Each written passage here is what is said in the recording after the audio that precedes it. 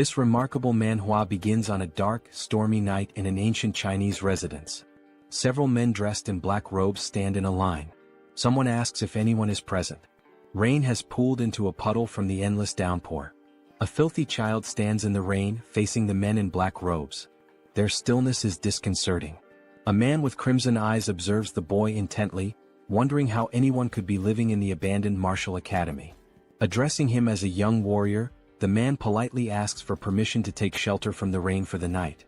The boy examines them, curious about who they might be. It surprises him that they are speaking to him so respectfully despite his young age. He reasons that they might see him as a young Taoist protecting the closed academy. In response, he greets them and thinks that perhaps they aren't dangerous people. He explains that he too only started living in the abandoned academy a few years ago, adding that they may stay wherever they wish, just not in his pavilion. The men thank the young warrior for his generosity. Their leader instructs them to avoid the boy's pavilion and find other spots for shelter. He asks if they understand, and they all respond affirmatively before dispersing to find their own spaces.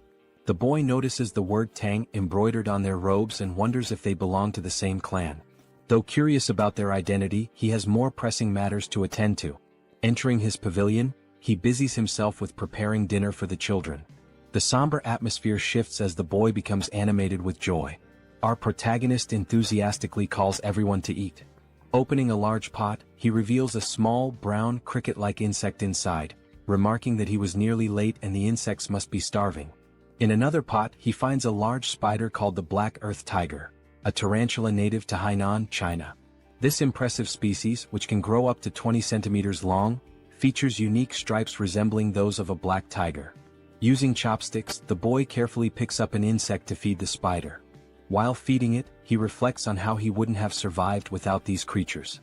The tarantula eagerly eats the insect, pleasing the boy. He marvels at how this spider, once the size of a fingernail, has already shed its shell twice and grown so much. Feeling happy, he notes that the spider has had its fill. Next, the boy opens a drawer to reveal an orange lizard with white stripes, a bewangling cave gecko. This species is native to the region and recognized by its striped body and tail. The boy recalls how difficult it was to acquire such creatures in his previous life when he lacked money. Now he can find them everywhere. His life is filled with joy as he watches over them. While feeding the gecko, it bites his finger. Yelling loudly, he waves his hand to shake it off, but the gecko clings stubbornly. This incident reminds him of his past. Before inhabiting this body, the boy was a streamer named Spicy Fabry, a professional biologist with over 1 million subscribers. His content focused on venomous creatures, and his final live broadcast became his undoing. In a quest to showcase the 10 most dangerous vipers, he embarked on a journey to find the black mamba, known for its aggressive nature. During the live stream, he lamented that he couldn't find the snake and decided to take a break. Viewers joked about the possibility of it being in his house, but to his shock, the black mamba was indeed there, curled up on his refrigerator. Before he could react, it bit him and he died instantly during the broadcast. Returning to the present, the boy pouts, reflecting on the irony of his death after such an exhaustive search. Meanwhile, an elderly man in a black robe knocks on the pavilion door. Thanking the boy for his kindness, he invites him to share their meal, a freshly caught deer. Excited at the prospect of eating proper meat rather than snakes or lizards, the boy eagerly accepts the invitation. The group gathers around a bonfire as the deer cooks. Noticing the boy's intense gaze at the food, the elder reassures him that it will take time to cook. To pass the time, he begins asking the boy questions about his age and living situation. Embarrassed but obliging, the boy answers his inquiries. The boy felt embarrassed when he realized he'd been staring at the deer for too long. Allowing the elder to ask his questions, he listened attentively. The elder wanted to know if the boy lived alone and how old he was. Unsure if he was 14 or 15, the boy decided to fabricate a story, claiming that a childhood head injury had left him with poor memories. When asked if he was staying there by himself, the boy confirmed, explaining that he lacked any real talent and survived by catching snakes and selling their skins. The elder expressed disbelief that the boy engaged in such dangerous work, but the boy simply shrugged, saying he was used to it. Just then, someone brought over some cooked meat for them to eat. An old man commented on how hungry the young warrior must have been. The boy gratefully thanked the elder, happily noting it had been ages since he'd last eaten meat. As he took a bite, pure joy spread across his face. In his mind, he thought, this is what happiness feels like. The older men watched him with smiles, their amusement evident. As he ate, the elders took the opportunity to ask more questions. The elder explained that they were searching for something unusual and wanted to know if the boy had seen anything strange. Initially hesitant, the elder eventually decided it was safe to share the details since the boy lived alone and wouldn't cause trouble. The patriarch explained they were looking for a centipede with a blue spot on its body. Surprised, the boy asked how large the centipede was. The patriarch explained that an adult could easily swallow someone his size.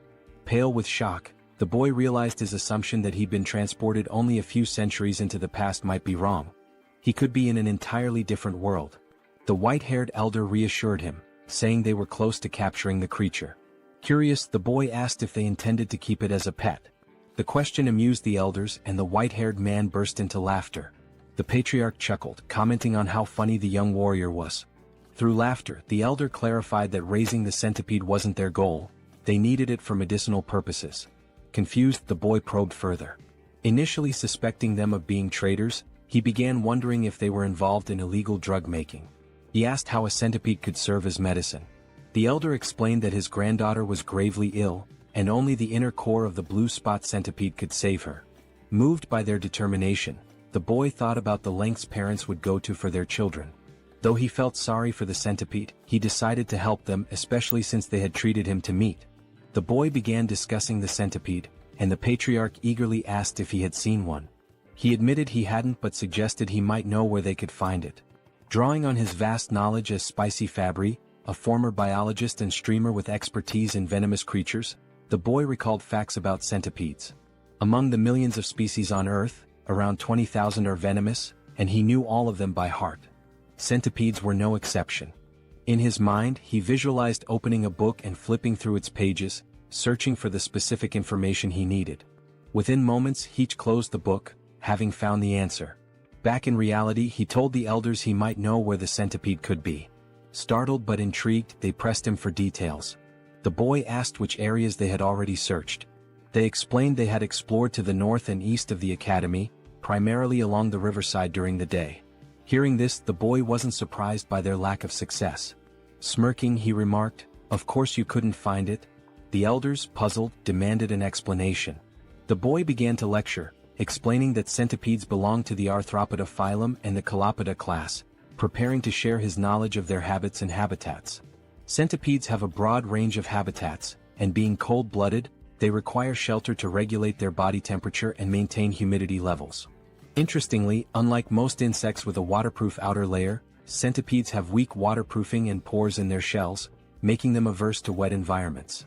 They thrive in high-humidity areas but avoid waterlogged places, as they can't survive long without moisture but dislike excessively damp conditions. Because of this, the blue spot centipede is unlikely to be found in jungles or near rivers. The elders were skeptical. They believed centipedes preferred environments like cracks and rotting wood. The boy clarified that while smaller centipedes might dwell there, the larger ones they were seeking wouldn't. Big centipedes avoid jungles and riverside rocks since these areas lack sufficient hiding spots. The elders exchanged glances, silently communicating. They then asked the boy where the centipede might be found. Promising a significant reward if he helped, the boy smiled and pointed westward, suggesting they search the Rocky Mountains in that direction. He explained that large centipedes rest under warm rocks during the day and come out at night. A few hours later, the search party scoured the Rocky Mountains. The patriarch climbed a tall, narrow rock, observing the surroundings. One of the men suggested that the young warrior might have been mistaken. The patriarch decided to end the search for the day, signaling the team with an arrow. As the men gathered around a bonfire, they were visibly exhausted but still clung to hope, trusting the boy's intelligence. The patriarch, deep in thought, eventually spoke, his voice heavy with emotion. He lamented that his daughter, Huayun, was the greatest talent in the Tang family's history and questioned why the heavens seemed to abandon her. Suddenly, a voice announced the Grand Patriarch's return. The patriarch welcomed him and they gathered around the fire. The Grand Patriarch confirmed that he too had failed to find the centipede. With Huayun's condition worsening and only a few months left, he doubted they could locate the creature in 10 days. A heavy silence fell. The patriarch suggested exploring the southern region the next day. The Grand Patriarch agreed but added that they hadn't found any traces so far. Hearing this, the patriarch suddenly burst into laughter, realizing something he had overlooked. He exclaimed that they were indeed in the right place. The Grand Patriarch was puzzled and asked if he had seen anything. The Patriarch replied no, but the Grand Patriarch elaborated. He explained that the complete absence of traces, no animals, droppings or markings, was a sign that the centipede might have cleared the area. The realization struck the Patriarch. Territorial animals might have fled or fallen prey to the centipede. Confident, the Grand Patriarch assured him that the blue spot centipede was definitely nearby. Their hope to save Huayan reignited. Suddenly the ground beneath them began to shake. Cracks appeared and the bonfire area started to crumble. To their horror, a massive limb emerged from the earth, followed by another. The men froze in terror as the enormous blue spot centipede revealed itself. Even the Grand Patriarch looked unsettled. Back at the academy, the boy grumbled about the chaos. He wondered how massive the centipede must be to cause such a commotion. Being a venomous animal enthusiast, he was both annoyed and curious, wishing he could see the creature himself. At the Rocky Mountains, the battle against the centipede raged on. The men eventually triumphed, though not without sustaining injuries. They successfully retrieved the centipede's core, a shimmering blue gem safely stored in a wooden box. Overcome with emotion, they wept, knowing they could finally save Huayan. The Patriarch instructed the Grand Patriarch to lead the injured warriors to Sichuan for treatment.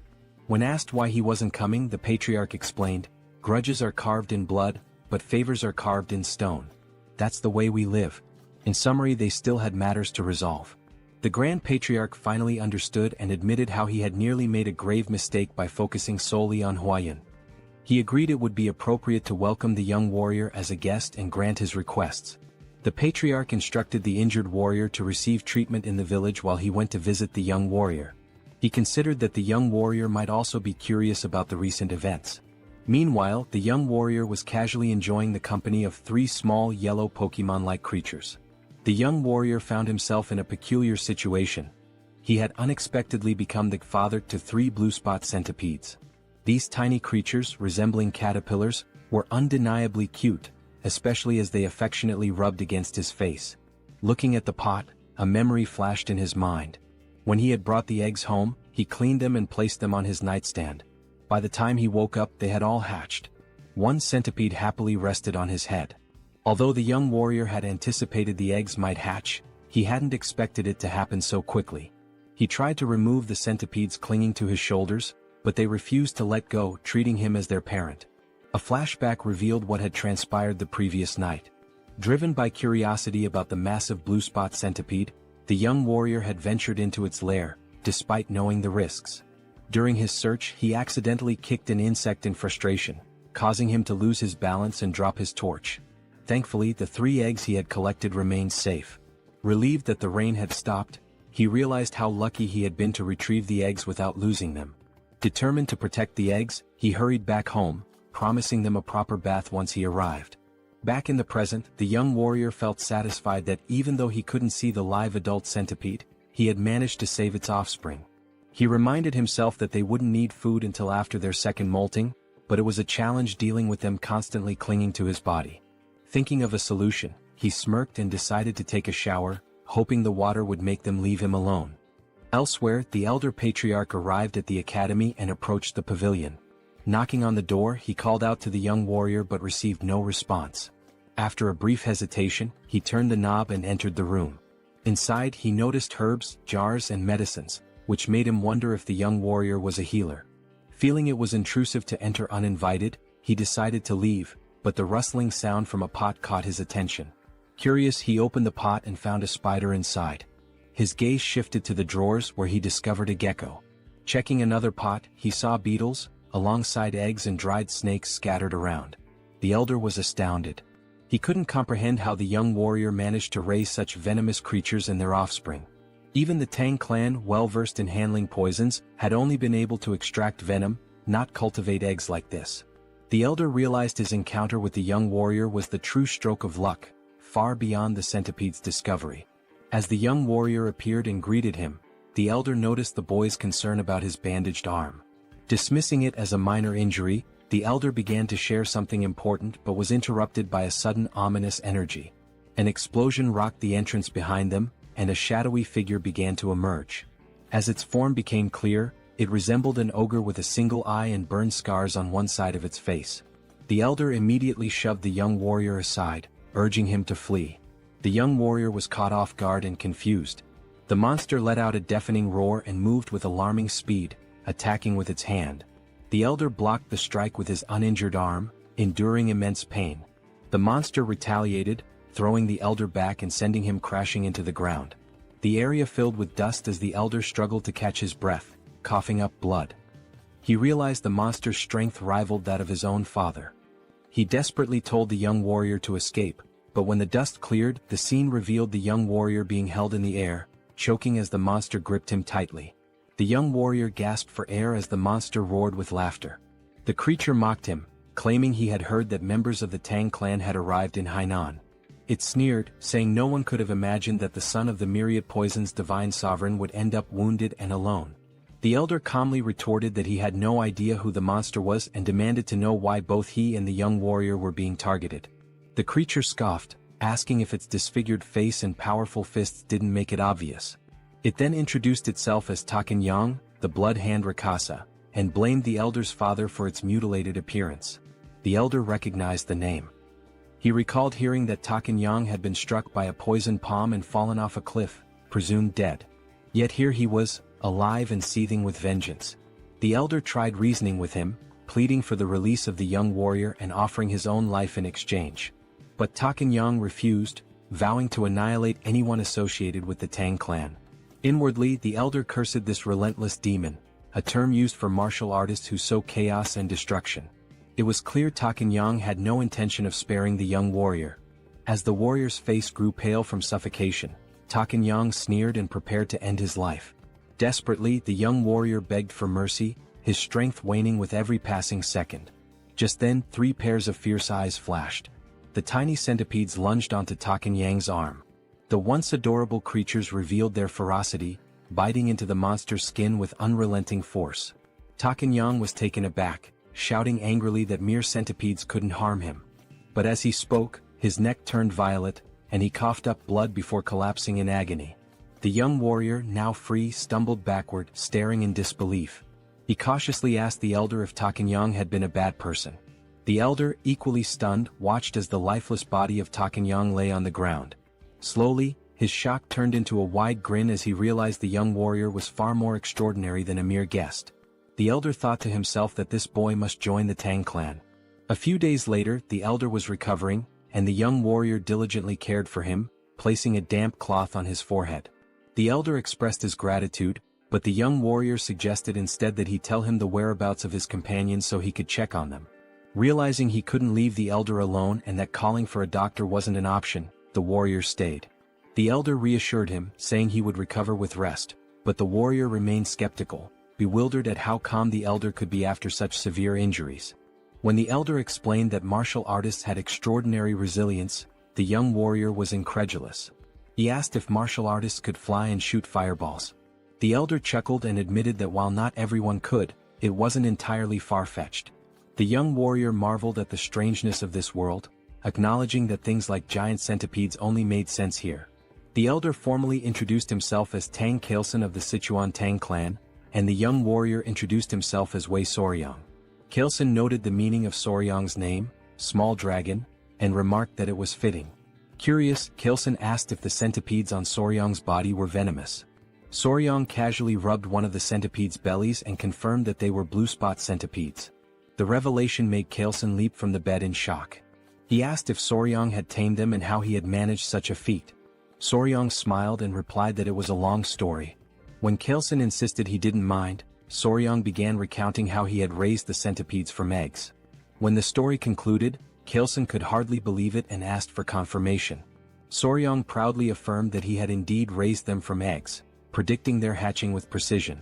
Still reeling, Kailson watched as Soryang opened a drawer and pulled out 2 lizards. The young warrior eagerly displayed them, pointing out the differences.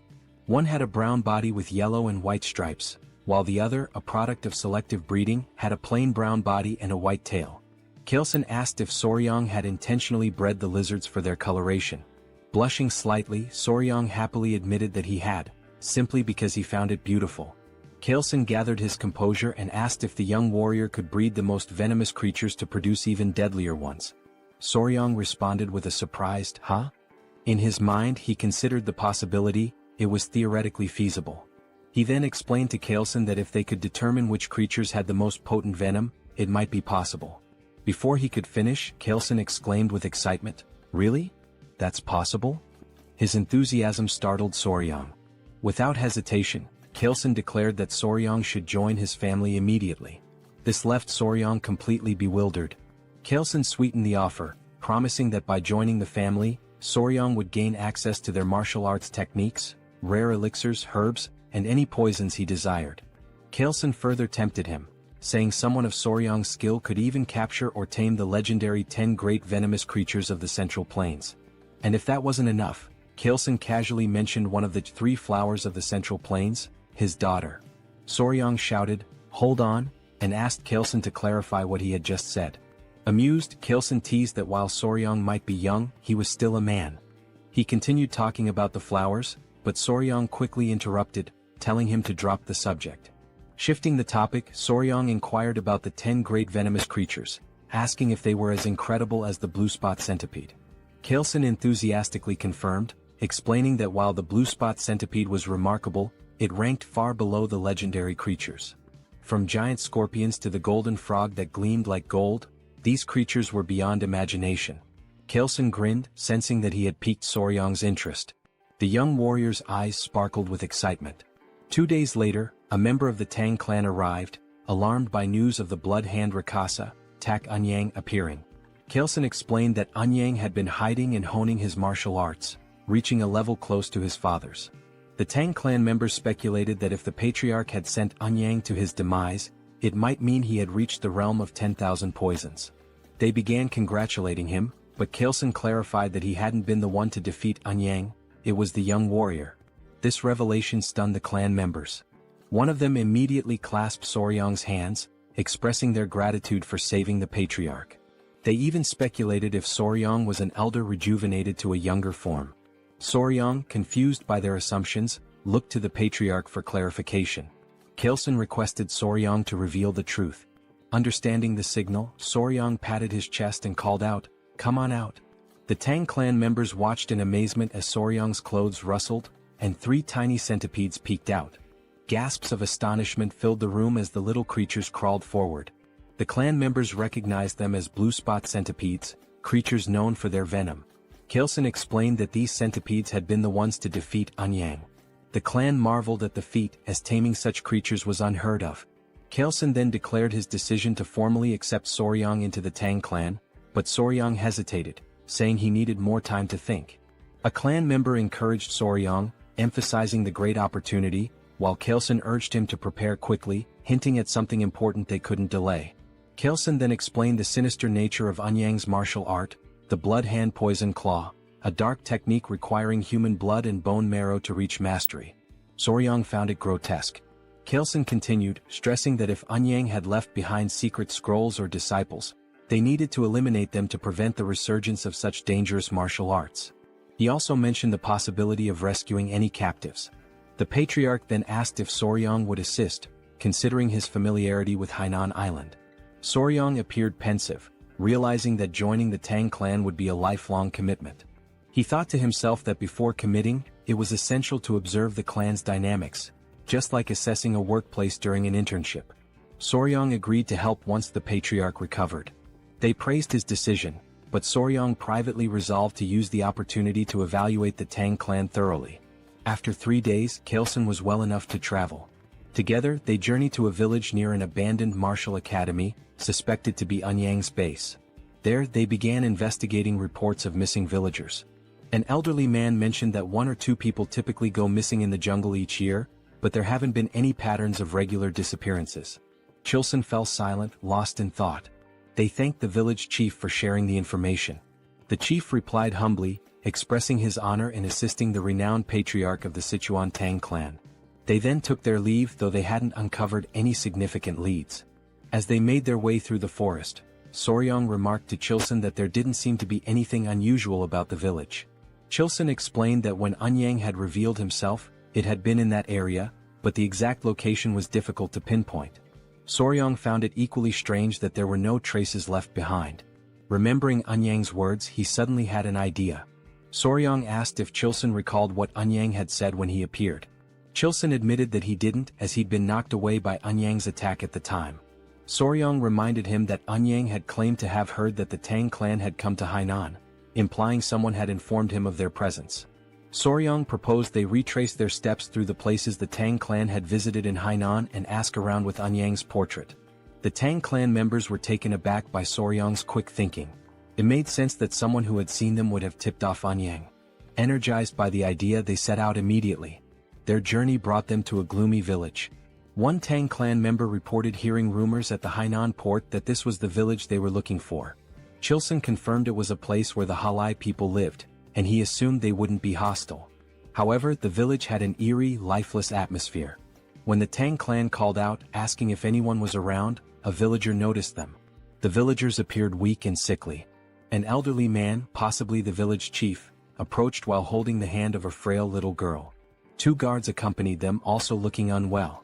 Chilson introduced himself politely, while Soryong observed the interaction. He noticed how weak the child looked and how lifeless the villagers seemed. Soryong began suspecting something unusual. Many villagers appeared to have taken some kind of medicine.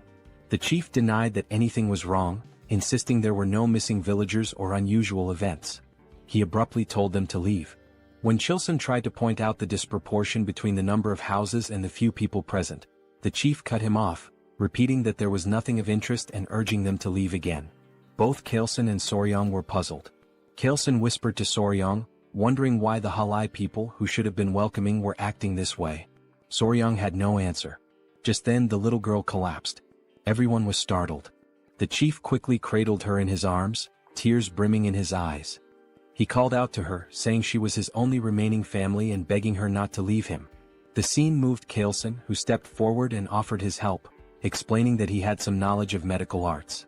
The chief hesitated and then asked if it was Central Plains medical knowledge. Chilson confirmed that, while he wasn't a physician, he had some expertise in medicine. The chief finally allowed him to examine the child. Before they entered, the chief explained that a plague had been spreading in the village, killing children and weakening healthy adults. He begged Chilson to try to save his granddaughter. Chilson promised to do his best. As they were ushered inside, Soryong asked a Tang clan member if the elder truly knew medical arts. The member explained that the Tang clan's deep knowledge of poisons also made them skilled in medicine. He added that martial arts training often begins with an understanding of one's own body, which includes medical knowledge.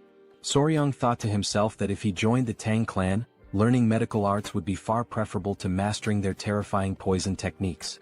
However, his thoughts were interrupted when the man casually mentioned that they sometimes tested poisons on captured criminals to study the effects. Soryong's expression turned comical as he realized this meant human experimentation, making him increasingly uneasy. Meanwhile, the streets of the village were eerily quiet. Inside one of the homes, Chilson sighed and explained that he had transferred some of his ki to the girl, stabilizing her breathing. The chief was overwhelmed with gratitude and begged them to save his only granddaughter. Chilson brought up an important point, noting that something seemed strange about the child's pulse. He asked if she had been born with a weak heart. The village chief explained that her illness began about 6 months ago. Not only his granddaughter but others in the village also started falling ill around the same time. They referred to it as a mysterious disease. That was why he initially told them to leave when they arrived at the village's entrance. Chilson reassured the chief, saying he would provide good medicine for the heart. He asked the chief to gather the villagers so they could distribute the remedy. Overcome with emotion, the chief burst into tears, expressing his heartfelt gratitude. Soryong quietly observed Chilson's actions with admiration. Later that night, as Chilson walked with Gu Pai, a member of the Tang clan, Pai acknowledged the effort Chilson had put into treating the villagers. Chilson thanked him before Pai inquired about the symptoms. Chilson explained they were unusual: lethargy, swollen eyes, mild fever, irregular pulses, but the most severe cases all involved heart issues. Curious, Chilson asked about Soryong's whereabouts. Pai replied that Soryong, likely exhausted from helping despite having no martial arts training, had gone to bed. Chilson agreed that it was understandable and decided to check on him. Pai offered to lead the way.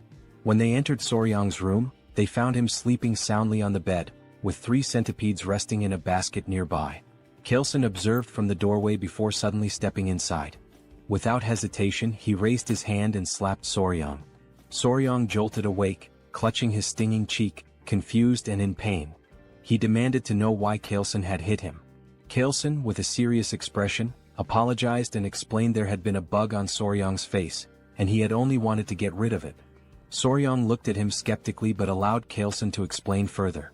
Kailson said he had come to check on him before going to bed but noticed the bug. In this region, venomous insects were common, so he had acted quickly to prevent any danger. He showed Soryong the bug, a large, unsettling creature.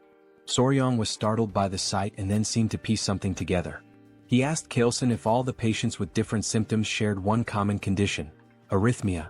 Kailson confirmed this. Soryong suddenly realized the source of the village's mysterious illness and pointed at the bug, declaring it the culprit.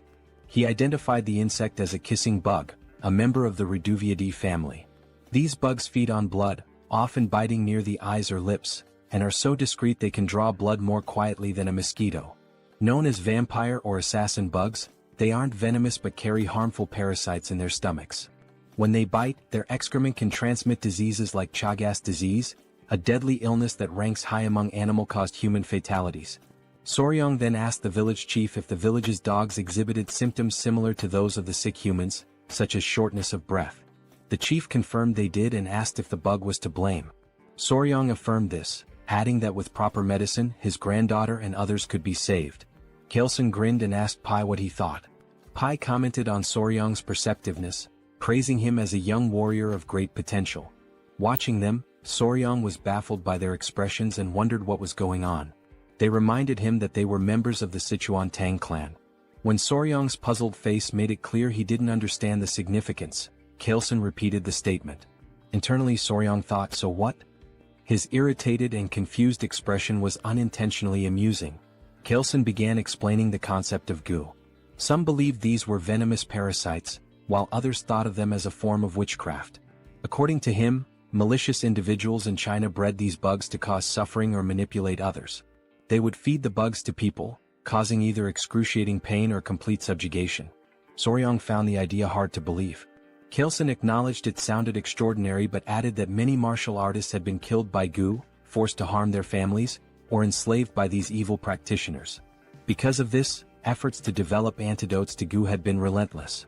These cures could either expel the parasites from the body or destroy them entirely. As Kailson spoke, Soryong began to grasp the gravity of the situation. Kailson posed a question: if someone had succeeded in creating a cure, who could it be? With pride, he declared that it could only be the renowned Sichuan Tang family.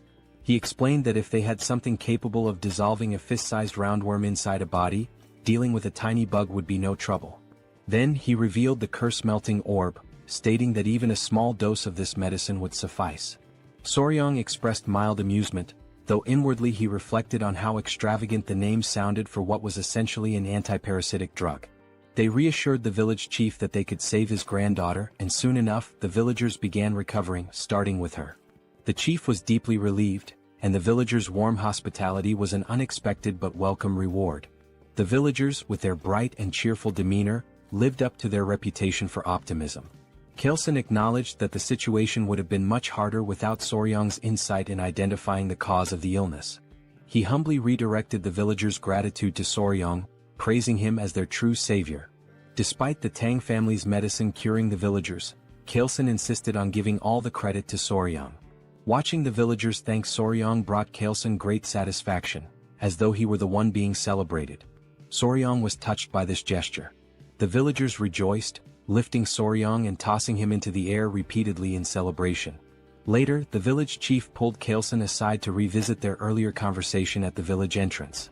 When Kailson asked what it was about, the chief mentioned the villages where people had gone missing.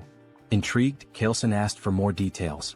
The chief explained that one of the women in their village, originally from another settlement, had shared a troubling story. Years ago, her hometown suffered a tragedy where several villagers mysteriously disappeared. They believed they had finally uncovered the truth. Kailson inquired about the village's location, and the chief pointed them westward. Upon arrival, the stench of decay was overwhelming, confirming they were in the right place. The scene was grim: corpses, refuse, and insects littered the area, with poison lingering in the air. Pai warned Soryong not to look, but Soryong had already seen it all. Amid the carnage, a man spotted something unusual: a golden chicken foot peeking out of a pile. On closer inspection, it was attached to a bird, a magnificent creature with a golden tail and feathers in shades of purple, pink, and black. The bird radiated an almost magical aura. One of the men, angered by the bird's presence among the dead, hurled a rock at it despite Kalesen's attempt to stop him. The rock missed, but it caught the bird's attention. Kalesen, sensing danger, placed a calming hand on the man's shoulder, warning that something felt off. The bird spread its wings, releasing a toxic miasma that melted nearby skeletons. Startled, Soryang was grabbed by someone who covered his mouth to prevent him from inhaling the poison. Kalesen commanded everyone to flee while shielding Soryang. He explained that the creature was a jinyao, a poison-feathered bird. Once safe, the group gathered around Kalesen, who described the bird in detail. Its wingspan reached 5 feet, its sharp beak gleamed bronze, and its body was cloaked in vibrant purple feathers. The creature could spread death with a single movement, turning everything around it to poison. Atop its head sat a golden crown, giving it an air of regal menace. Soryang, captivated, asked if it was one of the 10 great venomous creatures. Kalesen confirmed that it was and explained that the jinyao held the top rank, earning the title of the king of all venom. Soryang's excitement was palpable as he imagined how even the most dangerous insects and snakes seemed tame in comparison. Kalesen explained that the jinyao was likely drawn to the area by venomous snakes, as it only consumed the heads of such creatures. When Soryang asked how common they were, Kalesen replied that sightings were rare, perhaps once in a century. Fascinated, Soryang asked if it was possible to capture the creature. His question left the Tang members stunned. Kalesen, however, was amused and inquired if Soryang truly wanted to try catching it. When Soryang admitted he did but expressed concern about the venom, Kalesen smiled knowingly. He remarked on Soryang's keen interest in the 10 great venomous creatures and assured him that if he was serious, there was indeed a way. Soryang was astonished. Kalesen explained that if he mastered the Tang clan's poison techniques, he would gain immunity to all toxins and even withstand Jinyao's venom. Only through the martial arts of their clan could one nullify all poisons in the world. Kalesen, ever cunning, casually mentioned that their techniques are never taught to outsiders. Even if he wished to help as the patriarch, he couldn't break the clan's rules. Eagerly, Soryang asked if joining the family would grant him the right to learn. He also inquired whether achieving immunity to poison would truly let him endure Jinyao's venom. Kalesen confirmed and promised to teach him everything without reservation if Soryang agreed immediately. He also assured him that he would personally oversee his progress. However, Kalesen added that if Soryang hesitated too long, he might reconsider. Feeling the pressure, Soryang declared his decision to join the clan and expressed his anticipation for Kalesen's guidance, calling him patriarch instead of elder. Kalesen's mischievous grin betrayed his satisfaction, though he acted as if he hadn't coerced Soryang into agreeing. Kalesen told Soryang that from that moment onward, he would forever be part of their family. Back at a decayed location, traces of the blood hand Rakshasa, Tak Anyang, were found in a cave. Footsteps led to a notebook discovered inside, which was brought to Kalesen. After scanning its contents, he confirmed it held the secret techniques of the blood hand poison claw. Soryang was unnerved, noting it was written in blood. Kalesen decided it was time to return. When Soryang asked if they were heading to Sichuan, Kalesen replied that it was the best course of action now that they had secured the blue spot centipede's core and the manual. Soryang requested a stop at the academy to release his friends and gather his belongings, which Kalesen approved. As they departed, Soryang glanced behind and noticed something unusual. Pointing it out, they discovered a shining purple feather from the jinyao. They all stared at it thoughtfully. Kalesen picked it up and told Soryang it would serve as a keepsake to commemorate his joining the family. Soryang expressed interest and thanked him, but Kalesen corrected him, suggesting he change how he addressed him after the upcoming ceremony. Soryang wondered if it would be some kind of initiation ritual. Meanwhile, at the Tang clan, the Grand Patriarch Tang Musong had finally returned. Exhausted, he wasted no time and inquired about Huayun's condition. Clan members rushed him inside, reporting that she was barely holding on to life. The door opened and Musong immediately called for Huayun. Those inside were surprised by his arrival. He informed his daughter-in-law that he had succeeded in acquiring the medicine and revealed the blue spot centipede's core. Overcome with relief, the daughter-in-law began to cry. Preparations were made to administer the medicine. Musong was deeply moved by Huayun's pained expression, thankful he had hurried back in time. At his daughter-in-law's urging, Musong gave the medicine to his granddaughter. A radiant blue light enveloped her as he placed a finger on her wrist to check her pulse. Everyone anxiously hoped for her to open her eyes, watching and waiting. Meanwhile, Soryang felt groggy, marveling at the vastness of the Central Plains, which far exceeded his expectations. The journey had taken over a month and a half, beginning with a boat ride from Hainan to Hangzhou and continuing through Nanjing before finally arriving in Sichuan. At the residence of the Sichuan Tang clan, Pai excitedly announced their destination to Soryang. Standing at the grand entrance, Soryang gaped as he learned the entire mountain belonged to the Tang clan, aptly named Tang Clan Mountain. He swallowed nervously, overwhelmed by the sight. Immediately, members of the Tang clan emerged to greet the patriarch. Soryang was astonished by their sheer numbers, wondering if all of them belonged to the Sichuan Tang clan. Among the crowd, a girl in a red dress ran toward them, her face lit with tears of joy as she called out for her father. It was Huayan. She embraced her father tightly, crying tears of relief. Soryang meanwhile was spellbound. Her radiant beauty left him speechless, surpassing even the celebrity he had once been involved with in his past life. Chilson, pleased to see his daughter alive, introduced Huayan to Soryang. Dazed, Soryang struggled to piece together Chilson's earlier comments, muttering something about weeds or grass before Chilson corrected him. It was all about the flower. Huayan's cheeks flushed red. Chilson told Soryang that the girl beside him was the flower he had previously dismissed. Soryang was left dumbfounded. He recalled their earlier conversation about the flower and felt a wave of embarrassment. In that moment he knew he had made a grave mistake. He never imagined he had overlooked the chance of being with such a beautiful woman, the only daughter of the Sichuan Tang clan, famously known as the venomous flower Tang Huayan. Since childhood, Huayan carried a hidden emotional weight. She once overheard elders discussing her. While they were uncertain of her talent, they agreed her beauty was exceptional, enough to rank her among the 3 flowers of the Muram. The conversation shifted to finding her a suitable husband. One elder mentioned suggesting the patriarch take a second wife, but the patriarch had declined, leaving him baffled. Hearing this, Huayan resolved to prove herself to the clan by excelling in their martial arts. She wanted to show that even as a woman she could contribute greatly to the family. However, her impatience led her astray, creating an internal heart demon that caused a key deviation in her training. When Huayan awoke, her mother, the Grand Patriarch, and 2 others surrounded her bed. Her mother looked visibly relieved. Tears streamed from Huayan's eyes as she apologized, lamenting that she had failed her family and lost all her inner cheat. Her grandfather, the Grand Patriarch, called her a brat and told her to stop crying. He reminded her how far she had come to reach the level of mastering 100 poisons and told her to cheer up. Huayan's confusion grew when he mentioned 100 poisons. She noticed her aura glowing and asked for clarification. The Grand Patriarch revealed a story about a mysterious young warrior who had not only saved her life but also endowed her with the inner chi of 1,000 poisons, far surpassing what she had previously achieved. In the present, Huayan asked about weed, leaving Soryang utterly embarrassed. His earlier flippant remark comparing her to weeds resurfaced in his mind. He berated his past self for such thoughtlessness but tried to dismiss the moment by joking that the patriarch had taken the comment too seriously. Gathering himself, he greeted Huayan formally, stating how glad he was to see her healthy. Huayan introduced herself as Tang Huayan, also known as the venomous flower. She expressed her gratitude, promising never to forget the life-saving favor he had done for her. Soryang, entranced by her beauty, struggled to form coherent thoughts. Kilson interrupted, asking Soryang what he thought of his daughter. To Soryang's shock, he heard a voice in his head, realizing it was some form of sound transmission.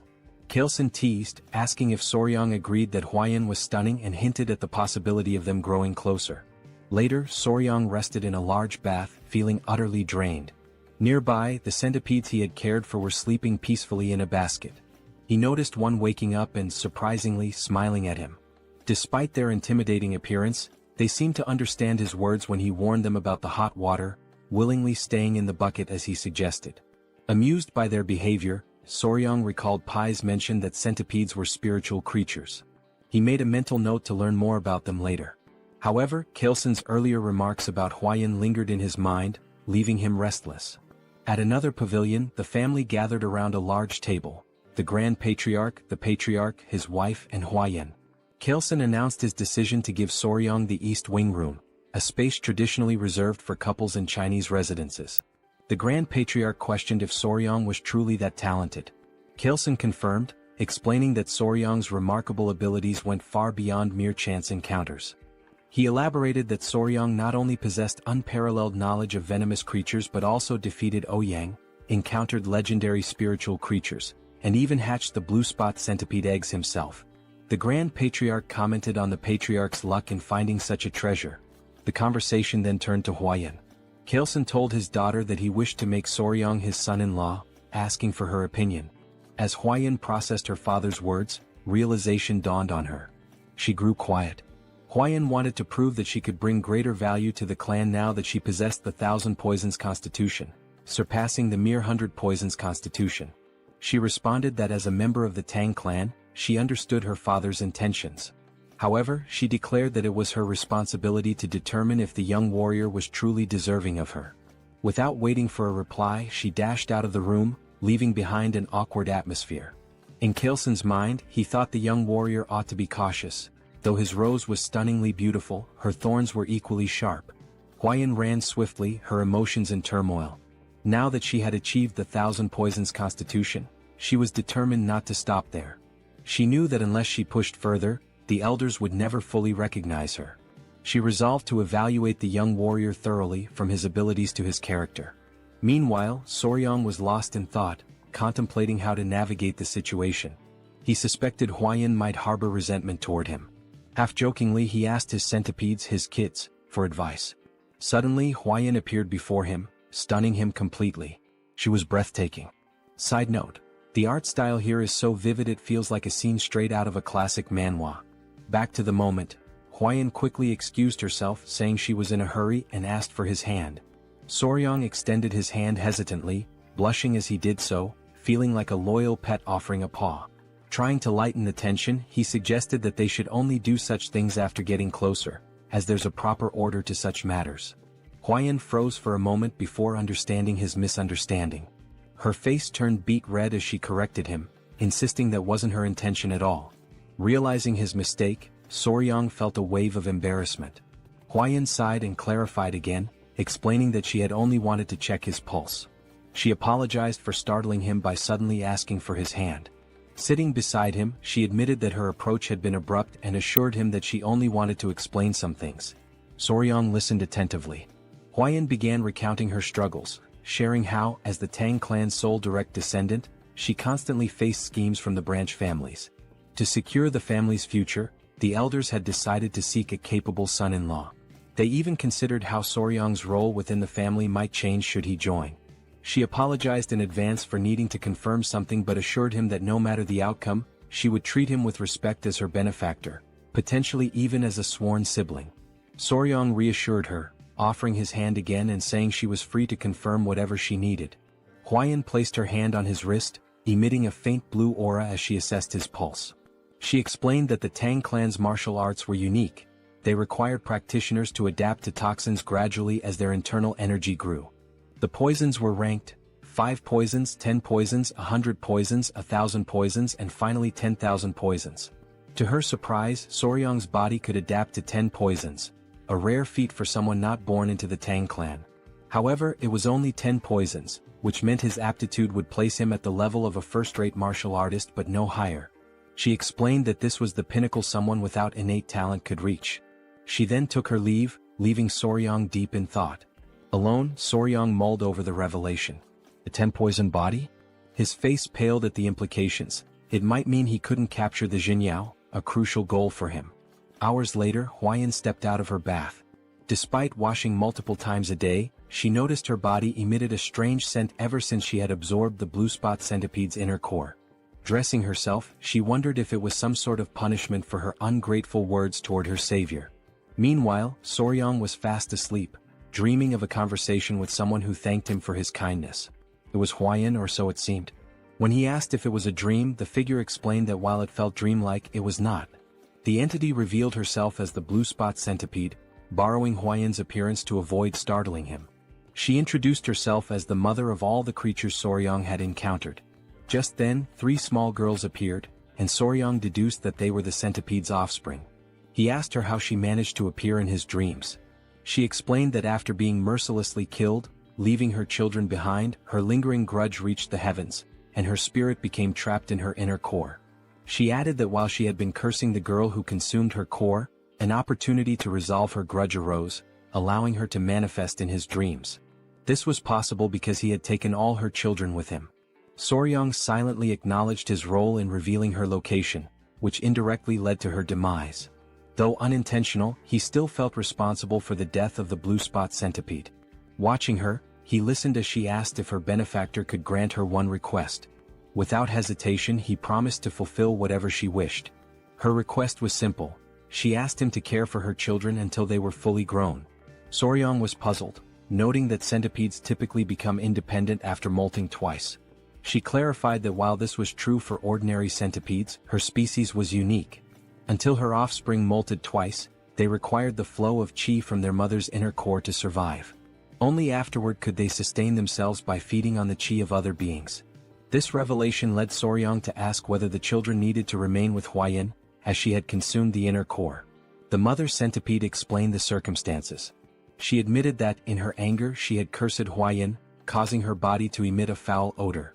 The curse ensured no man would approach her, preventing her from ever having children. However, she was willing to lift the curse if her children were allowed to absorb the qi from Hwayin's inner core.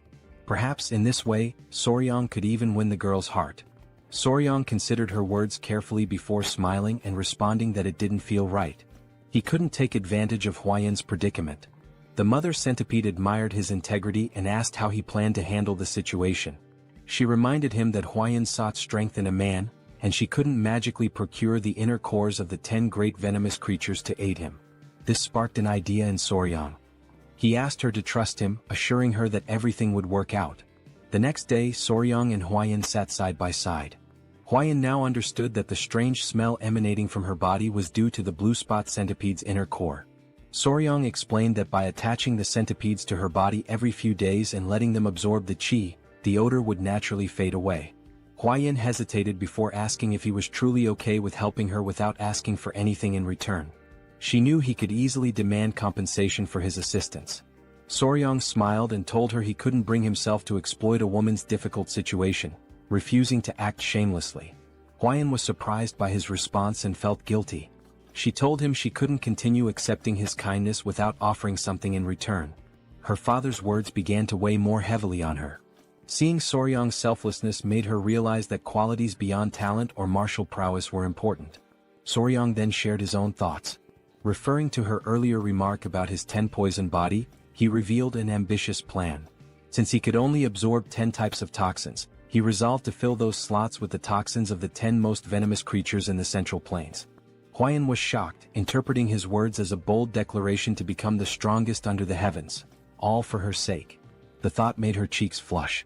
For Tang Hwayin, one of the 3 flowers of Murim and the venomous flower of the Tang clan, this was the first time a man had made such an audacious confession to her. Blushing, she asked if he realized what he had just said. Soryong, confused, replied that he didn't. Hwayin told him the path he spoke of would be incredibly difficult and demanding, potentially requiring 10, 20, or even a lifetime of effort. Soryong's face fell as he worried aloud about how long it might take, amusing Hwayin as she continued to blush. Then, with growing embarrassment, Hwayin brought up that Soryong was only 15 years old. She told him that in 3 years, when he came of age and was ready for marriage, if he succeeded in defeating even one of the 10 great venomous creatures by then, she would consider it. Blushing deeply, she admitted that if he succeeded, there might even be a possibility of a wedding. She cheered loudly, saying she would be rooting for him, then bolted away. Soryong was confused and called out to her. She stopped, turned around, and asked if there was anything else he wanted to say. He suggested that she get some rest and stay for a couple of hours. Embarrassed, she hesitated but eventually returned. He reassured her there was no need to worry since the little centipedes wouldn't bite. Gathering his kids, he told them to go to their mom instead of their dad. Hearing this made Hwayin's face flush as red as a tomato. She asked him what he meant by calling them mom and dad, but Soryong quickly clarified that it wasn't what she thought. Meanwhile, Chilson, his wife, and Muziang were seated at the table discussing the young warrior's exceptional talent and how it seemed to have failed to win their daughter's heart. Muziang asked if anyone had seen them earlier that morning. He remarked that it seemed like something was developing between the two. Hwayin's mother speculated that her daughter might have rejected the young warrior. The men pondered deeply. Muziang commented that forcing a marriage wouldn't be right and suggested allowing their feelings to grow naturally. Huayan's mother proposed having Huayan oversee the young warriors' martial arts training to spend more time together, believing it could help them bond. Chilson agreed it was a solid plan. Muziang added that they could consult the elder healer sage to see if he could bestow the purifying elixir of marrow and essence to enhance the young warrior's aptitude. Chilson was surprised, noting that such an opportunity hadn't even been extended to Huayan, so they shouldn't get their hopes up. Muziang acknowledged the point. At that moment, Huayan appeared outside the door, announcing herself. Chilson invited her in and asked what brought her there at that hour. She blushed, surprised to see the three of them together. She said she had something to share, blushed again, and then all at once, declared she would do as her father had suggested. Chilson was taken aback and asked what she meant. Her mother invited her to sit and asked if she was implying that the young warrior had caught her interest. Embarrassed, Huayan couldn't respond. Chilson pressed her further, curious about the sudden change since she had previously shown little interest in him. Gathering her courage, Huayan explained that Soryang had told her he would become the greatest in the world for her. He had promised. Chilson, astonished, asked her to elaborate. She added that although Soryang's innate talent was limited to a 10-poison body, he vowed to make up for it by defeating the 10 great venomous creatures for her sake. Muziang laughed heartily, calling the young man bold. Chilson was stunned, while Huayan's mother was impressed, remarking that it was rare to find such a determined suitor. Huayan admitted that although her heart was inclined, she had told Soryang she would only agree to marriage if he could capture one of the 10 great venomous creatures before coming of age. Her father joked that she should have raised the bar to 3 creatures, while her mother commented that men often miss subtle hints. Huayan asked if she should go explain it to him. Her mother advised against it, reasoning that if Soryang didn't realize their tacit approval, he would only work harder. Muziang suggested treating him as a prospective son-in-law while pretending they were undecided, confident that his efforts would naturally lead him to become part of the family. Meanwhile, the mother centipede praised Soryang, telling him he had completely won Huayan's heart. Soryang replied that success came down to determination and persistence. She smiled warmly at him, calling him her benefactor. She then informed him that her lingering resentment had been resolved and her soul would soon ascend to the afterlife. Before departing, she offered to grant him one last request, within her ability to fulfill. Soryang paused to think and then asked if he could examine her body. The request made her feel shy, though she believed it was to be expected from a man. She assumed he was succumbing to human desires and reluctantly began revealing her shoulder, preparing to undress. Startled, Soryang quickly asked if she really needed to take her clothes off. Blushing deeply, she hesitated and asked if she shouldn't. Soryang hastily clarified that it wasn't what he had meant, further deepening her embarrassment. It was amusing to see the children covering their eyes. Soryang clarified that he only wanted to see the true appearance of a blue spot centipede. Realizing his intention, the centipede's mother hesitated, feeling a mix of dread and anticipation. Smoke enveloped the area, and she revealed her true form. Soryang gasped, overwhelmed by her magnificent and enormous appearance. His excitement was palpable. Without waiting for permission, he reached out to touch her, marveling at her size and asking endless questions. Was her body waterproof? How strong was her venom? Could he touch her legs, her antennae, even her fangs? The sheer enthusiasm in his voice was undeniable. The children continued covering their eyes, which only added to the charm of the moment. The centipede mother was slightly embarrassed by his passionate curiosity, particularly when he insisted on touching her fangs despite her warnings of their danger. She began to wonder if her daughters would truly be safe with a man like Soryang, whose touch carried an unusual energy. She couldn't help but laugh, finding it odd yet endearing how he drooled slightly while running his hands over her. Later, Chilson invited Soryang for tea. Chilson revealed that he'd learned everything from Huayan and declared that Soryang would be accepted as their son-in-law. Surprised, Soryang tried to clarify that he thought the arrangement was conditional and would require 3 years to finalize. Chilson dismissed his concerns, stating the marriage would naturally happen when he came of age. Huayan's mother warmly welcomed Soryang into the family, referring to him as her son-in-law. Mu Seong expressed his satisfaction, noting that Huayan had found an exceptional partner and that their clan would thrive even more. Soryang glanced at Huayan, perplexed by how quickly things had progressed. Despite his confusion, he decided to play along and replied politely that he looked forward to their guidance. When Mu Seong suggested getting started immediately, Soryang grew curious. Chilson explained that before Soryang could learn the Tang clan's poison arts, he must first experience the Hall of 10,000 Poisons. With a sly grin, Chelson assured him it was something he would undoubtedly appreciate. The family led Soryang to the hall, a place of great significance to the Tang clan. Soryang, excited by the prospect, assumed it was a treasure trove of poisons. However, as they walked, his attention drifted to Weiyan's side profile.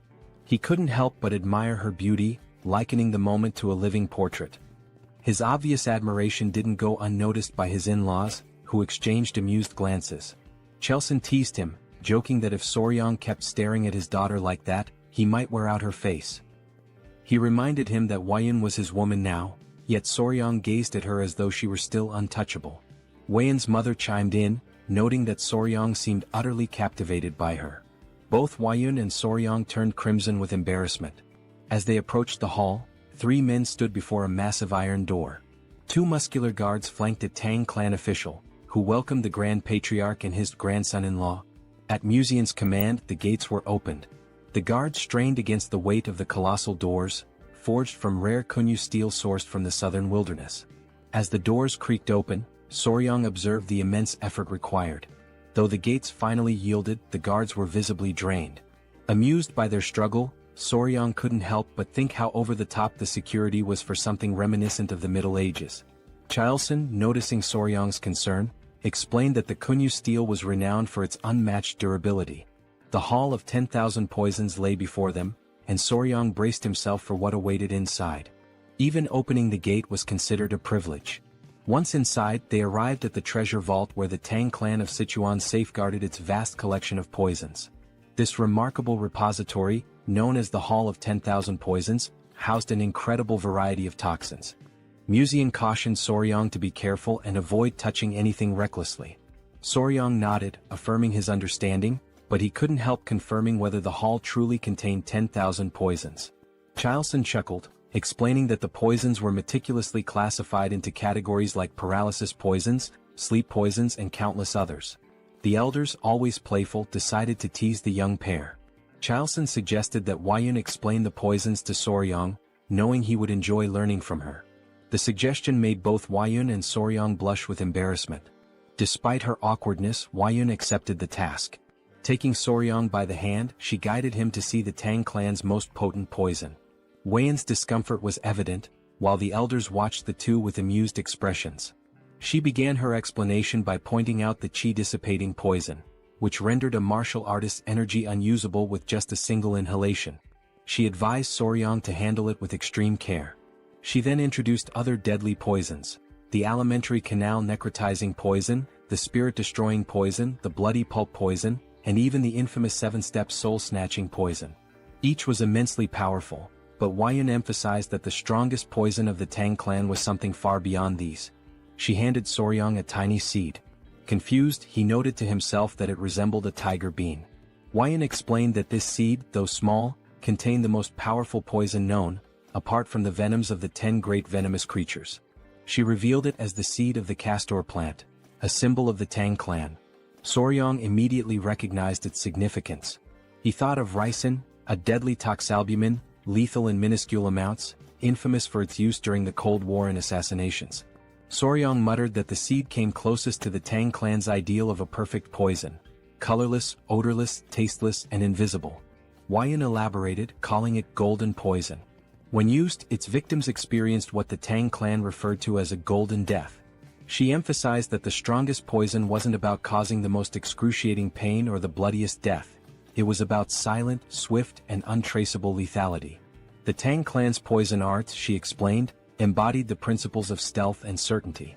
To Soryang, it felt like he was learning the methods of an assassin's guild. Muxiang interrupted, saying it was enough for now, and suggested they move on to see the venomous creatures Soryang had been so eager to encounter. He even offered Soryang the chance to oversee their care, with full support from the clan. In Soryang's mind, this translated to the clan indulging his passion as a hobby. His excitement was obvious. Before they could proceed, a messenger named Pai arrived, panting heavily. He urgently informed the Patriarch of a situation at the Black Tortoise Pavilion. The Patriarch asked what had happened, and Pai hesitated before mentioning 2 issues. First, the medicine sent to the Sichuan city lord had failed to achieve the desired effect, prompting a letter of complaints. Pai hesitated again before revealing the second issue, glancing at Soryang. Soryang sighed knowingly. Pai finally explained that it concerned the Hall of 10,000 Poisons. Muxiang guessed that rumors were already spreading and decided they needed to address the matter immediately. He ordered Soryang to accompany them. At the Black Tortoise Pavilion, the elders wasted no time voicing their grievances to the patriarch. They were outraged by his unilateral decision to pair Wuyun with an orphan of unknown origins. This remark infuriated Chiu San, who began to emit a green aura as he questioned whether they were insulting his son-in-law. Despite Chiu San's anger, the elders persisted, claiming their concerns were valid. Muxiang silenced them with a sharp rebuke, declaring that the decision was his alone. He demanded to know if they had any objections to his authority. The elders, caught off guard by his outburst, sought support from the Grand Patriarch, urging him to intervene. They argued that entrusting the Hall of 10,000 Poisons to an outsider with unproven skills was reckless. Muxiang, however, firmly reiterated that his approval was final. Meanwhile, Wuyun, conscious of Soryang's discomfort, quietly whispered an apology to him. In Soryang's mind, his initial reaction was simply goodness. He sighed as it dawned on him that his actions had caused her to worry. He thought to himself that it was she who should be apologizing. Everyone was taken aback when Soryang suddenly spoke up. "Excuse me," he said, "sorry to interrupt your discussion." He then proposed addressing the issue himself, stating that since the problem stemmed from his perceived lack of ability, he would prove his skills to the clan elders. The elders were stunned into silence, and Soryang went on to suggest resolving the Sichuan city lord's troublesome complaint as a demonstration of his capabilities. Wuyun, whispering in disbelief, asked what he was trying to achieve. Though Soryang was not one to draw attention or make a scene, he couldn't stand by while his peaceful life as a pet owner was being disrupted. His boldness left the elders momentarily speechless before their indignation erupted. They scolded him for interrupting the elders' discussion and demanded if he even knew the contents of the Sichuan city lord's letter before barging in. Calling him insolent and irrelevant, they complained to the patriarch about his interference. The elders seized the opportunity to argue for a son-in-law from a reputable martial family instead. Chao Sen's wife, however, was visibly annoyed by their tirade. Meanwhile, Soryang internally remarked on how absurd these old codgers sounded the longer they spoke. Recalling his days as Spicy Faber, a streamer with over 1 million subscribers and thousands of viewers per session, he likened the elders' complaints to the nonsensical trolling he used to deal with. Addressing the group, Soryang pointed out that they still refused to acknowledge him as the Sichuan Tang clan's son-in-law, meaning he was merely a guest. With his streaming experience, Soryang was well versed in handling chaos. He reminded them that he had saved the clan's beloved Lady Huayun, defeated the bloodhand Rakshasa Takanyang, and saved the patriarch's life. He then challenged them, asking if it was part of the clan's etiquette to insult a guest and benefactor to their face. The elders, embarrassed by his pointed remarks, admitted to speaking rashly out of desperation. Inwardly, Soryang thought of them as pathetic. The Grand Patriarch, however, appeared impressed by his composure and cleverness.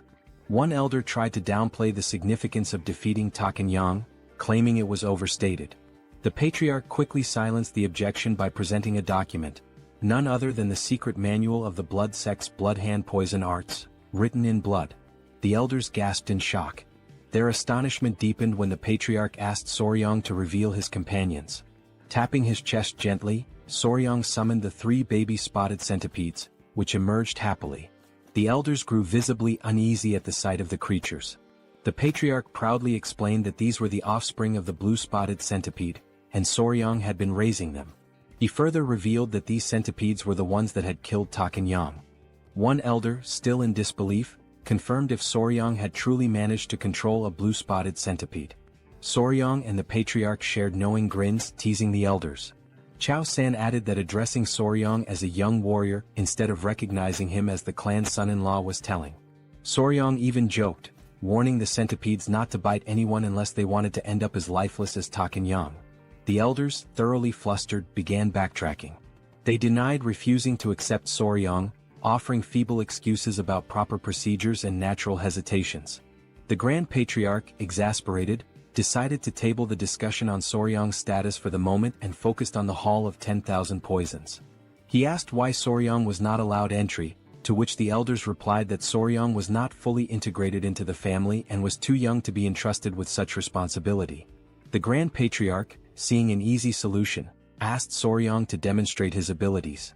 Soryong smiled confidently and declared that he would prove himself worthy of the Sichuan Tang clan in their own style, by using poison. The elders were aghast, misinterpreting his words. They shouted in disbelief, asking if he intended to poison the Sichuan city lord instead of helping him. Soryong was left utterly confused by their reaction. Deep down, Soryong was puzzled, as he believed that the Sichuan Tang clan addressed poison-related matters the following day. The Grand Patriarch announced that Soryong would now begin training in the Tang clan's martial art, the 5 Venoms returning technique. Soryong asked if the training would also involve physical exercises. The Grand Patriarch explained that as Soryong practiced martial arts, his body would naturally adapt to align with the techniques. Mu Soryong further clarified that the Tang clan focused on practicality, so Soryong would learn skills that could be immediately applied in real situations. Mu Soryong unpacked an array of weapons: arrows, daggers, shuriken and more. They started with concealed throwable weapons such as needles, coins, darts, powders, daggers and throwing knives. Mu Soryong explained that while there were many unconventional concealed weapons, they could mostly be divided into 5 types. He asked Soryong which one he thought was the easiest to handle. Soryong guessed it was the dagger or throwing knife, which turned out to be correct. Then Mu Soryong inquired about the most difficult weapon. Soryong suggested powder, as it needed to be scattered effectively. However, Mu Soryong informed him that the needle was the most challenging. Surprised, Soryong assumed it was because the needle was small and thin, making it tricky to throw. Mu Soryong explained further, it wasn't just about the difficulty of throwing. Soryong would also need to remember exactly where he threw each needle. To demonstrate, Mu Soryong separated the head of a brush from its handle and made a quick motion. Suddenly, the brush's bristles floated in the air and transformed into needles, raining down and embedding themselves into the ground. Soryong was stunned by how the bristles acted like actual needles. Mu Soryong revealed this was part of the Tang clan's hidden weapon technique called sky-obscuring flower rain, a secret art where hundreds or thousands of needles fall like flower petals, covering an area. In Soryong's mind, it seemed like the technique involved scattering needles everywhere and then fighting on the same turf. He expressed concern that with an area filled with such needles, there would hardly be any space to move. Mu Soryong laughed and confirmed his assumption, adding that Soryong would have to remember the needles' positions to avoid falling victim to his own technique. To Soryong this seemed almost unbelievable. He broke into a sweat as he confirmed with Mu Soryong that he would need to remember the positions of needles that deflected opponents as well as those that missed their mark. Mu Soryong affirmed this, informing him that with the 5 Venoms body, he'd need to memorize at least 100 positions just to begin. Soryong turned pale at the thought. Afterward, Soryong collapsed face-first onto the ground. Lady Huayan arrived, wearing a beekeeping suit, and asked if she looked ready. She explained that she had heard he was planning to catch a hornet and wondered if the suit was unnecessary. Soryong assured her it wasn't. Her suit would allow them to catch one themselves instead of waiting for it to come. Huayan asked if he knew where the hornet's nest was, and he replied that she'd understand once they arrived. Huayan informed him she had spotted a nest nearby, so they headed out together. As they walked, Huayan brought up the letter sent to the Sichuan city lord and asked if Soryong had read it. Soryong confirmed he had. Blushing, Huayan expressed concern that he might not fully understand the letter's contents due to his young age. Soryong responded confidently, remarking that yang qi, a man's vital energy, was indeed important. Embarrassed, Huayan quickly told him that was enough, but it was clear he already understood. The great issue troubling the Sichuan city lord, as Soryong revealed, was erectile dysfunction. His rod was no longer functioning. Huayan grew suspicious of Soryong's knowledge on the subject, given his age. Soryong brushed it off, explaining he had lived alone for some time. Embarrassed, Huayan quickened her pace. A few hours later they arrived at the forest. Soryong became distracted by the creatures there, and Huayan had to keep him focused until they reached their destination. The nest was located inside a small cave-like hollow, which seemed like an ideal spot for hornets. As they approached, Huayan asked what it meant to find a hive without bees. They put on their headgear as Soryong explained that while they were looking for hornets, they wouldn't be capturing any bees. Huayan was confused but followed his lead. They reached the hole, and Soryong explained that the venomous insect they sought was more likely to be found in smaller, weaker hives. Huayan hadn't known this but was relieved to see that the hive seemed to contain what they needed. An insect emerged from the hive, and with a swift movement, Soryong caught it using chopsticks. They hadn't come there to catch a hornet. The insect they were after was something else entirely. That tiny creature would solve the Sichuan city lord's problems. Hwayan asked about the bug, wondering if it was a ground beetle. She guessed correctly. Soryong realized that in this world, the insect was indeed called a ground beetle. In the Central Plains, the bug found in the giant hornet's nest was known as a ground beetle, though in the modern world, it's referred to as a blister beetle. Hwayan asked if it was normal for ground beetles to be found in a hornet nest. Soryong explained that their life cycle was quite unique. Blister beetles have an unusual method of reproduction. Unlike most insects that either guard their eggs or create a safe space for them to hatch, this little creature simply lays its eggs wherever it pleases. Soryong joked about how the blister beetle would tell its boss to hold on while it dropped some eggs before leaving, with no particular care about the location. It would just lay them anywhere, with the only consideration being to pile them in one spot. When the blister beetle larvae hatch, they start crawling toward the highest point nearby. Once they reach the top, they engage in an odd behavior. They cluster together and mimic a flower. This false flower then attracts bees, which mistake it for the real thing. When the bees approach, the larvae swarm onto a carpenter bee's body, taking over its home in an instant. Soryong wasn't sure why the larvae favored giant hornet nests, but it seemed to be the ideal environment for their growth. Hwayan felt sorry for the giant hornets, but Soryong shrugged, saying there was nothing that could be done. Hwayan knew that the bug caused burns on the skin and had heard that eating too much of it could even be deadly. Soryong confirmed this, explaining that the orange liquid released by a blister beetle contains cantharidin, a toxic substance that causes burns and blisters when it touches the skin. Hwayan blushed and asked if it truly had such an effect. Soryong affirmed, adding that it also had the curious property of immediately raising a man's rod. Embarrassed, Hwayan quickly told him to stop explaining. She encouraged him to return to the Hall of 10,000 Poisons. Soryong, however, wanted to catch a few more beetles. They had already secured the blister beetle, and once back at the Hall of 10,000 Poisons, Soryong began teaching the warriors how to prepare the medicine. He instructed them to listen carefully and explained that they needed to dry the ground beetles and grind them into powder. 1/10 of that powder was toxic and 3 ml of it could prove fatal. If a person consumed 3/10 of a ml per guan body weight, about half of them would die. Soryong requested that they prepare the medicine using only 1/10 of 1 ml of the poison, about the amount in 10 drops of liquid. To clarify, 1 ml equals 3.75 milligrams, and 1 guan equals 3.75 kilograms. He asked if they understood. Deep down, Soryong felt as if his brain might explode from the complexity. One warrior, removing his mask, remarked that Soryong's explanations were incredibly detailed. They never imagined he would be so skilled in mathematics. The warrior assured Soryong that they would make sure to succeed, no matter what. Soryong thanked them, saying he relied on their efforts. Later that evening, Musong was talking to Hwayan about how surreal it was that ground beetles had such effects. He mentioned that this made him want to reconsider the poisons in the Tang clan's arsenal. Hwayan agreed. Musong then brought up Soryong's remarkable talent in math. Hwayan shared how Soryong had calculated the solution's concentration and estimated it to match the weight of 10 drops of liquid.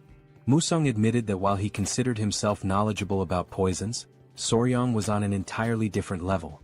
The more he learned about him, the more he realized what a gem the young man was. Teasing Hwayan, Musong asked if she liked Soryong even more now. Hwayan blushed, feeling flustered. She admitted that she regretted her hasty judgment in the beginning. Musong replied that as long as she made up for it going forward, that was what mattered. Musong then asked how they planned to test the medicine once it was ready. Hwayan turned bright red, almost as if she were a tomato. She mentioned that the branch family elders were saying Soryong had been too insolent. Soryong responded confidently that he'd test it by confronting the clan elders directly. Musong was left speechless, his jaw hanging open in shock. He laughed loudly, finding the boy amusing. The next day, everyone gathered in the hall. The clan elders were doubtful. A warrior handed Soryong a wooden box and explained that he had mixed licorice powder and honey to make the medicine sweeter and easier to consume. Soryong was impressed by how much attention the man had paid to the smallest details.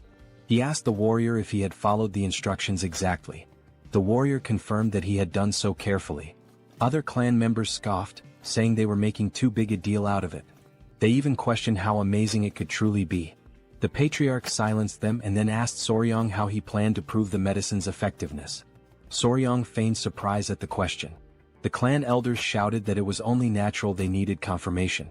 One elder yelled that they would never dare send unverified poison to the city lord of Sichuan. Another elder agreed, adding that if something went wrong it could lead to disaster. Soryang calmly responded that they had no other choice. The warrior understood, but the elders were confused. They grew irritated, feeling as though Soryang was implying they should test it themselves. A loud elder snapped at Soryang, asking if he even understood what that substance was. Another elder commented that Soryang had been out in the world for so long that it seemed like even his insides had turned black. Soryang grinned and called for his grandfather. Museong appeared, asking what he needed. Soryang brought up Museong's earlier statement that those who mastered the Tang clan's martial arts were never afraid of poison. Museong agreed with Soryang's plan and confirmed the statement. Soryang pointed out that the elders' reaction seemed to imply they were afraid. Museong agreed once more. Soryang taunted the great elders of a clan that was surely skilled in mastering 100 poisons. He used reverse psychology, saying that surely they weren't afraid of something as simple as ground beetle poison. This provoked the elder, who then split the medicine into two. He claimed they had no fear of such a trivial poison and consumed it. The elder warned Soryang that if the medicine didn't work, there would be consequences. The elder declared that they would uphold the laws and principles of the clan. They chewed the medicine and a tense silence followed. Then they smirked and declared that nothing was happening. However, one elder felt his manhood stir. The long slumber of the snake was over. Embarrassed, the elders quickly tried to hide their reactions, and from that day on, the clan's laws and principles were firmly set, with a hint of humor. The medicine was sent to the city lord of Sichuan, and its effects were proven to be excellent. A little later, the elders walked through the hall, holding their pants to hide the evidence. Soryang told Museong it had worked just as he had said. By provoking the elders with something related to poison, they had fallen for it immediately. Museong knew that the elders' actions were driven by their pride, but also by their concern for the clan. He advised Soryang not to resent them too much.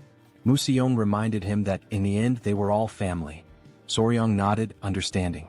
Huayun hurried in, saying something terrible had happened. They asked what it was, and she explained that their children were acting strange.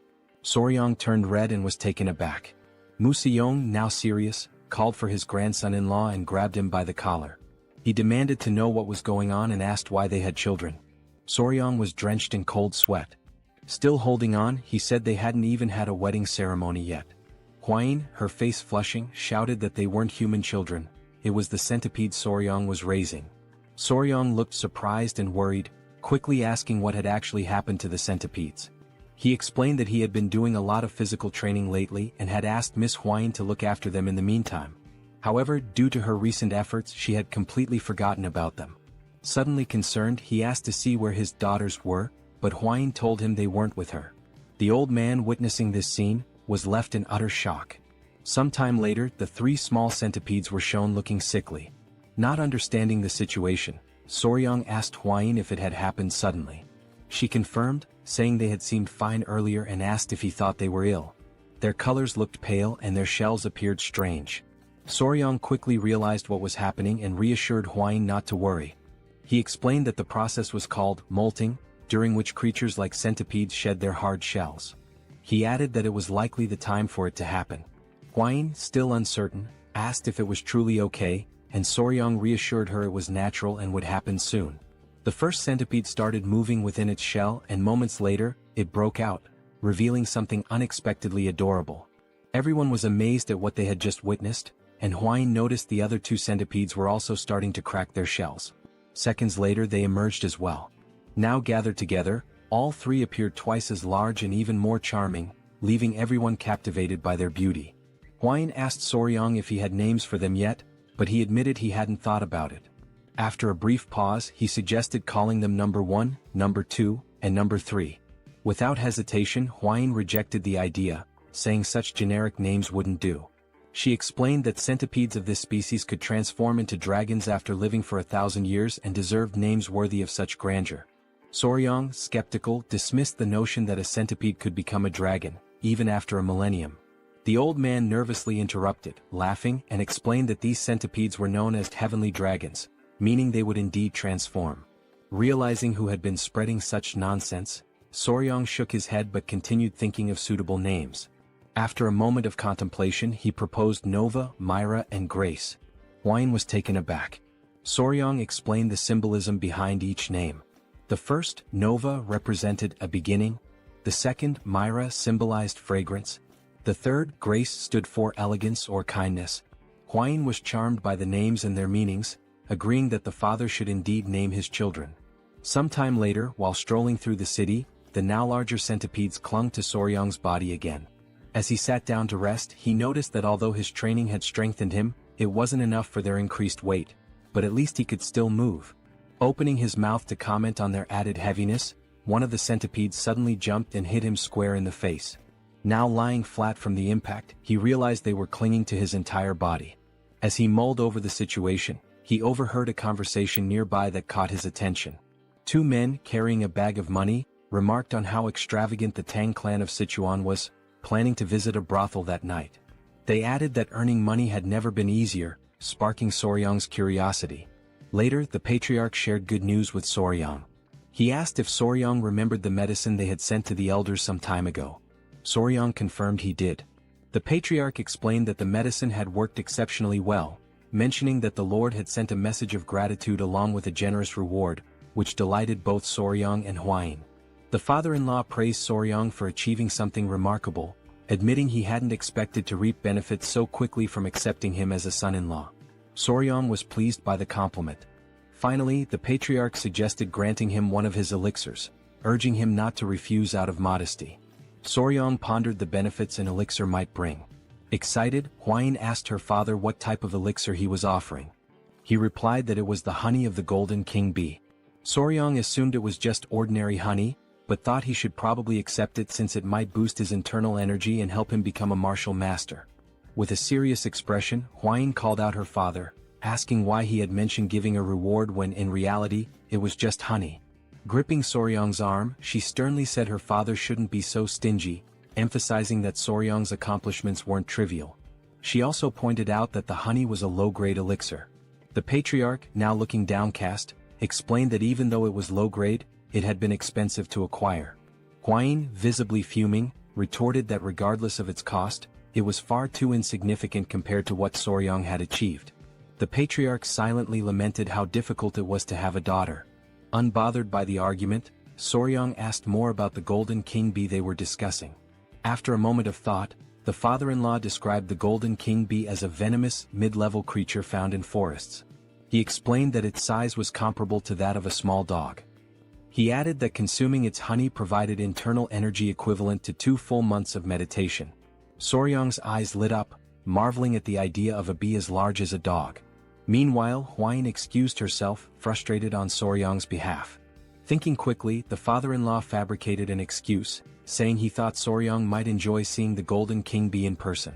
The suggestion instantly lifted Soryang's mood, and he grew excited at the prospect of seeing the bee for himself. The father-in-law gave an approving nod, and Soryang became euphoric. He recalled how in his past life he used to harvest honey alone while filming videos for YouTube. Wasting no time, he ran off, proclaiming himself an expert on bees. The father-in-law followed, commenting that this had turned out to be a good idea. Huayin sighed deeply, realizing she would have to deal with this new situation. Thus began the journey to harvest the honey. Despite their advanced knowledge, when they arrived, they found two groups arguing over who had the right to collect the honey from that area. One group claimed they had purchased the information fairly, while the other argued that they had arrived first and had also bought the details from a man with messy hair and a large wart on his face. Soryang recalled having seen someone with those exact features before. One of the members of the Tang clan of Sichuan grew furious and shouted that those swindlers had insulted their clan. Upon hearing the name Tang clan, the entire opposing group was struck with fear.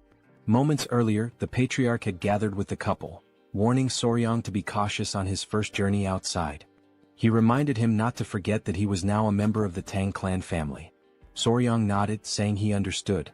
Huayin, already aware of the topic, remained silent, while Soryang, surprised, glanced to the side and noticed a group of Tang clan members awaiting leadership. The patriarch explained that Soryang now needed to learn how to manage others. Soryang protested that Huayin would be with him, but the patriarch called him foolish, stating that now that she was his wife, it made him the highest authority. Stunned and confused, Soryang froze when the patriarch referred to Huayin as his wife. Meanwhile, in the background, Huayin reassured him that he would do just fine. Desperate, Soryang promised to do his best. Returning to the current scene, tension filled the air as the two groups glared at each other, vying for the right to harvest the golden king bee's honey. Soryang asked Wolfgang, the leader of the venomous blood unit, if they should share information with the other group. After a moment's thought, Wolfgang questioned who had dared to leak information about the Tang clan of Sichuan. Huayin remarked that whoever had the audacity to sell information bought by the Tang clan must be very bold. Upon seeing her, the opposing group grew visibly uneasy. Recognizing her as the poison flower of the three flowers of Murim and a direct descendant of the Tang clan, they were struck with fear. Realizing their mistake, the leader of the other group apologized, introducing his faction as the Central Wind sect and announcing their withdrawal. He insisted they had no intention of interfering in Tang clan affairs. The other sect members also apologized, vowing to track down the scoundrels who had sold the information. They quickly departed, leaving Soryang amazed and giving him a glimpse of the Tang clan's influence. Naively, Soryang asked if everything was now resolved. However, Wolfgang, with his seasoned experience, responded that it wasn't over yet, explaining that groups with their reputations wouldn't back down so easily.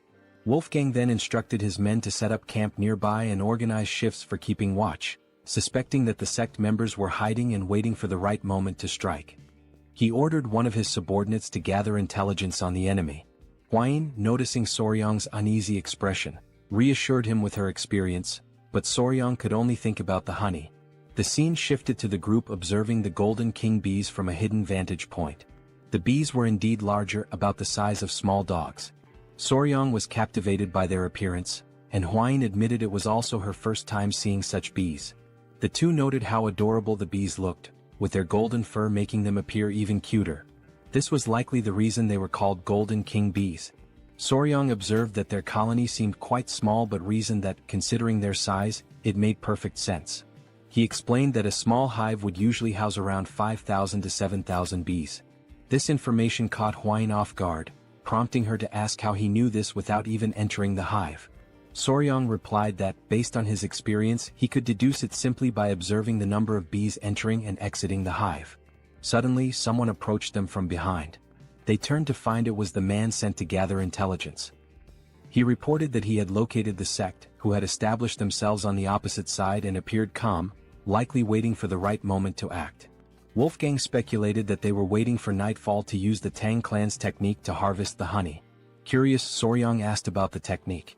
Wolfgang explained that it involved burning artemisia leaves, whose smoke would calm the bees, providing enough time to collect the honey. Soryang found the method ingenious. The scout then made an observation that left everyone tense. The wind was blowing in their direction.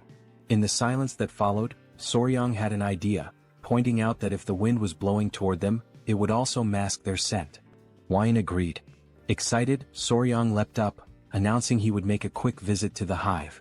Huayin, alarmed, grabbed him to prevent him from approaching the venomous mid-level creatures. Holding onto his clothes, Huayin scolded him, while Soryang insisted he would only do it once. Meanwhile, they accidentally struck a stone, which bounced multiple times and landed near the tree that housed the bee colony. This left the pair frozen in terror. Before they could react, the bees poured out of the tree ready to attack.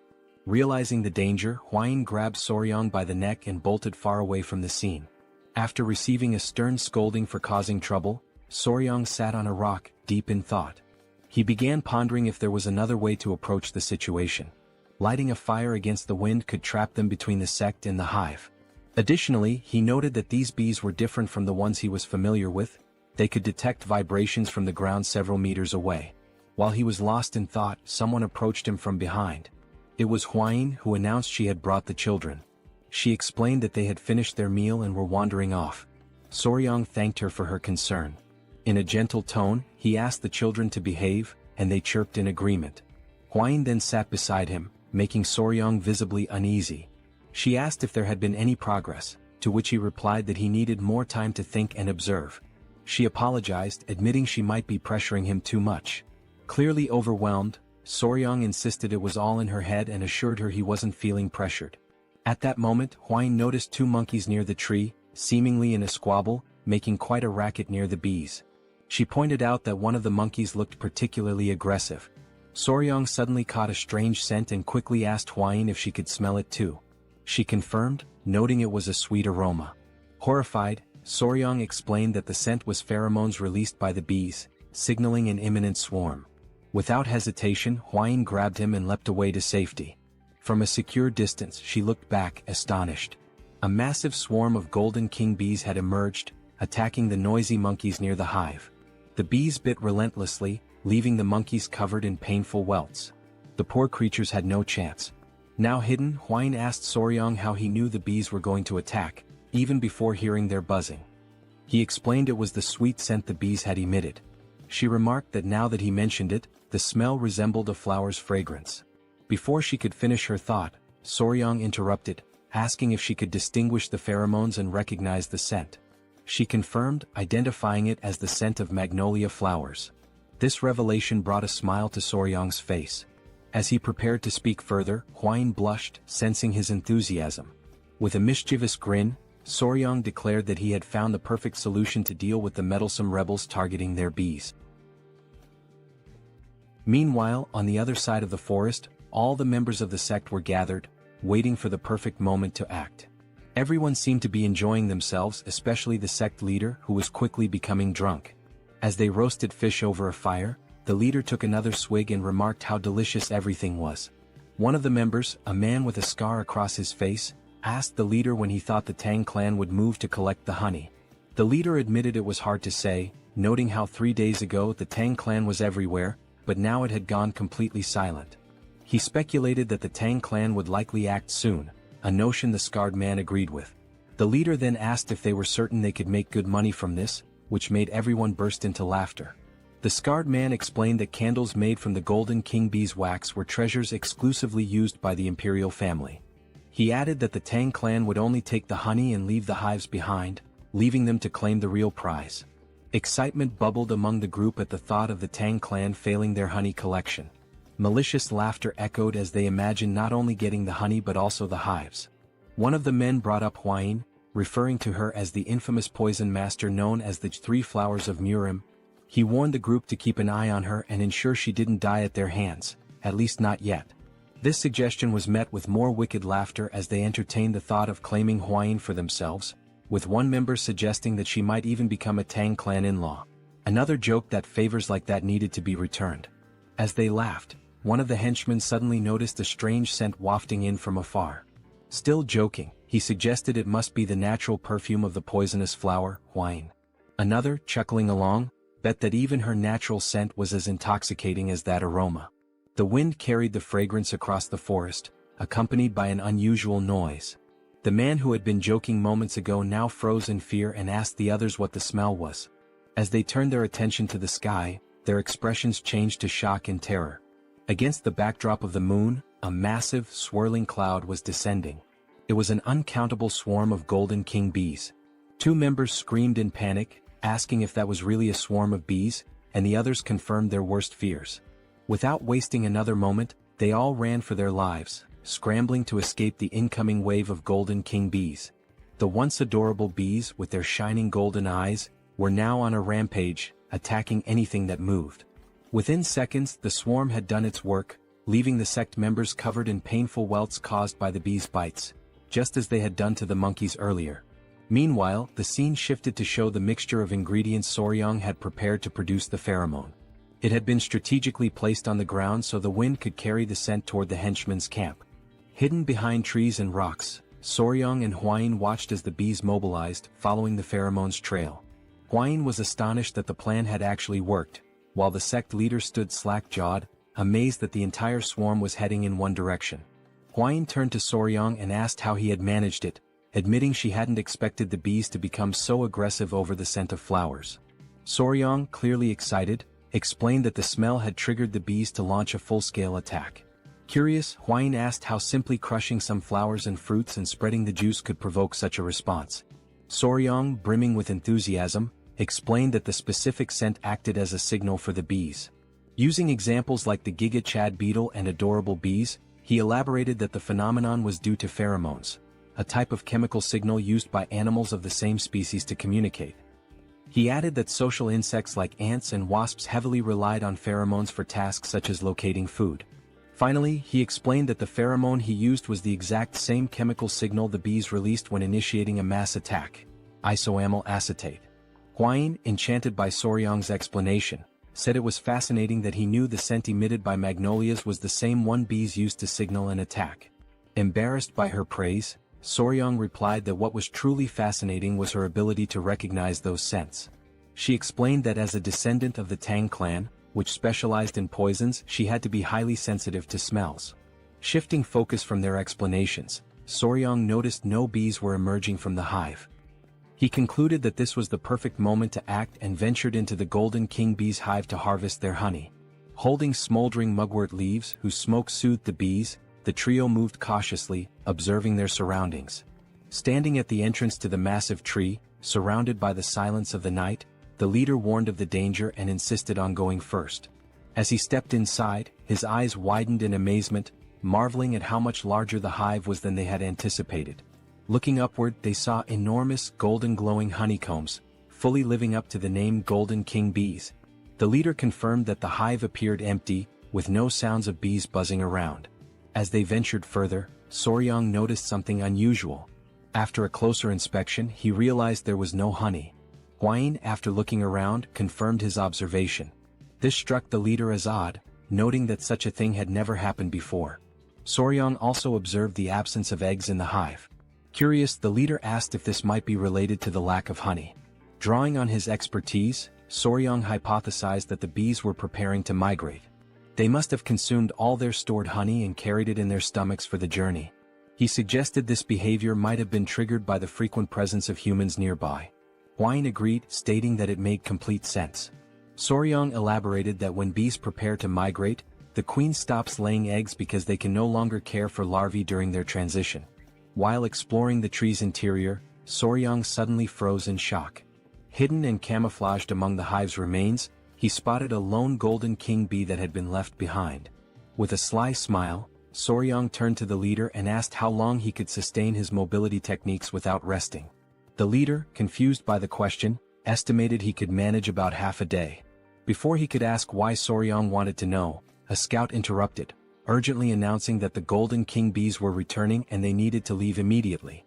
On high alert, the leader ordered everyone to retreat. He told Soryang to abandon his search and get out of the hive. In the background, Soryang continued inspecting the hive until Hwain came to retrieve him. Grabbing him by his clothes, she insisted they leave immediately. They all dashed to safety, knowing that even the Tang clan's techniques to calm the bees wouldn't be enough to prevent an attack. As Soryang was dragged along, it became apparent that he had taken the Golden King bee and hidden it inside his clothes. Moments later, the group finally breathed a sigh of relief, grateful to have narrowly escaped a potential mass attack. Hwain expressed her relief at having made it out before the bees returned, only to pause when she noticed something moving inside Soryang's clothing. Horrified, she demanded to know what he was carrying. With a sheepish smile, Soryang revealed the Golden King bee queen and nonchalantly explained that, since they couldn't retrieve the honey, he had brought the one who could produce it. Everyone stood speechless, processing the situation. When the gravity of what he had done sank in, they were thrown into a panic, unsure of what to do next. The Golden King bee queen, ever adorable, emitted a soft sound that only emphasized her charm. Soryang, now grinning, turned to the squad leader and warned that the bees would soon realize their queen was missing and start chasing them.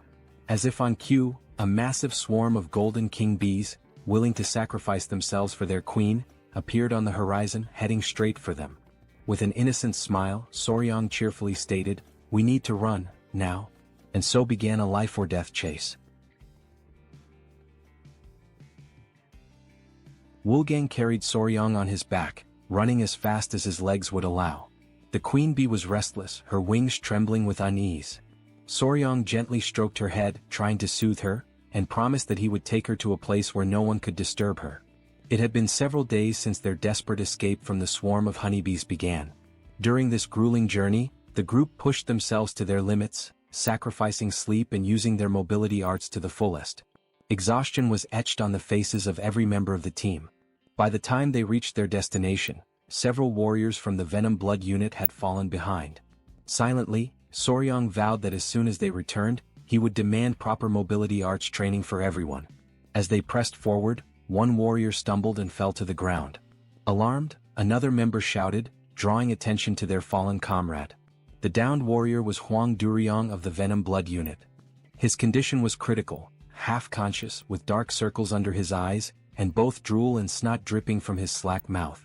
Soryang wasn't faring much better, dark circles shadowing his own eyes. Yet, he clung to the hope that once the queen bee was far enough from her colony, the relentless pursuit of the swarm would cease. Wolfgang, however, began to lose faith. He questioned Soryang, asking if they could truly escape. Soryang's answer was vague, offering no definitive assurance.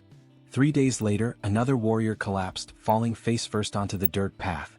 Weakly apologizing, he admitted he could no longer continue. Soryang grew increasingly worried about Wolfgang's condition.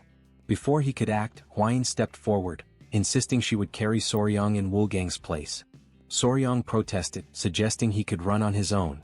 Despite her disheveled and exhausted appearance, Hwayne declared with unshakable resolve that a member of the Tang clan never gives up. When they finally reached the gates of the Tang clan estate, 2 guards were stationed there. They quickly noticed the approaching figures and immediately recognized Hwayne, their young lady. Leaning on Soryang for support, Hwayne staggered forward. The guards were stunned by their battered state and wasted no time calling for assistance. The commotion drew the attention of the clan elder and Chai Olsen, who hurried out to see what was happening. Both men froze in shock at the sight of Hwayne's weakened condition. Chai Olsen gently placed her head on his lap, using his healing arts to tend to her injuries. Furious, he demanded an explanation from Soryang. Soryang pleaded for calm, explaining that Hwayne was merely exhausted from 10 consecutive days of using mobility arts without rest. However, he didn't dwell on explanations and urged them to move immediately to the training grounds, insisting there was no time to waste. The elder, confused, asked for clarification.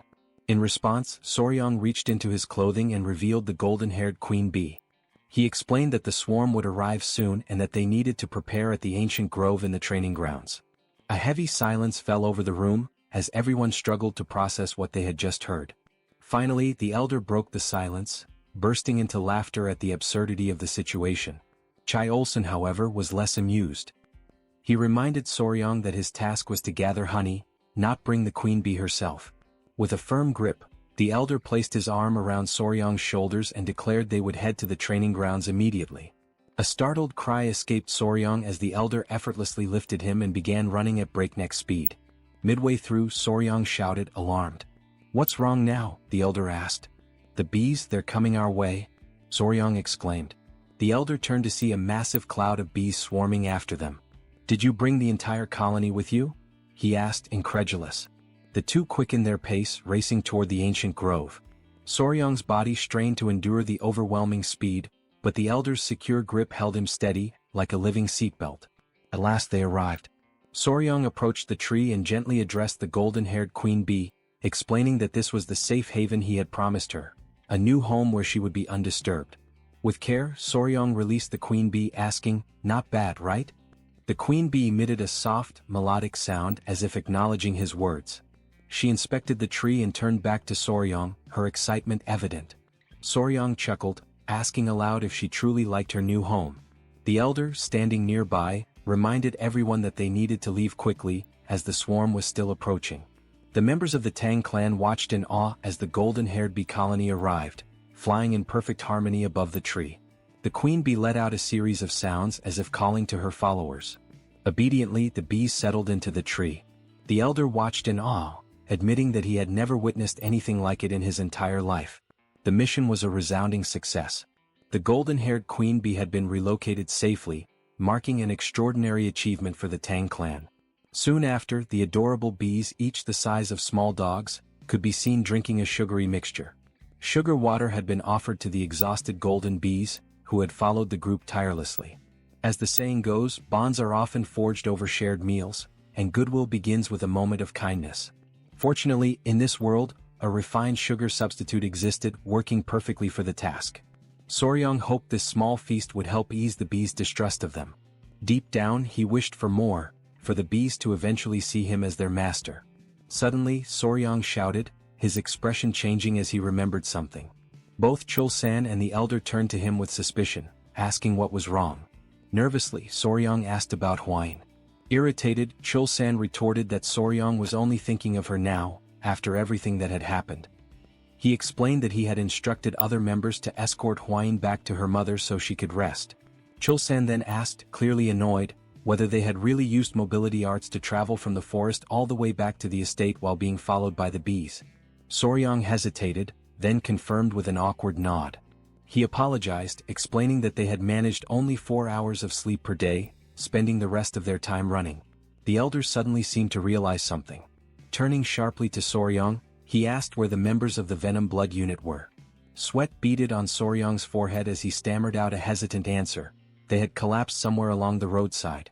Quickly he added that he would go back to retrieve them. Eventually, the members of the Venom Blood Unit returned safely to their families. In Hwain's room, she had recovered enough to sit up and look cheerful. Soryang sat beside her. Excitedly, Hwain remarked that the golden bees had regained their strength. Soryang explained that the bees were now busy gathering nectar from the poisonous flowers on the Tang clan's mountain. Hwain laughed, commenting on how adorable it was. At that moment, someone burst into the room, calling Soryang's name urgently. It was Pei, insisting that Soryang come quickly. Something seemed wrong with the golden bees. They appeared to be searching for something. Soryang and Hwain rushed outside to find the bees scattered everywhere. As soon as the bees spotted Soryang, they swarmed toward him, clinging to his clothes and tugging at his shirt. Confused, Soryang couldn't make sense of their behavior. The bees tugged harder, lifting him off the ground. Hwain watched in astonishment as Soryang floated in midair, arms outstretched and legs stiff, forming a T-shape. After a moment, the bees set him back down. Still dazed, Soryang asked what was going on and why they were acting so strangely. The bees began nudging him toward the hive and he finally understood. They wanted him to go inside. Looking around, Soryang noticed that the bees had already begun constructing part of their hive and were diligently collecting honey. That's when he saw the queen bee approaching him. Extending his palms, he asked if she needed help climbing up. Before he could react, the other bees grabbed him again, pinning him in place. One even pinched his cheek. Soryang glanced at the queen bee, noting her elegant and surprisingly charming appearance. And then, to his utter shock, the queen bee closed her eyes and leaned toward him. Panic surged through Soryang, but he didn't have time to protest. The queen bee pressed her lips to his. He felt something placed in his mouth and instinctively swallowed. Immediately, the other bees released him and the queen bee stepped back. Face blazing red, Soryang shouted at her, utterly mortified. "That was my first kiss. What were you thinking?" But before he could say more, an intense wave of pain shot through his body. He collapsed to the ground, writhing in agony. "What did you give me?" Soryang wondered in his mind. From his perspective, the queen bee watched him with an enigmatic expression, leaving him completely bewildered. Meanwhile, Soryang was lying on the ground, writhing in pain, while the queen bee observed him passively. As he agonized on the ground, he noticed that beneath the strange discomfort, like an intense itch, his entire body was engulfed in overwhelming heat, and his heart was racing uncontrollably. He turned toward the queen bee beside him, still struggling, and demanded to know what she had made him eat. She simply stared at him adorably, offering no response as his senses began to fade and his eyelids grew heavy. A few minutes later, still unconscious, Soryang heard someone calling his name over and over. When he partially opened his eyes, he saw Hwain and the Great Elder. Hwain, frantic, exclaimed that something was seriously wrong with him, and the Elder confirmed, saying it seemed he had ingested a highly potent elixir. Soryang fainted again as Hwain pleaded for him to hold on, promising to guide his chi. Moments later, Soryang regained full consciousness. He woke to find Hwain beside him, worry etched across her face as she asked if he was okay. He sat up in bed, scratching his head and asked where they were. She explained they were in the Tang clan's medical wing. Hwain elaborated, saying that when she saw him being dragged off by the queen bee, she and the Elder immediately ran to the hive.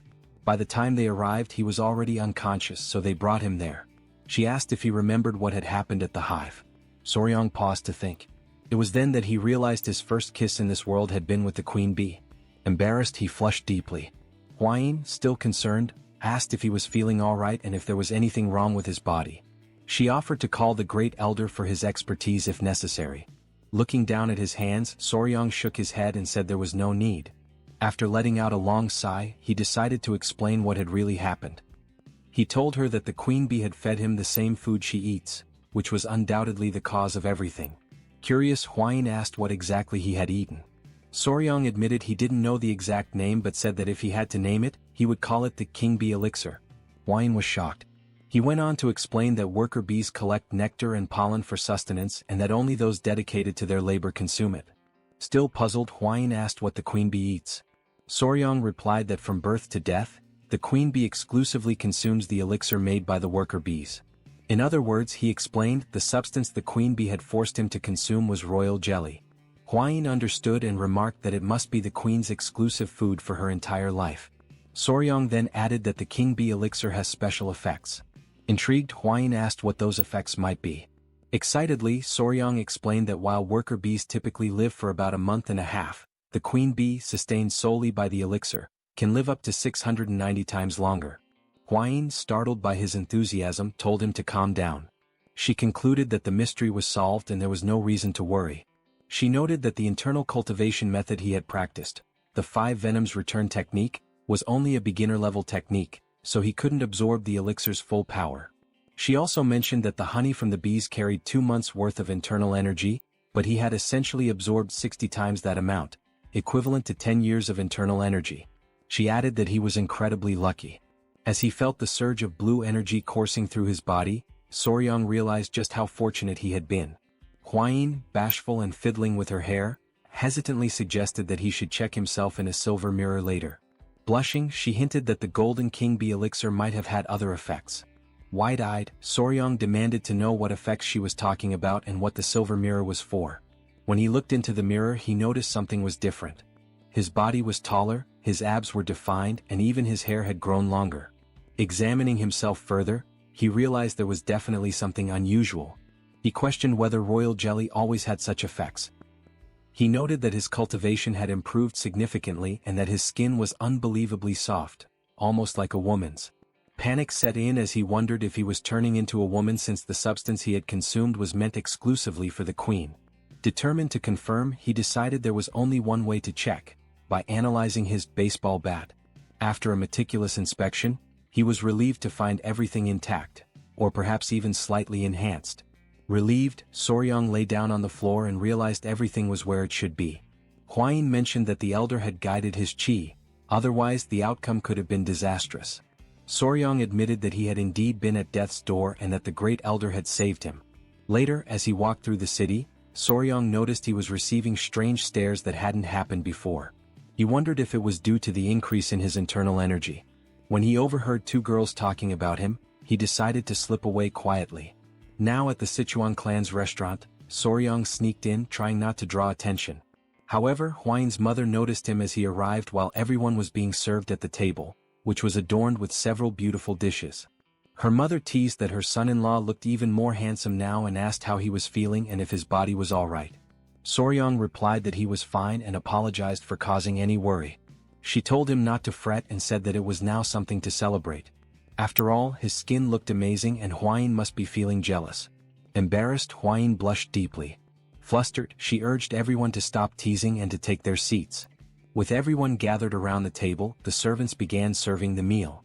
Huayin's father asked if Soryong was feeling better, to which he replied yes and apologized again for causing concern. Soryong also took the opportunity to thank the elder, saying he had heard how well he had taken care of him. The elder graciously acknowledged the gratitude and commented that Soryong seemed to have had a stroke of good fortune. At this, Huayin's father and the elder turned to Soryong and asked if he could explain what had happened. Huayin had mentioned the king bee elixir, but they wanted to hear the story directly from him. Soryong paused, reflecting on what had truly happened and how to convey it. He began by explaining that it seemed the queen bee had been so pleased with her new home that she decided to reward him for his kindness. She dragged him into the hive and fed him the king bee elixir, which started all the commotion. Everyone at the table was shocked, marveling that even mid-level venomous creatures could show gratitude. It was truly fascinating. The elder then asked Huayin's father if there was any way to obtain the elixir again, noting how it could greatly benefit the Tang clan.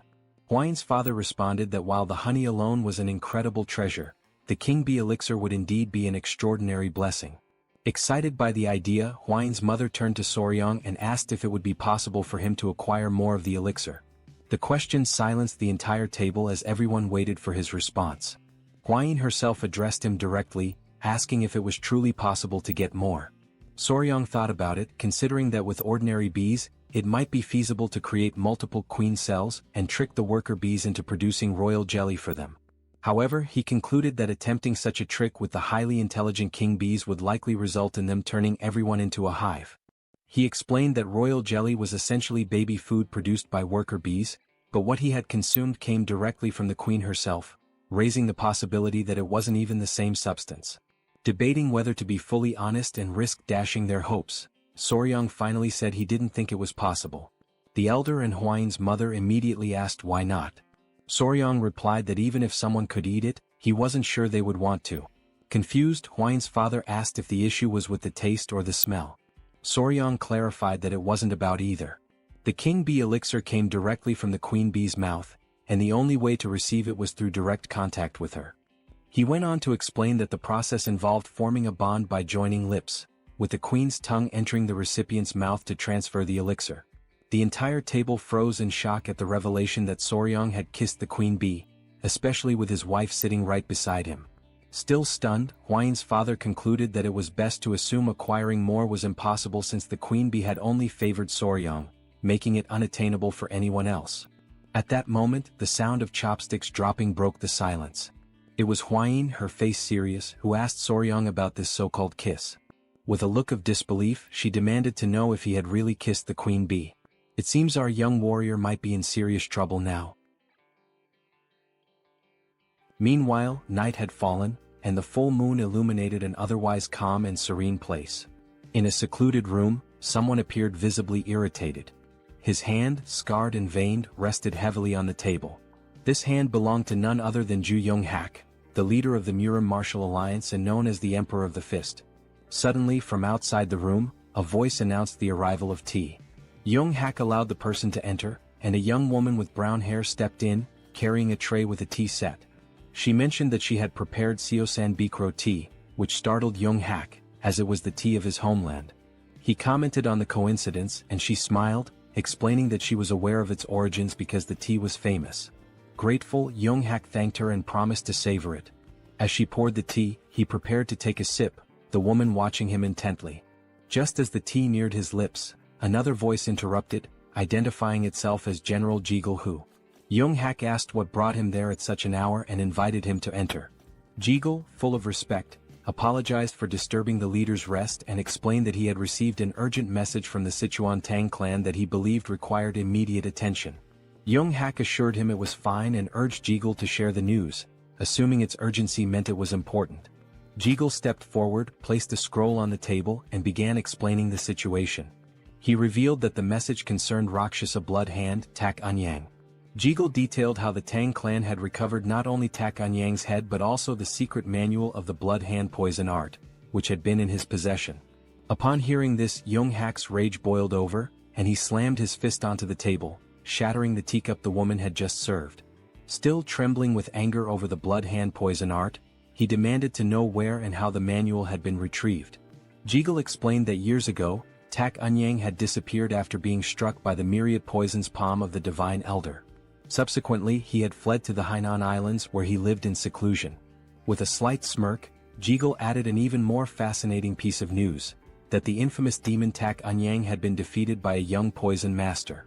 This piqued Young-hak's curiosity, and he asked for confirmation, wondering aloud if there truly was a young poison master. Sitting directly across from the leader, Jigul said the story surrounding this event was quite intriguing and suggested that Young-hak would find it fascinating. Smiling slyly, Jigul asked permission to recount the tale in full detail. In the background, the woman silently observed Jigul with an enigmatic expression, clearly displeased by his presence. Elsewhere, in the grand hall of the Tang clan patriarch, a meeting was underway with the clan's most prominent members.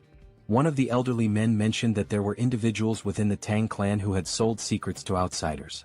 Another elder called it an audacious betrayal, lamenting that he never imagined anyone would tarnish the clan's reputation. Soryang whispered to Hwain that it was surprising no one criticized her father-in-law, to which she smiled and replied that it was only natural. While the room buzzed with heated discussions, the father-in-law, Tang clan patriarch, spoke up, demanding to know who would dare to disgrace the family's honor. He added that even the elders of collateral branches were furious, emphasizing that, at the end of the day, they were all one family. He informed everyone that he had already requested the Beggars sect to uncover the culprits and expected news soon. Moreover, he announced his intent to personally visit the Yingchuan commandery. One elder asked how he planned to handle the situation. The patriarch responded decisively, explaining that he would begin with the soul-annihilating poison, followed by the bloody flames poison and the intestine-paralyzing venom.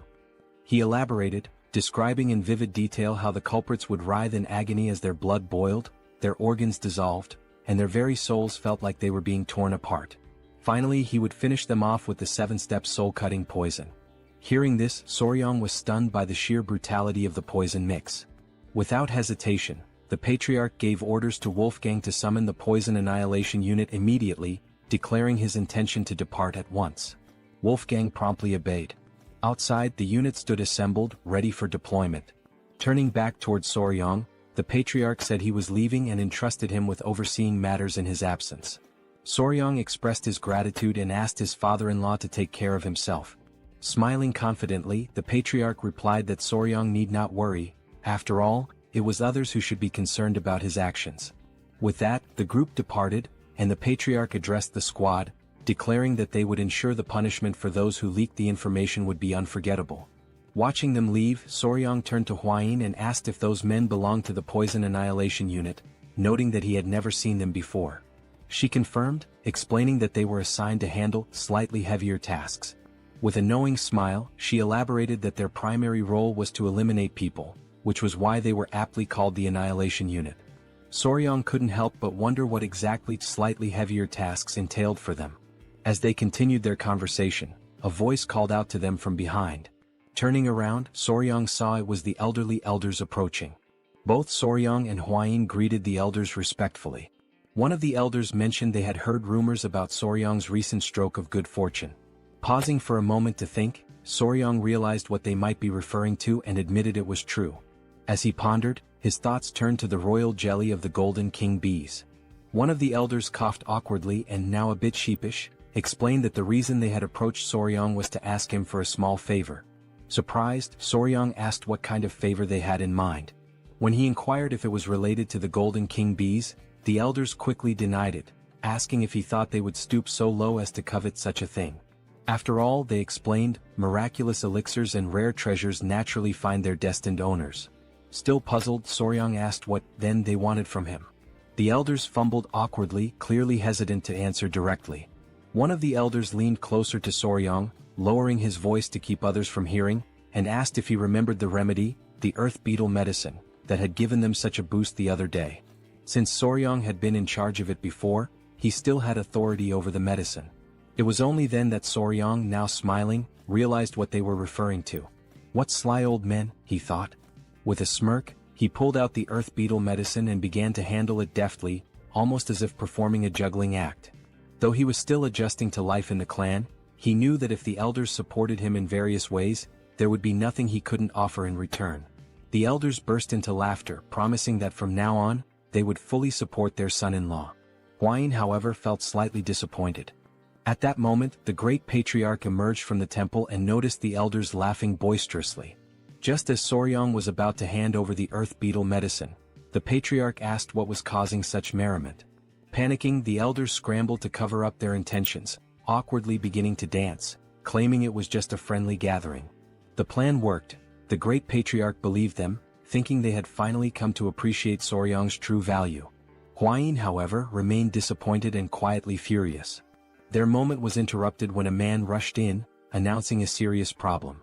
Everyone turned their attention to him, and the great patriarch demanded to know the issue. The man revealed that Lord Situan was on the verge of death. Shock and panic spread throughout the room. Soryang immediately asked if Lord Situan had been using the medicine correctly. The man confirmed but explained that after observing its effects, Situan had taken a new concubine and consumed more than double the recommended dose. Sweat formed on Soryang's brow as he imagined the potential consequences of such recklessness. The great patriarch, visibly displeased, decided to personally investigate the matter. Since Soryang was the only man left in the household, he was tasked with protecting the women while the patriarch was away. Accepting the responsibility, Soryang bid him farewell and took up the role with determination. The great patriarch departed, leaving Soryang feeling reassured that nothing would go wrong under his watch. Later that evening, with nightfall, Soryang and Hwayin sat on a bench talking. She asked how he was finding the 10 Venoms dual origin art he had been learning. He replied that it wasn't as difficult to grasp now as it had been at the start. He explained that if the 5 Venoms returning technique felt like a single large sphere moving through the body, the 10 Venoms dual origin art was more akin to a twin-cylinder engine. Hua-yin noted that by this point, Soryong must have already developed some tolerance to common poisons. She added that he could now release his inner energy directly or infuse it into objects. Soryong was speechless, intrigued by this revelation, and overwhelmed with an uncontrollable desire to test his new technique. They prepared a straw dummy for the test. Drawing a dagger, Soryong closed his eyes to focus. A powerful green energy began to emanate from his body, radiating with intensity. The first step was to move his internal energy from left to right and then rotate both spheres in the same direction. As soon as the chi energy circulated through his body, he opened his eyes and hurled the dagger forcefully toward the straw dummy. The dagger flew like lightning, piercing the dummy effortlessly. Soryong was pleased, and his fiancée praised him for successfully infusing his chi into the dagger. The knife, still radiating energy, embedded itself into the wall directly in front of two masked men. At first, the masked intruders thought they had been discovered and considered taking Soryong out. However, upon noticing the straw dummy, they realized it was just a coincidence. One of them was holding a book, the secret manual of the blood hand poison art. Although it was merely a copy, their task was complete, and they decided to leave quickly before the situation escalated. They mocked the Tang clan's negligent security, calling the guards fools for making their escape so easy thanks to the distraction. But then, something unexpected happened. A sweet, rosy aroma began to fill the air, putting the men on edge. The scent was pleasant, yet they couldn't determine its source. Hovering just above them was the king bee, glaring at the intruders with an intensity that confirmed they didn't belong there. As the rain began to fall, cries echoed through the area. Soryong froze, startled and unsure of what was happening. Elsewhere, Hua-yin turned toward the sound of the cries and spotted movement. Through the bushes she caught sight of men dressed like ninjas. Two were hidden while one stood in plain view. The king bee attacked the man who appeared confused, clearly not understanding why a bee was in the training grounds. Soryong and Hua-yin observed the scene and quickly realized they were dealing with intruders. With a furious expression, Hua-yin knew she had to act. She dashed toward the intruders and instructed Soryong to prepare the bow. She moved so quickly that a trail of dust followed her. Soryong shielded his face with his arms, stunned by her sudden action. He had no idea what she was planning. Meanwhile, the king bee bit the ear of one of the intruders. The man, desperate, tried to grab the bee, tears forming in his eyes as he called for help from his companions. One of the ninjas turned to Soryong and, noticing Hua-yin approaching rapidly, panicked and ordered the others to retreat. The king bee clung to the struggling intruder as the other two ninjas leapt away, scattering in different directions. Hua-yin sprinted after them, commanding them to stop. Determined, she pulled out a whip. With all her strength, she lashed it against the ground, causing a small explosion. Fortunately for the intruders, they managed to leap away in time, avoiding the attack. Hua-yin's eyes widened in surprise at their successful evasion. The man being attacked by the king bee unsheathed his sword and charged toward her. The king bee clung to his head in what might have seemed endearing under different circumstances. Soryong panicked, shouting for Lady Hua-yin to be careful. As the king bee sucked on the man's head, he swung his weapon with immense force. To his shock, Hua-yin blocked the attack effortlessly with her whip. She locked her piercing gaze on the man, who barely had time to react before she counterattacked. The next thing he knew, the whip was right in front of his face. The strike caused a small explosion on the man's body, sending the king bee flying away. After neutralizing her opponent, Hua-yin moved gracefully, appearing behind him. The man lost consciousness and collapsed to the ground. Soryong stood there, mouth agape, deeply worried about her. Hua-yin, her expression calm, turned to reassure him, telling him not to worry as she was fine. The man's body began to emit a sinister energy, causing him immense pain. The king bee landed on Soryong's shoulder as he stared at the body, unsure who the man was or whether he was dead. Hua-yin stowed her whip as she observed the strange energy emanating from the man's body. Within seconds he perished. Hua-yin explained that he had bitten into poison to end his own life, undoubtedly to conceal something crucial. Not far away, someone noticed the intruder's presence and shouted to alert the guards. Hua-yin turned and decided to organize a pursuit team to hunt down the fleeing enemies. Soryong began to sweat, overwhelmed by her determination. Hua-yin ordered him to follow her along with Gu Pei, the leader of the blood poison unit. The night was dark, but the forest was lit by the flickering glow of torches. Soryong, Pei and several other members of the clan chased the intruders through the dense forest. Leading the group, Pei was confident that the masked men couldn't have gotten far. With a determined expression, he declared that they must capture them at any cost. While the others seemed tireless, Soryong was already showing signs of exhaustion. Sweating and short of breath, he focused on activating his dual-cylinder engine technique. As he did, he stomped the ground with great force, causing it to shatter beneath him. The earth gave way under his feet, and Soryong let out a loud yell as his body sank into the ground. From his clothing, small centipedes began to crawl out. Pei turned around with a confused expression and asked if Soryong was all right. Soryong had created a large hole in the ground. Pei and the others halted their pursuit, rushing to the edge of the hole to help him. With their assistance, Soryong managed to climb out, thanking them profusely as he genuinely thought he wouldn't survive. But as he turned his head back, something caught his attention. Beneath him was a cluster of green snakes staring up at him intently. Soryong couldn't stop himself from sweating even more as fear gripped him upon realizing he was standing in the middle of a snake nest. Pei studied the serpents carefully and explained that they usually gathered in areas with strong Inkai energy, particularly during this time of year. He added that these snakes were unusually aggressive and warned Soryong to stay vigilant. Soryong, overwhelmed by fear, continued sweating profusely. One of the snakes opened its mouth, preparing to strike. This behavior was odd to him since striped tiger water snakes were typically not this hostile. Dark clouds loomed over the sky, signaling the arrival of a storm. Soryong admitted that it was his fault they were delayed. Knowing that rain was imminent, he suggested they move quickly. Pei and the others agreed, resuming their chase. They couldn't afford to lose sight of the intruders. Not far ahead, a faint light became visible. Pei turned to Soryong, announcing that they had found the intruders. The masked men, visibly furious, found themselves cornered at a dead end. Behind them was a towering rocky mountain, cutting off any escape route. As thunder rumbled across the sky, Pei and his group arrived, encircling the intruders. Pei and his team reached into their robes, declaring that this was the end for the masked men. Soryong remained silent, while on the other side, one of the masked men glared at his companions and commanded them to tighten their formation. The blood poison unit members drew their kunai, prompting the masked men to unsheath their weapons in response. The blood poison unit advanced, ready for combat. One of the masked men wielded a sword and charged forward. Two members of the unit threw kunai at him, but the ninja skillfully deflected the projectiles with his dagger. He counterattacked fiercely, his sword clashing violently with the ninja's daggers. The ninjas were shocked by the man's strength, their expressions hardening in frustration. One of them moved swiftly and delivered a powerful kick to the man's face, forcing him to drop his weapon. They ordered him to step aside. Witnessing this, a member of the blood poison unit panicked. While the ninjas were distracted, something began approaching them rapidly. It was Pei who attempted a surprise attack. But the ninja ducked quickly, evading the strike with ease. Pei stood still, observing silently. The ninja retreated with small leaps, but Pei activated his skill, Triple Mirage Kill, and hurled kunai at the enemy.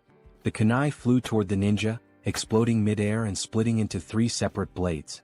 The ninja was stunned by the unexpected attack. Luckily, he managed to block 2 of the blades, but the third embedded itself in his shoulder, causing excruciating pain. He clutched his wounded shoulder, grimacing. Pei approached, mocking him as a lucky bastard. By now, 2 of the masked ninjas were already down, leaving only one standing, injured and fatigued. Pei and his men began to close in on the last remaining enemy. The ninja was fortunate. The rain had diluted the venom on Pei's kunai, sparing him from a more severe fate. Pei glared furiously at the ninja, but suddenly, a chilling laugh echoed through the air, interrupting the standoff. The voice mocked the pathetic insects gathered there.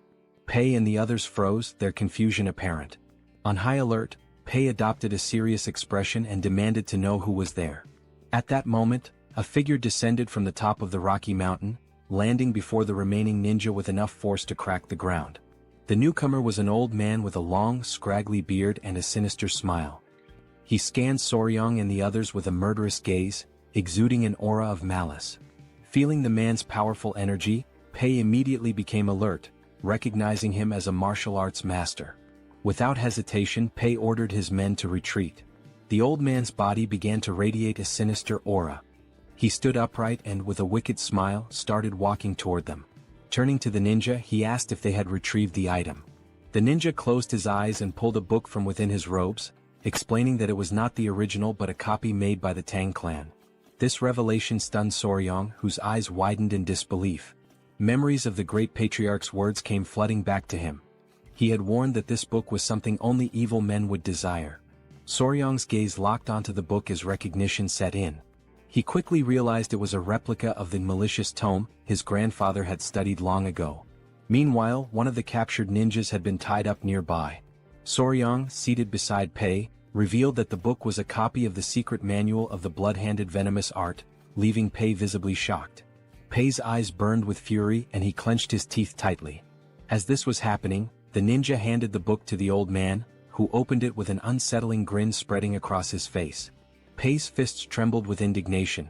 He couldn't fathom the kind of people who would dare to covet something so dark and cursed. He demanded the old man reveal his identity. With a sinister smirk, the elder began flipping through the pages one by one. As he had suspected, the book was indeed a copy. It contained the forms of the techniques but lacked the crucial formulas. Still, for him this was more than enough. After finishing the book, he shut it decisively. Even though it was early, there was no better way to announce their return. The old man gave the ninja, whom he addressed as Bloody Glory, permission to unleash the cultivation martial arts and ordered him to leave no one alive. Bloody Glory cracked his knuckles and, with a determined expression, vowed to carry out the command. Beside him lay the lifeless body of one of his fallen comrades. Reaching out toward the corpse, he began to concentrate. A crimson energy emerged from his hand and moments later the blood from the body shot toward him, absorbed through the palm of his hand. Pei's eyes widened in terror as he realized what technique the man was using. On the other side, Soryang clutched his head in disbelief, overwhelmed by the horrifying sight. The ninja's eyes started to glow as he smiled and continued absorbing the blood from the corpse. In the blink of an eye, the kunai embedded in his shoulder fell to the ground, and his wound healed completely.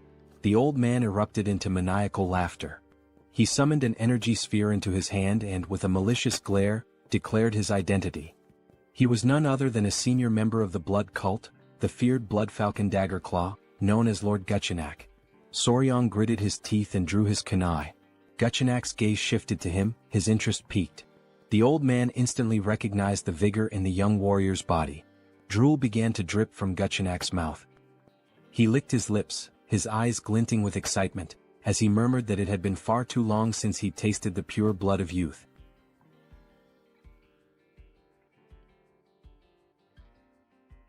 Lord Guchenak commanded Ninja to capture their target, believing that nothing aids recovery better than the pure blood of a young boy. Without hesitation they pursued their prey. In response, Pai ordered the deployment of the 5 Poison Annihilation Formation, determined to prevent their enemies from reaching Soryang. Amused by their efforts, Lord Guchenak retaliated with a devastating attack, unleashing a powerful explosion that sent debris flying in all directions. In the chaos, Soryang was instructed to evade, but before he could react, a force seized him from behind. Ninja's grip tightened around his neck, immobilizing him as he coldly declared that the elder required his blood. Soryang, struggling to breathe, managed to utter a signal. At his command, baby centipedes emerged, sinking their fangs into Ninja's flesh. The sudden attack caught him off guard, their bites relentless. Before he could recover, a dagger pierced his skull, and his body was consumed by flames. A familiar voice called out to Soryang. Hwayin had arrived, accompanied by Wolfgang and an elder. However, their approach came to an abrupt halt as they noticed the 5 Poison Annihilation Formation, leaving them momentarily unsettled. Pai acknowledged Hwayin's presence and informed her of the Blood Cult Elder's assault. Without hesitation, Hwayin commanded everyone to support Pai. Wolfgang, responding swiftly, instructed his allies to enhance the formation, transforming it into the 9 Poison Annihilation Formation. Encircling the elder, they prepared for battle. Lord Gu, rather than being intimidated, was intrigued. He quickly identified Soryang as the one responsible for defeating Takan Yang's Bloodhand Poison Claw.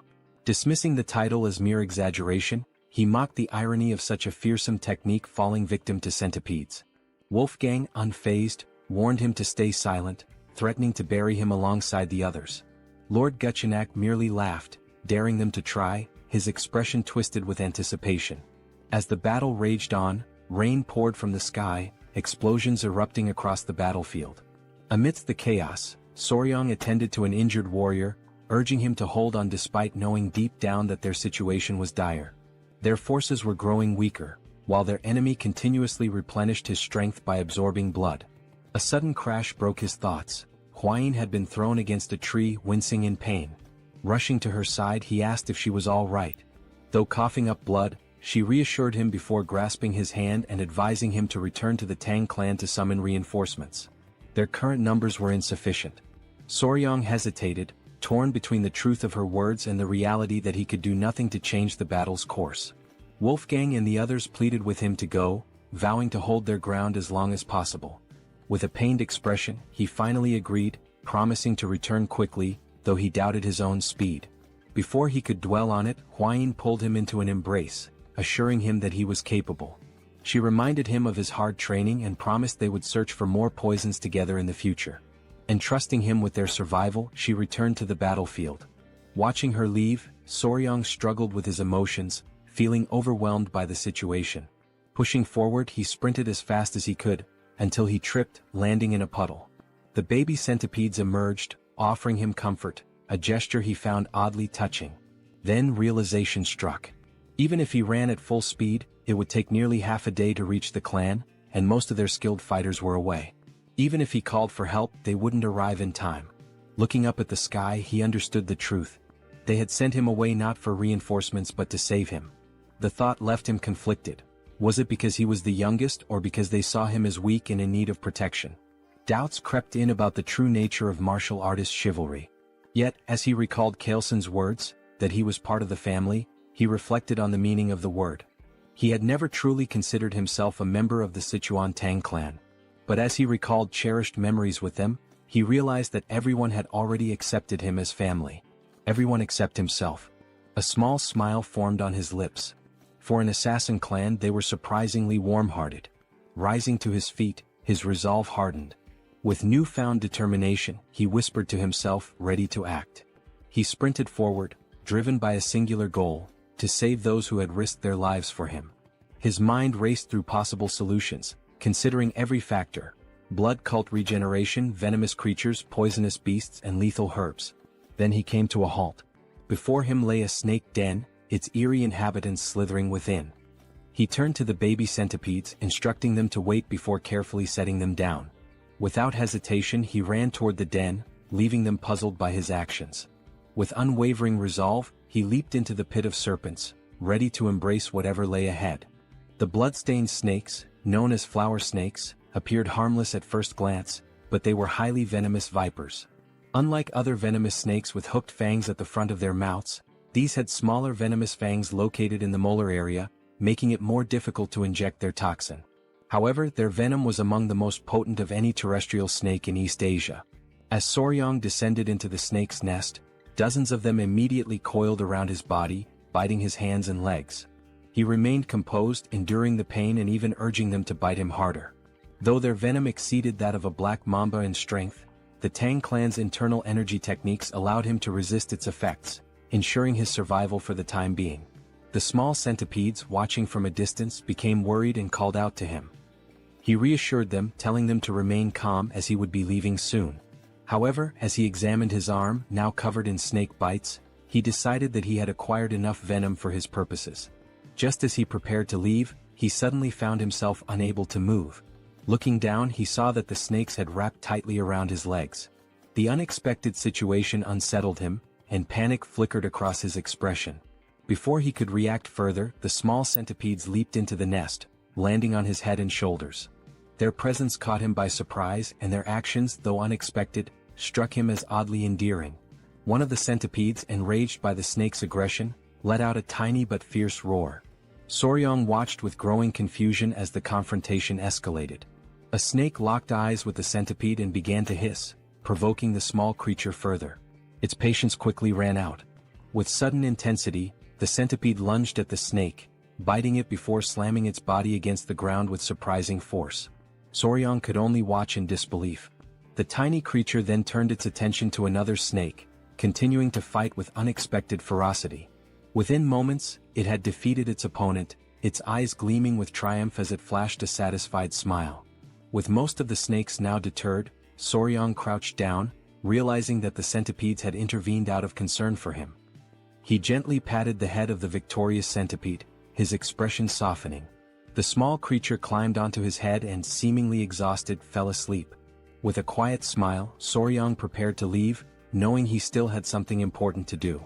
Meanwhile, back on the battlefield, Hwayin was exhausted, but her determination remained unwavering.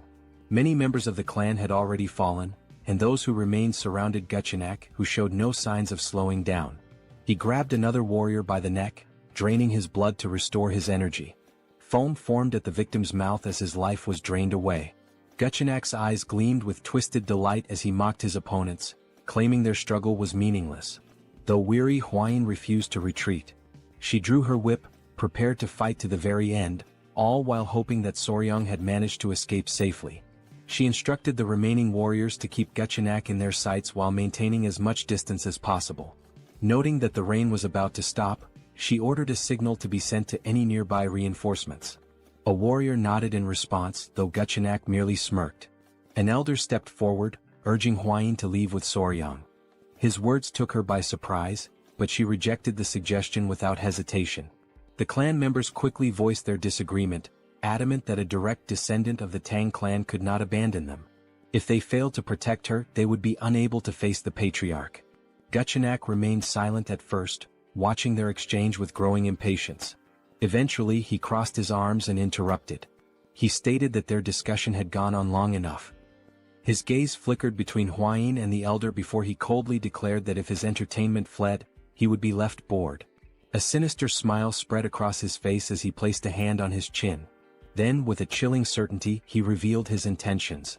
If Hwayin attempted to escape, he would turn the Tang clan into a spectacle of suffering, a declaration of the blood cult's return.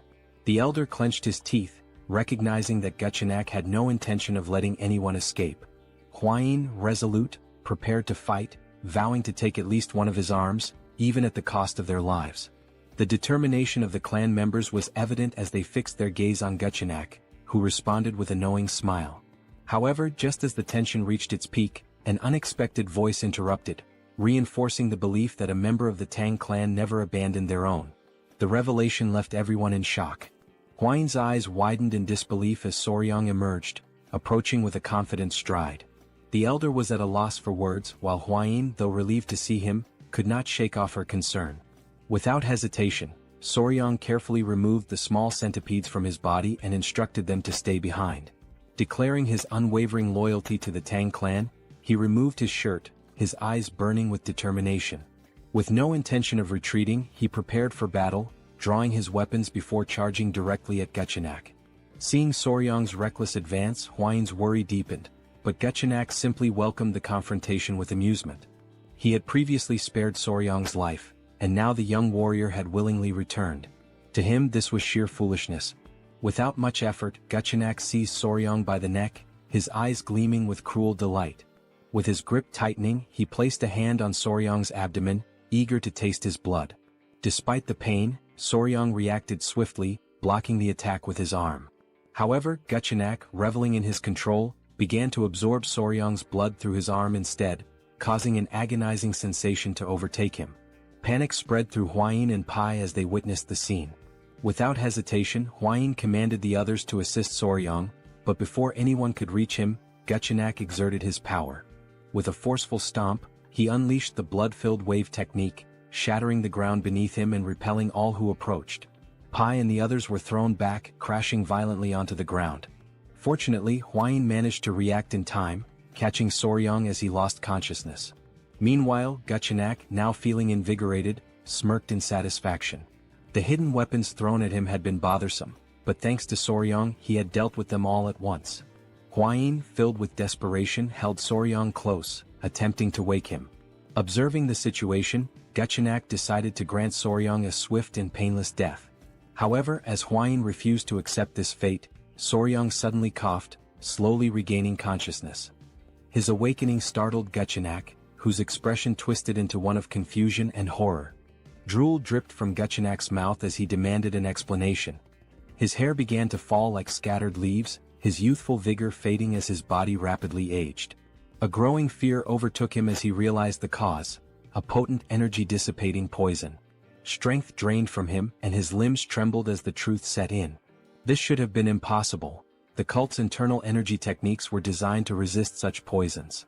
Panic consumed him. He clutched his face, unable to comprehend how this had happened. The reality of his weakening body was undeniable, and he demanded to know Soryang's true identity. But Soryang, now recovering, merely smiled. With deliberate calm, he pointed at Guchenak and declared himself his natural enemy. Hwayin, witnessing Soryang's resilience, finally felt a wave of relief wash over her. As the poison continued to take effect, Guchenak trembled with fear, unable to accept his defeat at the hands of a mere child. Soryang, drained of energy, used the last of his strength to direct a weary gaze toward Hwayin, revealing something that left her in shock. Guchenak's eyes burned with rage as he fixed his gaze on Soryang. His body tensed with frustration, sweat forming on his brow as he realized that the blood he had absorbed from Soryang no longer obeyed his will. Panic set in as he struggled to comprehend what had been done to him. Determined to seize control, Guchenak took a step forward, convinced that his domination through the blood cult was imminent. Overcome with madness, he lunged toward Soryang, refusing to fall at such a crucial moment. In a fit of rage, he charged ahead with the intent to kill. Sensing the danger, Hwayin tightened her grip on her whip, immediately preparing for battle. As Guchenak neared his target, she struck, wrapping the whip around his neck, causing him immense pain. Stunned that her attack had landed, she watched as Guchenak, a formidable dark martial artist, struggled against the weapon's hold. His fury intensified as he fought to break free, his body convulsing with rage. His mind raced, unable to comprehend how his blood arts had failed him. Enraged beyond reason, he launched himself forward once more, determined to destroy them all, declaring the return of the blood cult. Hwayin, alarmed by his relentless pursuit, clenched the whip tighter. With a fierce determination, she acted swiftly, severing Guchenak's head in a single decisive motion. His lifeless body collapsed as his severed head landed nearby. The sight filled P with confusion at first, but as realization dawned, a victorious smile spread across his face. With Guchenak defeated, the elder of the clan rushed toward Soryang and Hwayin, concerned for their well-being. The members of the clan erupted in celebration, their leader having vanquished the elder of the blood cult. Hwayin, still processing the events, turned to Soryang, questioning how he had managed to weaken such a powerful enemy. When he addressed her in a way that caught her off guard, a blush of embarrassment crept onto her face.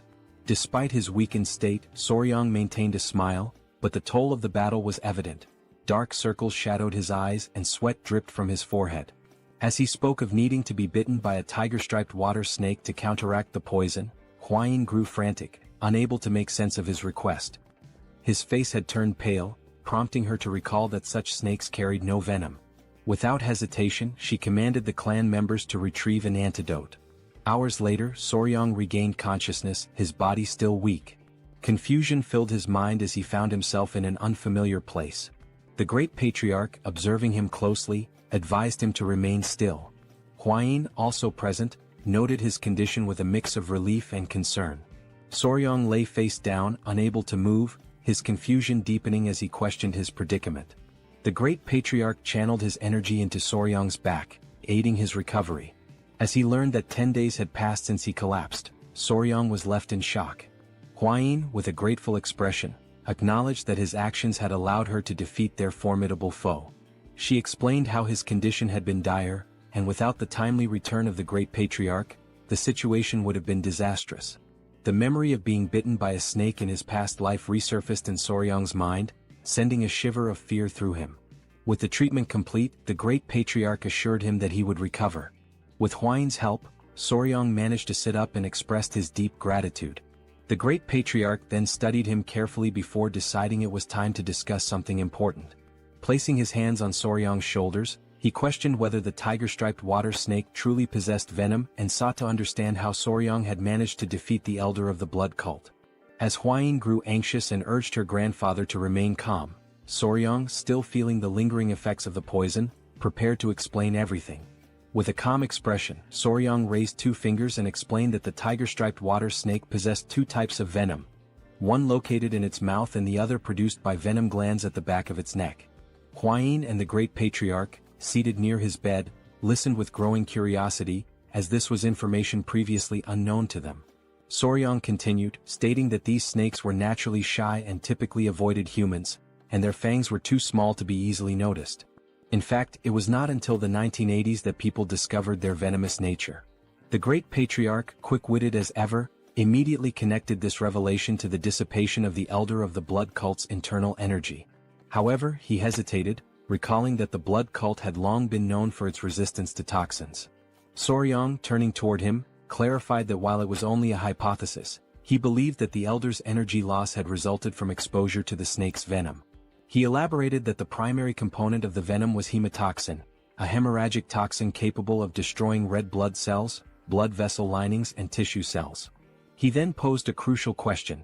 What would happen if cultists who relied on blood for their martial arts were exposed to such a substance?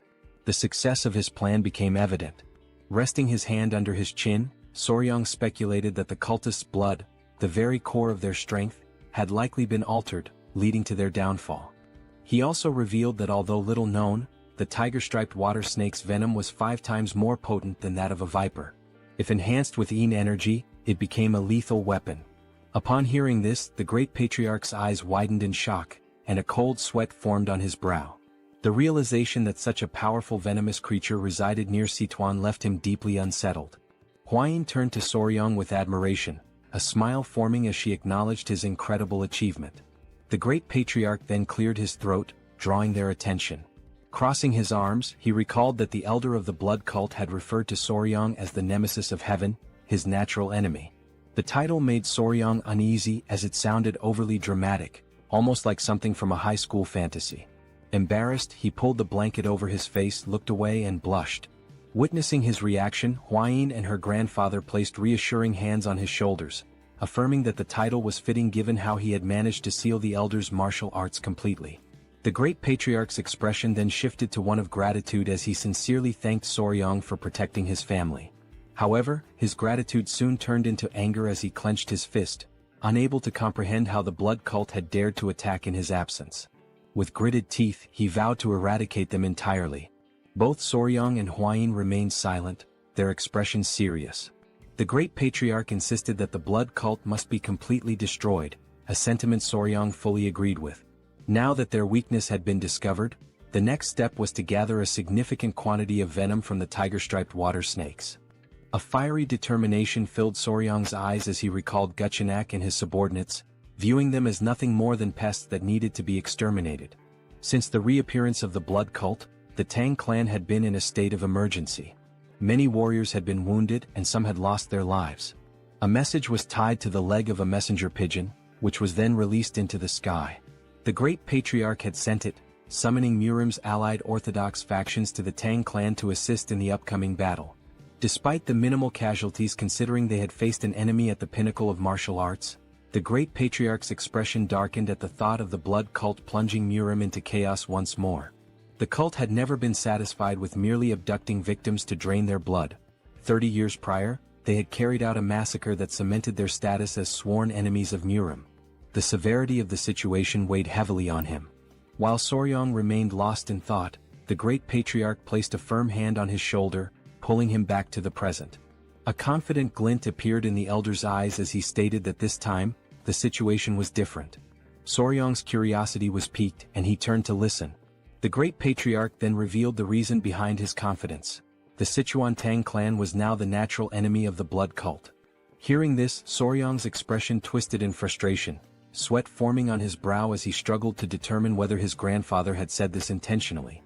The great patriarch turned to Soryong with a knowing smile, confirming his suspicions.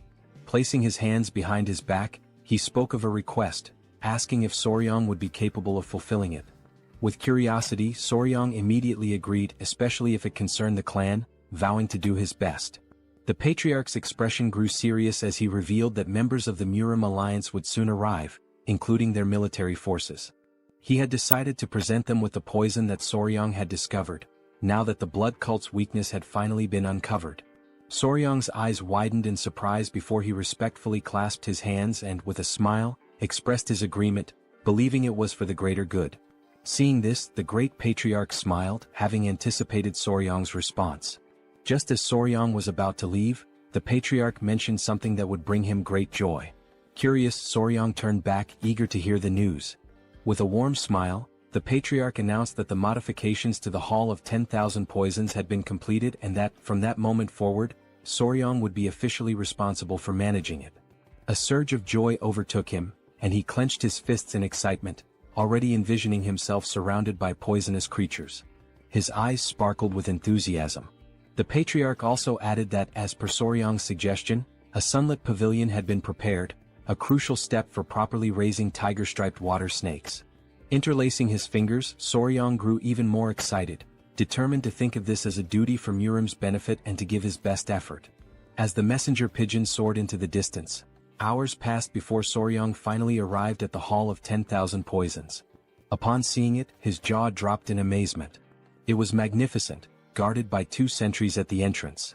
Walking toward the door alongside Hwayin, he noticed a particular room labeled the Toxic Creature Garden.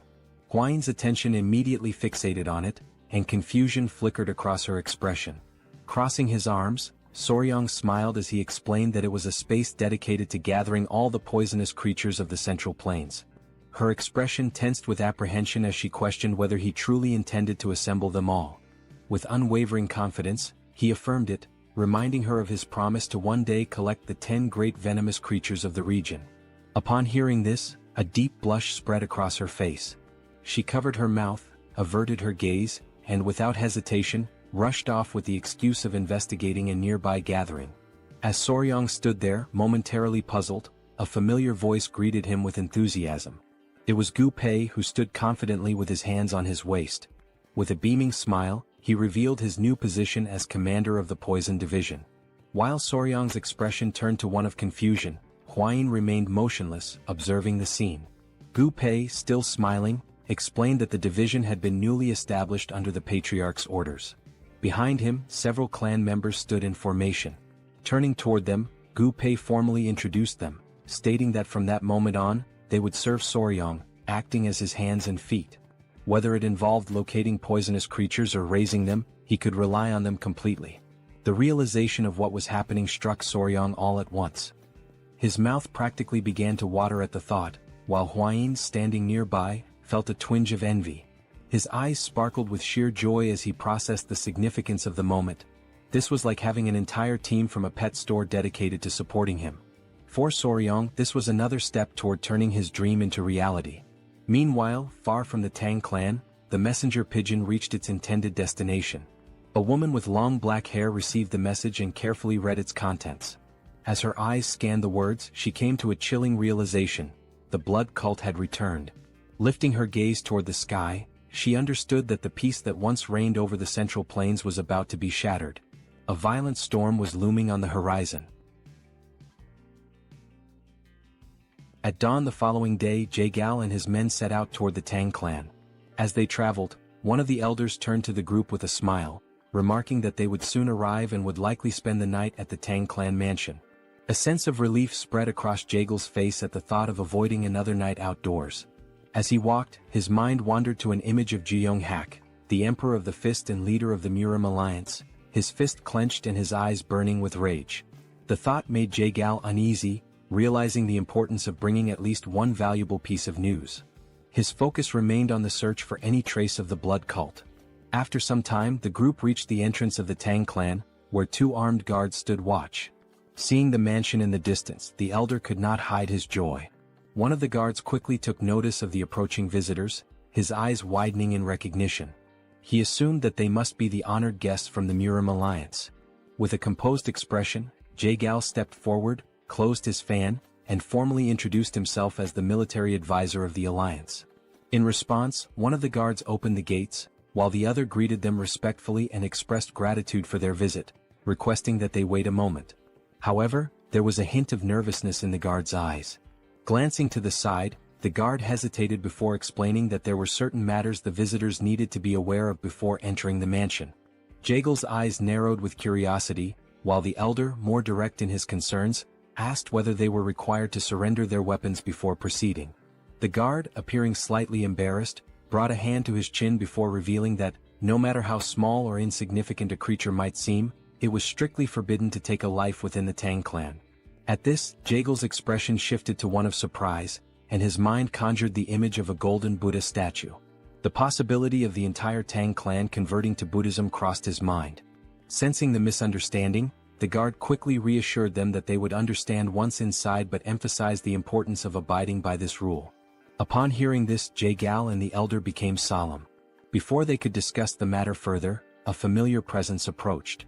The newcomer was visibly pleased by the arrival of the military advisor.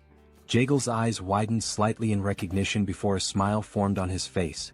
The ones greeting him were Hua-yin and Soryang. They both bowed their heads respectfully, and Jae-gal returned the gesture, acknowledging that it had been some time since he last saw Hua-yin. She placed her hands over her abdomen and, with a measured tone, noted that exactly 1 year had passed since their last meeting. With a light-hearted smile, Jae-gal inquired about the whereabouts of the myriad poison's divine sovereign. In response, Hua-yin closed her eyes briefly before explaining that her grandfather had left to search for traces of the blood cult, offering her apologies for any inconvenience. Jae-gal regarded her with a calm expression, dismissing any notion that it was an inconvenience. Instead, his attention soon shifted toward Soryang, his curiosity piqued. Studying the young warrior, he asked about his identity. With a polite smile, Soryang introduced himself, expressing his honor in meeting the military advisor. At this, Jae-gal and the elder exchanged glances, a hint of confusion in their eyes as they observed that the young man was not from the Tang clan. Before either could voice their thoughts, Hua-yin placed a hand over her chest, averted her gaze and hesitated before revealing that Soryang was her fiancé. A stunned silence followed. Jae-gal and the elder stood frozen in shock, while the men accompanying them reacted with disbelief. Whispers of jealousy spread among the group as realization dawned upon them. One of Murim's 3 flowers had a lover. Their hearts filled with despair as they clenched their fists, their eyes shimmering with unshed tears. To them, the world had never seemed more unfair. None could understand how or where Soryang had come from, and envy seeped into Jae-gal's expression as well.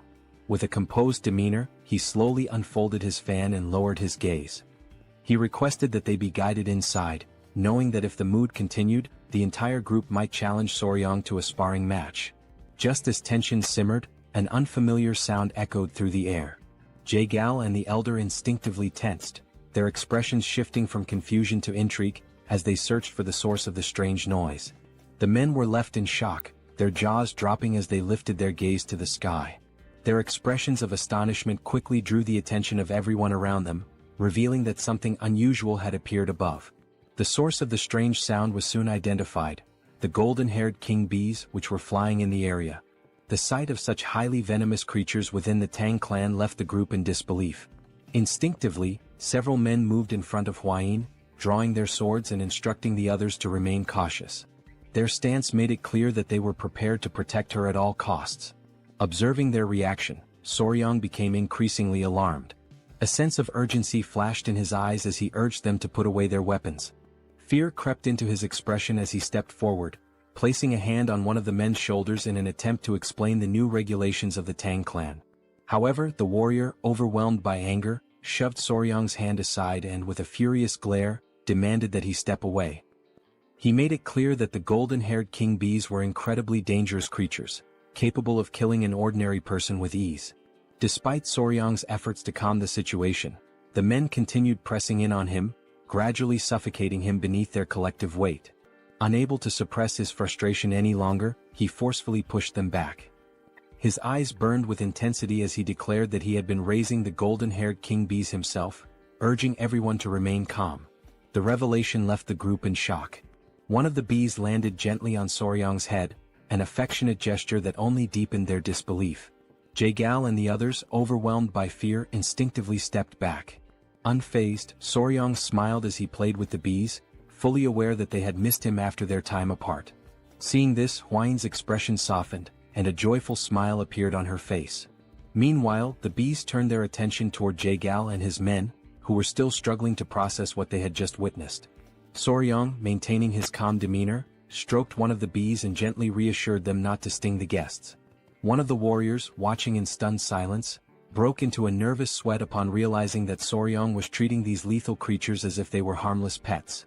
Gradually, the tension in the group dissipated, and the young warriors regained their composure.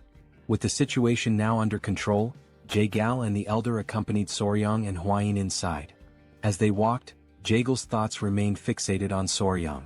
It was difficult to believe that this young warrior from Hainan Island had become the fiancé of the renowned poisonous flower. The realization that an outsider had managed to secure such a position within the Tang clan left him in a state of disbelief. As they strolled further, something caught Jaegal's attention. Nearby, two men were sitting and engaged in a heated argument. The black-haired man, his expression fierce, held up a small vase and insisted that a venomous scorpion would be a more fitting companion for the Tang clan. In response, the orange-haired man, equally enraged, produced a small chameleon and vehemently argued its superiority, directing everyone's attention to the creature's radiant crest. Jaegal's pulse quickened as unease settled over him. Placing a hand on Soryang's shoulder, he hesitated before asking why so many warriors within the Tang clan were preoccupied with insects and animals. Pulled from his thoughts, Soryang turned his attention back to the scene, his curiosity piqued. As the men continued their dispute, he casually explained that they were enduring the venomous creature companionship punishment. The response sent a chill through Jaegal, who instinctively began to sweat. The thought of such a punishment unsettled him, and he quickly inquired about what they had done to deserve it. Soryang placed a hand under his chin, deep in thought, before recalling the events from a few nights prior. That evening, Soryang and Hwayin had gone to the training hall. As Soryang trained, Hwayin became increasingly anxious and advised him to focus on expelling his internal energy. However, despite his best efforts, Soryang's movements resembled a dance rather than proper training. Just as they continued, an unexpected presence disrupted them. Commander Gu and his men arrived, their faces tense. As they stood before them, they closed their eyes momentarily, visibly nervous. With a sorrowful expression, Gu Pei offered his apologies, explaining that a significant problem had arisen. More than half of the captured rat pups intended to feed the tiger-striped water snakes had perished. Hearing this, Soryang turned toward him, his gaze filled with sadness. Hwayin, on the other hand, appeared confused, uncertain about the situation. Soryang crossed his arms, closed his eyes and sighed. There was little that could be done, as rats were highly sensitive creatures. If the environment became too noisy, it was not uncommon for the mother to kill them. However, Gu Pei soon revealed the true cause of the problem. The warriors had not merely failed to preserve the rat pups, they had eaten them. A flicker of disbelief crossed Soryang's face as confusion settled in. Gu Pei continued, explaining that the men had consumed the young rats as snacks while drinking alcohol. The weight of this revelation left Soryang speechless. His eyes widened in shock, struggling to comprehend that the warriors had treated the rats as nothing more than side dishes to accompany their drinks. Soryang was overwhelmed by confusion, struggling to grasp the situation unfolding before him. Hwayin, arms crossed, turned her gaze toward Gu Pei and clarified the meaning of 3 screeches, a dish in which live baby rats were dipped in sauce and eaten. Embarrassment washed over Gu Pei as he lowered his head once more and apologized. Soryang, paralyzed by disbelief, attempted to make sense of what he had just heard. Hwayin stepped forward and scolded them, prompting Gu Pei to clutch his ears as he explained the reasoning behind their actions. Some of the poison handlers were from Henan, and reminiscing about home had led to an unexpected turn of events, resulting in the warriors consuming the baby rats that had originally been captured to feed the tiger-striped water snakes. Soryang's expression darkened with contempt as the full realization set in. Anger surged within him, and he understood that measures needed to be taken to ensure they learned the true value of the creatures they raised. It was through this incident that the Tang clan of Sichuan established the venomous creature companionship punishment and implemented a new set of rules. Back in the present, Soryang stood with his arms crossed, his gaze unwavering as he explained that each warrior was now responsible for raising a venomous creature. The warriors began to argue among themselves, their reactions varying, while Jaegal, unable to contain his unease, broke into a nervous sweat. The reason behind each warrior's association with a venomous creature had finally become clear to him. His curiosity intensified, and he focused his attention on Soryang, finding him increasingly fascinating. As Soryang observed the warriors with thinly veiled disdain, Jaegal came to a sudden realization. This young man was far from ordinary. When night fell, the great patriarch arrived, and the 3 of them sat together at a table for discussion. With a serious demeanor, the great patriarch recounted the series of events that had transpired. Jaegal, closing his eyes momentarily, smiled and remarked that Soryang must be the enigmatic young warrior whom the patriarch of the Tang clan had encountered on Henan Island. The great patriarch studied him for a moment before smiling and inquiring about his thoughts on the Tang clan's most treasured possession. Jaegal expressed his admiration for Soryang, remarking that the term enigmatic hardly did him justice. He acknowledged the astonishing nature of the golden-haired king bees, further reinforcing his intrigue. Soryang, however, could not suppress a sense of nervousness at being the subject of such praise. Jaegel's expression shifted to one of grave seriousness. His mind lingered on a troubling matter: the complete lack of any clues regarding the blood cult. The great patriarch, his composure steady, turned towards Soryang with a knowing smile. He declared that they could not afford to remain passive while the influence of the blood cult continued to spread unchecked. Soryang's curiosity was piqued, and he directed his full attention to the patriarch. Without hesitation, the elder instructed him to retrieve something. Jaegal, taken aback, felt his confusion deepen as his curiosity reached its peak. The great patriarch raised a finger and, summoning his power, formed a protective barrier around them. His eyes closed briefly as he explained that no sound could be allowed to escape, and for that reason he had invoked a Kai barrier. As Soryang reached into his clothing, Jaegal turned his attention to the shimmering barrier, his jaw tightening in astonishment. With unwavering confidence, Soryang produced a small jar and placed it on the table. Jaegal immediately seized it, scrutinizing the object while his mind raced with questions. The mere presence of the Kai barrier suggested the jar contained something of great importance. Unable to hold back his curiosity, he questioned what kind of item required such extreme secrecy. The great patriarch, maintaining his steady gaze, revealed that the jar contained a poison capable of dissipating internal energy. Jaegal, unimpressed at first, argued that such poisons were fairly common and did not seem to warrant the use of a Kai barrier. However, as Soryang and the patriarch exchanged knowing glances and nodded with subtle smiles, the revelation came. This particular poison had a unique property: it exclusively affected members of the blood cult. Jaegel's expression shifted instantly. His focus locked onto the jar and his eyes widened in shock. Panic surged through him as he slammed his hand against the table, demanding confirmation. The great patriarch, eyes closed in calm certainty, affirmed the truth of the claim. A deep, burning hatred flickered in Jaegel's gaze as his thoughts turned to the blood cult. The significance of this discovery could not be overstated. He recalled the brutal rebellion of 30 years prior, when their fiercest battles had been met with devastating setbacks. The realization dawned upon him: the blood cult had survived the onslaught not because of their superior strength alone, but because the internal energy-dissipating poison had been entirely ineffective against them. The great patriarch, reflecting on the past, confirmed Jaegel's suspicions. When martial artists like themselves were poisoned, their internal energy dispersed, rendering them powerless. However, the members of the blood cult had remained completely unaffected. Jaegal, maintaining a serious gaze, inquired about the potency of this particular version of the poison. The great patriarch's expression radiated confidence as he explained that, according to Huayin, the poison was capable of reducing the physical abilities of its target to that of an ordinary person. He further revealed that she had successfully defeated a blood cult elder who had been poisoned, striking him down with a single blow. Upon hearing this, a smile spread across Jaegel's face, his eyes gleaming with satisfaction. The revelation confirmed that the poison's effect was reminiscent of the internal energy-dissipating poison used in the past. Acknowledging the significance of such a discovery, he offered a gesture of respect to the great patriarch and expressed his gratitude. With a weapon like this, even the leader of the alliance could find some relief. The great patriarch, however, redirected the recognition toward Soryang, explaining that the true credit belonged to him. It was Soryang who had made this discovery, having willingly poisoned himself to bait the blood cult elder into absorbing his blood. The consequences had been severe. He had lingered at the brink of life and death for nearly 10 days. Jaegel's admiration deepened as he processed the extent of Soryang's sacrifice, recognizing both his wisdom and bravery. Soryang, caught off guard, instinctively touched his neck, his face flushing with embarrassment. Jaegal, moved by the young warrior's actions, placed a firm hand on his shoulder. With a grateful expression, he declared that if Soryang had any wish, he need only voice it, and he would personally ensure that the leader of the alliance granted it. A smile played on his lips as he awaited an answer. Soryang lowered his head, deep in thought, his fingers grazing his chin. After a moment of hesitation, he finally spoke, his expression betraying a hint of nervousness.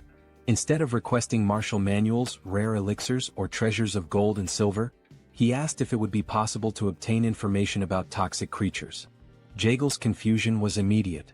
His eyes narrowed as he struggled to comprehend why Soryang, given such an opportunity, would prioritize knowledge of venomous creatures over invaluable martial resources.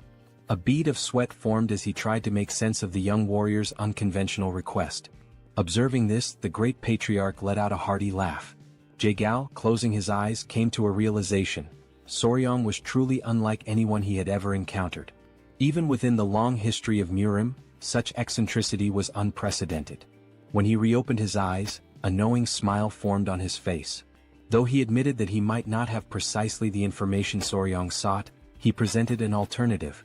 He inquired whether Soryong would be interested in a mystical stone lizard.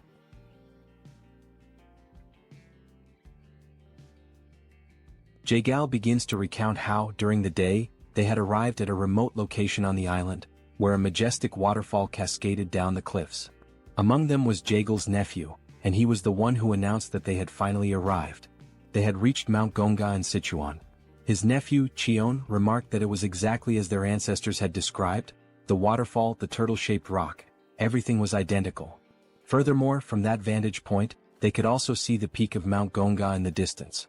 Jae-gal stepped closer to the water, crouching down to touch it. Feeling its icy temperature against his fingers, he commented that this water undoubtedly came from the melting of the eternal snow, as it was extremely cold. Smiling, Jae-gal gave orders to his men to wait there and instructed Cheon to follow him carefully. The men obeyed, and Cheon's face lit up with excitement. Jae-gal then leaped forward, crossing the river toward the waterfall. Determined not to be left behind, Cheon mirrored Jae-gal's movements, closely following him. After some time they finally reached their destination. Jae-gal placed his hand on a rock, waiting for Cheon to catch up. The two of them then gazed beyond a cave hidden behind the waterfall. Observing the surroundings, Jae-gal remarked that, aside from the turtle-shaped rock, if they climbed along the waterfall on the cliffside, there should be an entrance to a cave near the fist-shaped stone. Still brimming with excitement, Cheon enthusiastically said that everything matched the records perfectly. Fixing his gaze on the cave entrance, Jae-gal declared that he would go in first and instructed Cheon to follow closely behind him. Cheon nodded in understanding. As they stepped inside, they found the cave walls covered with various herbs. Jae-gal and Cheon proceeded cautiously, mindful of any potential surprises lurking in the darkness. Upon reaching the heart of the cave, Jae-gal suddenly halted, his eyes widening. He murmured that this was truly incredible. A hole in the ceiling allowed sunlight to pour in, illuminating the entire chamber. Standing still with his hands behind his back, Jae-gal observed the breathtaking sight before him. Cheon, equally mesmerized, expressed his amazement, stating that such a mystical view was the last thing one would expect inside a cave. Still smiling, Jae-gal commented that this was the perfect environment for spiritual herbs to thrive. Then his eyes fell upon exactly what he had been searching for, a rare spiritual herb that had absorbed the extreme yin energy over time, the 100-year snow ginseng. Cheon took a step closer and remarked that now all they had to do was exchange this snow ginseng for the dark wolf flower from the Namgung clan. Jae-gal nodded in agreement, adding that with this, the severed meridians of the Namgung clan's daughter should improve. Furthermore, they would obtain a 200-year-old dark wolf flower in return.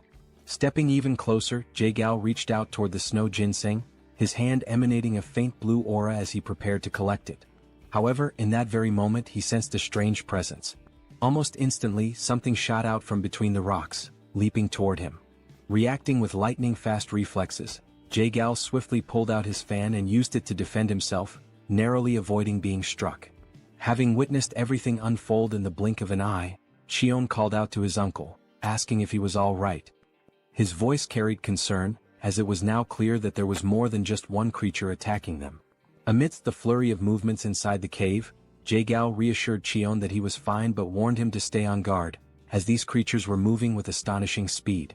Seizing an opening behind Jae-gal, two of the creatures launched another attack. Sensing the danger, Jae-gal quickly turned around and blocked the strikes with his fan once more. But this time he noticed something unusual. These attacks carried a freezing effect as the tip of his fan was now coated in ice. Cheon approached and asked what was happening, but Jae-gal remained silent for a brief moment. Then he spoke, stating that this was a lizard. Cheon, puzzled, hesitated before asking if he had heard correctly. Jae-gal confirmed, explaining that yes, it was indeed a lizard, an incredibly fast, blue-scaled lizard with piercing yellow eyes and dark skin. Returning to the present moment after hearing this story, Soryong questioned whether it was truly real, as naturally occurring blue lizards were extraordinarily rare. The great patriarch inquired whether these lizards were venomous and if Jae-gyal was certain that the situation was safe. Practically drooling with excitement, Soryong assured them that everything was fine and that they could leave it to him. Soryong mentioned that lizards carried venomous chi in their eyes. However, the great patriarch admitted that he had no idea what Soryong was talking about but trusted him nonetheless. Observing the entire exchange and Soryong's sheer enthusiasm, it became clear just how eccentric he was when it came to this particular subject. As night fell, Jae-gyal stated that if he came across any new information regarding toxic creatures, he would make sure Soryong was the first to know. The following day his father-in-law returned. Calling out for his son-in-law, he sought Soryong. Still seated in the same place, Hwayin welcomed him, while Soryong asked if something had happened.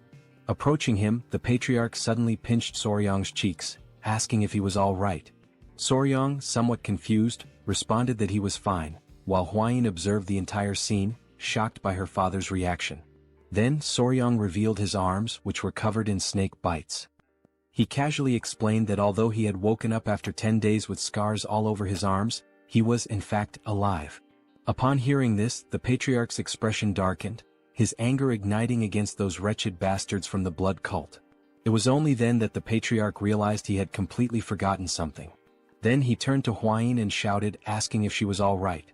Hwayin, realizing that she had been momentarily overlooked, responded that she was fine and asked him to calm down. She reassured him once more, emphasizing that she was truly fine because Soryong and all the family members had saved her.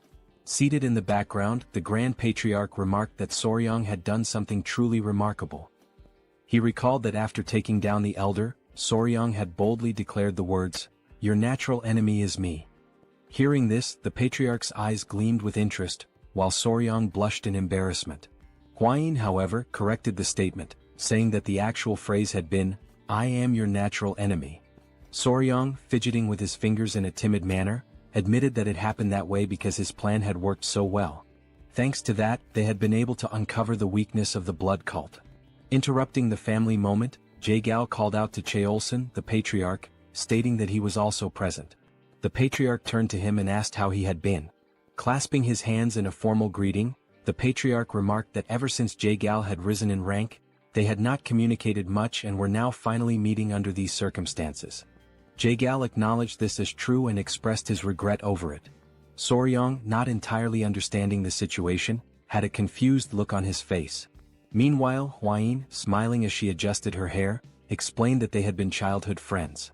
Jae-gyal then invited the patriarch to take a seat, mentioning that there was much to discuss, starting with the blood cult. Turning his gaze toward the couple, Jae-gyal also requested that they sit down as there were more details to go over. Sometime later, the patriarch asked Jae-gyal how the search for the secret agent was progressing. Hearing this, Soryong thought to himself that they might be talking about a spy or something similar. So, he asked what kind of secret agent they were referring to.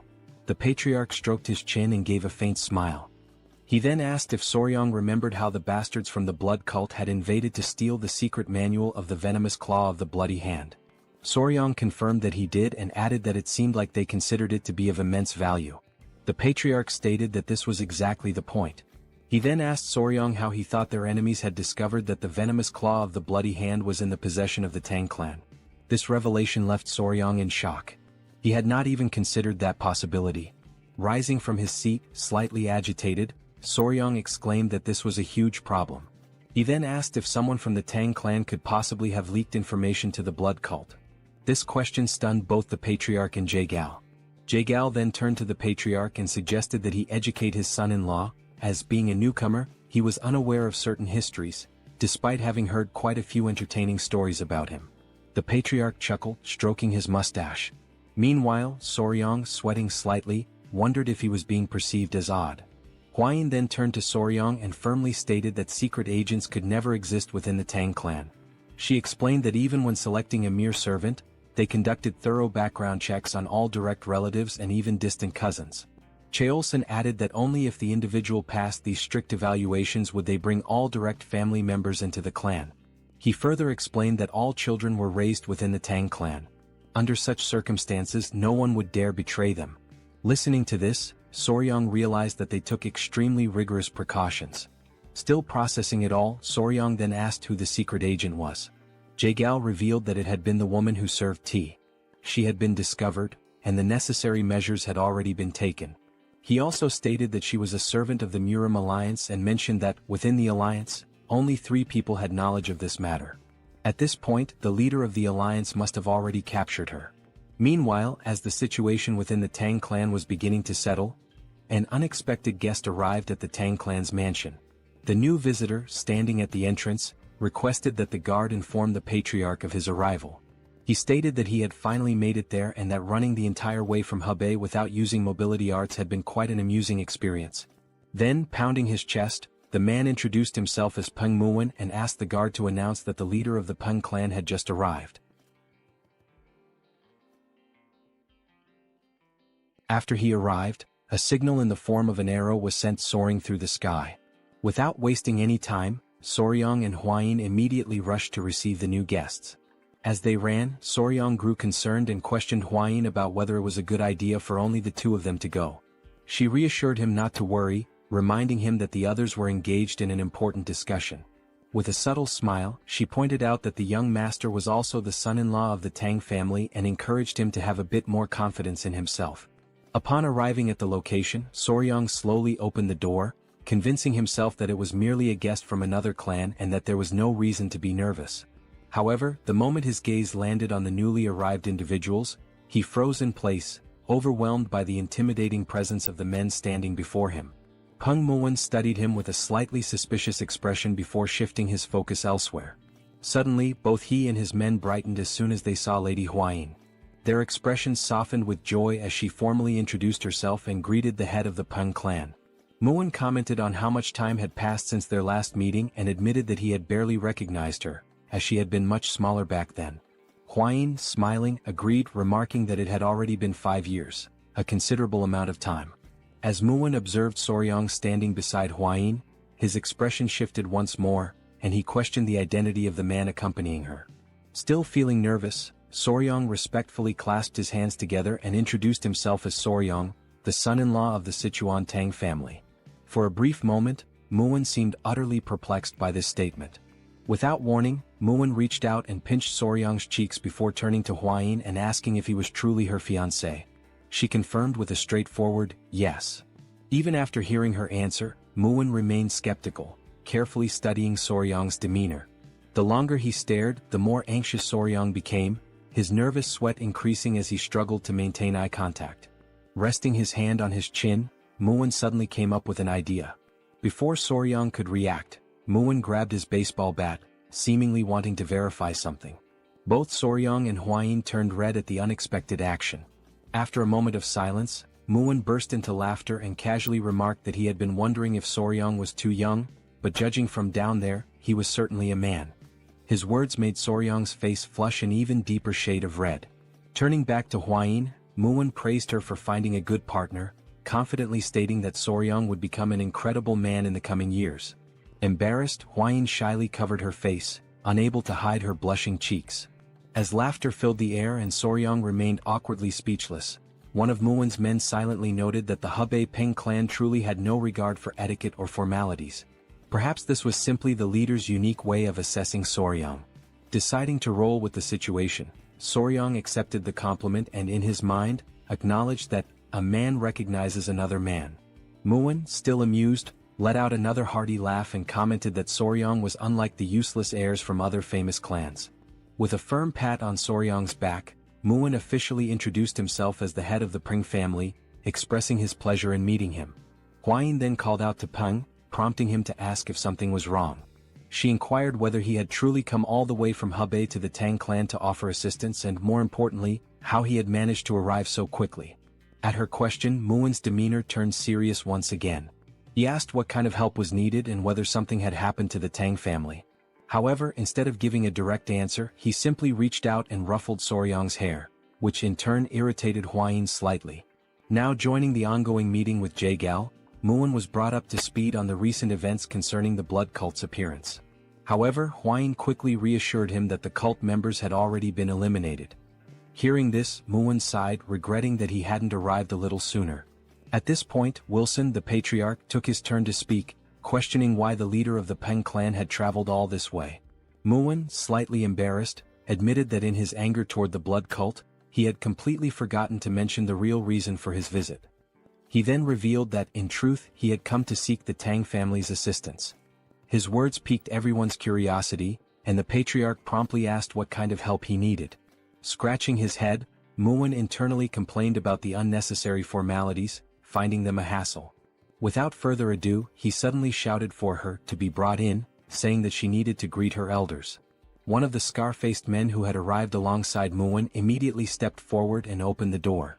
Both Huayin and Soryang were stunned, sharing the same thought. Muwen had spoken about her needing to greet the elders, yet the person who entered was a massive brute of a man. The towering figure stood before the table and in a gruff voice, stated that she needed to come down now to properly greet the leaders of the Sichuan Tang clan. A small voice, coming from somewhere on the man's back, sleepily muttered that it was still too early. As realization dawned upon Soryang, he was left utterly speechless, shocked that no one had noticed this presence the entire time. Slowly, something began sliding down from under the man's cloak. And before anyone could fully process what was happening, a tiny girl, sucking on a lollipop, emerged before them. The room fell into stunned silence as everyone at the table stared at the child, unsure of how to react. Calmly, the little girl clasped her hands together in a respectful greeting and introduced herself as Peng Ying of the Peng family. Muwen pulls the little girl close and states that she is his daughter. Soryang and Huayin watch from the background, completely frozen in shock. Both of them, utterly astonished, can only think that this must be some kind of genetic miracle because she is incredibly adorable. Meanwhile, Muwen proudly boasts that they look very much alike. Now gently stroking his daughter's head, Muwen explains that this child is the reason he came to the Tang family to ask for help. While she calmly nibbles on a biscuit, he continues, stating that she has been feeling somewhat unwell and asks if the Tang clan could take a look at her. Upon hearing this, both the patriarch and Soryang exchange uncertain glances, questioning what kind of illness it could be. Something then catches Soryang's attention. When he looks at her closely, he notices a faint aura surrounding the little girl as she continues to eat biscuit after biscuit with a calm expression. Time passes and now night has fallen. Soryang lies in bed, surrounded by his centipedes, deep in thought. After hearing about and analyzing Ying's symptoms, they were still unable to determine the exact cause. As he absent-mindedly pinches the cheek of one of his tiny centipedes, he recalls Muwen's explanation regarding his daughter's condition. Muwen had described how, at times, she suddenly becomes short of breath, and large red blotches appear all over her body. In severe cases she even loses consciousness. However, after some time she regains consciousness as if nothing had happened, and no one has been able to figure out why. Muwen also explained that he had already tried everything to uncover the cause. He had even sought out disciples of Yaxian, but all of them insisted that the child was perfectly healthy. There was even one occasion when a disciple suggested it might be poisoning. Muwen had nearly beaten him up on the spot. Shaking his head, Muwen had firmly stated that such a thing was impossible, as there was no one in his family capable of doing such a thing. The patriarch then pointed out that if it truly were poisoning, there could be an internal issue within the Peng family. However, Muwen confidently reassured him that no member of the Peng family would ever commit such an act. Scratching his head, Muwen sighed and said it was better not to dwell on it too much, as he didn't want to start suspecting his own family. Jagal then intervened, saying that jumping to conclusions would not help since poisoning is not always caused by another person. Looking at the little girl, the patriarch decided that they would provide an empty courtyard house where she could stay for some time, allowing them to observe her condition closely. After all, it was essential to confirm whether this was truly poisoning or something entirely different. Muwen, feeling relieved, expressed his gratitude to the patriarch, acknowledging that from now on, they would be under the Tang clan's care for a while. Lying in bed, Soryang could only think that what was affecting the little girl might be juvenile diabetes since sugar seemed to be accumulating rapidly within her body. Sitting up, he tried to recall whether red blotches were a symptom of childhood diabetes, but he concluded that the best way to know was if more prominent symptoms appeared. At that very moment, someone knocked on Soryang's door. A voice called out, addressing him as young master, and informing him that a serious problem had arisen.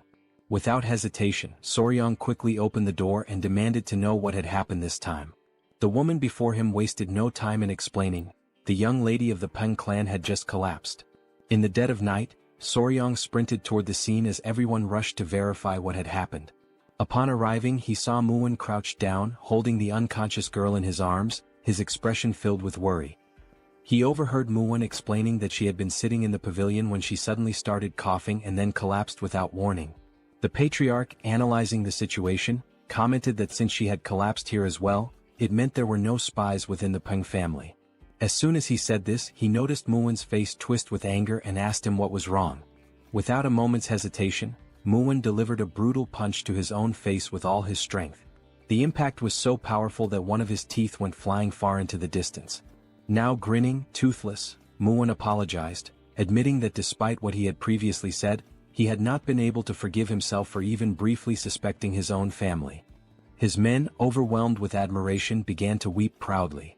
Muwen, still holding his daughter, continued, saying that if Ying had collapsed here as well, then the cause must be something else entirely. The other men of the Peng family, moved by their leader's actions, followed suit, delivering fierce punches to their own faces and shouting apologies. They lamented their failure, insisting that despite being by her side, they had not been able to prevent the young lady from collapsing, branding it as their own disgrace. The patriarch, watching this bizarre display, simply sighed and urged them all to calm down. As yet another tooth soared through the air, Huayin placed a hand on Soryong's shoulder and quietly asked him what they should do now. Soryong responded with determination, stating that there was only one way.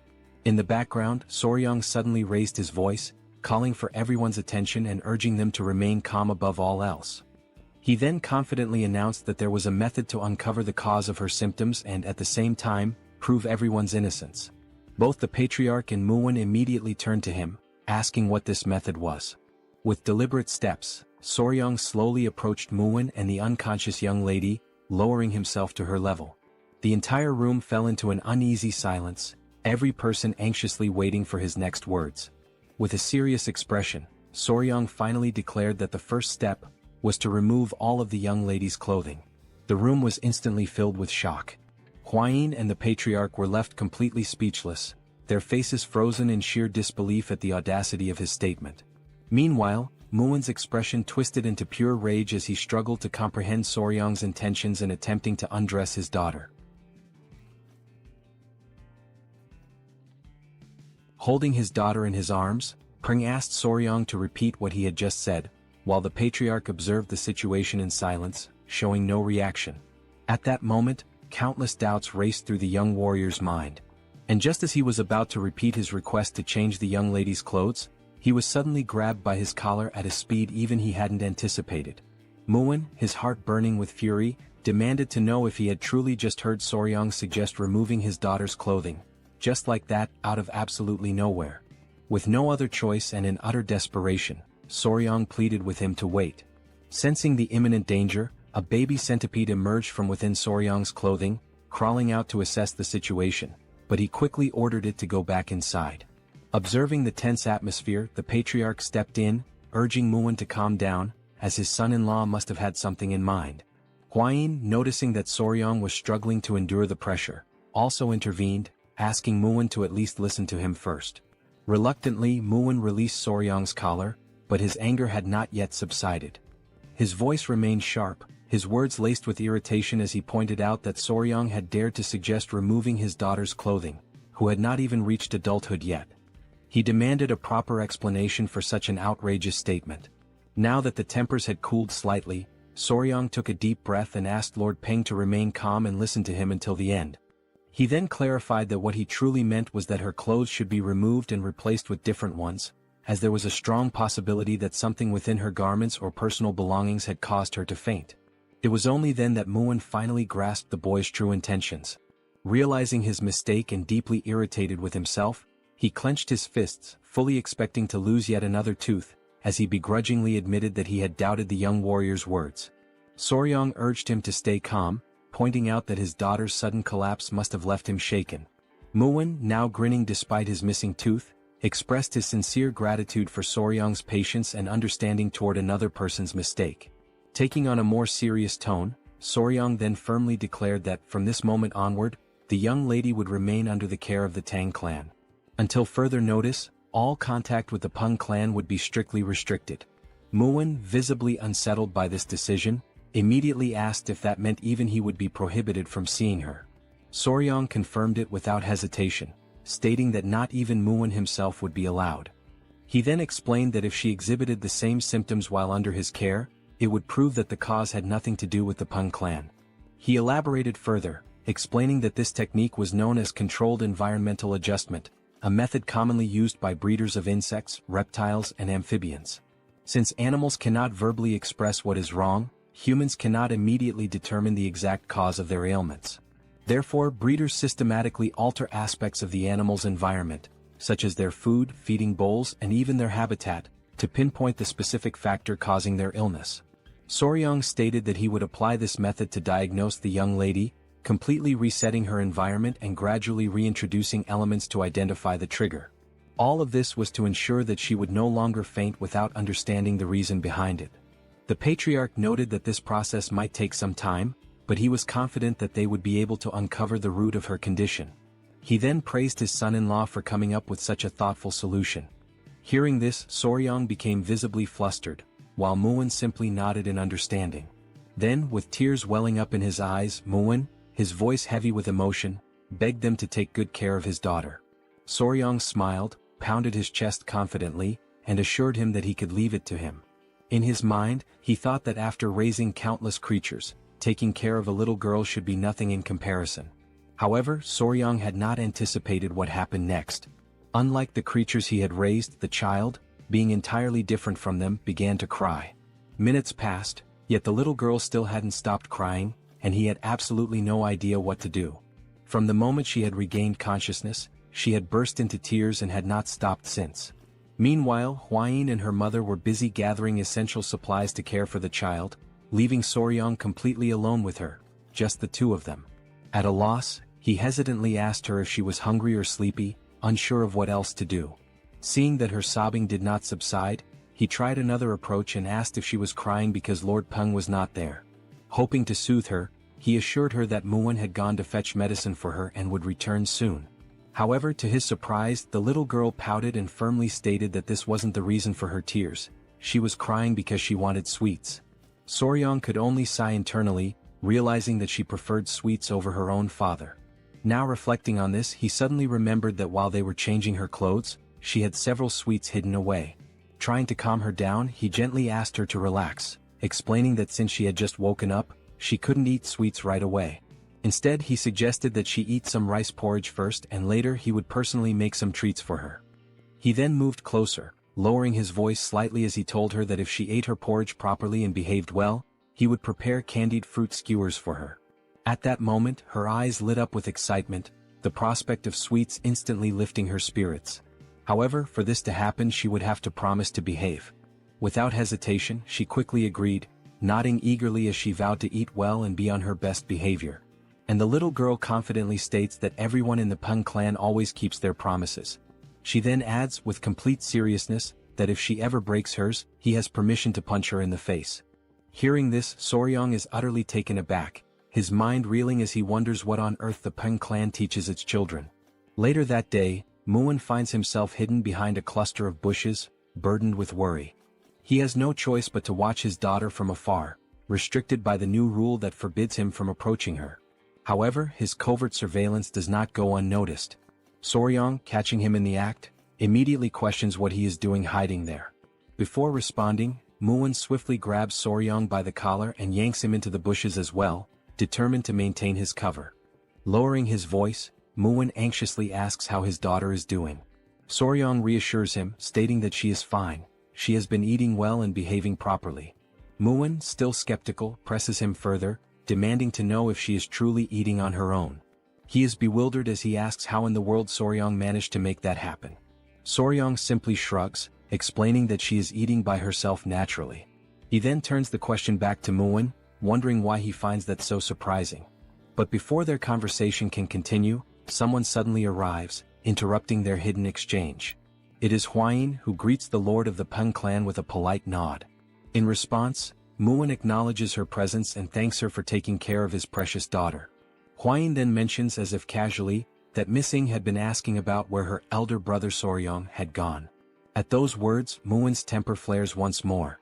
He clenches his fists in frustration, feeling slighted that he has barely been able to hold a proper conversation with his own daughter, and yet in such a short time she and Soryong have already grown so close.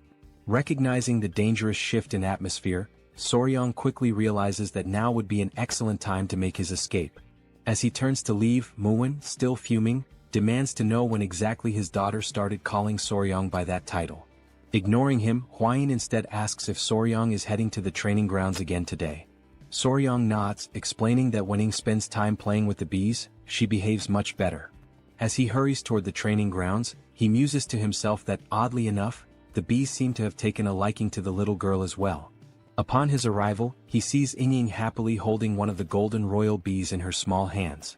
The moment she spots him, her face lights up with a genuine radiant smile, and she excitedly urges him to come over quickly. After watching her interact with the bees for a while, Soryong gradually realizes something. Thanks to these bees, he was able to form a bond with Ying in record time. The adorable golden royal bees were absolutely enamored with her. Most likely because while eating sweets she had managed to spill syrup all over herself and the surrounding area. At that moment, Ying points ahead, calling out to Soryong with excitement, saying that the queen bee is over there. Still seated at a distance, Soryong reminds her that the queen bee is busy and asks her not to disturb it for now.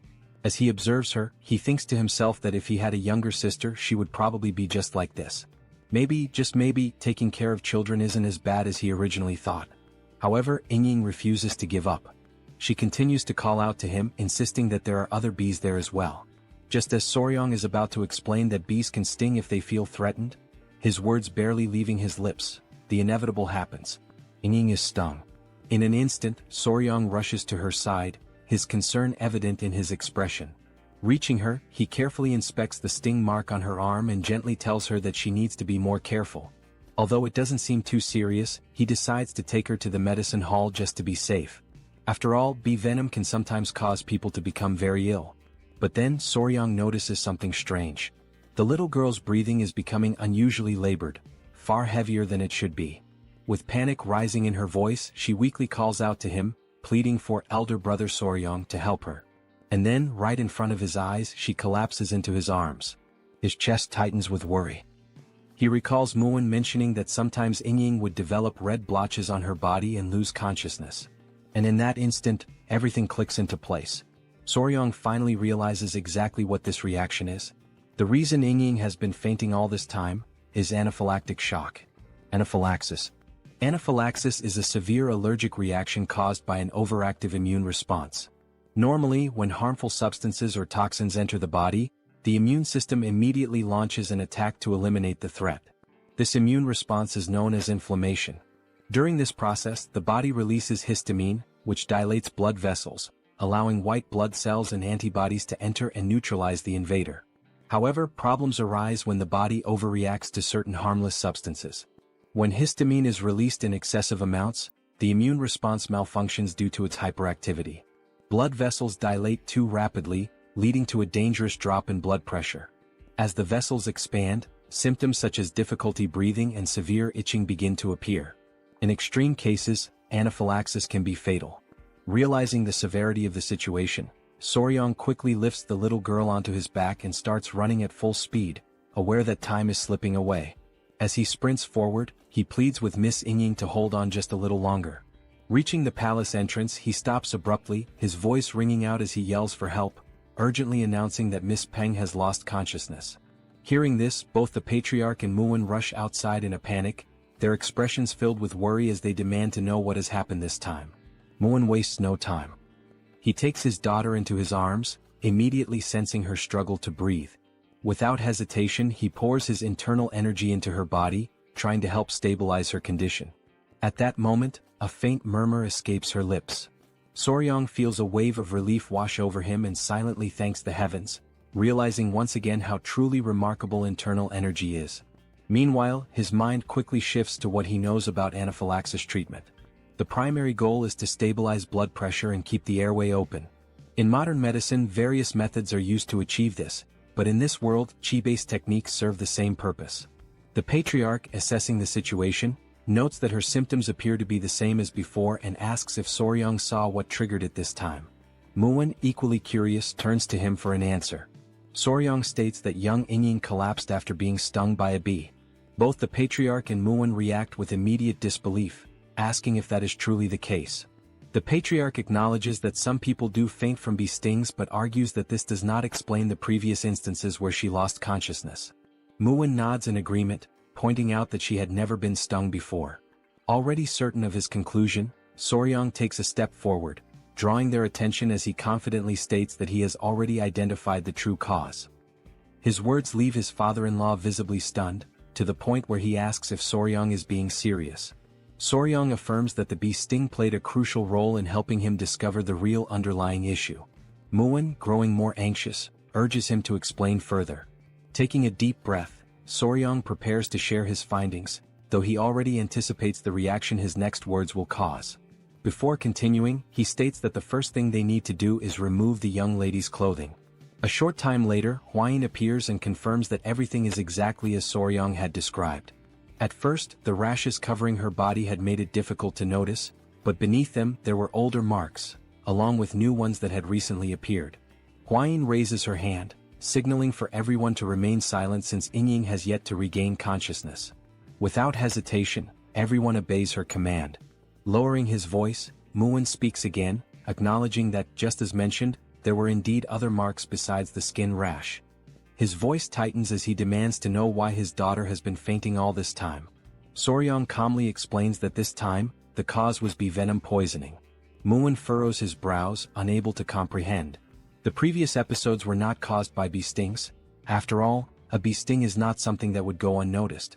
With his confusion deepening, he questions Soryong, asking how he can be so certain that the culprit is bee venom. The young warrior, fully aware of Muin's concerns, acknowledges his reasoning before firmly stating that there is no doubt. The symptoms Ying displayed are a textbook case of anaphylaxis triggered by bee venom. At that moment he realizes what must be done next.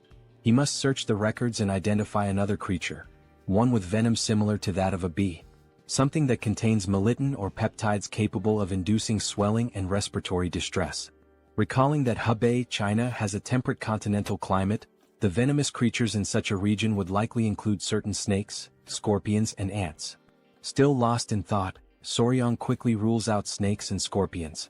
Instead, he tries to determine where she could have been repeatedly stung by a particular creature. Somewhere she frequents and something she does often. And then it hits him. Eating sweets. Soryong remembers that Hwain had shown him that Ying had hidden pockets to store candies. Now, with a confident smile, he states that he has finally found the answer. He declares with certainty that the cause is bee venom, assuring everyone that they can trust his conclusion. Hwain, however, remains doubtful. After all, Muin had already stated that his daughter had never been stung by a bee before. Soryong then explains that the people of the Tang clan surely understand that venom does not affect everyone the same way. For some, even the prick of a needle could be fatal, while others could withstand 10 times that amount without any issue. The patriarch nods, turning to Muin and acknowledging that, in a way, his son-in-law is correct. The same venom can have different effects on different individuals. Soryong continues, emphasizing that Ying is particularly sensitive to bee venom. One thing is clear, she is vulnerable to it. However, if there were no bees in her home, that leaves only one possibility. Hearing this, Muin grows even more intrigued and asks what that possibility could be. Soryong answers confidently, stating that it is indeed a bee, but a very special kind. Sometime later, as night falls, everyone is gathered near a particular area, their expressions tense. Hwain holds up a lantern, casting light over the scene. Still skeptical, Muin questions whether Soryong is truly certain. Without hesitation, Soryong confirms that he is. He then asks Hwain to illuminate the area more clearly, and she immediately complies. As the light reveals the ground, they see several ants feasting on one of Ying's sweets. While they eat, one of the ants suddenly bites another. With 2 wooden sticks, Soryong carefully lifts the aggressive ant by its head, holding it up for everyone to see. He confidently announces that this little creature is the culprit. However, confusion spreads among the group. They hesitate, unsure if what they are looking at is truly an ant, or perhaps something else entirely. Bringing the creature closer for inspection, Soryong points out that, at first glance, it resembles an ant. But upon closer analysis, it is actually a collateral relative of bees. To prove his point, he directs their attention to the creature's large, menacing stinger at the end of its body. At that moment, they finally understand what he meant by collateral relative. It is an ant, but one with a prominent, formidable stinger. Soryong then reveals the true identity of the creature. "This little thing is a king stinger ant," he declares. And with that, the real culprit behind Yingying's condition is finally exposed. Demonstrating his deep knowledge on the subject, Soryang elaborates further, stating that this species belongs to the order Hymenoptera, within the Formicidae family. It is commonly referred to by its nickname, the Asian needle ant.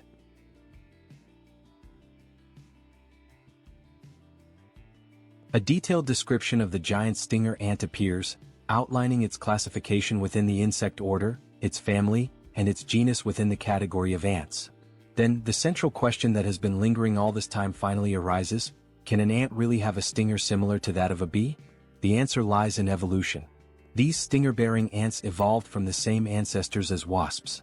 Thus, even after countless generations, they have retained many characteristics of their wasp lineage. For this very reason, scientific studies on the venom of ants and wasps have shown that patients who experience anaphylaxis from stinger-bearing ants also tend to exhibit the same severe reaction to wasp venom. The research supports this connection. In any case, Soryang suspects that he came to hunt down demonic insects that had entangled themselves with the Tang family and in doing so, ended up stinging Yingying. After all, the giant stinger ant preys on demonic insects. Furthermore, the marks left by the ant's sting resemble mere blemishes, making it nearly impossible to identify whether the young lady had been stung before. It is now clear that, whenever Yingying woke up and noticed the marks, she and her family likely assumed they were nothing more than common skin spots.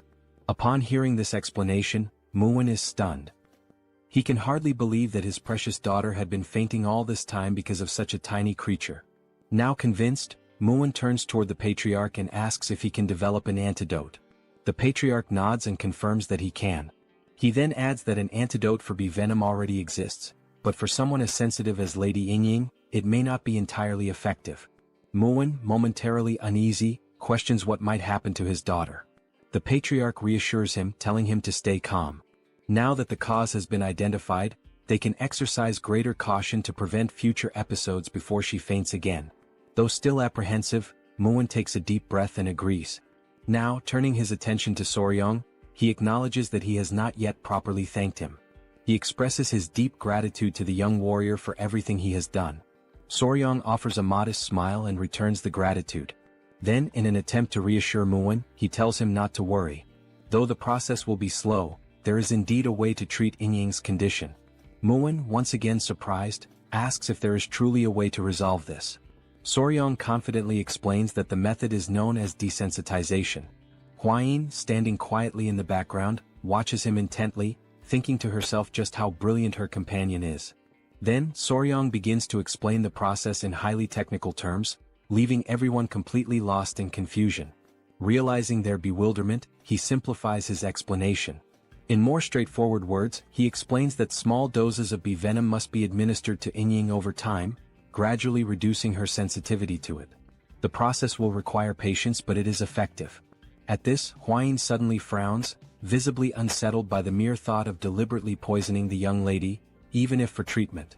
Soryang reassures her, stating that while it will take time, once the process is complete, Yingying will no longer suffer allergic reactions to bee venom. Hearing this, the patriarch nods in agreement, saying that the approach makes sense. Even within the Tang family, certain training methods involve injecting small doses of poison to build resistance. Now filled with newfound hope, Muwen eagerly asks again if this means that, once the treatment is complete, his daughter will no longer suffer from this condition.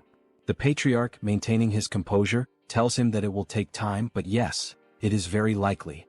At this, Muwen breaks into the most genuine toothy smile he has shown thus far. Still grinning, he slaps Soryang on the back in a gesture of deep appreciation for saving his daughter's life.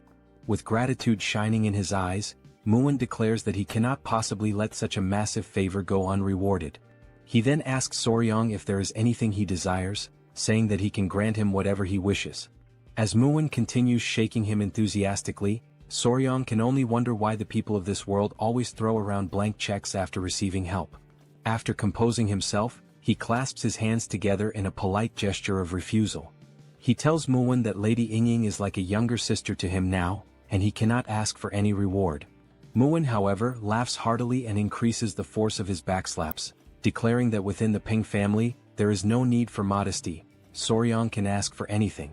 Realizing that if he doesn't request something soon, he might end up being crushed to death, Soryong thinks quickly and comes up with an idea. Excitedly, with eyes practically sparkling, he asks if the Peng clan, having traveled from afar, would be willing to accompany him on a journey to visit some famous mountains. A few days later, they now stand before the Gunga Mountains of Sichuan, the very place that Jaegal had mentioned before. Gazing at the majestic peaks, Muwen, smiling in admiration, comments that it is indeed a famous mountain range. Soryong, standing beside him, agrees. He remarks that he has heard of the beautiful rock formations that can be found here. Hwayin approaches, adding that, according to the second military officer, this seems to be the right place. Soryong also nods in agreement but then poses an important question. How will they reach the cave behind the waterfall? Upon hearing this, Muwen recalls something. He mentions that he has heard that Soryong recently learned the technique of light footwork. However, given that it is still new to him, he is likely unfamiliar with the technique known as flying swallow steps. However, Soryong questions what Muwen is talking about, leaving Muwen momentarily speechless. Instead of explaining, Muwen grabs the young warrior by his clothing, declaring that he is far too lazy to put it into words, so he will demonstrate instead. Already anticipating what is about to happen, Hwayin's jaw drops in shock. With little effort, Muwen hurls Soryong through the air as if he were making a perfect NBA three-pointer. Thanks to this unexpected maneuver, they reach the entrance of the cave much faster than expected. Muwen bursts into laughter and, with a playful hint of irony, remarks that Soryong is quite fast. Hwayin quickly approaches, concern in her voice as she asks if her companion is all right. She then shifts her attention to their surroundings and acknowledges that, in any case, this really does seem to be the entrance to the cave, the hidden passage behind the waterfall. Still grinning, Muwen declares that it is time to go inside, as there is sure to be something interesting within. As they cautiously step deeper into the cave, a strange sensation washes over them, prompting them to halt momentarily. Before them, numerous ice crystals glisten, their presence reinforcing the idea that Jaegal could not have been lying about this place. The interior of the cave is nothing like what they had expected. Drawing closer to examine the area, they recall Jaegal's description. He had spoken of a light descending upon the center of the cave, illuminating a floor blooming with unfamiliar flowers. The way he had described it, it had seemed like something from another world, breathtaking and surreal. Yet, as they venture even deeper, they come to realize that the cave does not feel as otherworldly as Jaegal had made it sound. Though there is indeed a light in the center, there are far fewer flowers than anticipated. Taking in the sight, Muwen wonders aloud whether the divine creature they are seeking is altering the surrounding environment. As he continues observing, he senses cold air flowing from a specific rock. Soryong immediately agrees, certain that this must be the case. He tightens his grip on his sword and warns the others to stay behind him and remain on guard. Muwen, now holding the hilt of his own sword, realizes that whatever they are about to face is likely a powerful foe. At that very moment, a piercing cry echoes through the cave, sending a jolt of fear through Hwayin and Muwen. Realizing the source of the sound is up ahead, Muwen stiffens and once again commands them to stay close to him. Then, from behind the large rock, a pair of glowing eyes emerges, slowly making their way into view. Once more, the creature lets out the same eerie cry, leaving Soryong visibly startled. And then, when the mysterious being finally reveals its full form, Soryong's eyes widen in recognition. That's a fat-tailed gecko. The creature stands at around 30 centimeters in length, with large, round, golden-yellow eyes and a slightly plump tail. The young warrior's eyes sparkle, and he practically drools with excitement. This creature is both unbelievably fierce and ridiculously adorable at the same time. Hwayin, observing it closely, comments on how beautiful its shimmering blue scales are. Soryong, impressed, praises her for recognizing it instantly. Meanwhile, Muwen is left in utter disbelief. How can the two of them be so calm when there is such a powerful enemy right in front of them? Still gripping his sword tightly, Muwen urges them to stay on high alert, stating that there is another gecko deeper inside the cave. Given the circumstances, it is likely that this pair is a mated couple. Soryong, now more intrigued than ever, tries to get a better look further inside. Amazed, he remarks that this is incredible. If there are two of them here, they might be able to breed offspring. He then turns to Muwen and pleads with him to capture them both alive, without harming them. As they remain fixated on the agitated blue gecko before them, a thought crosses their minds. Where is the other one? Peering deeper into the cave, they finally spot it. At that moment, Lady Hwayin voices her concern, asking if something is wrong. Soryang, his expression growing serious, responds that the gecko inside looks weak, possibly sick. This does not bode well. In fact, the more he looks at it, the more he realizes that the creature inside does not even seem to be breathing. But before they can fully assess the situation, the blue gecko outside suddenly lunges at them. Driven purely by instinct, it attacks the group, determined to protect its home and its ailing mate. Upon observing the dangerous instinct displayed by the creature, Soryang quickly turns around and says that he'll leave this matter in the hands of Commander Gu Pei, asking him to notify him immediately if anything happens. As he watches the furious lizard in the background, Gu nods and replies that Soryang can count on him. If that little creature shows any unusual behavior, he will be informed right away. With that decision made, the group agrees to withdraw for the time being. Once outside, it finally dawns on them that, first and foremost, they don't actually know much about the creature's habits, and trying anything now would be reckless and could potentially harm the already injured creature. While Soryang stands atop a rock, lost in thought and clearly worried, Hwayin sweetly calls out to him, inviting him to come eat as she tends to a few tiny centipedes in her hands. Watching her carefully handling the small insects, Soryang finds the scene incredibly gentle. It almost looks like she's caring for little children in her own home. They all gather as they wait for a stew to finish cooking. Muin then asks if there was any progress today, and Soryang replies that once again the injured creature didn't move at all. Muin adds that when he went to check on it earlier, it still didn't move, and wonders aloud whether a living being shouldn't at least eat or drink something. Soryang immediately agrees, but explains that geckos or lizards in general sometimes go without eating for days when they're under stress. In particular, fat-tailed geckos store energy in their thick tails, and if one isn't eating at all, it's likely surviving entirely off the stored energy. And given the current situation, they're reaching a point where a decision must be made, because they can no longer remain uncertain. The reason why the creature isn't moving needs to be investigated. Muin, somewhat energized by this, asks whether they'll be able to capture the geckos afterward, but Soryang clarifies that this isn't about capturing them for now, it's about figuring out where the injured one is hurt. He adds that it would be great if Muin could distract the standing gecko, allowing Soryang and Hwayin to approach the weakened one. This makes Muin slightly uneasy, but then the eyes of both Muin and the other Peng family men begin to gleam, and Muin suggests that it might be easier to just knock down the healthy one as well. That way they'd have both, the strong and the weak. But all Soryang can think is that if these men hit those little creatures with their muscles, they would surely die instantly. To lighten the mood, Soryang jokes that if Lord Peng hits them, even the rock dividing them from Jaegal would probably just drop dead on the spot. Muin bursts into laughter at the comment. As he gives a few overly strong pats on Soryang's back, Muin remarks that it's surprising Jaegal was pressured enough by such tiny creatures to retreat. He then agrees with Soryang, one hit from him would absolutely kill the geckos. Muin's expression grows serious once again, and he confirms whether they'll go with Soryang's gentle approach. The young warrior replies that it seems to be the best option. Using a small stick, Soryang begins drawing a rough map on the ground, explaining the plan step by step. First, Muin will lure the healthy gecko away, while Hwayin and Soryang will go examine the one that seems injured. Hwayin shifts a few small stones, explaining how the division of the venomous mist could help block the gecko's path, preventing it from getting to Soryang. Muin nods in agreement, saying this truly does sound like the most effective plan. Already clear on what needs to be done, Muin asks if there's anything else he should be cautious about, and Soryang simply tells him to be careful and keep the gecko far enough away so it doesn't get close to them. With a warrior's confidence, Muin pounds his chest and says they can leave it to him.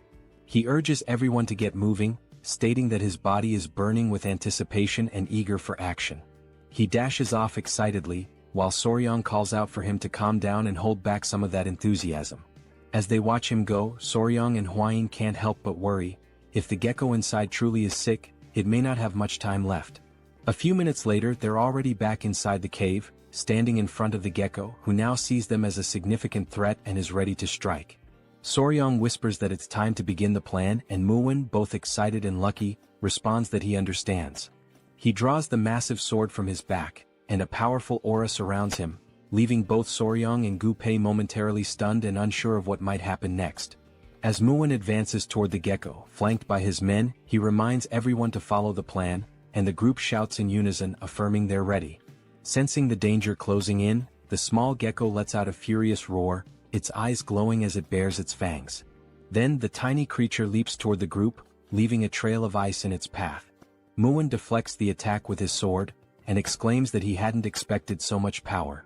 As the creature begins swinging its tail repeatedly in fierce strikes, Muin admits that its attacks are indeed powerful, strong enough to qualify it as a first-class warrior of the Peng family. The small creature takes a few steps back and instinctively leaps forward once again to launch another attack. Recognizing this as a perfect opportunity, Muin smiles, seeing a clear opening. And just as the gecko strikes his sword, Muin redirects the creature slightly off course, creating the exact gap they needed. He shouts that this is the best chance they'll get. While the men stay surrounding the creature, the little gecko senses that something is wrong. Realizing the humans are trying to execute a plan, it lets out another roar, while the men desperately try to keep it from reaching Soryang and Hwayin, who are focused on acting quickly while they still can. They approach the spot where the injured gecko lies, and immediately notice that everything around it is frozen solid. As Soryang looks more closely at the stone the creature is lying on, something about it makes him feel uneasy. Hwayin gently asks if the gecko is truly injured, and Soryang replies that it seems to be, yes. As they continue observing, they realize that the tip of its tail is necrotizing, due to an incomplete shedding process. The gecko was unable to finish shedding its skin, and now even its eyes are filled with pus. Soryang says they need to treat it immediately, and Hwayin, a bit alarmed, asks how they're going to do that without any medicine available. Soryang smiles and calmly replies that it's alright, he'll remove everything himself, which leaves Lady Hwayin slightly annoyed. She recalls that lately, Soryang really seems to want to remove everything, but in this situation, it actually is the correct method. Sensing movement nearby, the sick gecko stirs, trying to see what's going on around it. Soryang slowly brings his hand closer to the gecko's head, speaking softly and reassuringly, telling the creature that everything is fine, and that he's going to treat it, kindly asking it to stay still. Once he holds the gecko, Soryang notices that it begins to calm down, and just like the queen bee from earlier, it seems to understand his words to a certain extent. As he holds the creature, he gently tugs on a bit of its skin and explains that, just like snakes, geckos also shed their skin. He even gives an example. Wild fat-tailed geckos tend to eat their own shed skin, which is why it's rare to find remnants of it lying around. Impressed by his knowledge, Hwayin says that it's truly fascinating. Soryang pulls out a small knife, stating that the gecko's skin appears to be incredibly tough, and trying to remove it with bare hands wouldn't be effective. Carefully, he brings the blade near the creature, beginning to remove the dead skin from its body. Watching closely, Hwayin puts her hand to her mouth and says it looks just like a precious gemstone. As we observe, Soryang begins peeling away the skin from the creature's back, and the blue color underneath is strikingly beautiful. He proceeds with great care, removing the skin from each of the gecko's legs, one by one. Seeing the exposed skin on the legs, Hwayin exclaims that they look like adorable little gloves. She's reminded of the time when she was a YouTuber, and even back then videos of peeling or removal like this were trending and popular.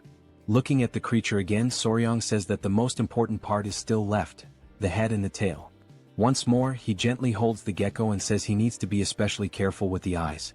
Just as he had predicted, pus had built up inside the creature's eyes, and because it hadn't been properly removed, the inflammation caused the eyes to swell badly. With deliberate, slow movements, he begins removing all of the dead skin, working patiently until he successfully peels the skin off the gecko's entire face.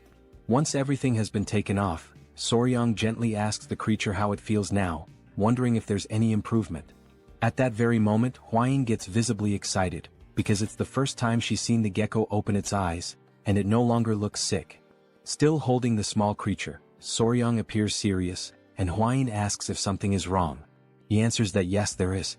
He points to the tail, saying that he's trying to figure out what to do about it. It's clearly necrotizing. He adds that perhaps the only way to stop the necrosis is to cut the tail off entirely, but in the gecko's current weakened state, amputating the tail could very well kill it. At that moment, as they silently consider their options, they suddenly hear the voices of the men nearby, shouting for them to be careful. The men yell that they've lost sight of the other gecko, and as the couple turns around, there it is, ready to attack. Seeing that the creature is even more furious than before, Soryang is startled and begs it to calm down. He shouts in desperation, explaining that he's trying to help and treat its injured friend, even going so far as to point the knife toward the oncoming gecko. But in that exact moment, Soryang realizes that pointing the knife may have been a critical mistake. The gecko is bound to interpret it as a threat. And that's exactly what happens. With a chilling roar, the blue fury of the lizard echoes through the cave. The small gecko let out such a powerful roar that bolts of lightning surged all around it, fueled by its overwhelming fury. The pressure in the air was so intense that it even caused Soryang to be pushed slightly backward. Only then did our young warrior realize that he was in serious trouble, because he was still holding the other gecko in his arms. The enraged gecko lunged in the couple's direction, and Hwayin quickly stepped forward, trying to shield her companion, urging him to be careful. At the very last second, to prevent them from being struck, she shoved him slightly to the side in an attempt to save him. The furious gecko then slammed into the ground with immense force, shattering a nearby rock on impact. Soryang was thrown to one side, while Hwayin was tossed in the opposite direction. After hitting the ground from the push, Soryang did his best to shield the weakened gecko in his arms from the impact, but the other gecko, still enraged, refocused its attention on them. Soryang tried to gather himself and asked the furious gecko to wait just a moment, but it began to roar once more, sending more lightning crackling through the air. Still holding the debilitated gecko, and remembering that they seemed to understand human speech to some extent, Soryang tried to explain that things were not what they looked like, pleading for a moment to speak with the furious little one. Right after saying that, he heard a strange sound, one he hadn't noticed before. The gecko in his arms began to emit a soft noise, and Soryang was completely stunned by what was happening right before his eyes. The furious gecko paused for a brief moment upon hearing the sound. Then, seemingly calmed, the anger began to fade from its expression, and it responded by making the same sound back to the other gecko. Both of the geckos began to exchange the sounds and even smiled, and in that exact moment Soryang realized that they were actually communicating with one another. Right then Muin and his men came rushing over in a panic, trying to check whether Soryang was okay. Holding his sword, Muin commented that the slimy little bastard was fast, way faster than he expected, and that he hadn't anticipated it slipping through his legs like that. But when the small gecko saw the men again, it immediately began to growl, and its expression once again twisted into one of irritation. Soryang stepped between the gecko and the men while still holding the injured one, asking them to wait a moment, saying that there was no need to keep fighting. He assured them that he was fine and asked them to step back a bit, as he was going to try speaking with the geckos for a moment. Muin briefly wondered if Soryang had lost his mind trying to talk to that thing, asking if he really believed the creature could understand human words. Still observing the gecko, Soryang responded that yes, it seemed like the creature could understand human speech to some extent, and if so, it probably wouldn't attack again. He turned to Hwayin and asked if she could grab some of the dried grass he had seen nearby, and she answered that she could. Then she went off in a cute moment, appearing almost chibi-like, collecting the dry grass alongside a little centipede. Soryang arranged the dried grass so that the weakened gecko could lie on it, judging that it would be more comfortable than resting directly on the cold ground. The couple knelt down beside the geckos, and Soryang gently told them not to worry, that he wasn't trying to hurt them. He had only removed the stuck skin that wouldn't shed on its own and cleaned what was covering the sick gecko's eyes. Then Soryang reminded the healthy gecko not to forget to lick the eyes of the sick one, and immediately the small gecko did just that. Afterward, the young warrior stood up, crossed his arms and stated that there was only one problem, drawing everyone's attention back to him. He explained that the sick gecko's eyes would likely heal just fine, but her tail was already necrotized, so licking wouldn't help at all in that situation. The sick gecko seemed to finally realize that her tail was indeed useless. She couldn't feel anything from it anymore. So Soryang continued, saying that, in other words, the only way to improve the situation would be, and while making a cutting gesture with his hands, he implied that they might have to remove the tail entirely. At that moment, one of the geckos imagined his partner's tail being cut off, and the vision of her crying out in pain filled his mind. He began to roar once again, and Soryang, growing nervous, made a scissor shape with his fingers to try to explain. The fury returned to the little gecko, who suddenly leapt toward the young warrior, taking him by surprise with the sudden mood swing. Realizing he wasn't fast or strong enough to stop this charge, the only thing Soryang could do in that moment was scream in desperation. Several minutes later, the couple sat on a rock with Muin beside them, while the men prepared a campfire. Hwayin was tending to some kind of wound on her companion's face, and he kept complaining that it hurt every time she touched it with her fingers. Soryang becomes a little irritated with the ungrateful gecko, since he was only trying to help. Hwayin tells him to stay still as she's in the middle of applying a healing balm, and if he keeps moving it might leave a scar. Hearing this, Muin crosses his arms and starts laughing, saying that now Soryong is finally beginning to act like a real man. After all, he earned a glorious battle scar. Realizing that this was not the right moment for jokes, Hwain turns to Muin with a terrifying glare. Along with Hwain, the little centipedes also fix their gaze on him, trying to intimidate him, and without saying a single word, Muin understands the message loud and clear. Touching the wound on his face, Soryong can only think about how the misunderstanding had somehow been resolved, and as he looks at Hwain and the baby centipedes, he also considers how the centipedes aren't reacting to any killing intent, and maybe the small gecko never actually had the intention to kill. At that moment, Gu interrupts and calls out to Soryong to talk to him about something. He says it looks like the little creature wants to say something to Soryong, since it keeps trying to get over to him. Soryong gives an awkward smile and asks if the gecko is finally ready. The gecko responds by making the same sound as before and nodding its head. Tilting his own head slightly, Soryong says he'll do his best. But first, there's something he needs to ask, which makes the little gecko curious. So he asks what geckos usually eat, explaining that if they really do need to cut off her tail, she'll need to eat something nutritious to recover properly. Before Soryong can even finish speaking, the small gecko quickly leaps away to show what they usually feed on. Soryong follows him, asking him to wait up since he's way too fast. The gecko stops in front of a small plant and begins making some sounds. Soryong realizes that with these sounds, the little one is definitely trying to communicate something. The gecko then picks the plant up with its mouth and lifts it, clearly wanting Soryong to see it. Soryong takes the plant from the gecko, and Hwain arrives shortly after, asking if she can take a quick look at it. She takes the plant and carefully examines it. Then she says it's weak, but she can still feel a bit of chi coming from it, so this little plant is definitely a seed of a spiritual herb that used to grow there. Soryong takes the plant back and is left stunned when he realizes it's that seed. This spiritual herb that everyone had talked about so much. Muin comments that he's heard of it before a long time ago. And it's said that spiritual herbs always grow in places where spiritual beasts live. Looking at the sleeping baby centipedes, Hwain says that maybe, just like the baby centipedes, the little geckos also survive by feeding on the chi from the spiritual herbs. Soryong looks a little alarmed and asks if now that the spiritual herb has been dug up, it means this is a big problem. He then tries to dig the ground with his hands, saying they should replant it quickly, but Muin tells him that won't help.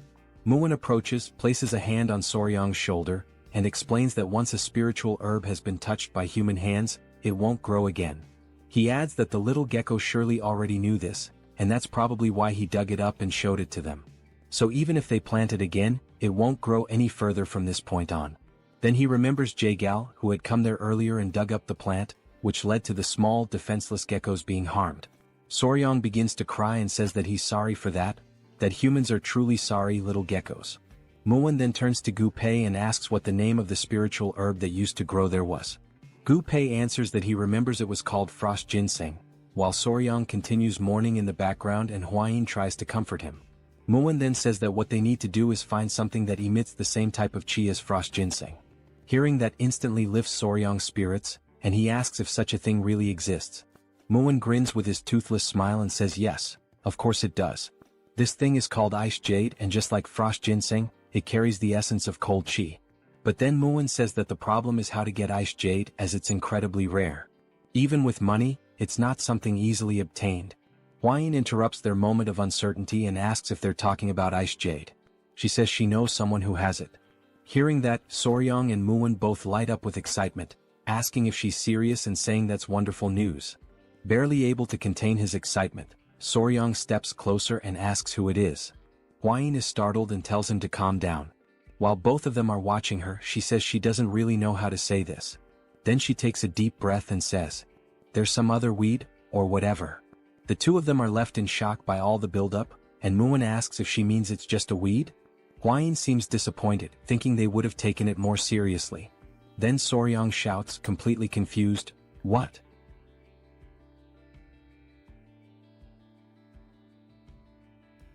Both Soryong and Muin continue staring at her, completely shocked by this recent revelation, unable to process what they just heard.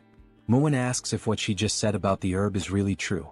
Soryong, knowing the partner he has, immediately starts to get nervous and begins to sweat.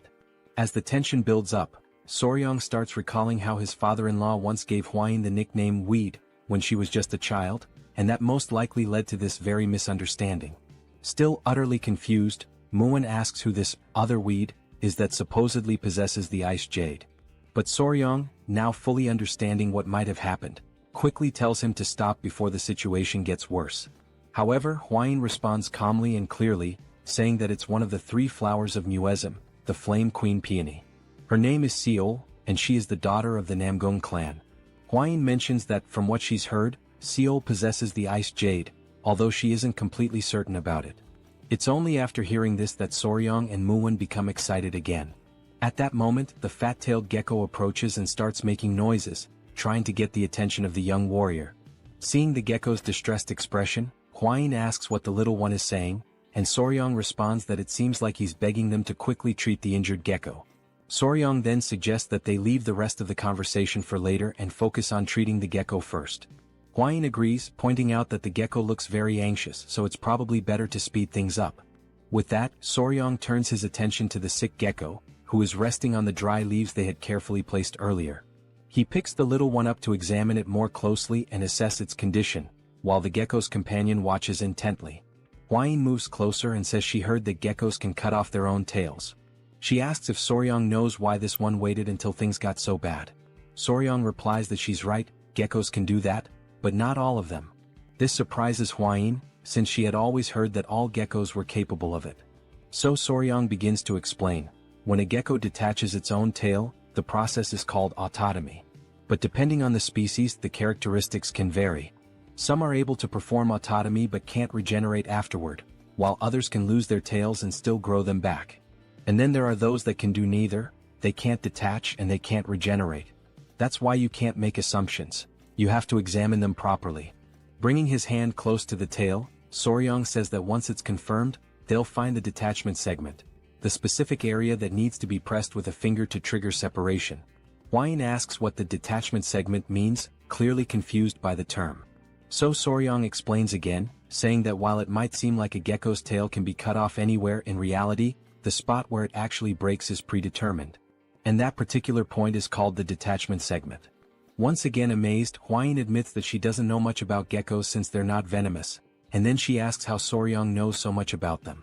Holding the sick gecko gently in his hands, Soryong realizes that he sounded quite confident when he explained all of that, but the truth is, because the tail is already in such a deteriorated state, he's not sure if the procedure will go well.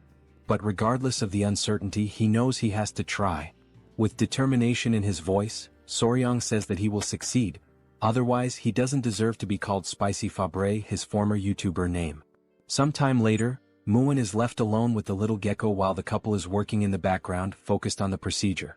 The small gecko starts making some sounds, and Muwon realizes that it wants to say something, so he turns around. Watching the cheerful couple in action, Muwon asks what happened to the injured gecko. Soryong replies that fortunately, everything went well. Now, as long as they take good care of her, she'll be just fine. Hearing that makes the other gecko extremely happy, so much so that he starts crying tears of joy. Soryong crouches down, still holding the injured gecko in his hands, and asks the other one if he's happy now. Muwon observes it all quietly, not saying a word, but thinking to himself that the more he looks at that boy, the more incredible he seems. And so, after finishing the surgery, the group decides to stay close by and monitor the gecko's condition for a few days. A few days later, the couple approaches with excitement as they run toward the stone where the geckos usually stay. Soryong calls out to them, and right away the geckos respond to him with the familiar sounds they make. Soryong's eyes sparkle with joy, thinking to himself that they're not even cats, they're baby geckos. But if this had happened in his past life, it definitely would have gone viral on YouTube. Looking at the injured gecko, Soryong sees that she has regained some of her strength thanks to proper rest. He leans down a bit and says that it looks like everything's okay now, adding, "We'll get going for now." This makes the gecko a little sad, and it tries to communicate even more before they leave. So, Soryong takes a moment to explain that they're not leaving forever, they're just going to gather some food for the geckos and then come right back to that place. Upon hearing this, both geckos become visibly happy, making cheerful little sounds. Soryong can't help but think to himself just how incredibly adorable these little geckos are. The young warrior then turns to Hwain and says that for now that's all they needed to do here, so it's time for them to return to the Tang clan. With determination, he clenches his fist and, full of energy, declares that they are going to recover the ice jade. Sometime later they arrive back at the Tang clan, having left the little lizards behind in good care. As the couple reunites with the patriarch, they notice that many updates have come in while they were away. The father-in-law begins speaking and says that among all the news, by far the most significant incident is undoubtedly the one involving the blood cult. He starts explaining that after the identity of a spy embedded within the Murim alliance was exposed, their warriors decided to follow an owl that had been created by one of their assistants. However, as they were tracking the owl through the skies, they received a piece of information that turned out to be extremely valuable. No one would have believed it at first, but following that owl actually led the group directly to the hidden base of the blood cult. Coincidentally, a squad had just returned to the Murim alliance, and they brought with them a batch of poison extracted from the striped tiger water leavings. The patriarch adds that he heard the poison played a crucial role during the raid on the cult's hideout. Then he presents something to Soryong, a handwritten letter of gratitude from the leader of the alliance. Holding it up, he expresses how proud he is of his son-in-law. Returning to the subject of the geckos, the patriarch then asks Soryong if he managed to capture the mysterious geckos, saying that at any moment now he plans to walk through the garden of creatures to take a look at them himself. Looking a bit embarrassed, Soryong scratches his face and says that he could say they half captured the geckos. Hwain steps in at that moment to clarify everything, and so, Lady Hwain proceeds to explain everything that had happened up until now in full detail. After listening to the whole story, the patriarch falls into thought the moment he hears about the ice jade. Hwain continues, saying that in order to retrieve the ice jade, they are planning to travel together to Anhui province to visit the Namgung clan. She turns to her father and asks if that's all right. The patriarch tells them to go ahead, mentioning that there's something that needs to be delivered along the way anyway, so it all works out conveniently. He adds that the current times are unstable due to the ongoing threat of the blood cult, but since Soryong will be with her, he feels reassured and can allow it without worry. Seeing his father-in-law smile as he says this, Soryong quietly wonders to himself if that kind of statement really deserves to be said with a smile on one's face.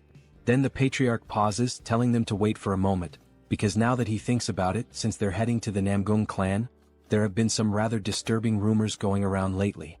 The couple exchange glances, already expecting that it must be something strange, and they ask what kind of rumors these are this time. The patriarch begins to recount what he's heard. Near the Namgung clan, around Yellow Mountain, there are whispers that some men have been walking through the forest late at night.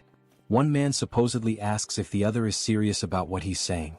The second man insists that he's telling the truth and goes on to say that the young woman from the Namgung clan, she really... But then the first man cuts him off, saying that it's nonsense, that it's nothing more than a filthy and scandalous rumor. Even if it were true, one of them says, still. But before he can finish, something suddenly grabs their attention. Both men ask aloud what in the world they're seeing as they spot a man lying unconscious on the forest floor. They rush toward him, realizing someone has collapsed right in the middle of the woods. As they get closer to the fallen man, they call out to ask if he's okay. When he doesn't respond, they even wonder if he might be dead. Suddenly, the unconscious man starts smiling, leaving the other two completely bewildered and unsure of what to think. The man on the ground has a creepy, perverted look on his face. He seems to be under some kind of spell or trance. Blood trickles from his nose, and he's drooling as if he's not fully conscious. The two who tried to help him look at each other, still unable to grasp what is actually going on. From a distance, a feminine figure watches the whole scene unfold. The men carry the unconscious man on their backs, asking aloud whether he was drunk or something. Meanwhile, the woman observing them emits a soft, mysterious pink aura. She continues walking alone through the dark forest, her silhouette blending into the shadows. Everything about her presence is shrouded in mystery, and then, there's a subtle hint that she might have some kind of connection to spiders.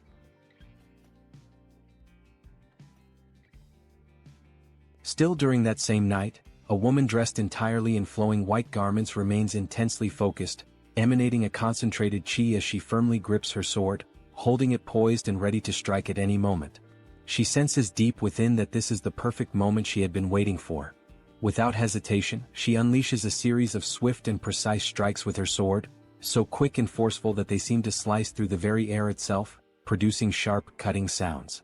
After executing the flurry of attacks, her hand begins to tremble uncontrollably, as though she has already reached the limits of her physical endurance. Moreover, her face has grown pale and sweat is pouring down from her forehead, clear signs that she has completely exhausted herself. At that moment, she quietly mutters that once again she failed to cut through all the falling leaves, admitting to herself that perhaps she still requires even more training. Just then, another young woman approaches, calling out urgently to her as she prepares to make another round of attacks. The younger girl tells her that they must return now without delay, warning that if they linger any longer they will be caught. It becomes apparent from their conversation that the two are sisters, as the younger girl mentions that their father will scold her as well if they get caught this time. She continues, saying that although she knows her elder sister is an excellent swordswoman, she should also take better care of her own health. The older sister removes the traditional Hanfu hat from her head and in a gentle voice, responds that she understands, calling the younger girl Un. At that moment we are formally introduced to the elder sister, whose name is Seol, and it is revealed that both of them are daughters of the prestigious Namgung clan. Suddenly, Seol begins coughing harshly, causing Un to grow visibly concerned. Seol's cheeks flush red, and weakened by her earlier exertions, she appears clearly unwell. It is explained that this condition is known as an overflow of qi deviation. In the beginning, everyone in the family believed it to be a blessing.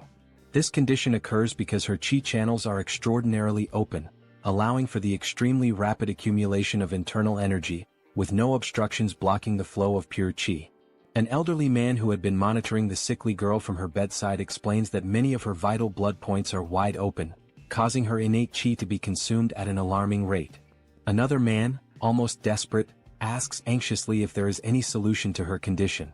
The elderly man contemplates deeply before speaking again, stating that what the girl truly needs is yin energy, a strong, pure form of yin energy that must be supplied before her innate qi is completely depleted. If not, he warns gravely, her life will be tragically short-lived. Returning to the present moment, Seol is still coughing heavily, and her younger sister anxiously asks if she is truly all right. Seol, trying to smile reassuringly, insists that she is fine and suggests they head back immediately. Un, not fully convinced, hesitantly asks if she is sure about that. As they walk together under the night sky, making their way back home, Seol's gaze falls upon the lantern that Un is carrying in her small hands. Seol makes a quiet analogy in her heart. She likens herself to the flickering oil flame inside the lantern, a fragile existence destined to vanish the moment the oil is exhausted. In that bittersweet realization, Seol understands that she must hurry and master at least the basics of the Emperor's sword style as quickly as possible. Lifting her eyes to the pale moon overhead, she reflects silently that under this frail body, she will simply burn away and vanish. The scene shifts to the Yangtze River, where a small boat is calmly gliding across the wide, shimmering waters. Aboard this modest vessel are Soryong, Hwayin, Gu Pei, and the commander in charge of steering the boat. Gu, knowing well that Soryong has a deep love for animals, excitedly calls him over to witness something incredible, the sighting of a baiji dolphin. Soryong immediately thinks to himself that he has read about this creature somewhere before, in an old book perhaps. As they watch the rare dolphin swim gracefully through the river, a wave of excitement spreads among them. Soryong exclaims that he can hardly believe he is seeing with his own eyes a species that had once been declared extinct. Although he usually prefers insects and reptiles over mammals, even he has to admit that dolphins are truly magnificent beings. Hwayin, smiling, points out that if they continue following the flow of the Yangtze River, they will soon reach Wuhan, where the headquarters of the Murim Alliance is located. Soryong recalls aloud that his father-in-law's orders were to make a stop in Wuhan to deliver the keelback red-necked snake venom. After completing that task, they will then be free to sail downstream toward Angyang, which has been designated as a safe zone. As they navigate the waters, they realize with growing excitement that at this speed, they might arrive much earlier than they had originally anticipated. The couple then sits down together, seeking a moment of calm, and Soryong calls Hwayin over, telling her that there is something weighing heavily on his mind. Curious, she immediately asks what it is. He then poses a question that has been bothering him. If the ice jade is truly so valuable, would the Namgung clan really be willing to hand it over as easily as she had claimed earlier? He admits that he has thought long and hard about this issue, and no matter how he reasons through it, it continues to trouble him. In response, Hwayin simply smiles warmly and urges him to trust her. She reminds him that the ice jade was intended for a very special use, to help Namgung Seol, and apparently Seol needs something she can actually consume, but the ice jade itself cannot be eaten. Pointing directly at Soryong, she explains that since they possess this, implying whatever they are carrying, then they will be able to negotiate. Surely in exchange the Namgung clan will be willing to give up the ice jade. After all, this can be consumed unlike the ice jade. Adjusting his clothes or whatever precious item he is guarding beneath them, Soryong agrees that she is not wrong. However, he confesses that he still cannot shake the feeling of uncertainty about whether the ice jade is truly safe. He explains that since the geckos already have cold blood, they naturally hate anything that is too cold. He tells her plainly that he feels uneasy about feeding them something when he is not entirely sure of its effects. Then he adds that he actually has another question forming in his mind. Soryong then says that she had mentioned before that the jade possesses a cold yin energy, and he asks her what exactly she meant by that.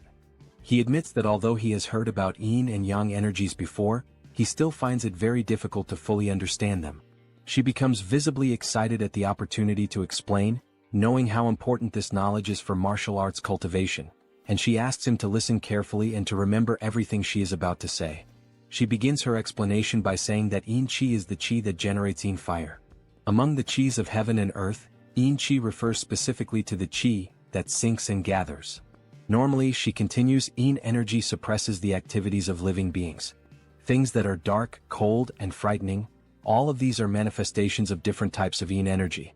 She goes on to clarify that the expression cold yin energy simply refers to a specific variety of yin energy, emphasizing that it is still a part of the broader concept.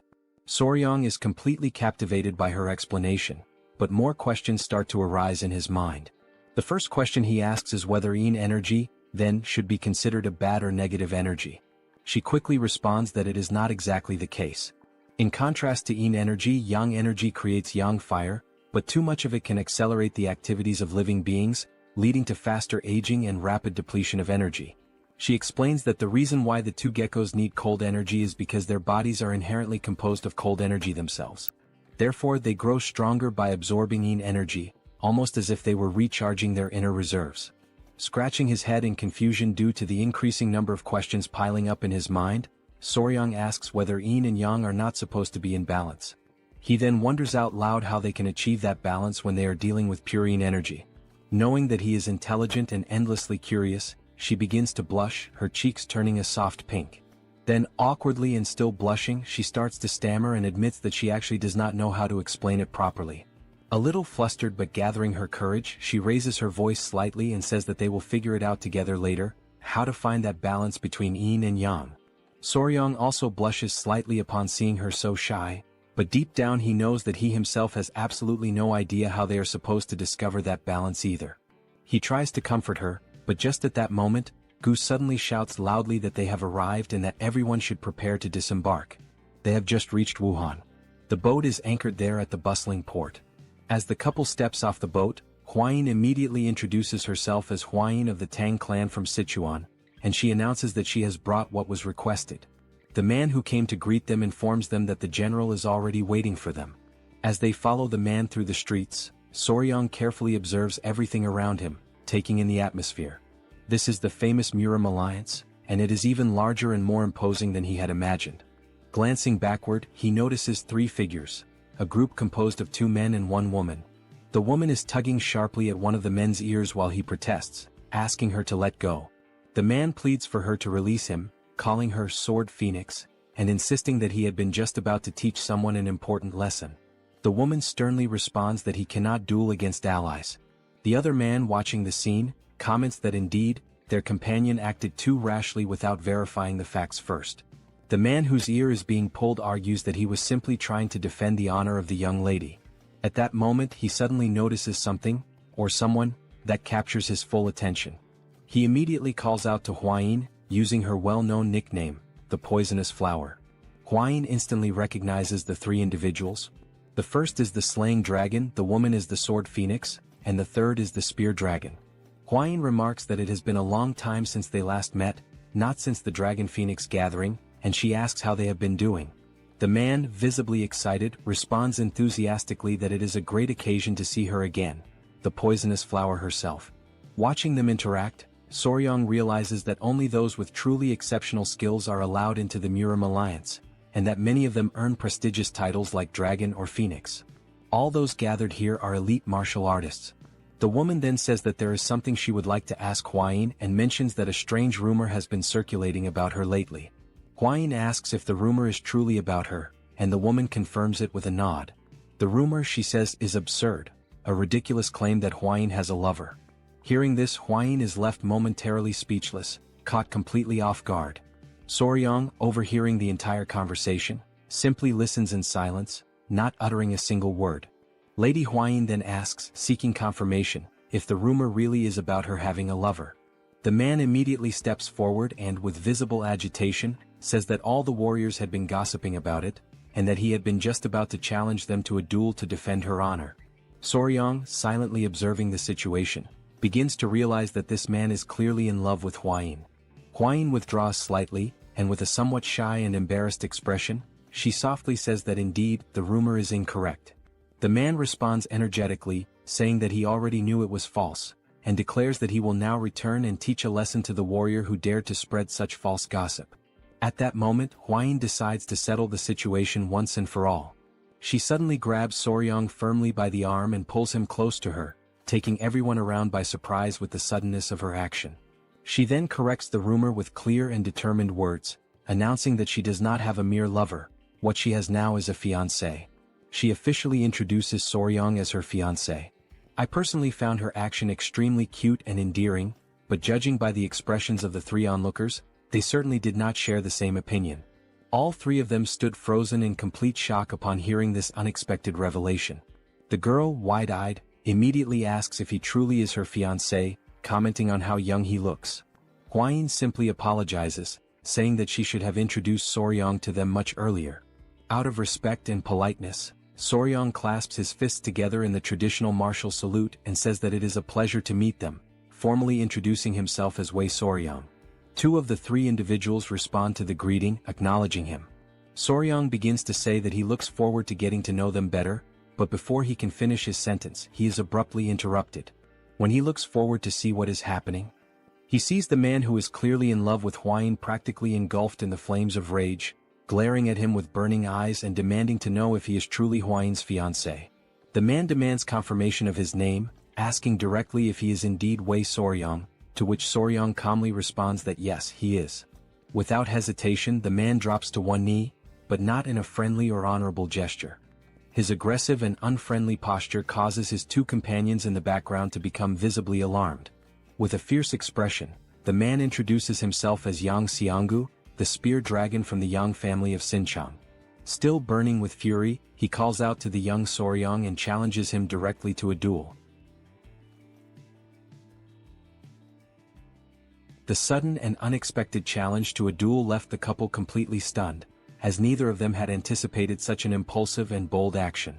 The man's companions, however, reacted with visible disappointment, as it appeared that this type of behavior was far more common for him than one might expect.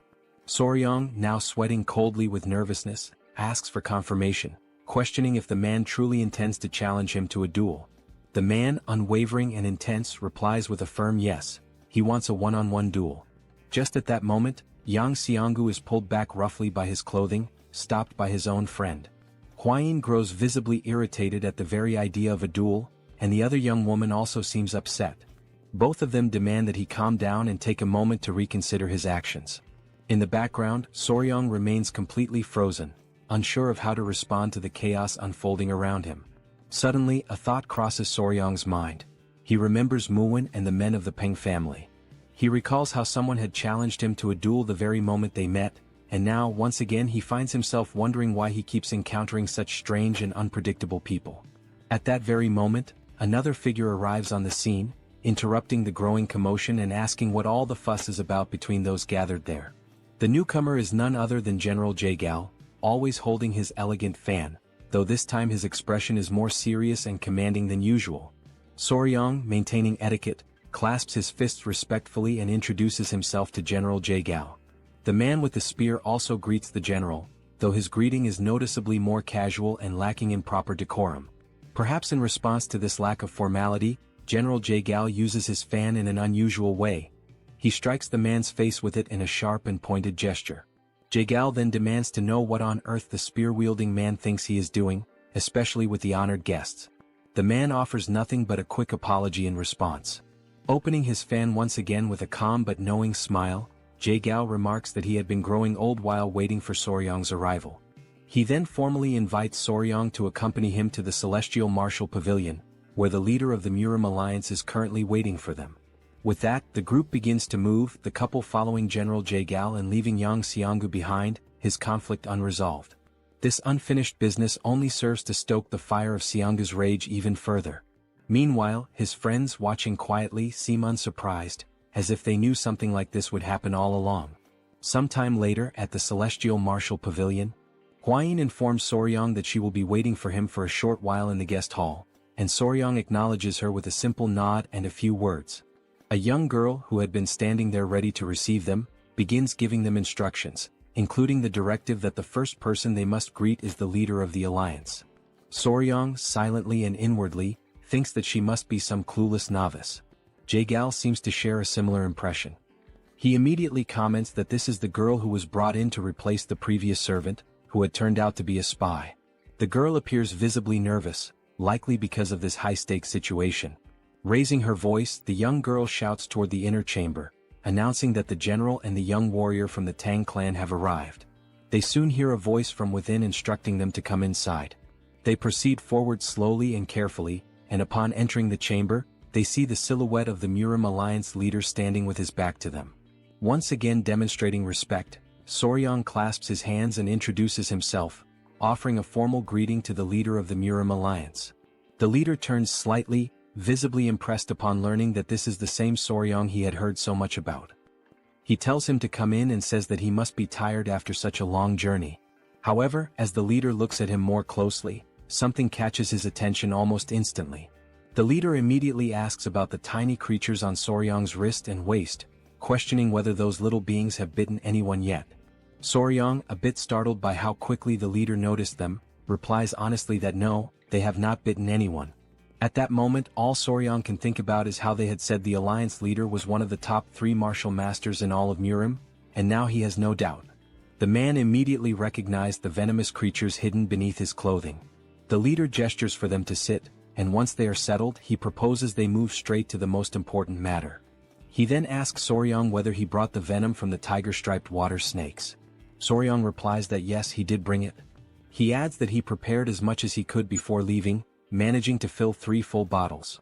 Jae-gal, clearly impressed by the quantity, comments that he once witnessed the venom extraction process while in Sichuan, and he knows just how difficult and dangerous that task truly is.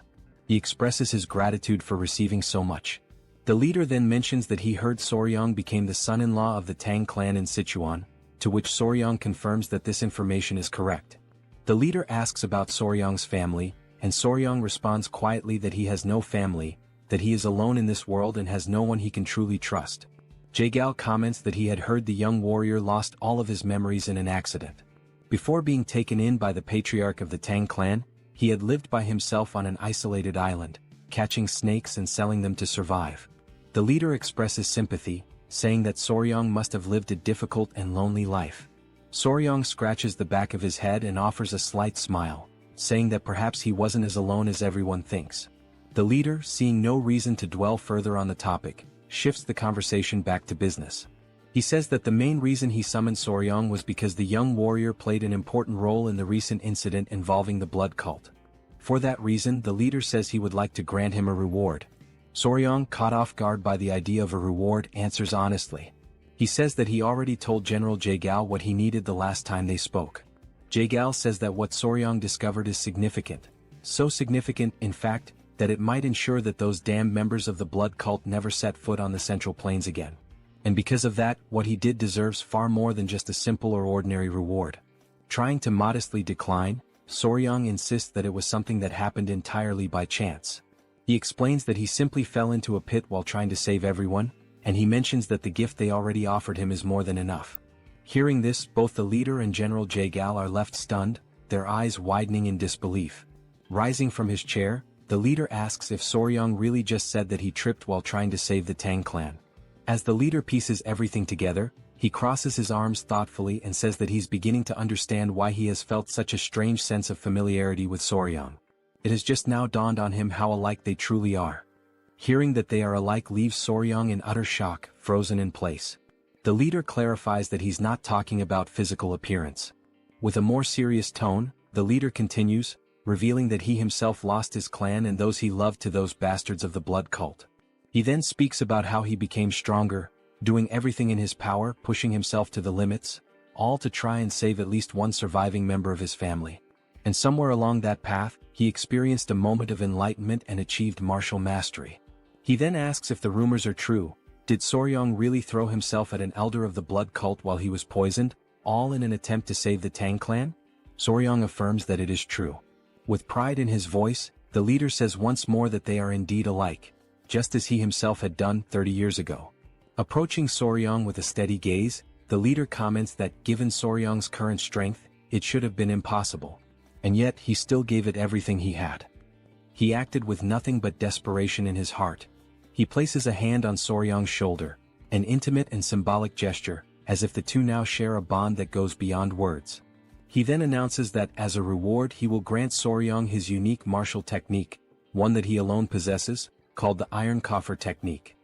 Both Soryong and Jae-gal are left dumbfounded by what they just heard, unable to immediately process the gravity of such a gift.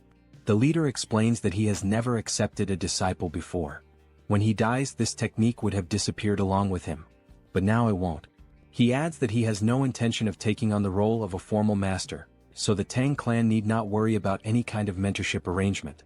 Soryong still finds it difficult to believe the words he's hearing. It almost doesn't feel real. A bit overwhelmed but also clearly excited, Soryong expresses his gratitude and promises that he will make sure never to bring shame to the leader's great name. Smiling with his arms now crossed, the leader replies that it's good to hear and that he'll count on the young warrior. Later, as night falls, Soryong is seen walking while carrying a very heavy book in his arms. He can only think about how unbelievable it is that the leader of the alliance actually granted him his personal martial technique. He remembers how Jae-gal instructed him to keep this a secret from everyone, except for the elders of the Tang clan, because if this information spreads, it could easily make Soryong a target of the blood cult. While walking and thinking about returning to the guest hall, because if he tells Hwayin what he received, she'll likely be overjoyed, someone suddenly calls out to him from behind. As Soryong turns around, he sees the spear-wielding man from earlier, still burning with the fury left over from the events of that afternoon. The man declares that they have met again due to fate, which only makes Soryong feel even more unsettled and anxious. He explains that he heard Soryong had left the Celestial Martial Pavilion, so he came looking for him. He says he still hasn't received an answer to his earlier challenge for a duel. Soryong can only think about how incredibly persistent this man is. Clutching his spear, the man says that he needs to know whether Soryong is truly a man worthy of Lady Tang Hwayin, the poison flower. He insists that Soryong must prove himself. Soryong replies that it's too dangerous and that they really shouldn't. But before he can finish, the man interrupts and gestures to his spear, saying there's no need to worry because he'll remove the tip and only use his hands gently. Soryong responds that this isn't what he meant. He explains that the danger isn't to himself, but rather he's afraid that the spear warrior Yang might actually die. For a moment, the area falls into complete silence. The two men simply stare at one another. This only serves to infuriate the spear-wielding man even further.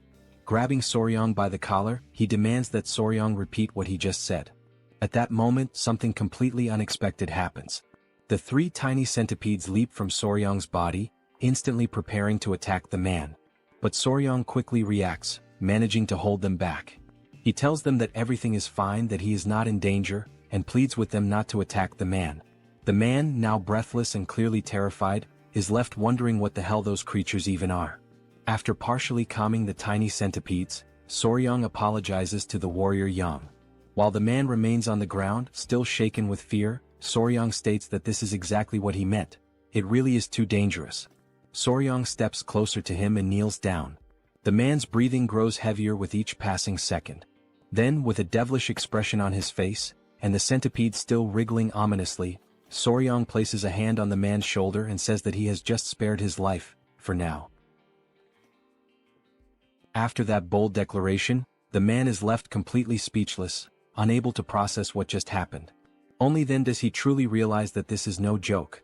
If Soryong had not intervened in time, he would genuinely be dead.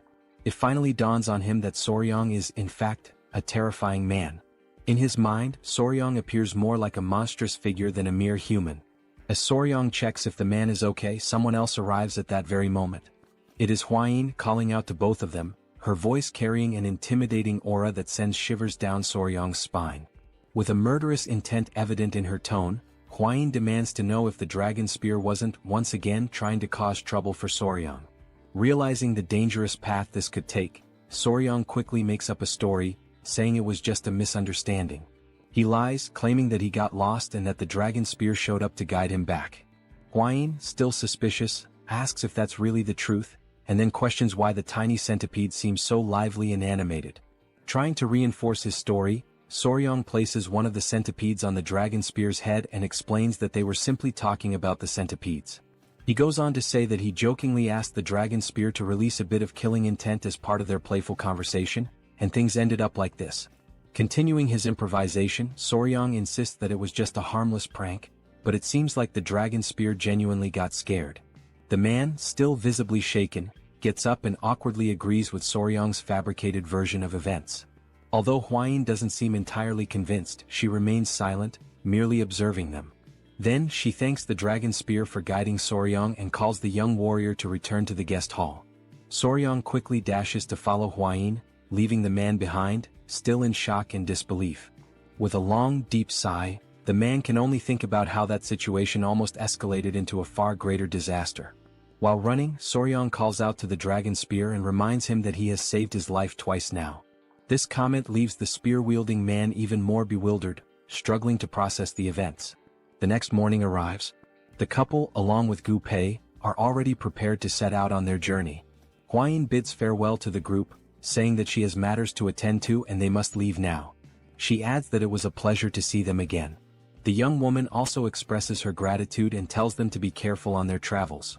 As the couple turns to leave, the girl calls out to Soryang, asking him to wait for a moment. She then pushes the dragon spear forward, clearly forcing him to say a proper goodbye, as if trying to make him apologize sincerely. The girl explains that she heard everything from that idiot the night before and thanks Soryang for his generosity as a young warrior.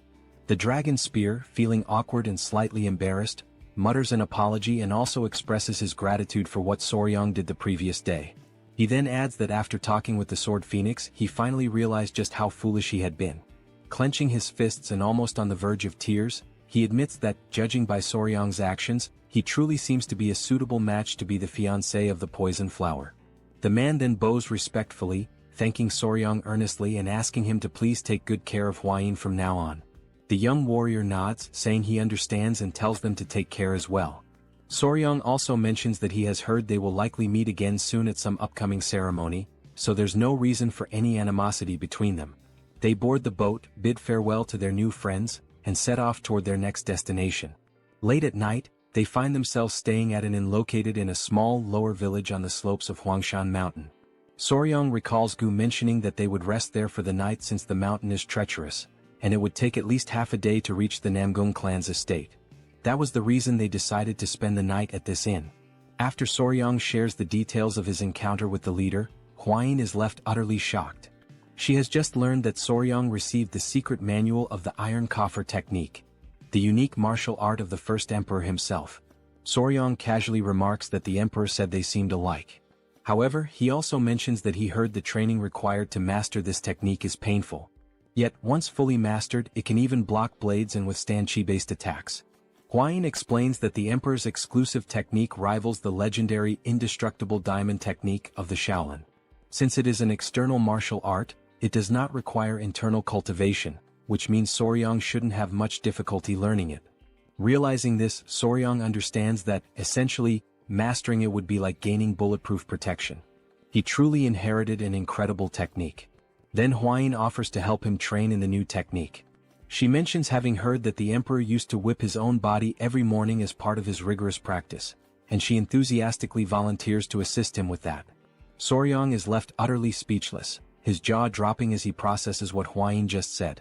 He then asks in disbelief if it's really true that the emperor used whips as part of his training. Huayin, still excited, firmly confirms it, explaining that hardening one's skin through repeated whipping is an essential part of mastering the technique. Soryang, who has a vivid imagination, suddenly envisions Huayin wielding a whip while wearing a more daring outfit. This mental image makes him hesitate for a moment, but then he rationalizes that if it's for the sake of cultivation and becoming stronger, he would be willing to accept it. Just then, an elderly man who works at the inn interrupts their conversation. Apologizing for the intrusion, he asks if they are planning to climb Mount Huangshan. Huayin responds affirmatively and inquires why he's asking such a question. The old man explains that he is the owner of the inn, and judging by their appearance and equipment, it seems that they are heading towards the Namgung clan. Rising from his seat, Soryong cautiously asks if there is any problem they should know about. Before the old man can respond, Huayin recalls that her father had mentioned some unsettling rumors circulating lately. Curious, she asks if those rumors are related to what he's about to say. The elderly man then reveals that, in truth, over the past few months, people who have ventured up the mountain have mysteriously disappeared. Fortunately, those who went missing were later found safe, but something disturbing had happened to them. They had their yang energy completely drained. Both Soryong and Huayin feel a slight chill at this revelation. Huayin, clearly puzzled, remarks that it sounds rather strange and questions what this has to do with the Namgung clan. Blushing slightly and appearing somewhat embarrassed, the old man hesitates before confessing that all those who regained consciousness after the incident said the same thing. The person they spent the night with was none other than Lady Namgung Seol. This shocking statement leaves both Soryong and Huayin completely stunned. Huayin immediately questions whether this could possibly be true. Outraged, she continues, asserting that this is clearly a malicious trap, a vile and baseless accusation. Seeing that she is becoming increasingly agitated, Soryong gently urges her to calm down. The old man, equally taken aback, reassures them that, naturally, everyone reacted the same way at first. However, before he can finish his sentence, the scene transitions to the Namgung clan.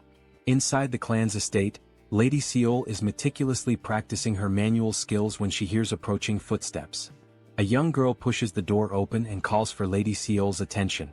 The girl informs her that the patriarch has summoned her to the hall immediately. Curious and slightly apprehensive, Lady Seol asks what her father wants.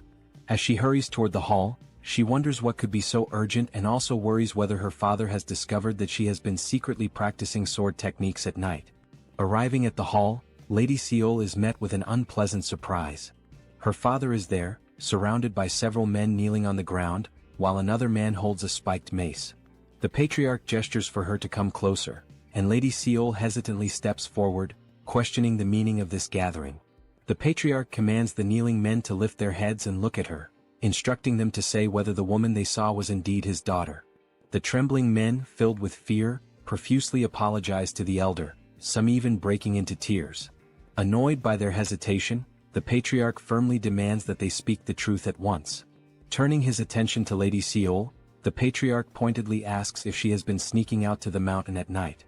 Stunned, she remains silent, unsure of how to respond. He presses on, stating that these men claim she drained their yang energy. Lady Seol, completely taken aback, repeats the accusation, trying to comprehend how such a rumor even started. Frustrated by her silence, the elder insists that she speak up and give a clear answer immediately. Finally gathering her thoughts, Lady Seol admits that it is true she has been training with the sword on the mountain recently, but she swears that aside from her training sessions, she has done nothing else. The patriarch shifts his gaze back to the men, stating that his daughter has declared her innocence, and therefore they must present concrete evidence to support their accusations. One of the men, clearly fearful for his life, insists that they only reported what they saw with their own eyes and had no intention of disrespecting the young lady.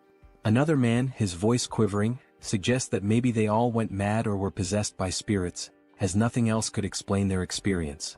Realizing the dangerous implications of their statements, one of the men nervously backtracks, admitting that it might indeed have been some sort of hallucination. Then, one of the men hesitantly mentions something peculiar, a distinguishing mark. The patriarch, curious, demands more details, asking what kind of mark he is referring to. With great reluctance, the man explains that the woman they saw had a mole on her chest, pointing to the approximate location. The patriarch, increasingly skeptical, calls the claim absurd and immediately questions Lady Seol to see if there's any truth to it. This unexpected accusation leaves Lady Seol in utter shock, her mind racing with confusion and disbelief. For a few moments she is completely paralyzed by the implication. Her father, growing increasingly irritated, raises his voice, demanding to know whether she truly dared to do something so reckless and dishonorable. In her mind, Lady Seol desperately searches for an explanation, bewildered by how such a situation could have come to pass. The next morning the couple is walking together, and Huayin seems to be in a somewhat gloomy mood. It's quite evident from her expression that something has deeply bothered her. Soryong, noticing her demeanor, moves closer and gently asks if she is still upset about the story the innkeeper told them. She quickly denies it, but Soryong knows she is not good at lying, and her reaction only confirms his suspicions. Suddenly Hwayin stops walking, her frustration finally breaking through. She vents her anger, firmly stating that the idea of Lady Namgung draining the yang qi from men in the middle of the night is an absolutely absurd and ridiculous rumor. Soryong can clearly see that she is deeply irritated and tries to think of a way to calm her down. Realizing that her anger is getting the better of her, Hwayin takes a deep breath, visibly trying to regain her composure. After a moment of silence, she seems more relaxed and even apologizes to Soryong, admitting that she didn't want to get so angry. However, she can't help but express how incredibly unbelievable the rumor is, and she feels the need to explain herself. Hwayin then elaborates, revealing that Lady Namgung's Seol is actually unable to come into contact with men. Soryong, taken aback by this unexpected revelation, listens attentively as Hwayin continues. She explains that Seol suffers from a condition where, without sufficient yin energy, her life would be significantly shortened. Consequently, yang energy acts almost like a poison to her, making it unimaginable that Seol would be involved in any nightly escapades with men. Being so careful around men, the thought of her doing such things night after night is simply inconceivable. Soryong, after hearing this, can't help but associate the whole story with tales of fantasy heroines. The entire situation seems too bizarre to be true. As they finish discussing, they finally arrive at the Namgung family palace after climbing the mountain together with Gu. One of the guards stationed at the entrance stops them, asking why they have come to the Namgung family estate. Hwayin subtly leans towards Soryong and whispers that the atmosphere within the Namgung family seems tense. She warns that if they mention they are there to see Lady Seol, they might be turned away. Understanding the delicate situation, Soryong quickly thinks of something plausible to say. Raising a finger for emphasis, he confidently states that they are there on business and have come to make a deal. The guard, somewhat puzzled, doesn't quite grasp what Soryong means. Hwayin, equally confused, asks Soryong what he is talking about. Just then, someone from inside the estate opens the gate and demands to know what all the noise and confusion are about. The couple realizes that they might be in a bit of trouble. Looking carefully, they notice that the person who opened the gate is none other than Lady Namgung Yoon, Seol's sister, who immediately recognizes Hwayin.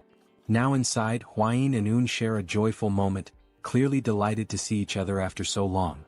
Yoon remarks that it truly has been a while, and Hwayin asks if she has been doing well, noting that it has been 2 years since the meeting of the 7 clans. Before answering, Yoon curiously inquires what kind of deal they have come to make. Hwayin responds that something happened at the Tang clan, and they desperately need the Ice Jade. She mentions that she heard Lady Seol possesses the Ice Jade, and that they came specifically for this reason. Hwayin then asks if there's any way they can obtain it. Yoon, still cheerful and happy to see Hwayin, suggests that they go to the Patriarch's hall to discuss the matter. She explains that it would be better to speak with her father, as he would surely be pleased to see Hwayin again. As they head that way, Hwayin nudges Soryong and mentions that they also brought something to offer in exchange for the Ice Jade. Curious, Yoon asks what exactly they intend to trade. Sometime later, now in the Patriarch's hall, the atmosphere turns more serious. After explaining their purpose, the Patriarch raises his voice in disbelief, asking if it is true that they brought an elixir containing cold qi. The couple nods in agreement, and Hwayin prompts Soryong to take out the elixir from his clothes. Placing it on the table, the Patriarch examines it with growing astonishment. Holding the cold qi elixir close, he asks if he can inspect it more thoroughly. Soryong agrees, explaining that he kept it carefully protected inside his clothing during the journey, hoping it would be deemed valuable enough to secure the exchange. After a careful examination, the Patriarch marvels at the elixir's purity, remarking that it is remarkably high quality and that, with it, Seol could live at least 10 more years. Yoon, equally intrigued, asks if it truly is that amazing. Feeling a sense of relief, the couple is overjoyed when the Patriarch agrees to trade the Ice Jade, recognizing the elixir's immense value. However, the Patriarch then notices something peculiar within the crystal of the elixir and questions what it might be. Soryong, caught off guard, apologizes and firmly states that he cannot disclose what it is. Understanding the need for secrecy, the Patriarch nods, acknowledging that revealing the nature of the object might inadvertently give away its origin. Soryong expresses his gratitude for the Patriarch's understanding. At that moment, Soryong recalls that, in reality, the reason for his secrecy isn't just about the origin. It takes him back to a time when he was walking with the great Patriarch. Soryong was walking and every now and then he would complain about how cold it was. The great patriarch, noticing his discomfort, asked him what was wrong. In response, Soryong took out from within his clothes the object that was causing the cold, revealing it to be a tail. Showing it to the great patriarch, Soryong explained that there was something peculiar about it. It looked like ice crystal forming on the tail of the gecko he had kept as a keepsake. Intrigued, the great patriarch carefully examined it and remarked that it possessed an incredible cold chi energy. He acknowledged that it could indeed be a valuable material for practitioners who had mastered ice techniques or cold chi martial arts. Soryong could only think that perhaps geckos stored nutrients in their tails, and in this case it turned out to be cold chi. Realizing its potential worth, the great patriarch asked if Soryong wanted to try transforming it into an elixir. Returning to the present, Soryong decides that it is not worth mentioning the shriveled gecko tail. The patriarch, still enthusiastic, instructs Un to inform her sister to exchange the elixir for the ice jade. He then suggests that the guests should rest, as he intends to prepare a celebration to welcome the guests from the Tang clan. Curious, he asks if Hwayin is close to Seol and she confirms that she is. The patriarch continues, explaining that his daughter Seol has recently been through something distressing, and perhaps Hwayin's presence could help comfort her during their stay. Un then offers to guide the couple to the guest residence, and the patriarch entrusts this task to her. As they walk, Un mentions that thanks to Hwayin, her father's mood has improved somewhat, as in recent days, it felt as if they were walking on thin ice. To clarify, Hwayin cautiously asks if something happened to Lady Seol. Hwayin then shares that she has heard some troubling rumors and admits that she has been worried. Un, a bit disappointed, asks if Hwayin really heard about the rumors. With a hint of frustration, Un confesses that she doesn't believe Seol would do something like that, but unfortunately, they haven't been able to find any clues to prove her innocence. As a result, Seol had to be confined in the seclusion room and marked with virginity sand to prove her purity. Hwayin is utterly shocked by this revelation, while Soryong, confused, can only ask what on earth virginity sand is. Un and Hwayin proceed to explain that virginity sand is a substance that women apply to their bodies to demonstrate their purity. If one raises a gecko and feeds it with cinnabar, the gecko's body will turn red. The gecko's body is then ground into powder and stamped onto a woman's skin. If her body is pure, the mark cannot be washed away, not even with water. Hearing this, Soryong feels a surge of indignation, thinking that identifying a woman's purity should be the job of a unicorn, not a gecko. To him, this practice seems like an outrageous violation. Un then points out that Seol is just ahead, prompting the couple to turn their attention towards her. For a moment, the young warrior is speechless. Even from a distance, it's clear that Seol's beauty is truly unique. As they move closer, they see her sitting there, seemingly untroubled, though on her hand remains the mark left by the virginity sand. Hwayin feels relieved to see Seol and quickly approaches her, catching Seol by surprise as she didn't expect to see Hwayin there. Un takes the opportunity to explain that Hwayin brought an elixir containing cold chi, and that their father has agreed to exchange it for the ice jade. Observing the elixir up close, Seol comments that she can indeed sense the powerful cold chi emanating from it. The couple's spirits lift as Seol gratefully acknowledges the gift, revealing that she has the ice jade with her right there. She takes out the ice jade and shows it to them.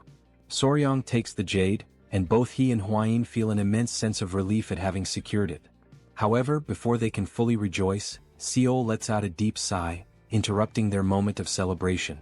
Noticing Seol's apparent sadness, Hwayin cautiously brings up the rumors, expressing that she still finds it hard to believe that Seol could do something like that. Seol, appreciating the concern, softly admits that there were indeed many witnesses. She wonders aloud what exactly those people saw and, more puzzlingly, how they knew about the location of her mole. The young warrior's eyes light up with a sudden spark of excitement, as he is now convinced that this must be a truly mysterious case. An enthusiastic grin spreads across his face, and he can't help but burst into hearty laughter. Seeing this unexpected reaction, Hwayin looks at him with concern and asks if he is feeling all right. Quickly shifting his expression to one of confident seriousness, Soryong proudly declares that he is an expert in such matters. In fact, he even goes as far as to claim that in his past life, he was famously known as Sherlock Fabre when it came to solving cases like this. Then, seemingly out of nowhere, Soryong asks Seol if she has ever bathed alone in a pond or river at night. The sudden and random nature of the question leaves all the girls puzzled, unsure of where this line of reasoning is leading. Hwayin tries to make sense of it and cautiously suggests that maybe, in doing so, someone might have spied on Seol. However, Seol shakes her head and confidently states that she has never washed her body outside the house. Even if someone had seen her, they would have no reason to spread such malicious rumors. After all, even the people living in the lower parts of the mountain are considered family to her. Upon hearing this explanation, Soryong realizes that his deduction was completely off the mark, and a heavy sense of disappointment settles over him. His enthusiasm drains away as he contemplates his failed reasoning. Hwayin, on the other hand, suddenly appears thoughtful, as if an idea has just struck her. She confidently says that maybe she has figured something out and asks if there could be another, more plausible explanation for this entire situation. Still sitting on the ground and lamenting his lack of deductive prowess, Soryong lifts his head and notices that Hwayin is speaking with a renewed sense of determination. It seems she might have a clearer idea of what could have actually happened. Hwayin begins to create an air of suspense, building up the moment with dramatic mystery, leaving everyone tense and curious. Then, with a serious tone, she finally reveals that the most likely identity of the culprit is a ghost. Hearing such a declaration leaves the two sisters wondering, exchanging uncertain glances as they question whether it really could be a ghost. Soryong is left speechless, completely stunned, his mouth slightly agape, as he had been expecting her to say something far more profound and grounded. Instead, she comes up with the idea of ghost. Bringing one hand thoughtfully to his chin, he reflects for a moment and says that perhaps it might make some sort of sense. He then remembers that he once encountered the ghost of the centipede in a dream after it had died, so perhaps believing in such a thing isn't entirely absurd. Turning to Seol, Soryong calls her name and asks if she has touched or done anything unusual recently, something strange or out of the ordinary. He gives an example, suggesting maybe she accidentally consumed the inner core of a mystical beast. Seol asks for a moment to think carefully. After a pause, she replies that recently she touched an acorn and also a tree branch. Soryong, upon hearing this, can only think to himself that this might be what people call an idiotic charm. Then, Seol seems to recall something more significant. She explains that while she was training alone during the night, she felt the distinct presence of someone near her. It was as if this presence was watching her the entire time, silently and closely. Un asks if that's really true, and Seol confirms it without hesitation. At first she had even thought it might have been Un nearby, but when she checked there was absolutely no one around. While Seol starts to question whether she was just feeling overly sensitive at the time, Soryong is quietly convinced that this is an undeniably suspicious situation. At that exact moment, a young girl rushes toward them in a panic, breathless and shouting for Lady Seol. The little girl is clearly out of breath and struggling to speak. She tries to catch her breath as Seol asks her to calm down and explain why she is running around in such a panic. The girl finally manages to say that another villager has disappeared, and the clan's warriors have already left the estate to begin the search. Upon hearing this news, Seol lowers her head slightly, as if she were hiding something deep within herself. Soryong notices this change and asks her what is going on. Seol lifts her head once more, but this time there is a new clarity and conviction in her expression. She declares that no matter what, she must personally capture this ghost and avenge the humiliation of her lost chastity. Un quickly steps in, warning Seol that if she goes off alone and gets caught again, the consequences this time will be far more severe.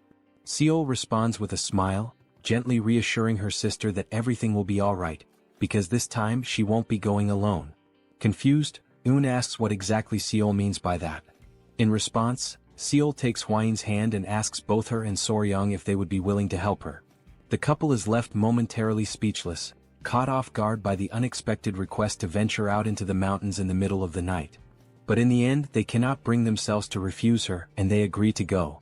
Nightfall arrives and they find themselves walking through the mountains under the dark, quiet sky. Un, not hiding her concern, mutters that if she gets caught this time, she will certainly be locked away in the cultivation chamber for half a year as punishment. She turns toward Soryong and says that he could at least try to stop Hwayin. Then she asks how he even managed to fall in love with her in the first place. Soryong simply replies with a sarcastic smirk, saying nothing more. A little earlier that same evening, Seol had shown them a small golden ornament and explained that it was a naragi made of knots, a traditional charm where the ice jade could be safely stored. She had gone on to say that she wasn't entirely sure why they wanted the ice jade, but if they were planning to take it with them, this naragi would certainly help. Hwayin had been mesmerized by the delicate beauty of the item. She had opened the small golden charm down the middle and remarked that it could serve as a symbolic gift between the couple. She added that if they helped her she would give it to them as a reward. Enchanted by the elegance and meaning of the artifact, the couple had found themselves unable to say no. Back in the present moment, Soryang states that it's not even because of the artifact that he agreed to come, it's because he wants to defend Seol's honor. Eun scoffs and calls him a liar. Seol interjects, addressing Eun and telling her to be less impulsive in front of their guests. They arrive at a certain spot in the forest, and Seol suddenly stops walking. She looks around and says that this is the exact place where she had felt that strange presence. It had come from that direction, and she believes there might be some kind of trace or clue left behind, so it would be wise to examine the area carefully. The girls begin to whisper among themselves, wondering if it really could be a ghost after all. Seol firmly declares that her sword is infused with the energy to destroy evil and reveal justice. Meanwhile, Soryang silently reflects that the situation has just become far more intense than he had anticipated. Then, at that very moment, a thick fog begins to appear out of nowhere. It rolls in suddenly and unnaturally, completely engulfing the area and leaving everyone in a state of panic and confusion. The dense mist blinds their vision entirely, as if it had been conjured without warning or explanation. Soryang stands still, frozen for a second, trying to comprehend what exactly is happening. He begins shouting the names of the girls, calling out to each of them one by one, his voice filled with urgency and concern. But not a single voice answers him back. As he starts to move carefully through the fog trying to find his bearings, his foot suddenly gets caught in something sticky. Startled, he looks down and begins to struggle to free himself, asking aloud what on earth is that. Upon closer inspection he realizes that it is a spider web. He grabs it with his hand and immediately notices how unusually thick the strand is. He then wonders why the thread is so abnormally strong and heavy, and instantly begins to question just how enormous the spider must be to produce something of that magnitude. Just as he is lost in thought, trying to make sense of the situation, he hears someone scream. His ears instantly recognize the voice. It is Lady Eun. Uncertain of what to do next but desperate to act, Soryang quickly summons 2 baby centipedes. He crouches and asks them if they can locate their mother, Hwain. The tiny centipedes jump up with energy, and Soryang instructs them to find and protect Hwain without delay. With that, Soryang starts to run in the direction from which he heard Eun's voice, calling out to her, urging her to respond. As he keeps moving forward, he gradually realizes that he is getting deeper and deeper into the forest, farther away from where they began. Soryang, being someone knowledgeable in these matters, reflects on a basic principle about spiders. He knows there are generally 2 types, the sedentary ones and the wandering ones. The sedentary spiders like to stay in their nests or homes, while the wandering ones tend to roam and explore. However, in either case, no spider spins flat webs laid out along the ground like this. That means, whatever kind of spider this is, it is definitely not a normal one. He soon notices that the fog is beginning to lift slightly, the visibility improving just a bit. He says to himself that he needs to hurry up and find the girls before something worse happens. But then he suddenly stops running. In front of him, every single tree is covered in spider webs, woven thickly between branches and trunks, forming a ghostly maze of silken traps. Now walking slowly and cautiously, he looks around and asks himself what in the world all of this could possibly be. He lifts his gaze upward, and what he sees there, high above him, is something he never expected.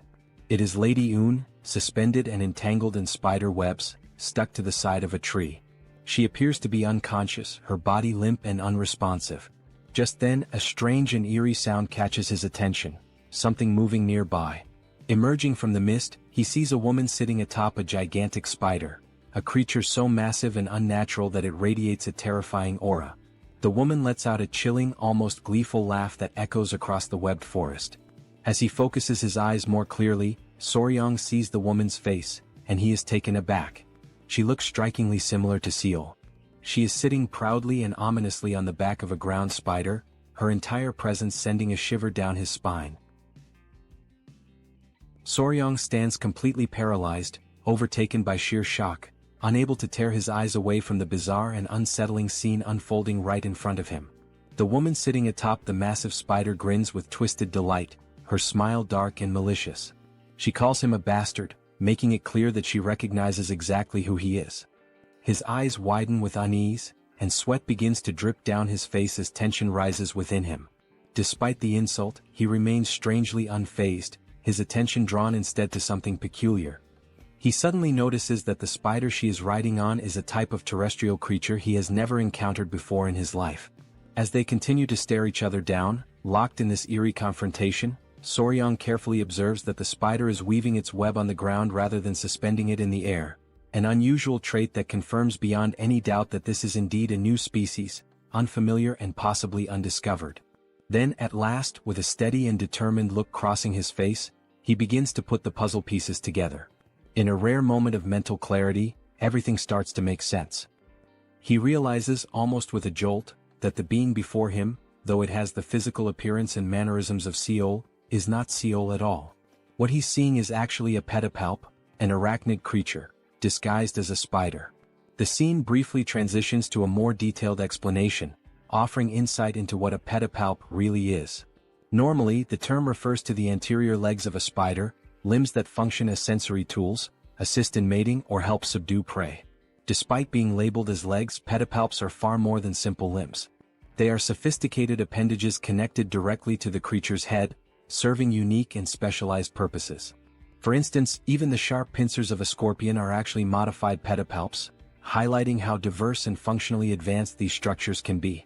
Back in the present moment, Soryang becomes increasingly aware that this pedipalp disguised as a spider is attempting to seduce him. It subtly exposes its shoulders in a suggestive manner, likely a calculated move to attract male prey. Blushing slightly, with his cheeks now tinged red, Soryang declares aloud that such efforts are unnecessary, because he is already completely captivated. Suddenly, in that very instant, Lady Yoon regains consciousness. Her eyes blink open in disbelief, and as she sees Soryang approaching the terrestrial spider, her expression quickly shifts to rage. She clenches her teeth furiously, consumed by frustration at the sight. Soryang moves closer, much closer, to the pedipalp now disguised as Seol. With his hands gently interlocked and a flushed face, he begins to sing praises of how astonishingly beautiful she is. Then, catching the pedipalp off guard, Soryang suddenly grabs her tightly by the waist, pretending to be completely bewitched by her charm. The pedipalp, feeling triumphant and confident that it has successfully lured its prey, raises its arms in preparation to strike. The moment it prepares to launch its attack, Soryang sharply lifts his head and issues a clear and commanding order for his centipede to attack. Without a second of hesitation, the centipede leaps forward at full speed, catching the pedipalp completely off guard and leaving it paralyzed in shock. With ferocious precision and unwavering speed, the centipede sinks its fangs into the creature's body. The pedipalp lets out a gut-wrenching scream of pain, its voice echoing across the forest. While it writhes in agony, Soryang calls his loyal centipede back, and it immediately jumps into his arms, returning to him without delay. Screaming in pain, the pedipalp feels its strength slipping away rapidly, its breath becoming shallow and erratic. It places one hand instinctively over the site of the injury, trying in vain to contain the damage. Soryang, eyes wide open and lips slightly parted, watches from a safe distance as the creature's body slowly collapses to the ground in defeat. Realizing that the pedipalp is now unconscious, he tells the centipede that he will move closer to inspect it. Cautiously, with a stick in hand, Soryang approaches and gently pokes the massive spider. Based on its lack of reaction, he deduces that the centipede's venom is keeping the creature immobilized for now, its toxins apparently effective on arthropods. However, considering the spider's colossal size, he believes it won't remain unconscious for long and will likely recover soon. With a calm and almost tender gesture, he runs his hand softly along the spider's thick, bristled body, whispering a quiet plea for it not to be angry. He assures her that what he has done was necessary to protect her from being killed by the frightened villagers. Then, with genuine affection, he carefully lays the creature's body down, almost as if tucking her in, and begins to wonder aloud if he'll even be able to lift her due to her tremendous size. Feeling a sense of excitement bubbling inside him, he stands up with pride, marveling at her 4 large spots and her thick, soft fur, traits that make her look exactly like a true scarlet spider. Driven by curiosity, Soryang prepares to take a closer look. With trembling anticipation, he reaches out, eager to uncover what the pedipalp's true face really looks like beneath the disguise. Without hesitation, he lifts the garment covering the creature's face, but his exploration is cut short in the most brutal and unexpected way. Hwayin appears out of nowhere and delivers a violent strike directly to his face. The force of the blow is devastating, knocking Soryang to the ground with intense impact. He crashes down as Hwayin screams in panic, yelling that the creature is a monster. Realizing that he is momentarily dazed and gasping from the shock, Huayin urgently tells him to regulate his breathing and try to steady his internal energy technique. But to her surprise and growing concern, she notices that he is completely incapable of doing so. He has entirely lost control of both his energy and his breathing. He is left utterly disoriented, mentally adrift and physically overwhelmed. After what feels like a long moment, he finally manages to recover his senses and slowly rise to his feet. Huayin, looking deeply worried, asks if he's all right. But Soryang seems confused, unsure of what exactly she means. Stunned by his response, Huayin suddenly realizes the grim truth. The thick fog that had enveloped them earlier was not natural, it was created by the spider. A fog deliberately meant to heighten and distort desires in a surreal, overwhelming way. She told Soryang that when she inhaled just a small amount of the mysterious fog, she immediately felt a strange and unfamiliar sensation creeping over her body. She had to summon her power and channel it with great focus in order to expel whatever it was that she had breathed in. Only after doing so was she finally able to escape from that place. On the other hand, Soryang stated, with a calm and almost puzzled demeanor, that he had not felt anything at all. With one hand resting under his chin and his lips slightly parted in contemplation, Soryang begins to reflect.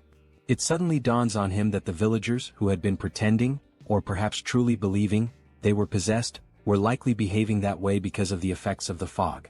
Silently, within his own thoughts, he questions whether this strange mist might actually be some kind of pheromone emitted by the spider. Shortly afterward, Huayin becomes visibly upset as she watches Soryang gently stroke the spider, his hands running carefully across its body, all while speaking to it in a soft voice about the origin of the fog and its unusually large size. Time passes and the couple remains in the forest, lingering together in that strange and tense environment. Eventually Huayin, her cheeks tinged with embarrassment, gathers her courage and apologizes to Soryang. She admits that for a while she genuinely believed he had fallen under the spider's seductive spell. Embracing the spider with visible tenderness and affection, Soryang explains that all he was trying to do was uncover the creature's true form, to understand what lay beneath the disguise. Huayin nods, saying that she understands now, but her emotions quickly shift. With a burst of frustration, she yells at him to stop hugging the spider. Moments later, Huayin appears startled. Her eyes widen as she expresses an odd sensation. She feels as though there's something important she's supposed to remember, something lingering at the edge of her memory, but she just can't grasp it. She confesses that she still hasn't memorized all the known venomous creatures. Meanwhile, Soryang remains trapped in his own uncertainty, still trying to understand what exactly is causing such deep frustration and agitation within Huayin. Suddenly, something grabs both of their attention. A faint but unmistakable sound rises in the stillness of the forest. Soryang immediately turns toward the spider, wondering aloud whether it could be the source of the strange noise. With his mouth open and his expression full of suspicion, he finally realizes that the sound is not coming from the spider, it's coming from behind him. It is Eun. Still tied to the tree, she is the one producing the sound. Without hesitation, Soryang calls out, admitting that in the midst of all the chaos and confusion, he had completely forgotten about her. Now, with Eun lying on the ground, the couple stands over her, unsure of what to do to wake her. They soon notice that Eun is still breathing, albeit with difficulty, which brings them a small measure of relief. It means that she is not dead but only temporarily paralyzed. Time continues to pass and the dense fog around them thickens, sinking even lower into the forest floor. The strange atmosphere compels Huayin and Soryang to resume their search for Seol. But just before they leave, Soryang announces that there is something he must do first. His tone piques Huayin's curiosity. He then begins using the spider's own silk to tie it up carefully, wrapping it methodically while holding the other end of the binding securely in his hand. Before long, Soryang starts dragging the large creature along behind him, telling Huayin that he intends to take it back to the clan. He believes it is not just any ordinary venomous beast, and therefore should not be treated like one. Suddenly, a scream cuts through the air, and Huayin immediately spins around, alarmed and tense. It is Seol, her voice hoarse but forceful, calling out to her sister with every last ounce of strength she can muster. The fury in her voice is unmistakable, and it freezes both Soryang and Huayin in place, leaving them momentarily paralyzed, unsure how to react. Seol continues shouting, declaring that the creature has dishonored her, and vowing that she will never allow it to do the same to her sister. Without hesitation, she draws her sword, her determination carved into every movement. Her eyes blaze with resolve and she prepares herself to strike. At that exact moment, Soryang cries out desperately, begging her to wait, just for a single second. But nothing could stop her now. Unshaken and unwavering, Seol rushes forward, aiming directly at the creature with relentless momentum. In a flash of motion, Soryang throws himself in front of the creature, spreading his arms wide open in a protective gesture, trying with everything he has to block her attack. Seol, still unwilling to stop, points her sword at him, ready to strike, and commands him to move aside. But Soryang stands firm. He doesn't move an inch. With clear conviction in his voice, he declares that he will not move under any circumstances. Remaining solid and unyielding, he points to himself and states that he is the one who captured the creature. Therefore it now belongs to him. Hwain's eyes go wide, stunned and speechless at the gravity of what he just said. Then Soryang's expression hardens. He clenches his fists tightly, bracing himself for whatever may come next, ready to face any threat head-on. At that moment, a sinister and intense aura begins to radiate from Seol. Her eyes gleam with burning fury and her voice, dripping with hatred, demands that he repeat himself. She wants to hear it again to be absolutely sure she hadn't misheard. Soryang continued staring directly at Seol. Once again, Seol demanded that he repeat what he had just said, if he had the courage to do so. In Soryang's mind, the memory of the gecko with the poisonous chant resurfaced, one that Seol had already killed before. He wondered, filled with indignation, if now she also intended to kill the spider. At that moment, Hwain suddenly shouted, urging Lady Seol to wait before doing anything drastic. She firmly stated that Eun was only paralyzed, not dead. Upon hearing those words, Seol froze in shock as the realization struck her that her sister was still alive. To remove all doubt, Hwain assured her again that Eun was truly alive. Understanding how Seol felt, she explained that if the host were to be killed and the body's clone were undone, the imitation would simply revert into something else. This process in turn would serve to clear Lady Eun's name. Hwain implored Seol to think calmly about her actions before acting on impulse. She questioned whether, by taking the host and exposing it before the entire family, Seol would actually feel that her anger and sorrow had been resolved. Finally, directing the attention of everyone present, Hwain brought the focus back to the essential point. It was Soryang who had discovered and captured the host, and beyond that he was also the one who saved Eun's life. Upon hearing everything, Seol appeared visibly embarrassed by the way she had behaved at the beginning. She turned to Soryang and offered an apology, admitting that she had failed to consider his kindness and had acted too hastily in judging him. Soryang, relieved by her words, accepted the apology. Wasting no time, he turned to Hwain and sincerely thanked her for clarifying the entire situation so smoothly and effectively. Seol then turned her gaze back to Soryang and asked what he planned to do with the creature. Excited, he declared that, before anything else, he intended to take it to the Tang clan. Swept up in his enthusiasm, he commented to Seol that he actually thought the creature was cute. Seol, now entirely frustrated, asked in disbelief whether he seriously found that thing cute. As she mulled over the deeper meaning of the word cute, Seol began to panic and, driven by impulse, asked if Soryang didn't already have Lady Hwain. Hwain let out a sigh upon hearing the question and replied that Seol was completely misinterpreting Soryang's words. Annoyed, Soryang clarified that he had referred to the spider as being cute, not in the sense of it being charming like a person, but because it was red, covered in soft fur, and had unique abilities. Seol tried to understand, though she still appeared somewhat skeptical. At that moment, Soryang looked at both of them with curiosity and asked what exactly they had been discussing. Flustered, both women quickly replied that it was nothing important. With the break of dawn, the spider and Lady Eun were safely escorted back to the Namgung family. As soon as the Namgung patriarch laid eyes on the creature, he immediately drew his sword, consumed by fury at the thought that the creature had stolen his daughter's appearance and dishonored her in the process. Soryang, realizing the danger, pleaded with him to remain calm. He assured the patriarch that all misunderstandings regarding his daughter would be thoroughly explained. The patriarch let out a deep sigh and muttered, "Like father, like daughter," leaving Soryang momentarily confused by the remark. Soon after, the patriarch turned to him and expressed his gratitude for saving both of his daughters. He emphasized that the Namgung clan would never forget what Soryang had done and that, as a gesture of their gratitude, they would grant him one wish. Without hesitation, Soryang pointed to the spider, declaring that he wished to take it with him. The patriarch, without the slightest objection, granted his request. Before ending the discussion, however, the patriarch brought up something that still bothered him. Curious, Soryang asked what it was. The patriarch referred to his daughter Seol's appearance. She still wore an expression of stiffness, completely unlike her usual demeanor. Concerned, he posed a new question. Just as the creature had stolen the image of his daughter, was it possible for it to do the same with anyone else? Soryang became thoughtful. Although he was now the spider's owner, he didn't exactly possess the image rights of the patriarch's daughter. He began to reflect deeply on what might be done regarding this particular issue. Suddenly, interrupting his train of thought, something drew Soryang's attention.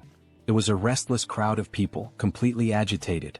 Concerned about the commotion, Soryang rushed over to Commander Gu Pei and asked what was happening. The commander replied that it was a group of angry citizens. Many among them were outraged that the creature had stolen the appearance of young Lady Seol. They shouted loudly, questioning why it hadn't simply been killed. These comments infuriated Gu Pei. He sternly declared that the spider was now the property of the clan and that they were being far too bold by insulting it. Alarmed by the commander's fierce reaction, the crowd quickly backed down and retracted their statements. Soryang then declared that the misunderstanding had already been resolved and that everyone who needed to see her had already done so. Concerned about the creature's safety, he stated firmly that no one else should be allowed in. Upon hearing this decision, Gu Pei immediately gave the order to close the entrance. At that very moment, quite unexpectedly, someone appeared. It was an elderly man leaning heavily on his staff. Coughing lightly, he asked if he could just take a quick look. The guard at the entrance, following the orders from above, replied that he could not allow him to pass. The old man insisted, saying it would only take a moment, but the guard repeated that it simply wasn't possible. Soryang stepped in and argued that, given the elder's frail health and the long journey he had clearly undertaken, the least they could do was allow him a brief visit.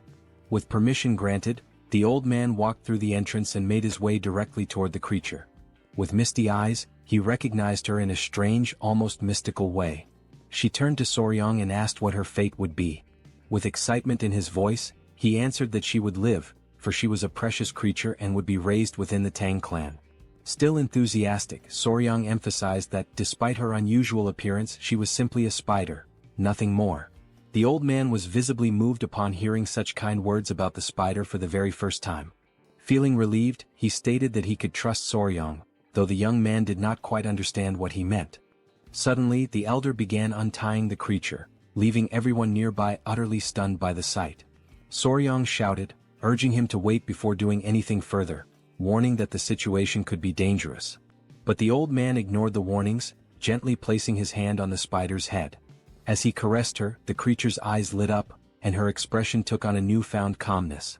Soryang remarked that he had felt a familiar energy in the elder from the very beginning. The old man then revealed that the spider's name was Yowa. With a nostalgic gaze, he began to recount the story of how they had met. The encounter had taken place more than 20 years ago, just after he had lost his entire family to a devastating plague. It was during that period of despair that he found Yowa, still very young and small. At the time, while he still had vitality in his body, he had fed her with his own qiyang. However, as the years passed, his strength waned and he could no longer sustain her. Back in the present, the old man admitted, filled with regret, that Yowa had done terrible things, and he blamed himself for them. Soryang tried to console him, speaking firmly that it had all simply been an accident. The elder then said that Soryang, as a kind-hearted knight, would now care for Yowa in his place, and that he could finally rest in peace, asking that he take good care of her. Without hesitation, Soryang responded immediately, promising that she would be in good hands. With a warm, loving look, the old man told Yowa that he was far too old to continue accompanying her, but he trusted that she would be well cared for. He advised her to follow the knight and live a long and happy life. The old man and the creature embraced in a heartfelt farewell. Soryang observed that, for a spider to understand a human so well, they must have spent a great deal of time together. He imagined that their journey had been one filled with affection and deep companionship. Moved by this sentiment, Soryang invited the old man to come with him to Sichuan, but the elder politely declined, explaining that he no longer had the strength for such a long journey. Understanding, Soryang shifted the topic and asked the elder to share his experience with Yowa, since it would be his first time caring for a creature like her. The old man agreed, assuring him that he would explain everything in detail. Somewhat embarrassed, Soryang posed his first question. How exactly does one feed a creature like Yowa with qiyang? The old man explained that one must place a finger into the creature's mouth to transfer the qi-yang. He then added, with a curious note, that even by sleeping beside her, a transfer of energy could occur. He revealed that, upon receiving qi-yang, the creature would begin to transform, shaping itself into whatever form it believed to be most beautiful in the eyes of the one feeding it. As the transformation unfolded, Soryang asked who the young woman before them was. The old man replied that it was his deceased wife and that he was grateful to see her one last time before his own death. Then, turning to Soryang, the old man invited him to try feeding Yowa himself. Soryang took a deep breath and agreed to give it a try. Without delay, he began transferring his qi-yang. Almost immediately, the transformation began. Filled with anticipation, Soryang wondered what form Yowa would take. Deep down, he imagined that, naturally, she might transform into Lady Huayin. But when the final form was revealed, Soryang was utterly stunned. He couldn't hide the shock on his face. Those nearby, watching with curiosity, didn't let the moment pass. Without hesitation, they began asking aloud whether that was really his type. Then, the old man explains that he had only seen that particular form once before, long before the creature ever assumed a human shape for the first time. Completely stunned, Gu Pei questions what exactly is happening and why the creature doesn't look anything like Lady Huayin. However, Soryang, visibly confused, admits that he is not entirely sure what is going on. As he reflects, a thought resurfaces in Soryang's mind. Perhaps the creature had maintained Seol's appearance because, in the eyes of the villagers, she was considered the most beautiful woman in the region. But now they were speaking of Huayin, who was hailed as the most beautiful woman in all the Central Plains. Suddenly, overwhelmed by panic, Soryang dashes off, running in desperation, his mind clouded by the fear that the clan might see this as a sign of betrayal. As he races away, a wild thought crosses his mind. Could the creature have believed that he preferred poisons over Huayin? Is that why she had taken on such an unexpected form? Elsewhere, in a quiet room, Un rests peacefully with Soryang keeping her company in silence. But suddenly the door bursts open. Soryang enters abruptly, calling out Huayin's name, startling her completely. Frightened, Huayin immediately asks what happened and why he's so out of breath.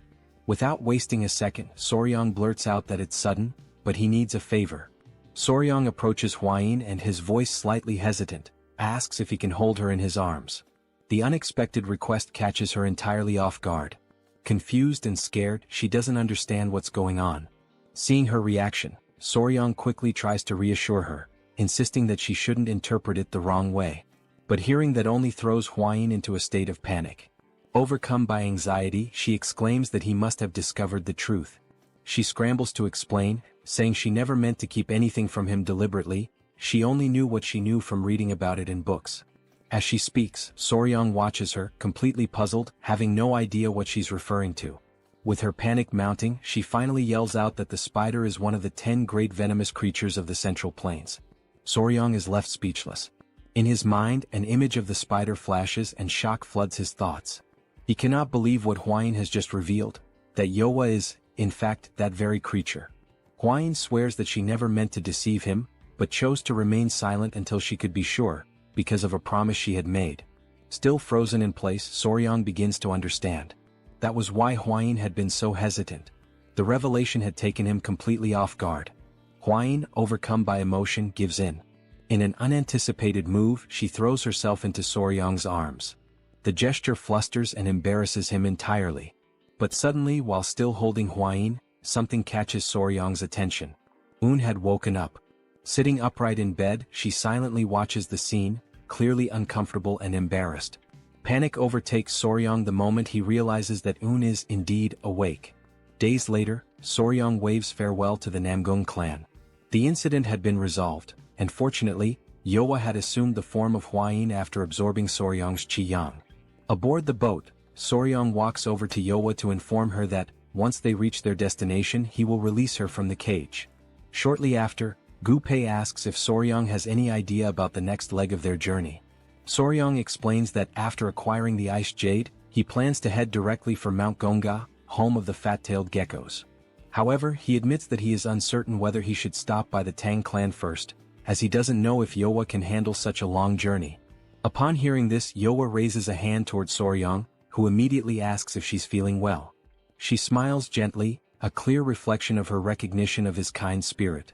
Soryang understands the gesture and thanks her sincerely, promising that they will get there as quickly as possible. Without further delay, Soryang turns to Gu Pei and informs him that they will head straight to Mount Gonga as originally planned. As they travel toward their destination, Soryang takes the opportunity to quietly enjoy the scenery around him, allowing himself a rare moment of peace amidst the gentle sway of the journey. Suddenly, something captures his attention. He overhears two young men talking nearby, their voices animated. One of them says that the leader of the alliance had personally led the Azure Dragon unit on an expedition, and that captured prisoners from the Blood Cult had begun to reveal crucial information about the locations of other strongholds. Right after that, the boy with yellow hair adds with excitement that there are rumors going around about someone who managed to create a poisonous mist that only affects members of the Blood Cult. Instantly, Soryang turns toward them with enthusiasm written all over his face, realizing that they were talking about something he himself had accomplished. The scene shifts back to the boys and Soryang, now clearly intrigued, asks them who was responsible for creating such a thing. One of the boys replies that the alliance hadn't disclosed the identity of the person involved, but insists that whoever did it was truly a hero. Soryang is left stunned by the praise. As the words sink in, his mind drifts back to his days of uploading videos, and for a brief moment he relishes the feeling of having once again made an impact, albeit from the shadows. Eventually they arrive at Mount Gonga. Soryang admits, somewhat embarrassed, that since he's not particularly skilled in the art of lightness techniques, he won't be able to climb the mountain himself. Because of that, he suggests that Huayin and Gu Pei go instead to retrieve the fat-tailed geckos. However, Gu Pei raises a valid concern. Would the geckos even respond without Soryang present? Huayin agrees with the reasoning, suggesting that it would be best if Soryang could go himself. Then, out of nowhere, something draws their attention. It is Yowa, gracefully ascending the mountain on her own, while Soryang shouts desperately for her to come back down. One of the rocks on the mountain breaks apart, causing Yowa to descend rapidly, but she lands calmly and smoothly on the ground below. Everyone stands in awe at the sight, completely stunned by her ability to fly. Soryang suddenly remembers a phenomenon known as ballooning. He begins to explain with an air of fascination that although few people are aware of it, some spiders are capable of flying by releasing silk threads and surrendering themselves to the wind. He adds that sometimes when walking through the street and brushing against a random web in the air, it's likely the trace of such a flight. Now fully excited, Soryang gives Yowa permission to carry him through the air. As she takes off with him, Gu Pei and Huayin follow close behind. Upon reaching the top, Soryang embraces Yowa warmly and praises her for being such an incredible and versatile creature. Huayin, visibly irritated by the scene, immediately reproaches him, saying that hugging her like that is strange, especially since the form Yowa currently wears is her own. Hearing that, Soryang quickly apologizes, understanding the awkwardness of the situation. Without delay, he begins to explore the area in search of the geckos. After a little while, Soryang spots them in the distance. With joy and great enthusiasm he calls out to them. Instantly, the fat-tailed geckos leap toward him, full of energy and visibly thrilled to be reunited. Soryang is taken aback by how affectionate and healthy the geckos seem, much more so than before. Their condition fills him with a quiet sense of accomplishment. He then shows them the ice jade he brought and assures them that he will take good care of them. He calls them to follow him. As a personal touch, he decides to name them Snow and Ice. After naming them, he gently carries both in his arms. And just like that, they officially become part of the family. A while later, back at the Tang clan during the late hours of the night, the guards are taken aback by what they see in front of them. Their eyes widen with surprise as they question why two young ladies are suddenly standing before them at such an unexpected time. They take a closer look and quickly realize that one of the young women isn't actually human. It's a spider that has taken on the form of Miss Huayin. Feeling quite pleased with himself, Soryang proudly tells the guards to go and spread the news. The honored and confident official son-in-law of the Tang clan has returned with one of the 10 great venomous creatures. The guards are visibly stunned. None of them had imagined they would ever lay eyes on one of the 10 great venomous creatures in person, let alone see one that looked like this.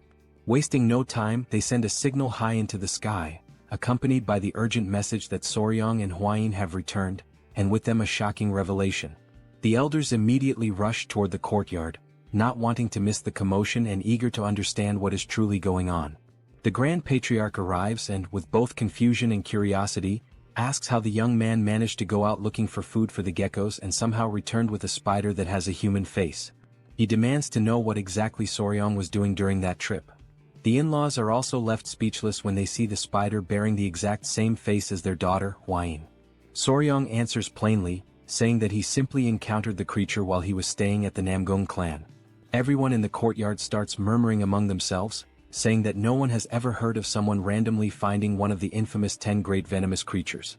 So they press him further, asking how in the world he managed to capture the notorious spider with a human face. The elders comment that Soryong never ceases to amaze and that at this point, they should expect nothing less from him.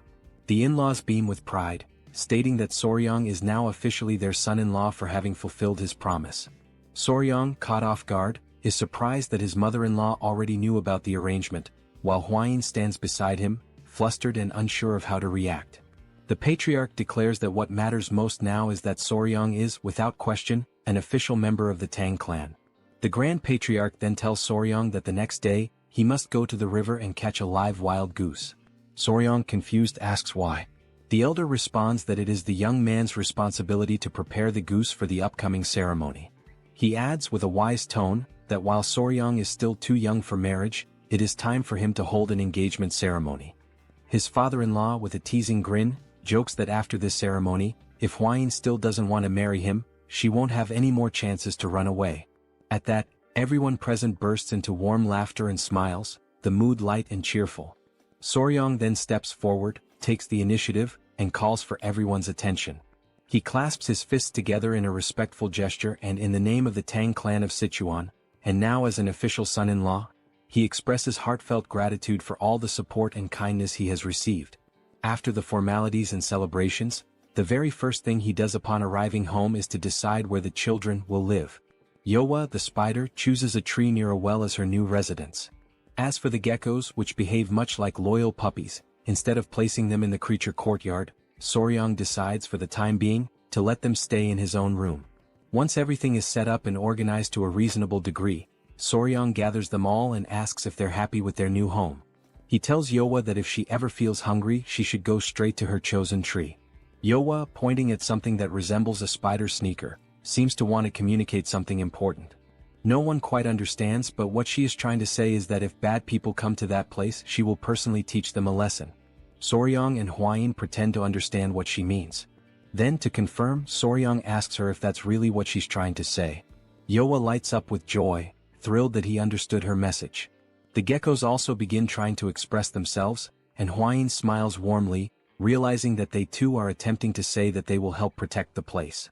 The new little family begins to settle into their lives, bound by trust, loyalty, and a deepening sense of belonging.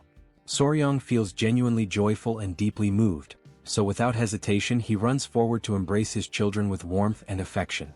With their new home now secured and their small family settled in, the engagement ceremony is held later on, attended by the elders of the Tang clan. It is a simple and modest affair where the couple exchanges heartfelt vows, and only the ceremonial offerings are presented as part of the tradition. However, before all that, a minor confusion arises during the preparation of the offerings. The young warrior is caught completely off guard when Hwain declares that she wants the geckos as her engagement offerings instead of traditional jewels.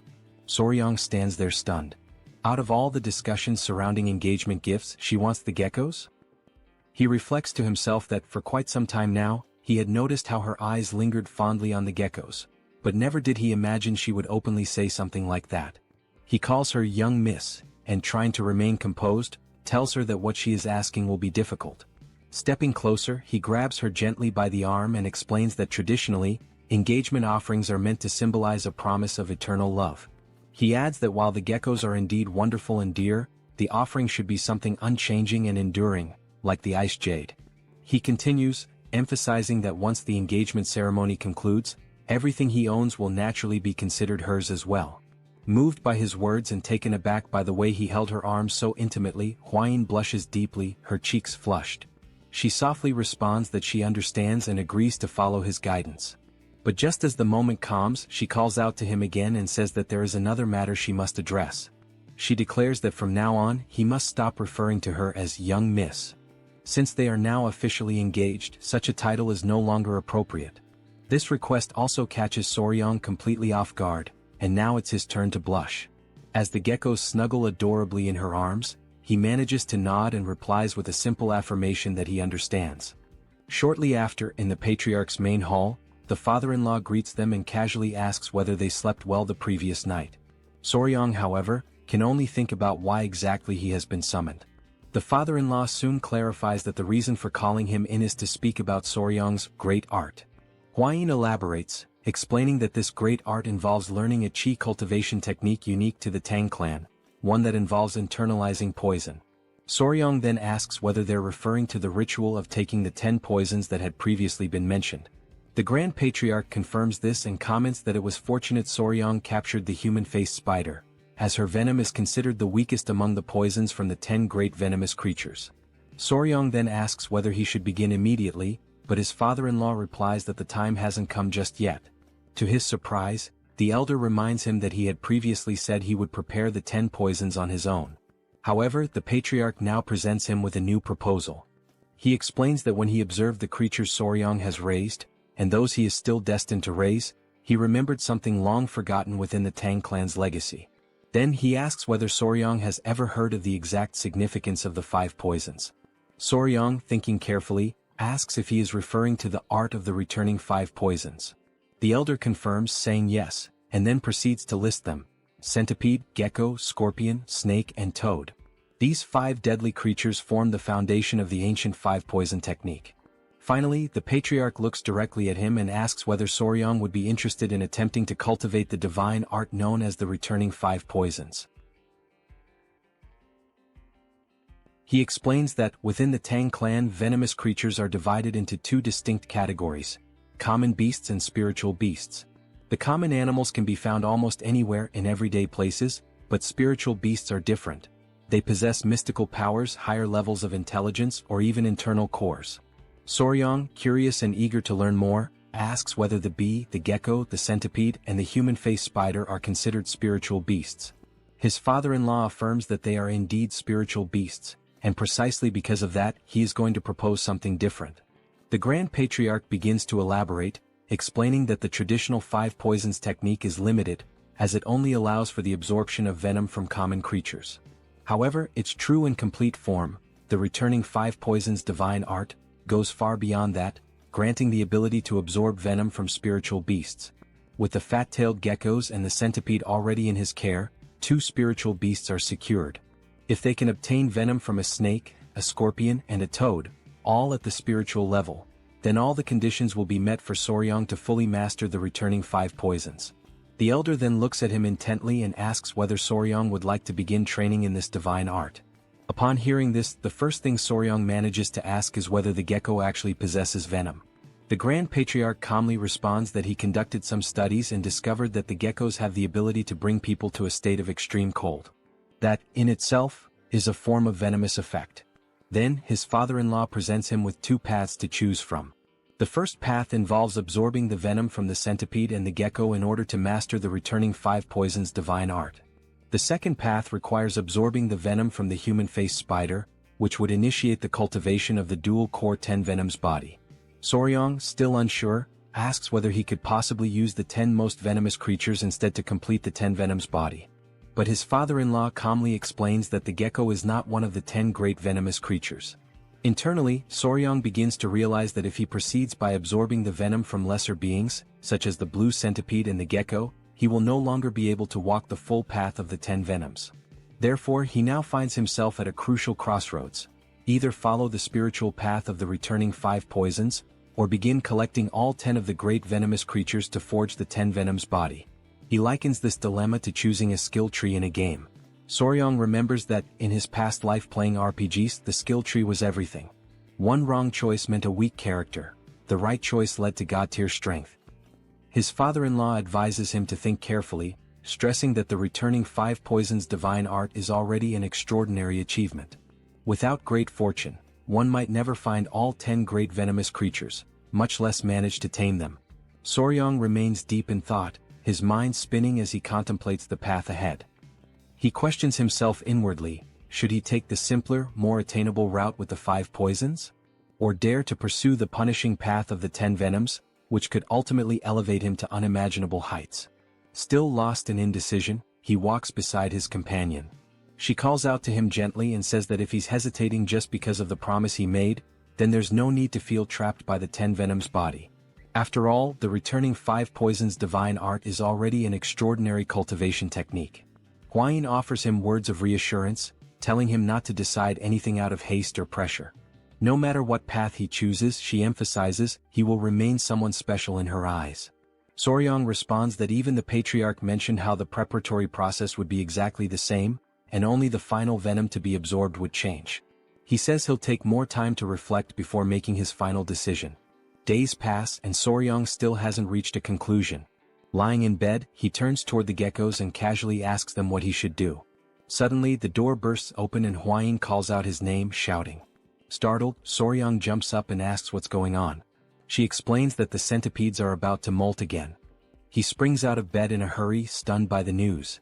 The two of them rush together to the area where the centipedes are kept.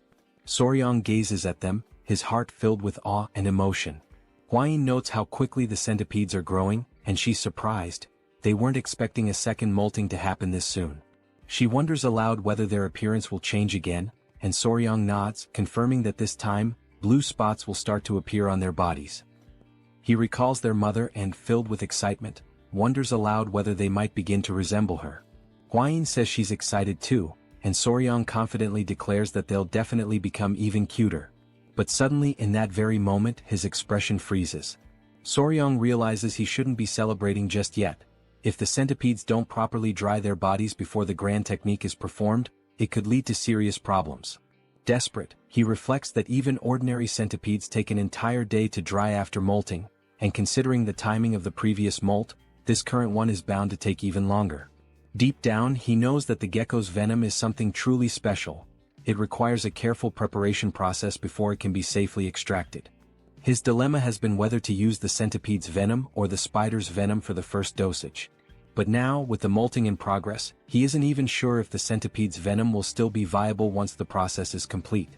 Soryang realizes that forcing the extraction of venom at this stage could bring about serious complications. Yet, at the same time he is fully aware that he cannot afford to wait until their bodies have fully recovered and strengthened after the molt.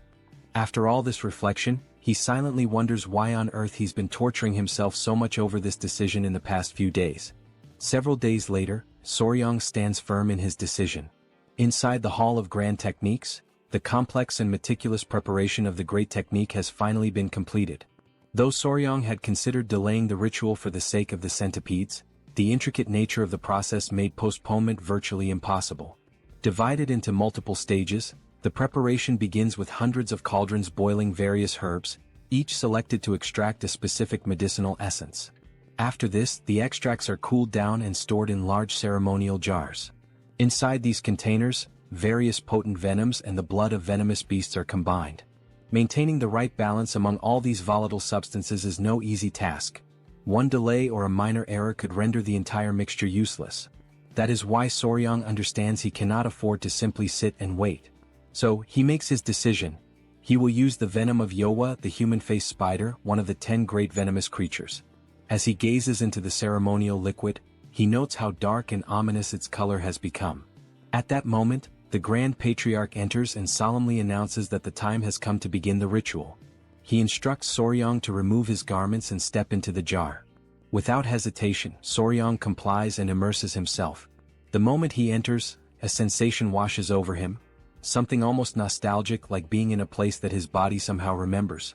The Grand Patriarch explains that a single drop of Yowa's venom will be added to the liquid, followed by the application of medicinal compounds. This combination will initiate the absorption process, causing Soryang's body to begin merging with the venom. He also mentions that, under normal circumstances, this would be an excruciatingly painful process. But given that the spider's venom is paralyzing by nature, Soryang should only feel a minimal amount of pain. The elder then says he will step out briefly to gather the remaining ingredients, asking Soryang to stay where he is and wait. Suddenly, the door bursts open and Huayin enters excitedly, bringing Yowa, the geckos, and the freshly molted centipedes with her. Soryang compliments how much more beautiful they look now, although he also notes with mild surprise that the changes were not as dramatic as he had anticipated. With a playful smile, he jokes with the centipedes, saying how odd it must be for them to see their father soaking in a giant jar.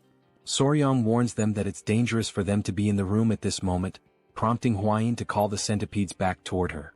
Just then, something unexpected happens. The ceremonial liquid begins to bubble violently, and a small splash hits one of the centipedes, startling it. Panicked, Soryang shouts out that the centipede's antenna has come into contact with the potion, and it needs to be washed immediately with warm water. Hwayin quickly grabs the centipede to move it away from the danger. But in that chaotic moment, a tiny amount of saliva escapes from the centipede's mouth and falls into the ceremonial jar. A reaction is triggered instantly. Upon seeing this, Hwayin becomes frantic, screaming that venom has entered the potion. Suddenly, an intense wave of pain courses through Soryang's body. Every fiber of his being begins to absorb the venom, while the dark liquid surrounding him bubbles and churns with an almost violent intensity. The reaction is so intense that, while Soryang endures the unbearable pain, Hwayin and the creatures around him struggle to cope with the violent aftermath. Hwayin, overwhelmed and in a state of panic, shouts for Soryang to maintain control with every ounce of strength he has. Amid the agonizing sensations ripping through his body, Soryang says it feels as though his skin is being flayed and his insides are burning from within. In the midst of this chaos, he recalls the critical instruction: do not move during the great technique. But his instincts scream at him to flee to escape the torment. Clenching his teeth, he resists the overwhelming urge, anchoring himself in place, even as his mind insists that it is all too much to endure. Hwayin, stunned by his condition, desperately wonders what she can possibly do to help him. Her heart pounds in helpless fear. Suddenly, his father-in-law and the Grand Patriarch return to the chamber. They both freeze, momentarily paralyzed by the scene before them. As they hurry closer, Hwayin hurriedly explains that the centipede accidentally spilled a small amount of venom into the solution. Right then, Soryang collapses against the edge of the ceremonial jar, his strength failing. With a trembling voice, he pleads for someone to save him. The Grand Patriarch quickly urges Soryang to stay conscious. At the same time, the Patriarch instructs him to calm his breathing and focus his mind, warning that losing consciousness now could be dangerous. Suddenly, Soryang coughs up a thick, dark liquid. His body begins to convulse and he feels his control slipping away. Around him, familiar voices call out his name, desperately trying to pull him back, but everything becomes distorted. His vision blurs, the faces around him twist into indistinct shapes, and the words melt into unintelligible echoes. His awareness drifts into darkness, dragged deep into the recesses of his own subconscious. When he opens his eyes again, Soryang finds himself face to face with the centipede. Unexpectedly, an intense, radiant light bursts forth from the centipede's body, leaving him in a stunned trance. Back in the real world, Hwayin cries out in relief the moment she notices Soryang regaining consciousness. Slowly, Soryang's eyes flutter open. His vision stabilizes, and he sees the Grand Patriarch and Hwayin standing before him, watching intently, visibly filled with anticipation and hope. Without delay, Hwayin asks if he's all right. The Grand Patriarch explains that fortunately he was able to guide Soryang's chi flow in time, and that the great technique appears to have completed successfully. He notes that Soryang's body has now accepted the centipede's venom. Then, with a soft chuckle, he remarks that perhaps the centipede wanted its father to understand the essence of the 5 poisons. Soryang quickly asks if the centipede is okay, visibly concerned that it came into contact with the volatile substance. Hwayin reassures him gently, saying she washed the affected area as quickly as she could. But her expression shifts to a somber one, and she admits she had no idea whether he would survive or not. She turns her head away, unable to look him in the eye. At that moment, Soryang recalls how, after returning from the wedding ceremony, the very first thing he did was rush to check on the centipedes, before even turning to see his bride. He raises a hand to his forehead and lets out a groan. Hwayin immediately asks if the pain is coming back, her worry returning. But with a resolute expression, Soryang looks up and asks again if the centipede is safe, taking both Hwayin and the Grand Patriarch by surprise. Noticing this shift in his behavior, Hwayin comments that it seems like he still hasn't fully recovered his senses. The Grand Patriarch quickly calls for the physicians. Meanwhile, Soryang realizes this moment of confusion was a perfect opportunity to play things to his advantage. Days pass, and only after every drop of medicine in the jar has dried does the great technique finally come to a proper end. The Grand Patriarch once again checks on Soryang, asking if he truly feels well, and suggesting they may still need to examine him in more detail. But Soryang assures them that he feels perfectly fine. The Grand Patriarch declares that Soryang has now officially set foot on the path of the 5 poisons and has begun to cultivate the divine art. For that reason, he says it is time to hand him the appropriate martial arts manual. Startled, Soryang asks what kind of manual. The Grand Patriarch explains that there are 5 manuals in total. Each one corresponds to a venomous creature and a specific technique.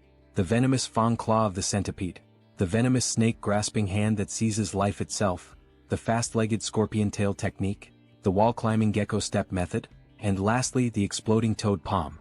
He adds that each technique governs a different discipline: claw technique, hand technique, leg technique, movement technique, and palm technique respectively. Soryang becomes visibly excited upon hearing that this martial art allows its practitioner to become one with poison, forming a true unity between body and venom. The very idea stirs something deep within him, igniting his curiosity and determination. The Grand Patriarch notices Soryang's reaction and remarks that he seems enthusiastic. Soryang confirms that he is indeed excited, but also admits that he's surprised. It's not exactly the kind of venom-based assassination techniques or deadly arts he had originally imagined. In response, the Grand Patriarch begins to explain the origins of this martial tradition. He reveals that this particular martial art did not originate within the Tang clan itself. The divine art of the returning 5 poisons, along with the 5 venom techniques, actually stemmed from an external lineage, from the now extinct 5 Poisons sect. He recounts a story from 2 centuries ago. Back then there was a second son of the Tang family, known far and wide as a prodigy of his generation. That young man fell in love with the daughter of the lord of the southern barbarian Beast Palace. Despite fierce opposition from both powerful clans, the 2 lovers defied their families and fled together. In exile they founded the 5 Poisons sect. The couple went on to create an entirely new martial art, one that fused the venom arts of the Tang clan with the beastly fist techniques of the Beast Palace. This fusion led to the birth of a unique and powerful martial system. However, because they incorporated forbidden techniques into their new style, they attracted the wrath of the martial world. The sect became a target of persecution and was ultimately annihilated around 100 years ago in the depths of the jungle. The Grand Patriarch concludes by explaining that after the sect's fall, both the Tang clan and the Beast Palace reclaimed fragments of the lost arts. The 5 poisons and the 5 venom techniques were eventually restored. Although tensions still lingered between the clans, the Tang clan managed to retain most of the art. He adds that the masters of the 5 Poisons sect held out against overwhelming force, proving the extraordinary strength of their style. The Grand Patriarch emphasizes that he has always believed this martial path would be a perfect fit for someone like Soryang, someone with a natural inclination and affinity for poisons. In that instant, Soryang realizes this was the Grand Patriarch's plan all along. He expresses his sincere gratitude and assures them that from this moment on, he will commit himself fully to training. The Grand Patriarch nods, stating that as long as he remains dedicated, greatness is destined to follow. And so, with resolve burning in his heart, Soryang takes his very first step onto the path of the divine art of the returning 5 poisons. Elsewhere, he strolls quietly, suddenly noticing how long it has been since he last felt sunlight on his face. Just then, much to his surprise, a centipede comes crawling rapidly in his direction. It's Nova, the same centipede that had spilled the venom into the ceremonial jar. Soryang wonders aloud if she had been waiting for him all this time. He looks at her gently and says he understands everything she went through, urging her not to blame herself. None of what happened was her fault. Moved by his words, the centipede suddenly leaps into his clothes.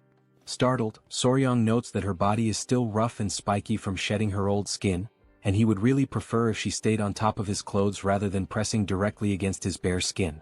She looks at him for a moment and then climbs out of his clothes, leaving him full of assumptions and questions. Soryang grows anxious and wonders what is going on. A strange thought flashes through his mind. Could the centipede actually be reading his thoughts? Trying to shake off the notion, he reassures himself that it's probably just a coincidence. After all, animals that spend a long time together often develop uncanny synchronicities. He holds her gently in his hand, telling himself that he's just an emotional fool without a solid sense of reason. There's no way an ordinary creature from the Venom clan could do something like that. But suddenly, the centipede looks at him with a piercing, serious gaze. Then she radiates a powerful red aura, shocking Soryang to his core. He mentally gives her a command, to go to his head. Instantly, she obeys without hesitation. He then mentally commands her again, to find him. And again she follows the instruction precisely. Soryang stands frozen, stunned. 1 time might be coincidence. 2 could still be chance. But 3 times? That was beyond reason. Eyes wide, he stares at her, overwhelmed and confused, trying to make sense of the impossible. In that surreal moment, a mysterious light begins to form, connecting the two of them. Elsewhere, Hwayin was calling out desperately for Nova, her voice filled with urgency as she asked where the centipede had gone. Coming across a few other centipedes, she asked if they had any idea about Nova's whereabouts, knowing that after recently shedding her skin, it would be more difficult to track her down. At that moment, Soryong suddenly appeared, emerging unexpectedly as he ran toward Hwayin with Nova resting on his shoulders. Seeing how visibly exhausted he looked, Hwayin immediately asked if he was alright, while simultaneously scolding Nova for wandering off so far, a behavior she had explicitly forbidden. Catching his breath, Soryong lifted Nova gently and pointed out something far more important at that moment. Nova now understood human language. Hwayin, stunned and momentarily speechless, was taken aback by the statement. She then questioned what he meant, arguing that Nova had always been able to understand spoken words. Soryong explained in more detail, Nova was no longer limited to simply understanding spoken language. She now understood thoughts as well. The shock on Hwayin's face was instant. Before she could respond, Soryong bolted off, heading straight for the Grand Patriarch, eager to obtain further answers. Sometime later, they arrived at the Grand Patriarch's hall. Inside, Soryong recounted everything that had happened. Hwayin added that, among all the centipedes, only Nova was capable of understanding thoughts. She then asked whether this could be a result of the Great Art. The Grand Patriarch immediately dismissed the possibility. He stated that the ability had nothing to do with the Great Art, noting that among all those who had accepted the venom of spirit creatures, there had never been any reports of such a phenomenon. It was the first time he had heard of something like this. Hwayin then asked what the cause could be. The Grand Patriarch firmly declared that it was undoubtedly the result of the divine art of the five poisons returning. He explained that the Great Art was designed for the absorption of venoms, and that only Soryong had successfully absorbed venom from a spirit creature. He continued by saying that what happened to Nova was clearly influenced by the southern barbaric beast palace. Soon after, the Grand Patriarch elaborated further. He explained that the palace treated beasts as part of themselves and that their secret might be connected to the five poisons returning art. He concluded that it was impossible to fully understand why this was happening. Soryong, puzzled by this, asked why it was considered impossible to comprehend. The Grand Patriarch emphasized that there was no reason for the palace to reveal its most guarded secret. He warned that once the palace discovered that the Tang clan had mastered a martial art shaped by their influence, there was no way to predict how they would react. Distressed, Hwayin asked whether there was any way to prevent this from escalating. The Grand Patriarch replied that it wouldn't be easy, unless the palace owed them a significant favor. Later on, Soryong walked in silence, feeling disappointed by the entire situation. He thought back to his original hopes of gathering his animals and forming something like the Brementown musicians. Suddenly, his thoughts were interrupted by someone calling out to him. It was Commander Gyupi, who greeted him warmly, expressing how glad he was to see Soryong in better health. Suspicious, Soryong listened as Gyupi explained that there was an issue in the venomous creature garden and asked if Soryong could accompany him there. Soryong quickly considered that they should deal with the garden issue first and only then think about the palace. He also remembered that he had forgotten to go there after returning. Smiling, Soryong agreed to go with him. Before they left, Gyupi said he wanted to leave someone with Soryong. Hearing that, Soryong was surprised. What did he mean by someone? At that moment, to his amazement, the small Inying came running toward him, full of joy and longing. As they walked together, Gyupi explained that he brought the girl because she wouldn't let go of him, so he decided to bring her to the venomous creature garden. Still skeptical, Soryong asked the real reason Inying was there. Gyupi clarified that she had come for treatment and would be staying with the clan for a while. Interrupting, Inying asked why Soryong hadn't visited her yet. But Soryong only noticed that she was missing a tooth. He apologized, saying he didn't know she had already returned. He guessed she must have been bored being alone, but she denied it. To prove it, she smiled with her toothless grin and raised her click, the creature she had been playing with. Seeing it in her hands, Soryong was surprised. It was a click beetle. Click beetles are known for the snapping sound they make when they flip over. Though considered a crop pest, they're adorable in the eyes of children. Surprised, Gyupi asked if that really was a click beetle. Inying, slightly upset, insisted that it was much more than that. It was click. Soryong recalled that when he was younger he used to call them click insects, and this one was the very first he had ever raised in his past life. Then he asked Inying if she truly liked bugs. she enthusiastically replied that she did, especially the rage bee in the clique. Upon hearing those words, Soryong couldn't help but think that the little girl seemed like a smaller version of himself. The idea crossed his mind to teach her how to handle venomous creatures. He then invited her to explore and learn more about insects, and to his delight she absolutely loved the idea. However, Gyupi could only think about how he would explain Soryong's decision to Patriarch Peng. Later that day in the Garden of Venomous Creatures, little Inying watched with curiosity as a snake slithered inside a glass container. Meanwhile, Soryong and Gyupi were discussing the colony of rats they were raising, which would soon exceed 1,000 in number. During their conversation, Soryong inquired about the water snakes, having heard there was an issue, and wanted to understand what was going wrong. While the two men talked, Inying remained preoccupied with the surrounding animals. Gyupi explained that while the snake's diet had been stabilized, the number of crickets was falling short, causing some creatures to go hungry. Soryong then reflected that, in truth, no matter how many crickets they had, it would never be enough, and the only real solution was to find an alternative food source. Suddenly, Inying let out a loud scream and burst into tears, drawing both men's attention instantly. Soryong quickly asked what had happened, but before the girl could explain, he noticed an unfamiliar smell. Through her sobs, Inying raised her hand and said she was sensing a strange odor. Soryong immediately realized something and gently asked her to show him what she had inside her bag. As he inspected the contents, he recognized that the little girl had made the exact same mistake he once made as a child. With patience, Soryong invited Inying to come with him and see something different from the click beetles she had collected. He showed her a red flower beetle. In fact, its real name was the tenebrio beetle, and once it reaches adulthood, it releases a foul odor through glands, which was the source of the smell. Because of their similar appearance to click beetles, it was easy to confuse the two. Soryong explained that only click beetles make a sound by snapping their abdomens. Tenebrio beetles do not. Still, he praised the girl for her efforts, saying she had done a good job because, coincidentally, he actually needed those very beetles. Gyupi then asked him why he would need them. With excitement, Soryong said he planned to raise all the beetles Inying had gathered. He explained that, although it might not seem like it, tenebrio beetles were actually one of the most common foods used for feeding both insects and lizards. Confident in his plan, Soryong declared that if they could replace the crickets with tenebrio beetles, their food supply would finally be sufficient. He told Gyupi that, thanks to Inying, they might have just found the solution to their problem, and invited him to accompany him to the cricket breeding area for further inspection. After some time they arrived at the breeding facility. At first glance, Soryong didn't notice anything obviously wrong. He opened one of the containers to investigate more closely and immediately realized that the crickets' legs were falling off. Startled, Soryong concluded that the crickets were turning to cannibalism, which explained why their population wasn't increasing. Hearing this, Gyupi assured him that they had been fed adequately, but Soryong reassured him, mentioning that he had experienced the same issue back on Hainan Island. He added that, sometimes even when food is available, cannibalism among crickets still happens. He admitted that he didn't know much about crickets, and that ignorance was frustrating, especially since the problem was so serious and so far they hadn't been able to identify its cause. Just then someone arrived, politely asking for permission to speak. Awkwardly, the man said that if the issue was about crickets, he knew the right person to consult. Gyupi introduced the man to Soryong, explaining that, aside from him, this man was the only other volunteer in the poison division. Wanting to be honest, the man then admitted that he occasionally visited cricket fight rings for entertainment. Not knowing what a cricket fight ring was, Soryong asked for clarification.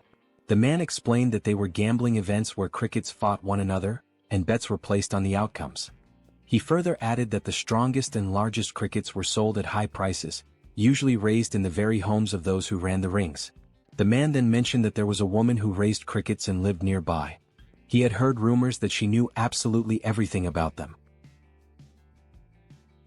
After some time had passed, during the evening, a crowd of people had begun to gather in a bustling and lively area. Among them were Soryong, Hwayin, Gyupi, and Wangyan. They were heading to the betting house in order to meet the cricket breeder that the man had previously told them about. Soryong had assumed they would use their foot techniques to travel, since the place seemed to be far away. However, they were instructed to dress properly and ride in a carriage, given that the location was part of a gaming district. After a while on the road, Hwayin informed him that they had arrived at the well-known betting house. Gyupi approached a man and informed him that Hwayin, a direct descendant of the Tang clan, was present there with her fiancé. He then asked if the man could guide them to the gaming house. The man was startled upon hearing that members of the Tang clan were there. But he quickly composed himself, respectfully greeted them, and thanked them for visiting the establishment, of which he was the owner. Wang Yan then asked if they could see the crickets. Excitedly, the owner confirmed and informed them that on that particular day, there would be a match between General Crickets. He promptly invited them to come inside. Once inside, Soryang was stunned by the sight. A group of men were gathered around a table, eagerly waiting for the match to begin. They shouted loudly, urging the crickets to fight, while one of them remarked that he had bet everything he had during the last match. On the table, the crickets were already getting into position for the duel. Very quickly they began clashing with each other. The men grew wild with excitement as they watched the intense battle, each one hoping that the cricket they had placed their bets on would emerge victorious. Watching the scene unfold, Soryang was left amazed to witness such a spectacle, while Wang Yan, clearly thrilled, explained that the cricket that turned its back would be considered defeated. On the table, one of the crickets took a hit to the back and was defeated instantly. One of the men confirmed the end of the round. Wang Yan went on to explain that the victorious General Cricket would now go to auction, and it was said that such crickets could be sold for as much as 30 taels of silver. Hearing this, Soryang briefly considered the idea of selling crickets himself. But before he could entertain the thought further, Huayin interrupted him, calling him over to meet the breeder. They then made their way toward the area where she was. The owner mentioned that sometimes guests wanted to meet her, but to him the brat wasn't anything special. Her only roles were feeding and cleaning. He pointed at the girl and said she was useless, which is why she was kept tending to the crickets. He then barked at her to stand up, informing her that important guests were present and she should greet them properly. The girl quickly got to her feet and apologized. Upon seeing her face clearly, Soryang was completely taken aback. She was in fact a woman. The group now stood facing her directly. Still stunned, Soryang introduced himself and explained that they were members of the Sichuan Tang family. He then said he had some questions about how to care for crickets and asked if she could assist them. In response, the breeder simply gave a faint nod of her head. Soryang then explained that he had been raising a large number of crickets in a certain place, but they continued to eat each other. With few words she replied that they were craving meat. She explained further, saying that they were probably only feeding the crickets grass, but crickets are omnivores. They need meat. Otherwise they'll devour each other. Soryang was stunned. Inwardly, he realized that he had completely overlooked the possibility that a lack of protein was causing the cannibalism. Right then, Soryang began to question if this was what a true cricket specialist looked like, and he concluded that he needed to keep a close eye on her. Then, without saying a word, he subtly turned toward Huayin, who immediately understood the signal. She, in turn, asked the owner if it would be possible to buy the breeder. He was confused at first, not understanding why someone would want to purchase her. But without hesitation he agreed, shoving the girl forward and saying they could take her right away. However, to everyone's surprise, the breeder refused. Her reaction irritated the owner, who yelled at her, demanding to know what she thought was so special about herself and if she even understood who she was refusing. Then he orders her to shut her mouth and go, but once again she refuses to obey. Soryang steps in at that moment, interrupting the tense situation, and firmly demands that they stop with that behavior immediately. Following his lead, Huayin walks over and gently says that the girl will be treated well and can even bring her family to live with the Tang family. But the woman responds firmly that she will not go. Once more the owner asks in frustration if he's going to have to fight with her again. Before he can do anything further, Soryang cuts him off, asking him to calm down.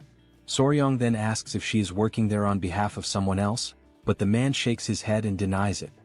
He recalls that 5 years ago she came forward offering to work for free, and so he took her in and gave her the task of feeding the crickets.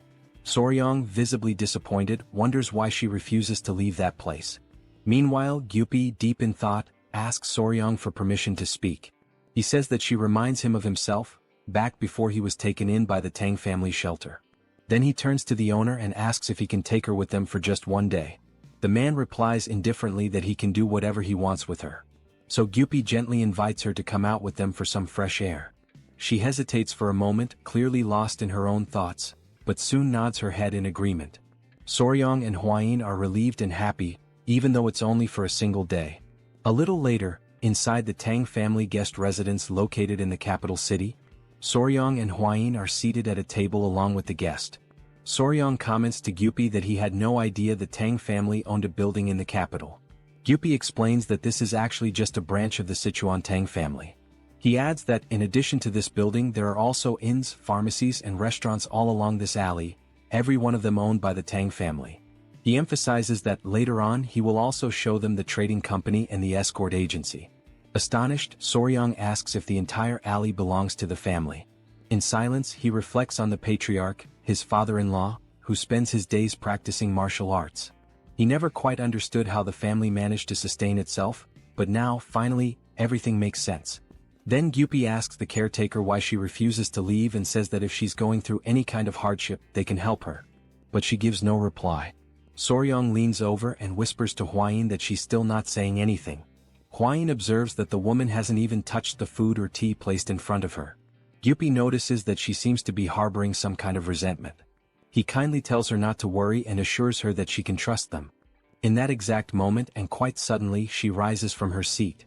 She kneels down, bowing her body and lowering her head until it is almost touching the floor.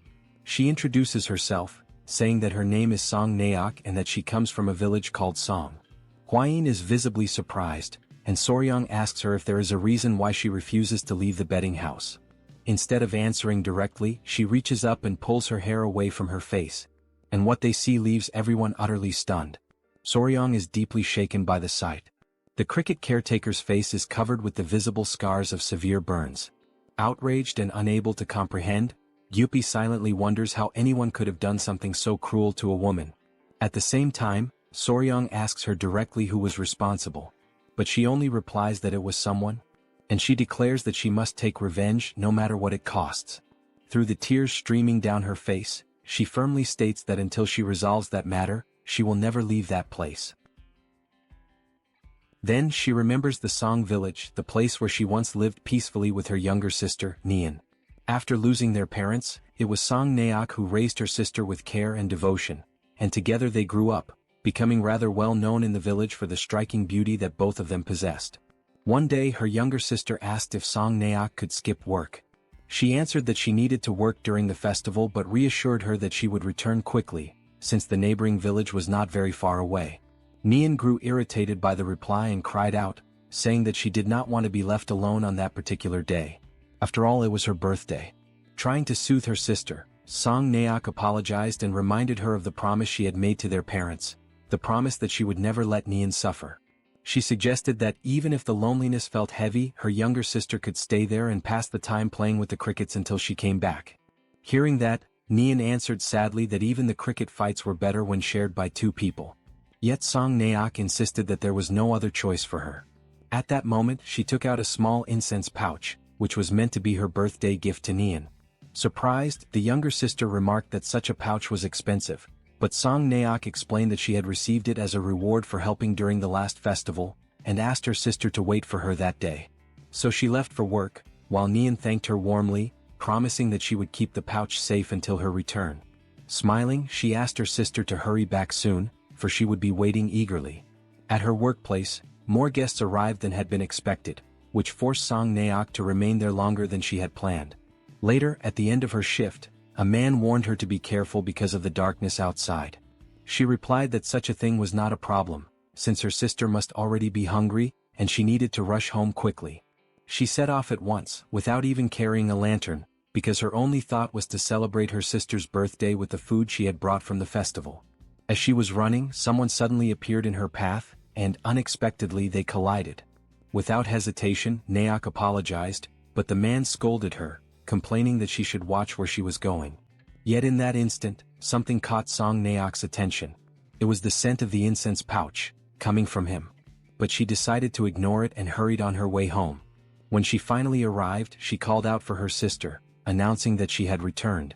The silence unsettled her, and she wondered if Nian had grown tired of waiting and gone to sleep. So she lit a candle.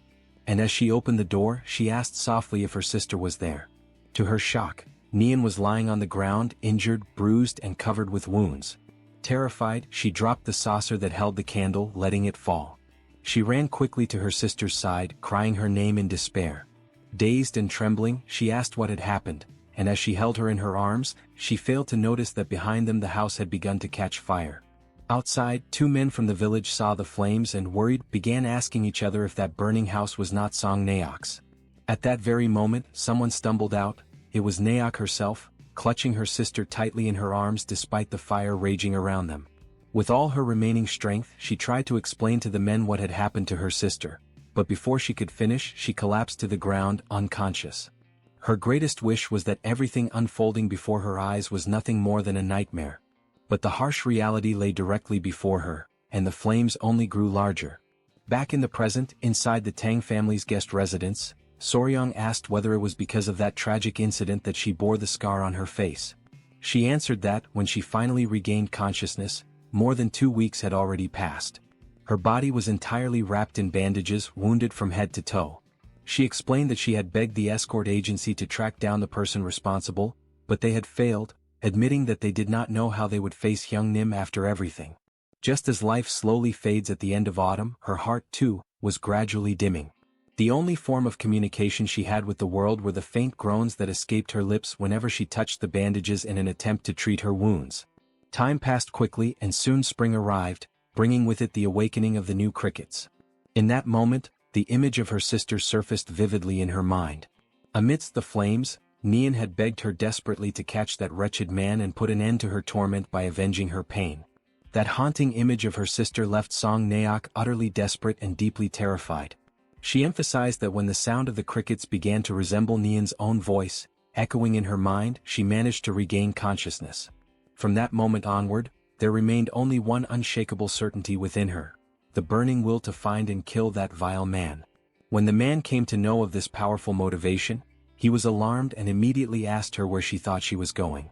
Naok answered with unflinching determination that every single night she was tormented by the agonizing screams of her sister, and as a sister herself, it was her duty to avenge her no matter the cost.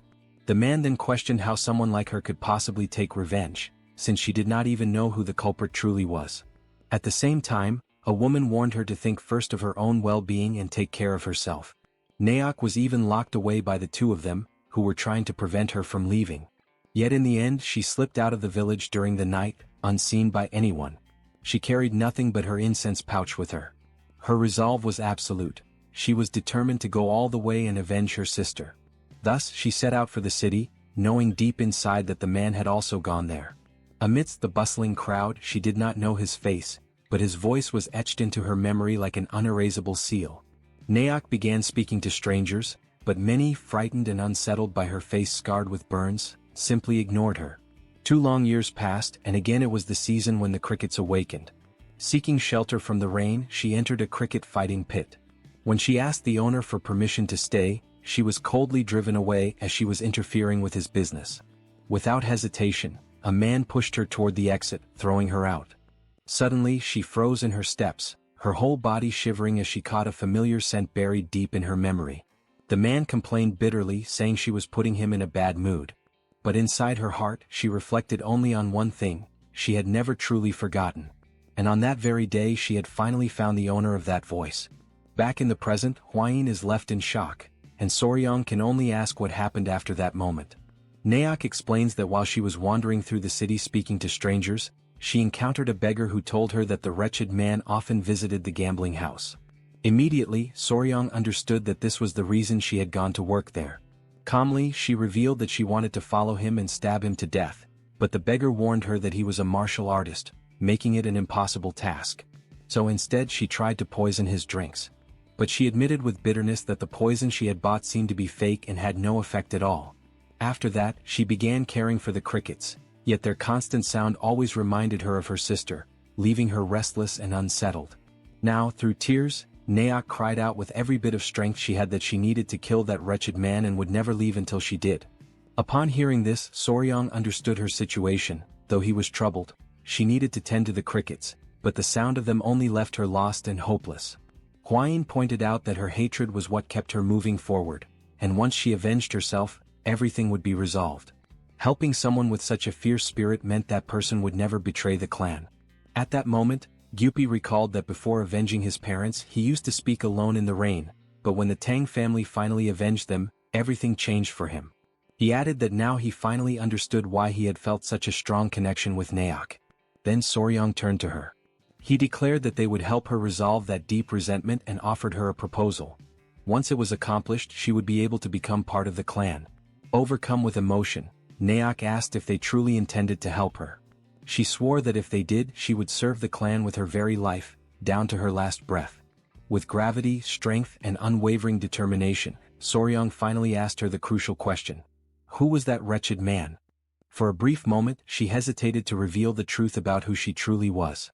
But soon after, she confessed that it was none other than the third son of the Great Harmony sect, Jim Dizung.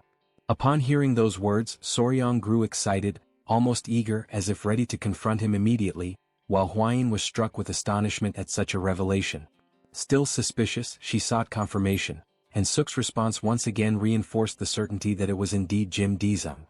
Soryang, intrigued and unsettled, could not understand why it should be a problem for him to belong to such a lineage. At that point, Gyupi explained that the Great Harmony sect belonged to the same orthodox faction. In Sichuan, this clan held immense influence, surpassed only by the Tang sect, the Amei sect, and Qingguixiang. The magnitude of such power left Soryang alarmed. Even so, Hwayin clarified that, regardless of the family's weight or prestige, that was not the central issue. She stressed that the true problem lay in the past. The Tang had once promised the Great Harmony sect to forgive a single offense, in return for a favor they had received. This information horrified Soryang, leaving him unable to believe in the burden of such a binding promise. Hwayin then added that, in the Murim world, oaths sworn upon martial arts, the family name, or an inherited title could never be broken. Meanwhile, Suk, who had been watching from behind, asked if there was some kind of problem. Soryang denied it, explaining that he simply had not expected that individual to turn out to be such a significant figure. Hwayin then declared that the wisest course of action would be to begin the fight first, and she advised Suk to rest without worries, assuring her that they would take care of the matter. Soon after, Suk expressed her gratitude for the support she had received. But without warning, her body weakened, and she suddenly collapsed to the ground, fainting before everyone's eyes. Hwayin immediately concluded that the fall was caused by the strain she had endured and decided it would be best to take her to the Tang residence so she could rest properly. Still, Gyupi perceived the seriousness of the situation, and Soryang insisted that they needed to report the matter both to the Patriarch and to the Great Patriarch. Sometime later, in the main hall of the Tang family, everyone was gathered. The Great Patriarch spoke of the prestige of the Great Harmony sect, but he lamented the disgrace brought by the son who now stained its lineage.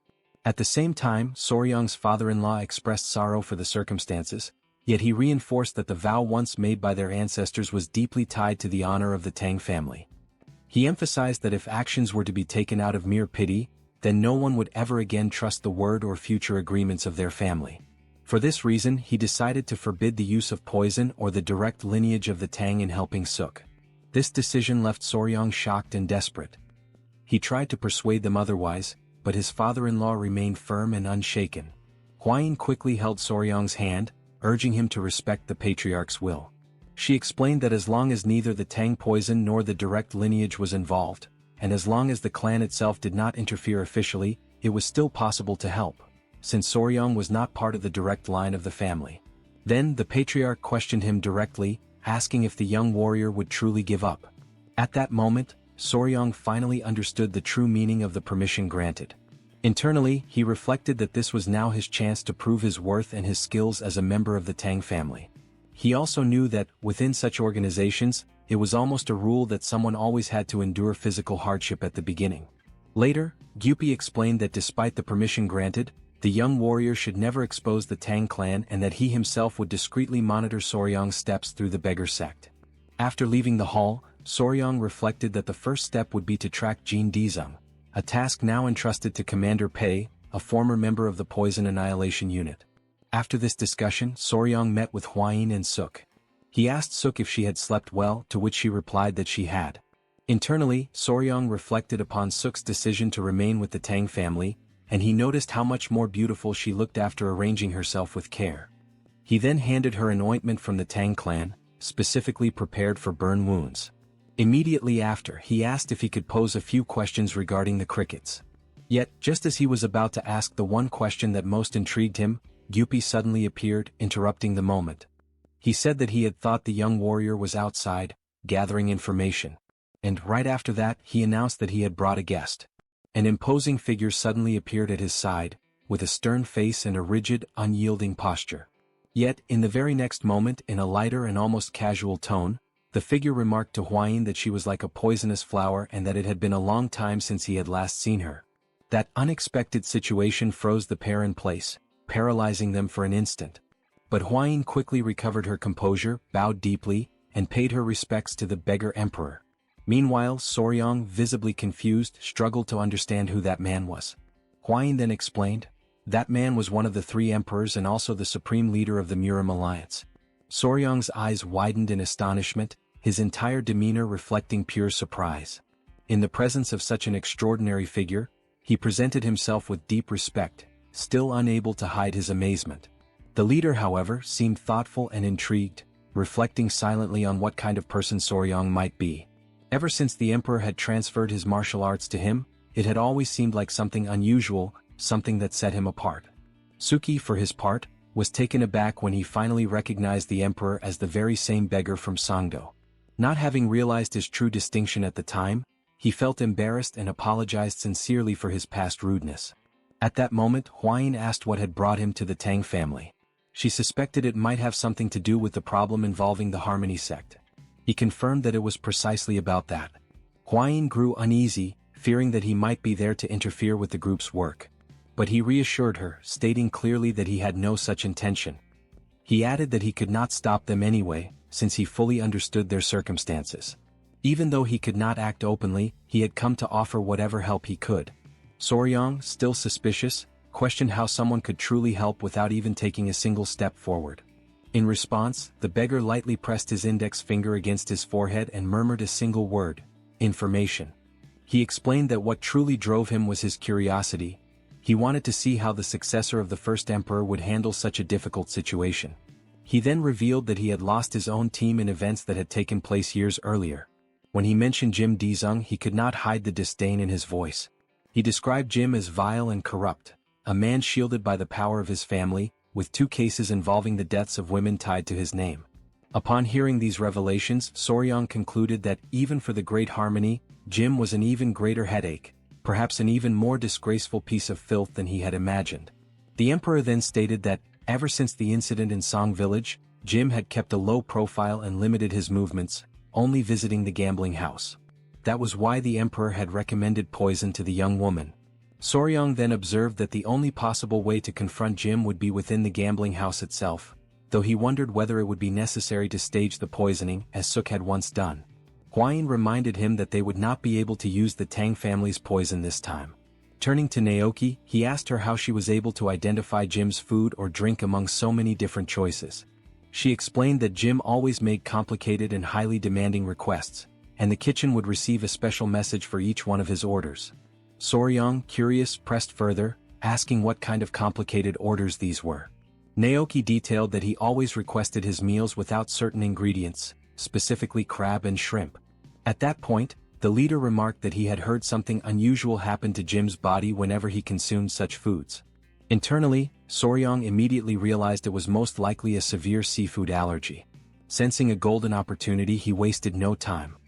He immediately called for Commander Gupai and instructed him to go to the Garden of Venomous Creatures to bring back flower beetles. Gupai, puzzled by the sudden and unusual order, asked why. Soryang then explained calmly, yet with a hint of grim determination, that his plan was to provide Jim with a death that would be both pleasing and delicious. At that moment he named the plan Operation Tasty Death. He carefully explained that Jean Dizung's allergy to seafood came from tropomyosin, a muscle protein. In invertebrates, this protein bore a strong resemblance to the human version, and it was precisely this similarity that triggered such a severe allergic reaction. He went on to emphasize that the crucial element of their strategy was the flower beetle, an insect carrying even higher levels of tropomyosin than shrimp or crab. Following his command, Gupai returned carrying the flower beetle. The young man then gave precise instructions: remove the larvae, boil the beetles, and lightly brown them in a pan. Before long, the preparation was complete, and he urged everyone to taste a piece of the fried beetle. Huayin hesitated at first, her expression betraying uncertainty, but he reassured her, insisting that it was truly delicious. Slowly, Huayin reached for one of the beetles from the plate and tasted it. To her astonishment, the flavor was surprisingly rich, and beside her, even the emperor widened his eyes in admiration. completely taken aback by the recipe's unexpected excellence. Soryong remarked with a faint smile that it was indeed delicious, which was precisely why the beetles had earned the nickname Crazy Larvae. The leader praised the remarkable taste, though he quickly raised the question of how such a delicacy could possibly kill Jin Dizung. Soryong explained patiently that for Jin Dizung, the flower beetle functioned as nothing less than poison, since it contained the same allergenic component as shrimp and crab, just as Ying Ying was dangerously sensitive to bee venom. He then suggested grinding the beetle thoroughly into a fine powder and mixing it into another dish, adding only a faint nut-like flavor, subtle enough that no one would ever suspect a poisoning. Upon hearing this clever stratagem, the emperor laughed heartily and immediately understood why the operation had been given the name Tasty Death. Soryong added that the more powder they used, the more certain the result would be, and he asked directly in which dish it should be placed. Naoki raised her hand and proposed adding the beetle powder into a recipe called ladagum, a delicacy served at the gambling house. She explained that ladagum was made of glutinous rice stuffed with sweet bean paste, then covered with syrup and a coating of bean powder, and that with the addition of beetle powder, no one would ever notice the difference. Soryong reflected inwardly that such a glutinous rice cake, cloaked in beetle powder and syrup, would be the perfect trap, ensuring death through an inevitable choking reaction. Without wasting a moment, Naok demanded that she herself be the one to prepare the recipe, stressing that she would not feel truly free until she had taken her vengeance with her own hands. The leader accepted her determination, convinced that revenge could only hold true meaning when carried out by one's own blade. With the plan set in motion, Soryong arranged to negotiate with the owner of the gambling house. He would bring him a courtesan in exchange for a single day of access to the kitchen. To reinforce the plan, the allies would disperse among the gambling tables, blending in with the crowd and keeping the entire environment under control. In his mind, the scheme was flawless, nothing could possibly go wrong. Several days later, inside the bustling gambling hall, two men entered together. One of them was the very target of Naok's vengeance. The establishment's owner welcomed them with reverence, but the demand of the newly arrived guest was firm: wine, women, and his usual reserved seat. Not long after, the owner returned, visibly uneasy, explaining that the seat had already been taken by other special guests. The young master was utterly taken aback, surprised by what he considered an unforgivable affront. From across the hall, Naok's eyes immediately spotted Soryong and Hwayin seated at one of the tables. The unmistakable presence of the feared venomous flower drew Jin Dizung's attention at once. He approached with confident ease, his voice carrying the tone of someone impressed to find such a distinguished figure in that place. The young woman, however, looked at him with puzzlement, not recognizing right away who he was. He soon introduced himself as the third son of the Great Harmony sect, reminding her that he had visited her once before, though he doubted she would recall.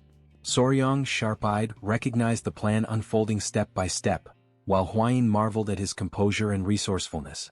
Dizung then turned toward her companion, wondering aloud if the young man at her side was the rumored fiancé she had supposedly chosen. Looking at Soryong, he judged him weak and inexperienced, unworthy of supporting someone of Hwayin's stature. Inwardly, his mind compared the moment to past memories, recalling the girl from Song Village, Naok's sister. He reflected bitterly that, had she not fought with such ferocity, she would not have ended up dead. He regretted deeply that the elder sister, said to be even more beautiful, was not present. Lost in these dark musings, he leaned forward on the table, drawing the attention of the pair, and sat down with boldness. To him, it was an honor to meet the venomous flower face to face, and with daring arrogance, he issued a challenge to Soryong, one that Soryong accepted without hesitation. For him, that moment represented a golden opportunity to transform the confrontation into something truly memorable. Not long after, however, he was thrown into shock when he suddenly heard Hwayin celebrating yet another victory of Soryong. It became clear to him that, in only 2 short hours, he had already lost half of all the money he had brought.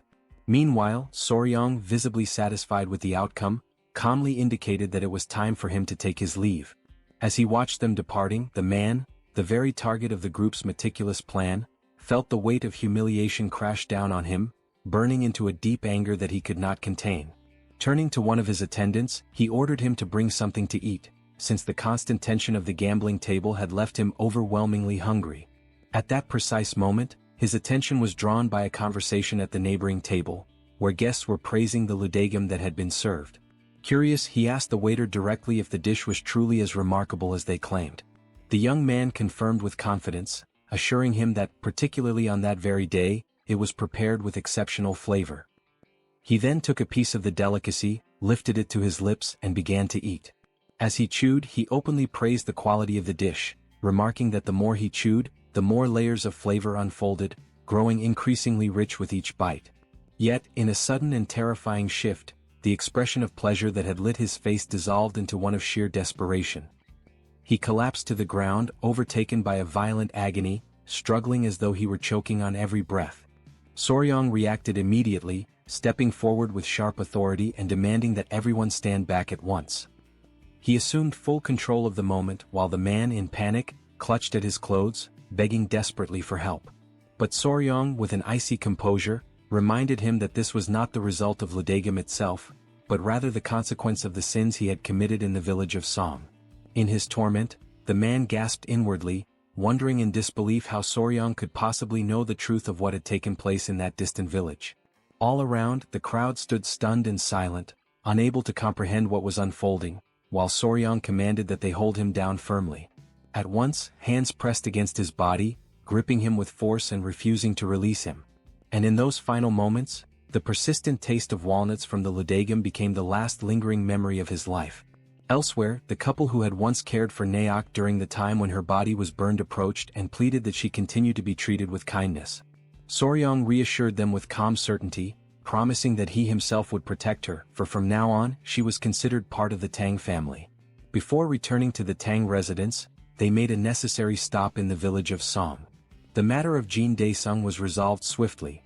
Since he was a chosen son of a prominent household, any investigation was deliberately avoided so that no scandal would spread beyond control.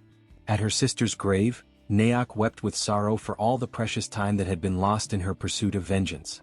Her trembling hands reflected the depth of her grief as she cried, lamenting that she had not returned home earlier on that fateful day. Watching the scene quietly, Soryong remarked to Hwayin that even the crickets seemed to be weeping in unison with her. The young lady Naok, her voice fragile, said that the sound of the crickets reminded her of the voice of her younger sister. And for a fleeting instant, she wondered to herself what words her sister might be whispering to her at that very moment. Later, in the narrow alleys of the Sintian capital, the leader of the Murim alliance walked with a relaxed demeanor, displaying a faint smile as he savored the lingering taste of the recipe prepared by Soryong. However, amidst this calm, his steps suddenly came to a halt. At once, he sensed a hidden presence and concluded that only a thief would move in such a way. He immediately questioned whether they would not reveal themselves. The concealed observers, realizing they had been discovered, grew uneasy. Nevertheless, it did not take long before they revealed themselves, acknowledging that the sharp perception of the leader remained unshaken. Standing before him was Kang Ji-ho, known as the Divine Thief and one of the 5 emperors, accompanied by his disciple Yang Ryan. He made a remark about being called a thief after such a long time without meeting, while the leader replied that there was no other way to refer to him. Even so, Kang requested some dignity since his disciple was by his side. Yet the emperor merely thought that dealing with Kang alone was already troublesome enough. Now, with a disciple in the mix. Soon after, the leader asked what had brought him to Sichuan. Kang Ji-ho explained that he was searching for the person who knew the most about the secrets of the silkworms. He then revealed his arm, where his sacred item, known as the celestial bristles, had recently been torn. He emphasized that, according to his tradition, the celestial silk was passed down once the disciple completed the training, but at that pace he would never be able to do so. The master then mentioned that he knew someone who could help, reinforcing that among all in the Central Plains, that person was the greatest expert in insects. A few days later, at dawn in the poison garden, Soryong cried out desperately. Behind him, Gu urged him to endure just a little longer while striking him with the whip. Soryong was cultivating the art of the iron box, a unique martial technique based on the venom of the first emperor. Whenever struck, the muscles would recoil, yet the chi would circulate throughout the body, hardening it and making it stronger the more blows he endured. Hwayin carefully observed everything, holding the centipedes, and offered him words of encouragement.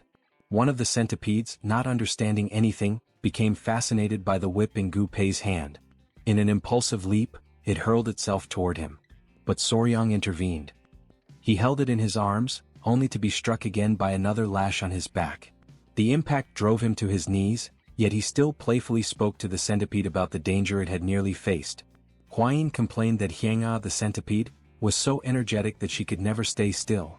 Whenever she opened her eyes, she was already causing trouble. She recalled that, on the last occasion, Hyang'a had chased after a butterfly and triggered complete chaos. Soryong reflected that each animal possessed its own personality, and Hyang'a was both curious and spoiled. Since the recent incident caused by Cho, she had maintained the informal title of the resident troublemaker. He also remarked on Cho, the eldest, who kept the younger ones in line and showed sternness whenever necessary. Bin-ah, on the other hand, was usually the quietest and the one who showed the most affection toward him, although she slept a great deal. Despite their similarities, each of the three centipedes had a personality of her own, and Soryong sincerely hoped that they would grow to be strong and beautiful, following the example of their mother, Huayin. At that moment, Gu Pei appeared, looking for Soryong, accompanied by Suk, who carried a jar. He acknowledged the dedication of the pair, admiring how they had been working together since early hours, and then asked Suk what life was like within the Tang clan. Dressed in the uniform of the poison unit, she explained that she was well treated and privileged under the guidance of Gu Pei, who had been teaching her martial arts. Soon after, she revealed that she had brought what Soryong had requested. For a brief moment he did not understand what she meant. Then she presented countless crickets inside the container, all in perfect condition.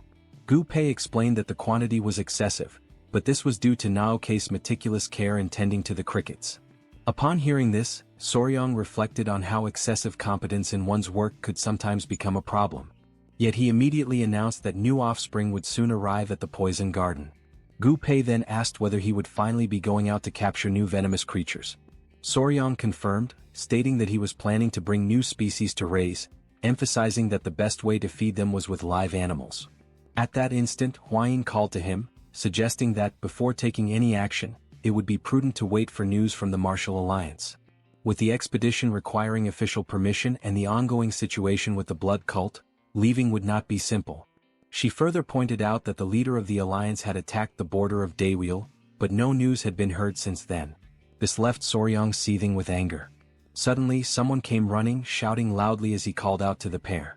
Huayin, intrigued by the messenger's urgency, questioned what had happened to make him arrive in such haste. The man informed them that the clan chief was summoning them to the hall, claiming that he had something important to reveal to both of them. This left the two of them suspicious and wondering what exactly this matter could be. Shortly afterward, in the hall, the patriarch and the pair sat down at the table together. Soryong noticed that, under normal circumstances, his father-in-law would be far too occupied at this hour, and this only heightened his curiosity, making him increasingly eager to discover the reason for such a summons. The patriarch announced that he was bringing news Soryong had long desired to hear. At once, Soryong grew alert, his attention fixed on what was to come. Finally, the patriarch revealed that he had received reports from the Martial Alliance. The expedition had been a resounding success. This caused both Soryong and Huayin to widen their eyes in pure joy. The father-in-law then went on to explain that the leader of the alliance had invaded a village at the border of Daewil, completely annihilating the base of the blood cult. Half of the cult's followers had been either slain or captured, while the rest had fled deeper into Daewil. Upon hearing this, the realization struck both Soryong and Huayin instantly. The patriarch confirmed that they could now proceed with the capture of venomous creatures, granting them permission to form the long-awaited expedition. The couple celebrated enthusiastically, though in the back of his mind Soryong reflected that, had he known what awaited them, he would have planned their course with greater foresight. The father-in-law, who had remained silent until then, mentioned that there was a place he wished to recommend. He explained that for the first expedition of the Tang clan's poison division, there was truly no location more appropriate. Throughout its territory, countless venomous creatures roamed freely, and even along its roads travelers often encountered fearsome beasts of the Golden Phoenix class. It was a land which, because of its abundance of such dangers, was renowned as a veritable paradise for venomous beasts. Its name was Yunnan. In the far southwest of the Central Plains, below Sichuan, the sound of wild beasts echoes even before the voice of humankind. There stretches the tropical jungle of Yunnan. Within the mountains of Ileo lies a valley known as the Ravine of Poison, where jagged rocks rise like dense forests and strange creatures lurk in every corner. Lying in bed, Oryang reflected on the words of his father-in-law, imagining that place as nothing less than a paradise on earth.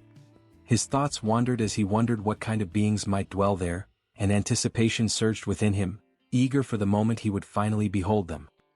He held a centipede gently in his hand and silently promised that soon he would bring back many new companions. A few days later, a small unit was chosen from the Poison Division to form the expedition party.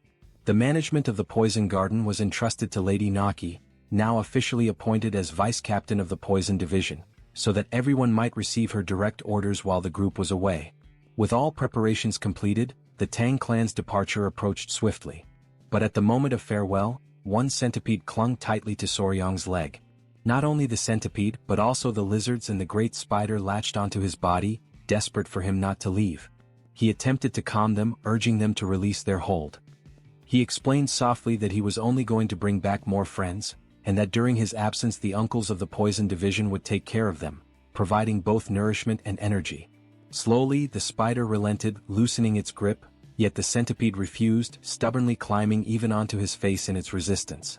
Watching the scene, Hwayin observed that it seemed as though they did not want to part from him at all. And Soryang added that it almost felt as if they wished to go with him. But then the old patriarch interrupted such an idea. He firmly declared that some might accompany them, but Yowa, the spider, could not.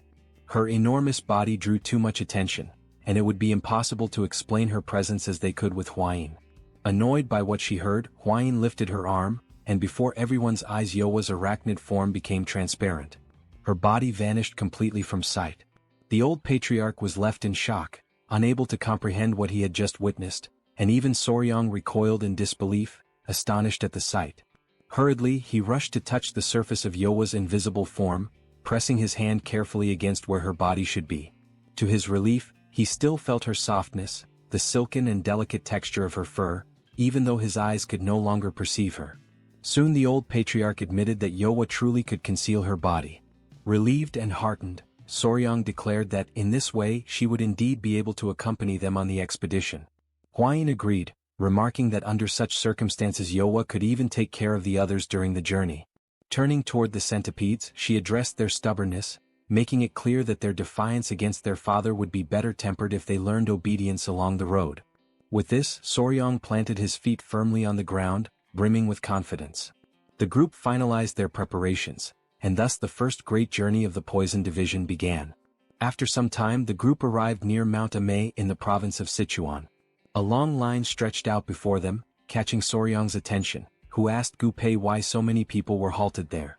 Gu Pei explained that this was a checkpoint. Since the rise of the blood cult, such inspections had become frequent, even taking place in the middle of busy streets, and many travelers often found themselves barred from continuing further. Soryang reflected that being stopped was not the greatest inconvenience. Rather, it was the wasting of precious time in such an endless line. At that very moment, a woman of the guard recognized the elder Mandong Sinchuan, the old patriarch. Approaching respectfully, she listened as he explained that the group was bound for Yunnan. Without hesitation, the woman granted them immediate passage. Astonished by such ease, Soryang realized just how immense the Tang clan's influence truly was. But then, all of a sudden, something drew the woman's attention. Her eyes fell upon Yowa, the spider, yet she could not perceive the creature's true form. With the body rendered invisible, to her it appeared only as though Hwayin, Soryang's wife, was floating gracefully in the air. Panic stirred in Soryang as he recognized the confusion. The guard, however, interpreted it differently. She believed she was witnessing a sacred technique, a divine leap into the void, mastered by Hwayin herself. Startled and awestruck, she admired the supposed ability, remarking that such prowess was only to be expected from one of the three flowers of the martial world. Cutting short the misunderstanding, Hwayin tugged Yowa forcefully back toward her side. And with composed courtesy, the group distanced themselves slightly, offering apologies to the guard before moving along on their way. Hwayin insisted that Soryang should clear up the misunderstanding, worried that people might confuse his wife with Yowa. Soryang, however, urged her to remain calm. He reminded her that, to avoid suspicion during their journey, she had been dressed in men's clothing and her face kept veiled. In the Central Plains, superstition painted twins as ignorant beings, akin to demons, and because of that, such precautions were necessary. Amidst small incidents such as these along the road, the group eventually reached their destination in Yunnan safely. Soryang was struck with awe at the sight of the Ileo mountain. The old patriarch remarked that if they advanced a little further, they would soon reach the barrier of poison. Suddenly, Soryang glanced back, his gaze sharp, and noticed something unusual. Gu Pei, curious, asked what he was thinking, and the young man explained that the place was abnormally silent.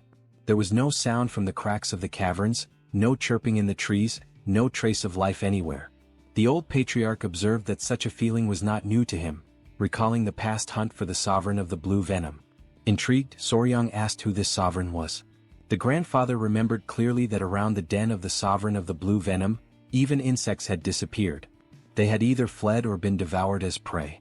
He warned that he would personally explore the area and instructed the rest of the group to retreat to the meeting point of the Yun and Amuk rivers, where birds could still be seen flying. Soon after he departed. Hwayin confirmed that in the area they had crossed, there were still birds and insects present, while Gu Pei commented that it seemed as though something was dividing the territory along the river. Soryang pondered that some powerful creature must be dwelling in the Ileo mountain. Hwayin approached, asking what felt so strange to him. Soryang explained that, for a beast to occupy such a vast expanse as its lair, it would have to be enormous, comparable to the sovereign of the blue venom. He reflected further, noting that the absence of all signs of life, save for the river, raised troubling questions. How could such a creature hunt in an environment seemingly incapable of sustaining enough prey? Gu Pei agreed, remarking that now that Soryang had pointed it out, the situation was indeed concerning, and he hoped fervently that the old patriarch would return with answers. Not long after, the elder did return, accompanied by 2 men from the area he had gone to investigate. The grandfather declared that the situation was truly problematic, for even at the entrance of the Ileo mountain they had found nothing at all. Soryang was shaken by this report. The patriarch continued, warning that the ravine of poison was likely in the same state. He emphasized that the sun was nearly setting, and they would do best to stop for the day and resume the search on the following morning. Inwardly, Soryang thought to himself that they could not return empty-handed. Whatever was there, they had to uncover it. As night fell, the group sat around a blazing campfire, while Soryang, positioned a little further back, tended to the beasts. Hwayin arrived carrying a dish of food, insisting that he eat, and gently asked the creatures to allow their father to rest. Curious, she asked what Soryang had been working on, and he explained that he had been measuring the extent of the area, convinced that the creature's lair was likely at its center. As he spoke, a centipede settled into his hair, only to suddenly leap at a nearby beetle, catching it in its many legs. The unexpected movement startled the couple, causing Soryang to scold the centipede, complaining that it had frightened him and warning it not to repeat such behavior. Hwayin wondered aloud if the centipede had been trying to catch the dragonfly that was hovering in the air, while the young master reasoned that it was likely because they were now close to the river, where dragonflies gathered in great numbers, something they had not seen before. All at once, Soryang rose to his feet, alarm flashing across his face, his thoughts racing about the dragonflies. He quickly called for the old patriarch's attention, urging that they return to the site they had examined earlier and count how many dragonflies were flying now. The patriarch appeared confused, asking what he meant by this. Soryang explained that creatures on the ground could easily hide, but dragonflies flew freely in the air. If something had threatened them, they would have fled for a time, but once the danger had passed, they would return. From this reasoning, he concluded that the reason they had not encountered any living creatures earlier was not because the territory was truly empty, but because something had already swept through the area before their arrival. The group realized the gravity of the situation and immediately broke into a run. The old patriarch emphasized that there was a dense jungle ahead and warned of the poisonous creatures that might appear, urging everyone to remain vigilant. Inwardly, Soryang reflected that, if what he suspected was truly happening, then he had to capture the creature before it moved farther and farther away. The grandfather asked whether Soryang was growing tired from all the running, but the young man denied it, insisting he was fine. Yet, in his thoughts, he admitted that under normal circumstances he would have been complaining for quite some time already. Suddenly, something drew his attention. He stopped in his tracks, his ears catching a faint sound. Gu Pei noted that the noise resembled bamboo swaying in the wind, which was strange since there were no bamboo forests in the area anymore. Swiftly, the old patriarch moved ahead and warned that a cliff lay before them, and that there was something unusual at the bottom. Soryang and Gu Pei peered down into the ravine and saw countless creatures moving across the ground. In shock, the patriarch wondered aloud if the entire surface was covered by ants. Gu Pei observed that, judging by their size, they did not appear to be ordinary insects. Intrigued, the grandfather declared that he had never seen anything like them, not even in the ancient records of the Tang clan. He quickly asked Soryang if he recognized such creatures, and the young man admitted he had never witnessed anything so massive, but confirmed that they bore a striking resemblance to legionary ants. The mention of the name left the patriarch frozen in place, for he knew that legionary ants were a species native to Africa and the Americas, nomadic and feared for moving in overwhelming swarms. Unlike most ants that built fixed nests and led sedentary lives, these migrated when food became scarce, advancing like an organized army. Beyond that, they were naturally aggressive, and to confront them recklessly meant courting disaster. The group remained hidden among the trees, watching in silence, while Soryang urged them all to stay quiet. Then one of the Tang clan men accidentally stepped on a dry branch, producing a sharp crack that echoed through the forest. The group turned instantly, alarm flashing across their faces. And in the very next moment, the inevitable unfolded. Countless ants surged toward them, advancing with terrifying speed. Fear paralyzed them for a heartbeat, but Soryang commanded them to flee. Without hesitation, everyone dashed away, desperate to escape the oncoming threat. Amid the frantic escape, an unfortunate animal lingered behind. The ants swarmed it mercilessly, tearing it apart within seconds. Witnessing the sight, Soryang realized that the creatures tracked their prey through vibrations, and if they continued moving in such a manner, they would certainly be attacked as well. The old patriarch urgently asked what they should do, since running alone was no longer enough to save them. At that moment, Soryang's mind sparked with an idea. He remembered the river and declared that they needed to cross it, for the ants would be unable to pass through water.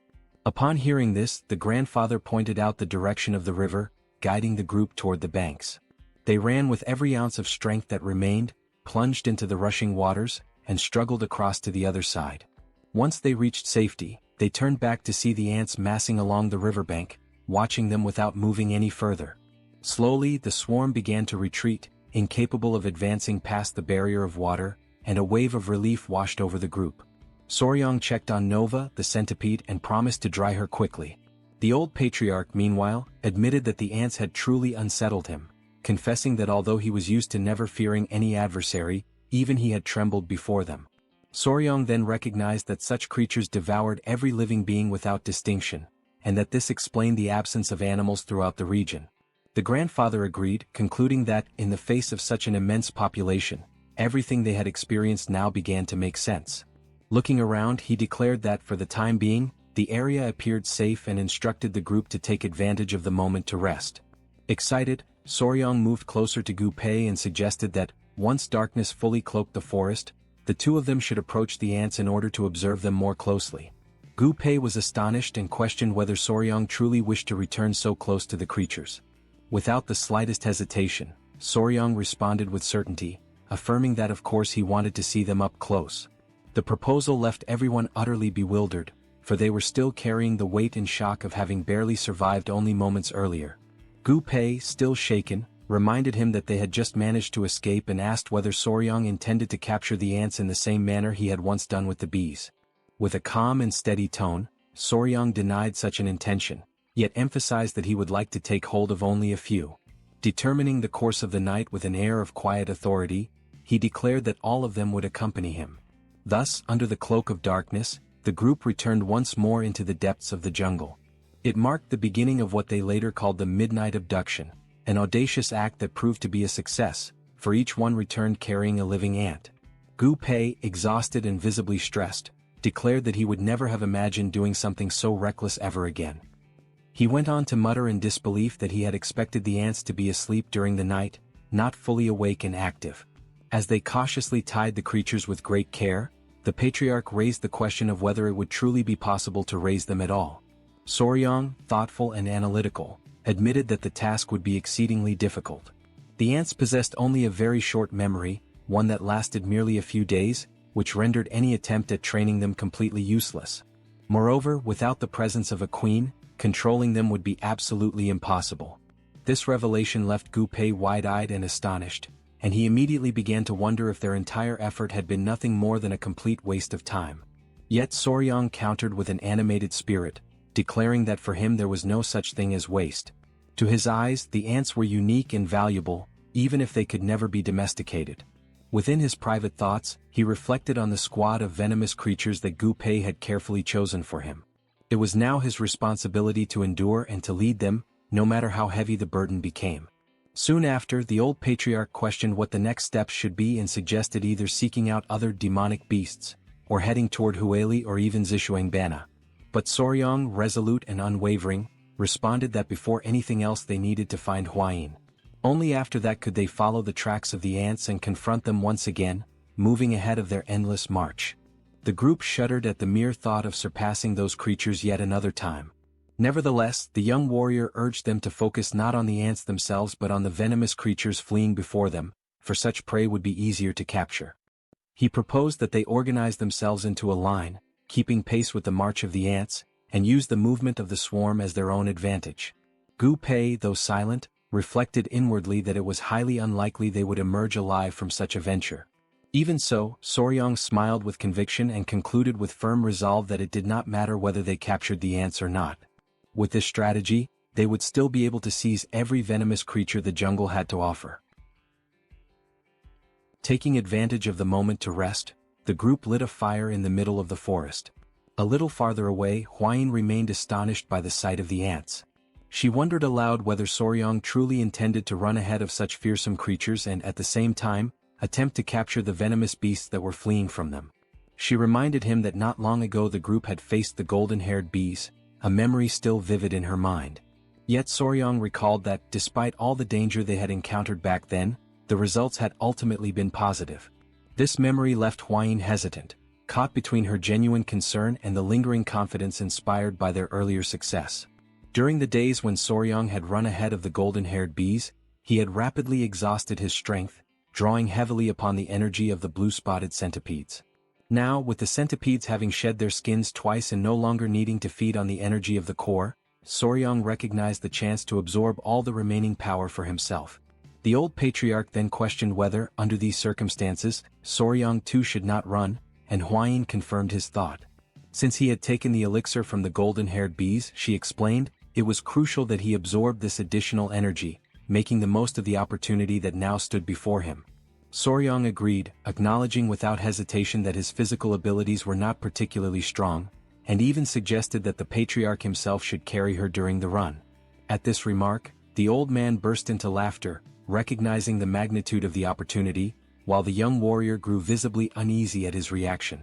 In that moment, Huayin clasped his hand gently and asked whether he would truly run with her on the following day. He gave his word that he would, and she exhaled in quiet satisfaction, the kind of relief that resembled someone savoring the strange yet oddly pleasant taste of powdered yellow worms. When morning arrived, the large-scale collection of venomous creatures began. The beasts scattered swiftly with the ants close behind, driving them directly toward the Tang clan's group. In the middle of the run, Soryang warned that ahead of the legionary ants was the hunting unit, reminding everyone that they attacked anything in their path, exactly as his plan had predicted. He calculated that they were approximately 60 zhang away from the hunting unit, and he resolved to reduce this distance to less than 30 zhang during the course of the run. Whenever the venomous creatures were captured, they were quickly handed to the runners on the side and carefully placed inside cages, which were then left on the opposite bank of the river, out of the ants' reach. And thus, the deadly chase began once again. Soryang continued capturing the creatures one after another, determined not to miss a single one. The hunt dragged on for hours, and the number of venomous beasts collected steadily grew without complication.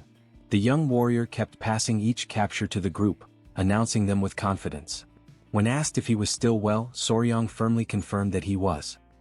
He declared that he could not allow himself to grow tired, for there were still countless creatures waiting for him. From behind, Huayin called out, warning him of an enormous serpent that lay ahead. Soryang, deeply impressed, quickly identified the creature before him as a Burmese python, one of the largest snakes in the world, known for being docile in temperament and relatively easy to raise. Gu Pei questioned whether it was not, in fact, a venomous creature, and Soryang admitted that it was. Yet he assured everyone present that he knew precisely how to capture it without harm. However, the commander reminded him, with a touch of exasperation, that he had spoken in the very same confident manner about the Chikota scorpion and the giant toad. At this pace, the man commented they might as well capture everything that appeared in their path. Even so, the young warrior stopped running, determined to pursue the serpent. He moved swiftly and seized it with practiced hands, even as the ants pressed on behind him, relentless in their advance, forcing him to carry the snake forward under great pressure. Suddenly, Soryang's foot caught on a branch hidden in the undergrowth, and he tumbled violently to the ground, the massive serpent slipping from his grasp. Witnessing this sudden accident, Hwayin and Gyupi were instantly overcome with alarm, their hearts struck by fear at the terrifying proximity of the swarming ants. Turning his head, Soryang realized with horror that the insects were already dangerously close, advancing upon him at great speed. In that desperate instant, a hand reached out and pulled him upward. It was Yohwa the spider who swiftly carried him away to safety. Hwayin, relieved, praised the creature for its good work and urged her to take Soryang to a secure place where he would not be endangered. Moments later, however, Soryang was abruptly dropped to the ground once more. Hwayin immediately scolded him sternly, warning that she would not allow him to approach the ants again under any circumstance. At that instant, Soryang noticed something around his neck. His fingers reached up and he realized it was a strap tightly binding him. Angrily, he ordered Yohwa to release it at once. Suddenly, Gyupi appeared, running breathlessly, calling out to the couple. Hwayin, tense, asked about the ants. He quickly explained that, by sheer luck, the swarm had stopped on the other side of the hill. Soon, as the group observed the coming of night, Gyupi suggested that they take a brief pause. Hwayin agreed to the idea, stating firmly that she would wait there for the arrival of the main group. In that very moment, the spider sensed something unusual. Without warning, a sharp, pointed object was hurled into the ground between them, striking with such force that it pierced deep into the earth. From behind, several individuals emerged, gripping blades in their hands, and commanded the group not to move. They declared in cold voices that the land they stood upon belonged to the Palace of Beasts and demanded that the intruders, Soryang and the Tang clan, reveal their identities at once. Both Gyupi and Hwayin were shaken by the sudden threat. Hwayin attempted to calm the tense situation by explaining that they were members of the Tang clan from Sichuan. The strangers, however, remained doubtful. With suspicion heavy in their tone, they asked how the Tang clan had managed to reach so deep into the remote jungles of Yunnan. Even as the exchange unfolded, a wolf crept closer to the group, its piercing gaze fixed entirely on Soryang, who remained tied on the ground. He shouted, desperately trying to explain himself, but the man on the other side, consumed with anger, cut him off and demanded to know what business they had in the sacred land of the Palace of Beasts. He was named Hukrang, a warrior belonging to the southern barbarian Palace of Beasts, who had been patrolling the area when he heard strange noises echoing through the forest and immediately ran toward the source of the sound, where he eventually encountered the group. He explained that the land ahead belonged to the Palace of Beasts, a sacred place known as the Valley of Beasts, and therefore Soryang could not advance any further. The young man quickly understood and stated that he would withdraw. Yet, at that very moment he felt a sudden intuition and asked Hukrang to wait, for he had something urgent to share. The warrior turned to him, and Soryang requested that they climb a nearby hill together for a brief moment. A short while later, both of them began ascending the slope, their steps quick but cautious. Upon reaching the top, Hukrang froze in shock, his eyes wide with disbelief at the sight that unfolded before him in the distance. Utterly confused, he demanded to know what was happening. Soryang explained that what they were seeing below was the army of demonic ants, and that the strange sounds they had heard earlier were produced by the swarm's ceaseless movement. He then added, with growing concern, that the swarm seemed to be heading straight toward the Palace of Beasts, and he expressed his fear of the danger that awaited them if they continued along the narrow valley that led to it. Realizing the seriousness of the situation, Hukrang decided to return to the Palace of Beasts immediately to inform his lord of the impending threat. He also requested that, if possible, the members of the Tang clan accompany him to provide a more precise explanation about the ants. Hwayin promptly agreed, offering to join the mission without hesitation. Soryang concluded that they must depart at once, for time was of the essence, and once the sun rose, the swarm would move again. When they finally arrived at the Palace of Beasts, the group was left speechless by the majestic sight before them. Soryang pointed out that this must indeed be the legendary Palace of Beasts. He asked if it was true that the art of beast taming within the southern barbarian Palace of Beasts was unmatched in the world. Hwayin confirmed that even the Central Plains could not compare. Hukrang explained that the vast circular clearing they had passed earlier served as grazing land for the palace's ferocious beasts. The entire region, he said, was surrounded by steep mountains, and with its entrance so well guarded, the palace functioned almost like a natural fortress. Soryang pondered this in silence, wondering if such isolation might also become a trap, whether blocking the entrance could turn them into mere rats caught under siege. Shortly after, the warrior introduced the group to the lord of the palace, respectfully asking that they be granted passage. They waited for permission, and once the signal was given, they entered the grand hall. Their host introduced himself as Meng Ho, the lord of the palace of beasts. Everyone bowed deeply, and Soryang formally presented himself and the others as members of the Tang clan. Meng Ho remarked that he had heard of their arrival in Yunnan to capture poisonous creatures and admitted that the Tang clan's knowledge of venom and deadly beasts far surpassed their own. He then asked Soryang to explain exactly what the demonic ants were and how such creatures had reached this land. Soryang described in detail the terrifying nature of the demonic ant army, their destructive power and the urgency with which the affected lands needed to be evacuated. However, the response from those present was not what he expected. Meng Ho questioned the idea of abandoning a homeland they had protected for over 300 years merely because of some ants. A female warrior of the palace dismissed the threat entirely, suggesting that they send 500 wolfhounds to exterminate the insects, claiming that the people of the Central Plains were prone to exaggeration. Soryang, stunned, insisted that he was not exaggerating and warned that if they sent 500 wolves, every single one of them would be devoured within moments. His words deeply offended the woman, who glared at him in fury. Huayin cautioned Soryang that he was being rude, but he paid her no mind and continued speaking, his voice firm and filled with intensity. He declared that those creatures were not mere demonic ants but beings capable of bringing utter destruction to beasts and humans alike. The woman scoffed, accusing Soryang of not understanding the love they held for their beasts, nor the respect they showed their hounds, insinuating with scorn that his people ate theirs. Her words ignited Soryang's anger. A dark and powerful aura began to rise from his body, swirling around him like a storm. With unshakable resolve, he ordered everyone to step aside as he summoned his own companions, the centipedes, the spider and the stone lizards, ready to show the might of the Tang clan's venomous beasts. The sudden appearance of the creatures startled everyone in the palace, throwing the hall into a wave of shock and fear. Panic spread quickly among the gathered warriors and attendants, while the young man, calm and composed, gently held his venomous companions in his arms, as if to reassure them. Amid the confusion, the lord of the palace demanded to know what those creatures were. Soryang explained, in a steady tone, that they were his venomous companions, beings he personally nurtured and cherished deeply. The woman who had earlier spoken to him with hostility was taken aback, astonished by the tenderness and sincerity in his words.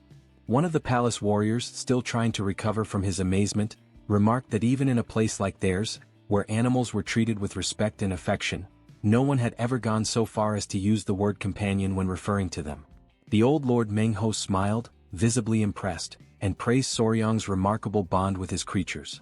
In a tone that blended admiration and humor, he added that he had initially found it odd for the young master to have a woman wearing a collar, but now understood. If the spider was his companion, then it was a partnership, not an act of subjugation. Soryang, realizing the misunderstanding, chose not to correct him immediately, remaining silent with a faint, awkward smile. Another man in the group commented that anyone who calls his beasts companions must possess great love and loyalty, and that the advice of someone like that should never be taken lightly. Soryang and Huayin exchanged quiet glances, both reflecting on the weight of those words. At that moment, the lord of the palace rose from his seat with authority and ordered everyone to gather in the main hall to begin immediate preparations for evacuation. Later, as the entire palace buzzed with movement and tension, Meng Ho approached Soryang once more. He expressed his heartfelt gratitude for the young man's warning and assistance, lamenting that he could not offer a more honorable farewell due to the urgency of the situation. Soryang humbly replied that no ceremony was necessary, for he had merely done what anyone else should have done. Before their departure, the young woman who had quarreled with Soryang earlier stepped forward. With a downcast gaze, she apologized for misjudging him and admitted her mistake. She introduced herself as Seo Pyo, an elder of the palace and daughter of Lord Meng Ho himself. She added, with a tone of genuine admiration, that being followed by insects and venomous creatures was something truly extraordinary. As she reached out and gently stroked one of the centipedes, the moment of calm was abruptly shattered by a distant rumbling sound that echoed across the valley. Instantly, all eyes turned toward the direction of the noise, and horror spread through the crowd as they witnessed a monstrous sight unfolding in the distance. A swarm of demonic ants was devouring and overpowering a massive beast with terrifying ease. Soryang's face froze in disbelief. His eyes widened, unable to process the magnitude of what he was seeing. A man standing behind him confirmed in a tense voice that the creature was indeed being subdued effortlessly by the swarm. Realizing the dire urgency of the situation, Soryong shouted that there was no more time and demanded that everyone hurry at once. Turning toward the others, he insisted that they must evacuate immediately, before the swarm reached the palace. However, Manhwa, his expression darkened by worry, shook his head. His voice was grave as he explained that it was already too late. The swarm had reached the road of the Valley of Beasts, and its advance was destroying everything in its path. The word struck like a heavy blow. If the passes were already overrun and the beasts slaughtered, then the hope of escape was no longer certain. It had become a desperate, fading chance. The scene was desolate. In just a short span of time, what had once been a living creature was now reduced to nothing but bare bones. Huayin watched, utterly stunned, barely able to believe what her eyes were seeing. Old Manhwa, his gaze heavy and voice solemn, said that if things had come to this point, there was nothing left to do but fight to the very end. Meanwhile, a man, trembling in despair, muttered that if even such a creature had been taken, how could they possibly survive? Huayin, distressed, turned toward Soryong and asked if the Venom Squad would be all right.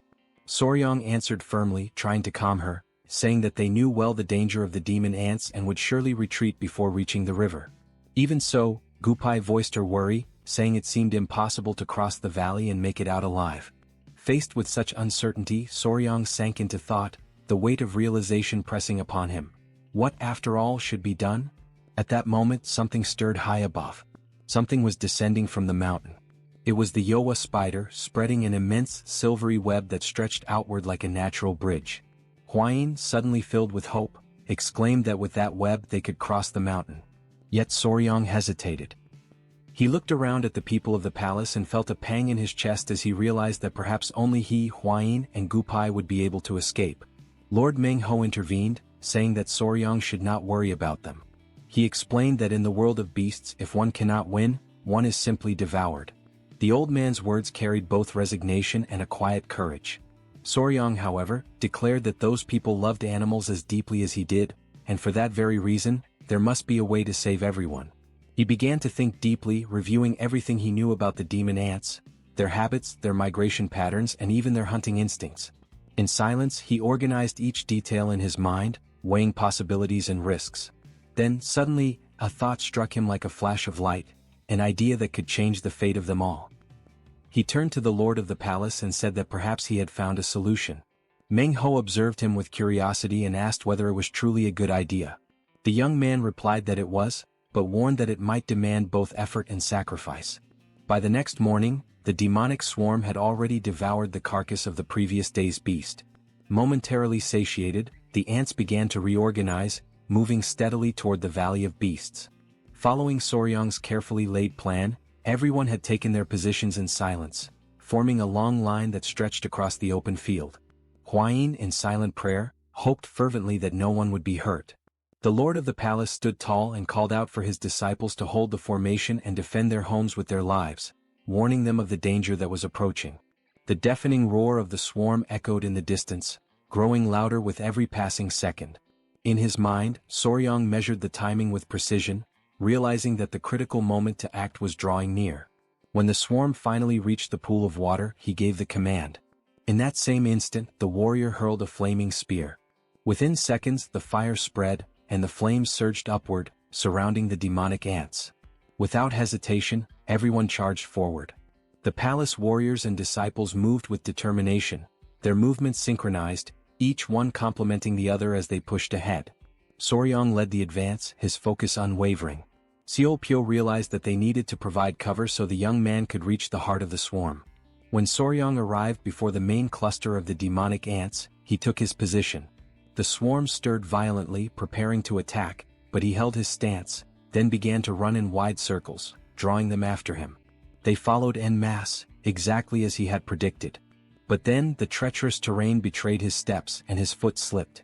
In that very instant, the entire swarm lunged at him. A jolt of shock ran through his body, and through the hearts of all who watched in horror. Gupai and Huayin spun around abruptly, their faces overcome with fear as they took in the dreadful sight before them. Trapped beneath that suffocating living mass, Soryong summoned every ounce of strength that still remained within him and called out to Yowa. The spider reacted immediately, shooting a thick web toward the center of the swarm. With one swift, powerful pull, she tore him free, rescuing him from what would have been a fatal attack. As soon as everyone saw him safe, relief and joy flooded through the crowd. From above, the young man looked down at the swarm writhing below in the valley. His body ached all over, yet a faint smile formed on his lips. He had escaped with nothing more than a shallow scratch, all thanks to the iron chest technique. Inwardly he gave silent thanks for having mastered it in time. Though drained, he murmured softly to himself that the plan had worked precisely as he had intended. Meanwhile, one of the men observing the battlefield pointed out that the ants seemed to be spinning endlessly in the same spot. The old lord of the palace confirmed it with a serious yet satisfied expression. He explained that everything was unfolding exactly as Soryang had predicted. The ants, poor in sight, relied on the chemical trails left by the ones ahead of them to navigate. When the leading hunting squad had been destroyed, the worker ants completely lost their sense of direction. With no trail to follow, they would continue to wander in circles, attacking and biting one another until death claimed them all. Seolpyo's heart filled with relief and joy at the outcome. The spider and the other beasts too displayed clear signs of contentment. A profound sense of satisfaction spread among the entire group as they realized that the plan had succeeded. Through Soryang's courage and quick thinking, the monstrous swarm had been contained and the palace of beasts was saved, filling every soul present with immense gratitude and unrestrained joy. 3 days after the rampage of the demonic ant swarm, the surviving creatures were completely exhausted. Meng Ho observed the aftermath with a weary expression and remarked that the chaos was finally drawing to an end. Although relieved, he still hesitated to approve Soryang's request to search among the fallen creatures for the queen. Yet the young warrior insisted, determined to confirm whether the demonic ants could somehow be bred or domesticated. With precise calm, Soryang instructed Hukrang to look for an ant whose abdomen was noticeably larger than the others. The warrior advanced carefully toward the center of the swarm and soon called out, signaling that he had found something. As Soryang approached, an astonishing sight came into view: a colossal ant surrounded by dozens of corpses, devouring the bodies of its own kind. Hwayin, standing nearby, stared in horror and whispered that it must be the demonic queen. Soryang agreed, yet there was something profoundly unsettling about its behavior. He recalled that, in the earliest stages of a colony, it was normal for a queen to consume a few of her own eggs to survive until the first workers were born. However, once the colony was established, such an act was unthinkable. No queen would ever devour her own brood. Moreover, Soryang knew that the body of a dead ant took 3 full days to release oleic acid, the chemical signal that informed the others of its death. What lay before them, the queen feasting on still-living offspring, defied every natural instinct. While he watched, Hwayin noticed something glimmering faintly on the creature's head. A golden light flickered amidst the remains of the swarm. Intrigued, Soryang stepped closer and discovered that it was a golden needle embedded deep within the queen's head. Ignoring the cautious warnings of those around him, he reached out and pulled the object free. Instantly, a dark, viscous fluid oozed from the creature's body. The queen convulsed violently, then collapsed lifeless to the ground. Soryang bent down to confirm. There was no doubt. The queen was dead. Hwayin, examining the needle, commented that the Tang clan also used golden needles, though never one so long. At the center of the object there seemed to be a faint residue, perhaps a poisonous substance, likely responsible for the queen's madness and unnatural behavior. Before they could analyze it further, the sound of hurried footsteps echoed in the distance. The old patriarch appeared, running toward them. Upon reaching the group, he explained that he had met a warrior from the Palace of Beasts and heard of the Great Swarm. Soryang assured him that he was unharmed, crediting his survival to the iron chest technique. The lord of the southern Palace of Beasts, standing nearby, recognized the elder as a senior figure of the Sichuan Tang clan. When the old man confirmed his identity, everyone present bowed deeply in reverence, offering their gratitude for the young warrior's aid. The patriarch, slightly embarrassed, questioned the need for such ceremony. Nevertheless, he returned their respect with calm dignity, thanking Meng Ho for his hospitality as he was invited into the Palace of Beasts. Before they could proceed, Soryang suddenly stopped and addressed the patriarch. He mentioned the golden needle and asked if the elder had ever seen anything like it before. At those words the old man's face turned pale. Gripped by sudden urgency, he demanded to know where the artifact had been found. Soryang explained that the needle had been buried deep in the forehead of the demonic ant queen. Meng Ho, noting the elder's reaction, asked what could possibly cause such alarm. The patriarch's expression hardened, his voice low and grave as he replied that there were still people in the world who harbored deep hatred toward both the Sichuan Tang clan and the Southern Palace of Beasts. Then he uttered a single name that filled the air with tension and dread: Odakman. Everyone reacted with astonishment, for that name belonged to a sect that had been exterminated 100 years ago. Soryang recalled that Odakaman had long since been destroyed, and that the old patriarch was connected to the origin of the divine technique known as Odokajaiwang, the sacred art he himself had learned in secret. Seo Pyo explained that the art of awakening the explosive beast was meant to unleash the full potential of spiritual beasts, but if used recklessly, it could just as easily destroy them. For that reason, it was a forbidden technique, reserved only for moments of absolute peril. The patriarch went on to explain that Odakaman had once used demonic creatures to create the so-called soul pills, and that the golden needle bearing the Tang clan's mark was proof of their interference. Upon hearing this, Meng Ho admitted that he had never imagined anyone from Odakaman could still be alive. The old man then stepped closer to the young warrior, his expression softening. He declared that subduing the demonic swarm and uncovering Odakaman's hidden involvement was already a remarkable achievement. Then, with solemn authority, he stated that if Odakaman had not been completely destroyed, the ancient pact of 100 years still remained in effect. In the name of the Sichuan Tang clan, he swore to assist the Palace of Beasts, and the palace in turn, pledged its full support to the Tang clan. Acknowledging the bravery and wisdom Soryang had demonstrated, Meng Ho emphasized that he would grant the group any reward they desired. At that moment, the old patriarch leaned toward Soryang and whispered softly, urging him to ask about the divine skill Odokajaiwang. Following the elder's guidance, Soryang turned respectfully toward the master of the palace and explained that, unlike the members of the Tang clan, he had learned a martial art left behind by the ancients of Odakaman, a technique that allowed him to command centipedes through the power of his own heart. The lord of the Palace of Beasts grew thoughtful. He remembered that the divine skill Odokajaiwang contained the hidden principles of the art of the beast's heart. Yet, as he recalled, 100 years ago, when the Tang clan and Odakaman had still exchanged martial knowledge, such an art had not existed. Intrigued, Soryang asked whether this technique, which enabled control over centipedes, might also be applicable to other kinds of beasts. A heavy silence followed, filled with both curiosity and unease.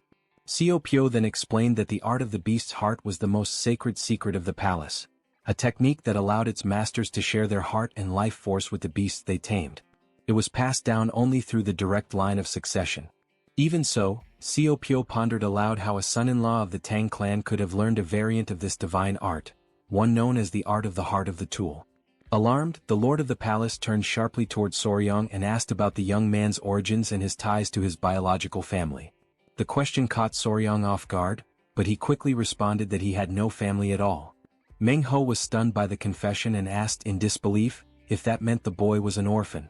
Soryang, confused, could not understand why being an orphan suddenly seemed like a good thing. Smiling gently, the lord of the palace said that the heart of one who raised and understood venomous creatures was purer than that of any other warrior in the Palace of Beasts. The hall fell silent, filled with astonishment.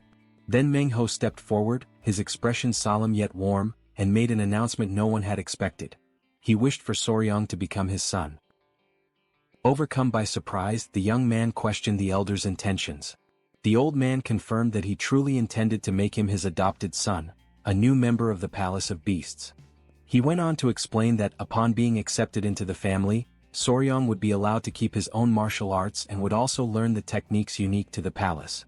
Faced with the re-emergence of the Five Poisons sect, Meng Ho declared that it was necessary to strengthen the bonds with the Tang family and turned to the patriarch for his opinion.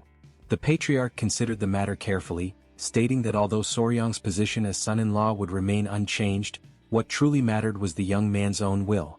The lord of the palace then asked Soryang if he would agree to become his adopted son, explaining that doing so would grant him the title, the inheritance of the palace, and the privilege of living among the other beasts. Within himself, the young man hesitated. After all, gaining a father and a sister was not something one could decide so easily. At that moment, Suk looked to the lord of the Palace of Beasts and asked whether that alone would be enough to win his heart. The old man replied by asking if there was perhaps something else missing to convince him. Trying to help, the young woman reminded her father of the existence of the flying serpent, a legendary creature that might pique Soryang's interest.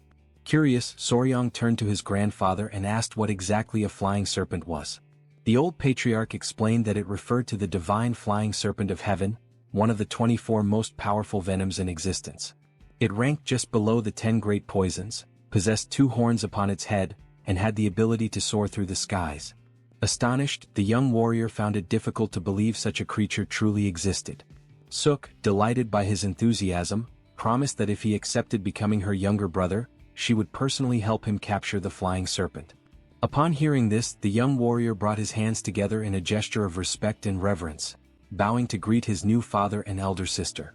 The lord of the palace, overwhelmed with joy, celebrated the young man's decision. And so, Soryang officially became the adopted son of the Palace of Beasts. After the formal rites and the adoption ceremony, he was at last recognized as a true member of that family. Later, as he rested after the event, he reflected silently on the irony of life. In his previous existence he had adopted countless animals, yet never imagined that one day he himself would be the one adopted. Even so, he found no fault in it. The members of the Palace of Beasts seemed as genuinely kind and pure-hearted as those of the Tang clan. It was then that the door to his room suddenly opened. Startled, Soryang looked up to see Suk and Lady Huayin entering. Suk explained that now that they were family, she wished to talk and sleep beside him. She confessed that she had always been alone and wanted to share simple moments with a younger brother. The young man turned to Huayin, curious, and she nervously explained that, in the Palace of Beasts, engaged couples shared the same bed. The revelation left him alarmed. He found the practice entirely improper and could not understand how a man and a woman could spend the night together in such a manner. Now lying down, Suk tried to distract him by suggesting they talk about the venomous creatures he raised. The situation was deeply awkward. Flustered, the young man raised his hand, asking them to wait for a moment. When morning came, he still had not managed to close his eyes for even a single moment. The lord of the Palace of Beasts announced that he would finally explain to the young man the matter that most stirred his curiosity: the gongs. Before doing so, however, he needed to assess the youth's internal energy technique. He asked Soryang to sit down so that he could begin the examination by tracing the major circulation pathways.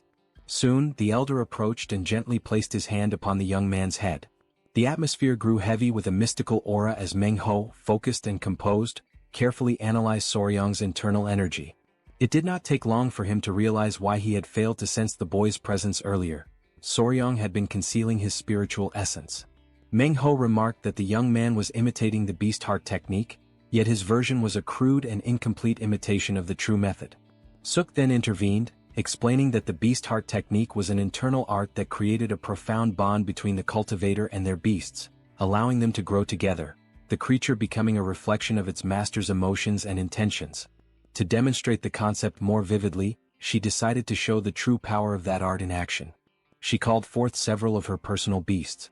Moments later, a great pack of wolves appeared before them, responding instantly to her presence.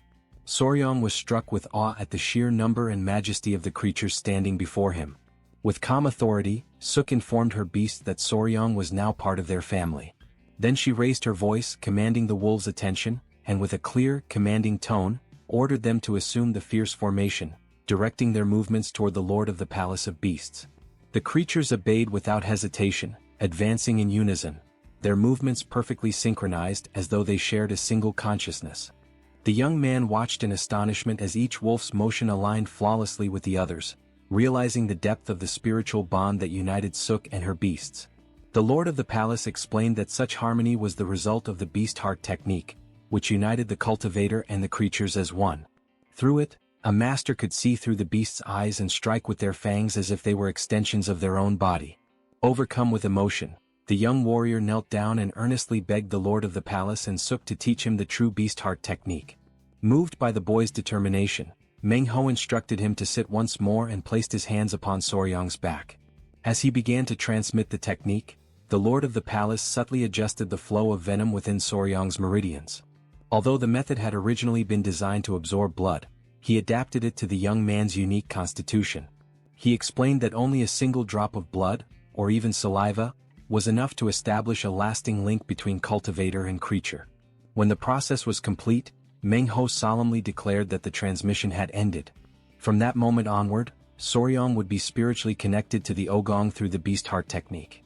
Curious and eager to feel this new bond, Soryang held one of his spiritual centipedes, named Sho.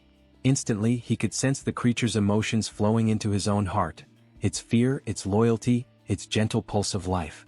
Overwhelmed by surprise and deep affection, he embraced the centipede, feeling the connection between them throb with vivid, living energy. Then Manhwa instructed him to bring forth his other two centipedes, Yang and Bin, so that the connection could be completed. Holding the creatures in his hands, the elder continued the ritual of spiritual bonding.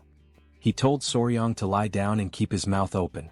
Turning to the centipedes, the old master spoke with reverence, asking them to release a single drop of saliva upon their master. Soryang watched, astonished, as the centipedes slowly crawled closer, their tiny mouths glistening as they prepared to comply. The sight sent a chill down his spine. Though he knew it was part of the ritual, a strange shiver of foreboding ran through him, as if something far greater and more mysterious were about to be revealed. During a training session in the garden of the main hall of the Palace of Beasts, Soryang stood alongside his three centipedes, all of them focused intently on a single target before them. At his command, the creatures surged forward in formation, striking the target with force and remarkable synchronization, exactly as he had instructed them to do. From a short distance away, Hwayin and Suk watched the scene unfold, their eyes filled with admiration and delight at the display of discipline and coordination. Soryang, however, could not share their enthusiasm. Deep inside, frustration welled within him. As he reflected on what he had learned so far, he realized that his attempts to merge his martial techniques with the behavior of the centipedes still felt awkward, almost comical in execution. Deciding to change his approach, he called off the exercise and gently commanded his centipedes to attempt a more graceful, chained attack sequence. The creatures obeyed but appeared disheartened by the request. Soryang quickly moved to comfort them, stroking their bodies affectionately while reminding himself that, with patience and persistence, they would grow stronger together. Holding them in his arms, he asked softly if they wished to continue the training. 15 days had passed since the young warrior first began applying the wild beast heart technique to his centipedes. The foundation of this technique resembled that of the divine return of the 5 poisons, a method that greatly accelerated the strengthening of both his creatures and the bond they shared with him. During one of the training sessions, Soryang turned to Suk and asked if there had been any new information about the flying serpent. She explained that the area being investigated by the warriors lay 3 days away and that news should arrive soon. Before they could continue their conversation, Gyupi appeared, rushing toward them in visible haste. He announced that the great patriarch was calling for Soryang. Startled, Soryang immediately asked the reason for the summons.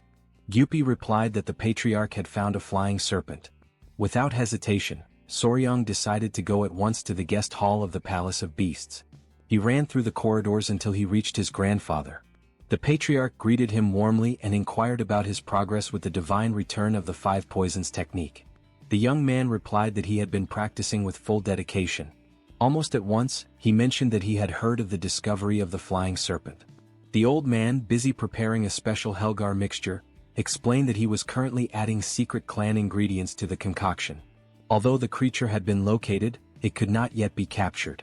Despite being weaker than the 10 great venomous beasts, the flying serpent was still dangerously powerful.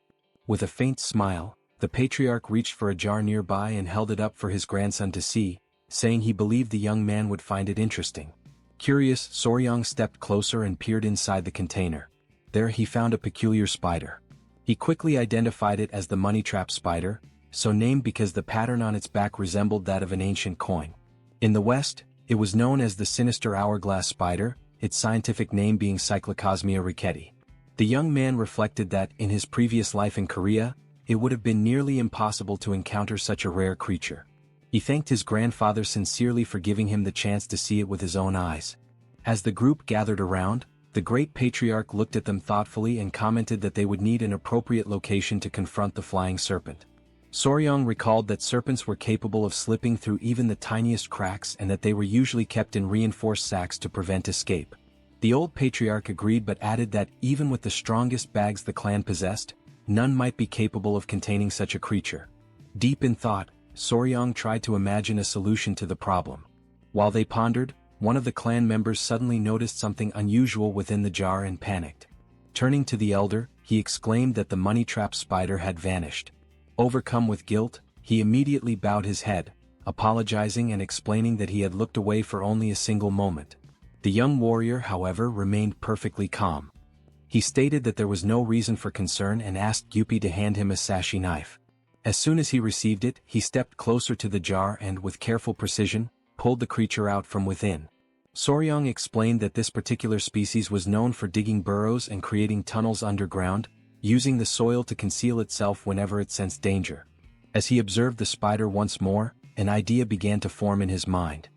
He recalled that if such creatures could construct burrows strong enough to withstand pressure, perhaps they might also be capable of producing something similar to a containment sac. Without wasting time, he went in search of Yowa. When he found her, he asked whether she could create a sac, preferably one of considerable size. While she examined the fabric of an existing bag, the young man reflected thoughtfully on the remarkable properties of spider silk. He remembered that spider silk was known to be 20 times stronger than steel and 4 times more resilient than the fibers used in bulletproof vests.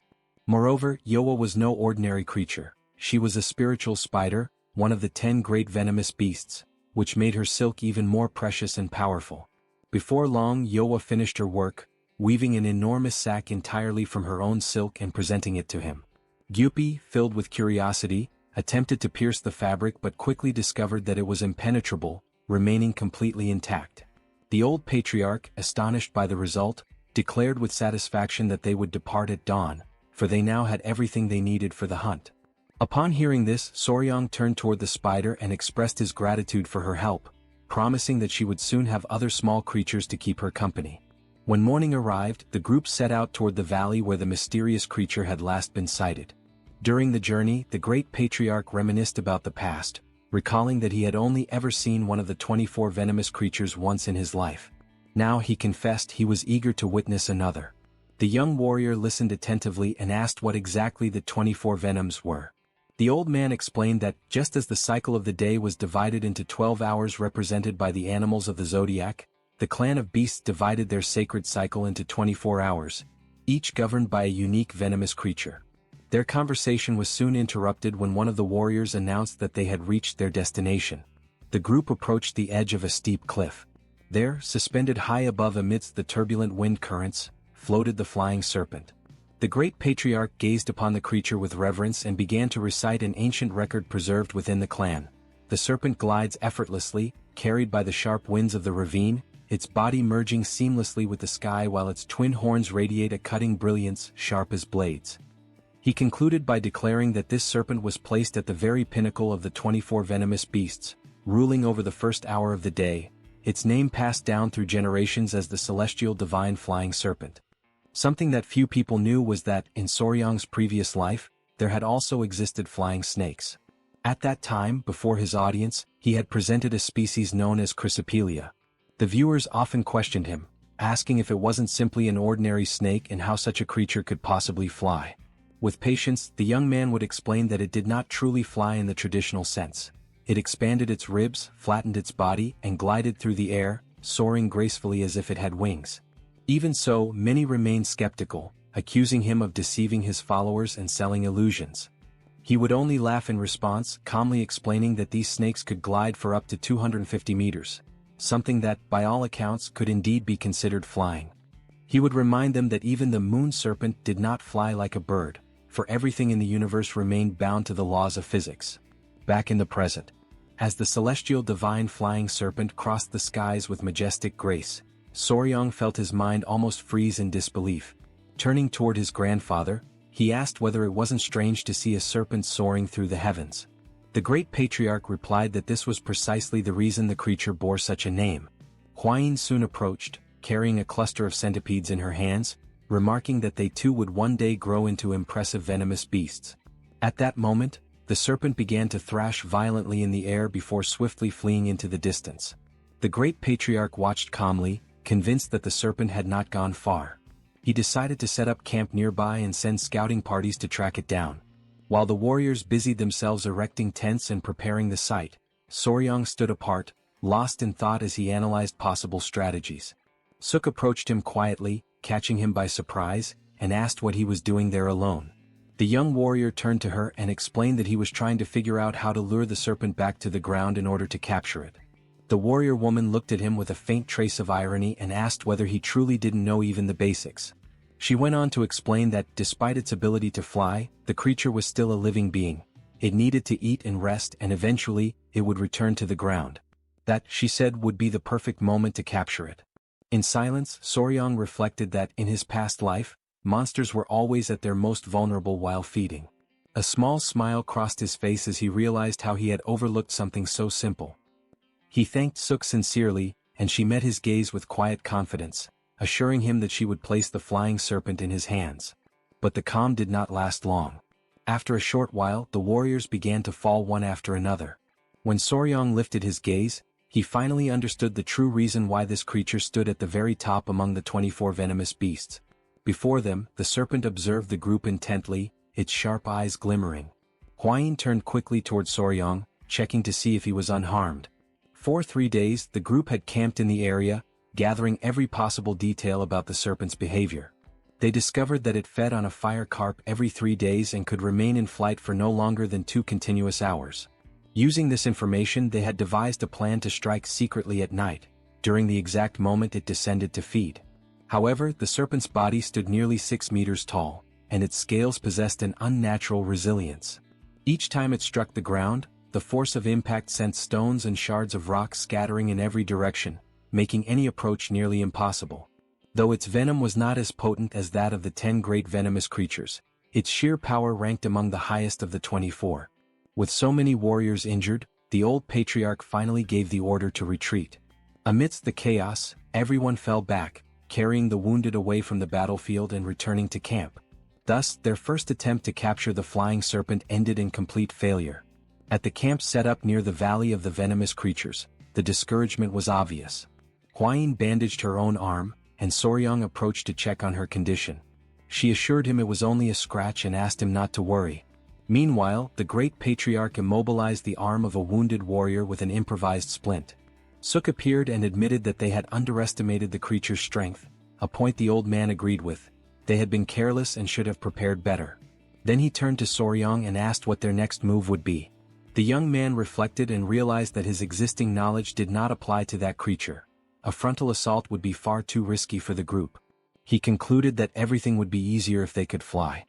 Hearing this, the great patriarch suspected that the serpent used some form of energy to stay aloft. He perceived an intense flow around it, which suggested its flight depended on controlling that force rather than on mere physical motion. Intrigued, Soryang sought clarification from Hwayin, who explained that the elevation was an advanced form of Qigong, lifting the body purely by internal energy, something impossible without tremendous inner power. Soryang then understood that the venomous serpent possessed colossal internal energy, making it all the more fearsome. But the old man interrupted to correct him. It was not merely internal energy, it had an inner core. He affirmed that the creature possessed a core which surprised everyone present. Soryang associated this with the blue-spotted centipedes, whose cores concentrated energy and enhanced martial abilities. The existence of a core changed their strategy immediately. Gyupi and Suk wanted to secure it at any cost, while the patriarch weighed the moral and practical risk of killing the creature. He recalled how Hwayin had progressed after consuming the core of an inferior beast, and he explained that the core of the celestial divine flying serpent would instantly amplify martial skills. The son-in-law assessed the problem calmly and declared that the capture must happen. Crucially, it had to be a capture without injuring the creature. He took responsibility and promised a plan that would preserve the animal's life. Others questioned whether such a promise was feasible. Suk warned about the nature of the core and the real cost of killing a creature for the power inside it. Soryang countered that internal energy could be accumulated over time, and perhaps sacrificing the serpent would not be worthwhile given the value it represented alive. The great patriarch, recognizing Soryang's determination, agreed to proceed if that was his wish. Soon after, the young warrior formulated an idea. He did not reveal all the details aloud, but in his mind he sketched strategies to lure the serpent to the ground and immobilize it without harming it. A risky plan, but one that, if successful, would secure the core while sparing the life of the majestic beast. The celestial serpent continues its life as usual, faithfully following its daily habits, while Soryang watches from a distance with a stone held firmly in his hands. He throws the stone toward the creature and immediately startles himself with the boldness of his own action. After all, a serpent has 3 primary ways of perceiving the world around it: the auditory chamber, which detects sound waves and subtle vibrations; the vomeronasal organ, which analyzes odor particles gathered by its flickering, forked tongue; and the photoreceptive organ, which uses specialized cells to detect infrared radiation and track the movement and body heat of its prey. In other words, if both heat and scent are concealed, the serpent becomes incapable of detecting their presence at all. Huayin questions the need for that strange, specialized outfit, while the old patriarch admits that he never imagined a day when he, the mighty lord of 1,000 poisons, would be forced to submit to such an indignity. Soryang, however, insists that for this particular operation, the garment woven from the spider's special silk is absolutely essential. The patriarch shows that he understands, yet he wishes to know exactly how this method will allow them to capture the serpent without hurting it. Soryang recalls an old teaching from Suk, that every living creature must eat and sleep. He explains to the group that from that moment on, they will follow the serpent for several days, and whenever it attempts to eat or rest, they will disturb it by throwing stones.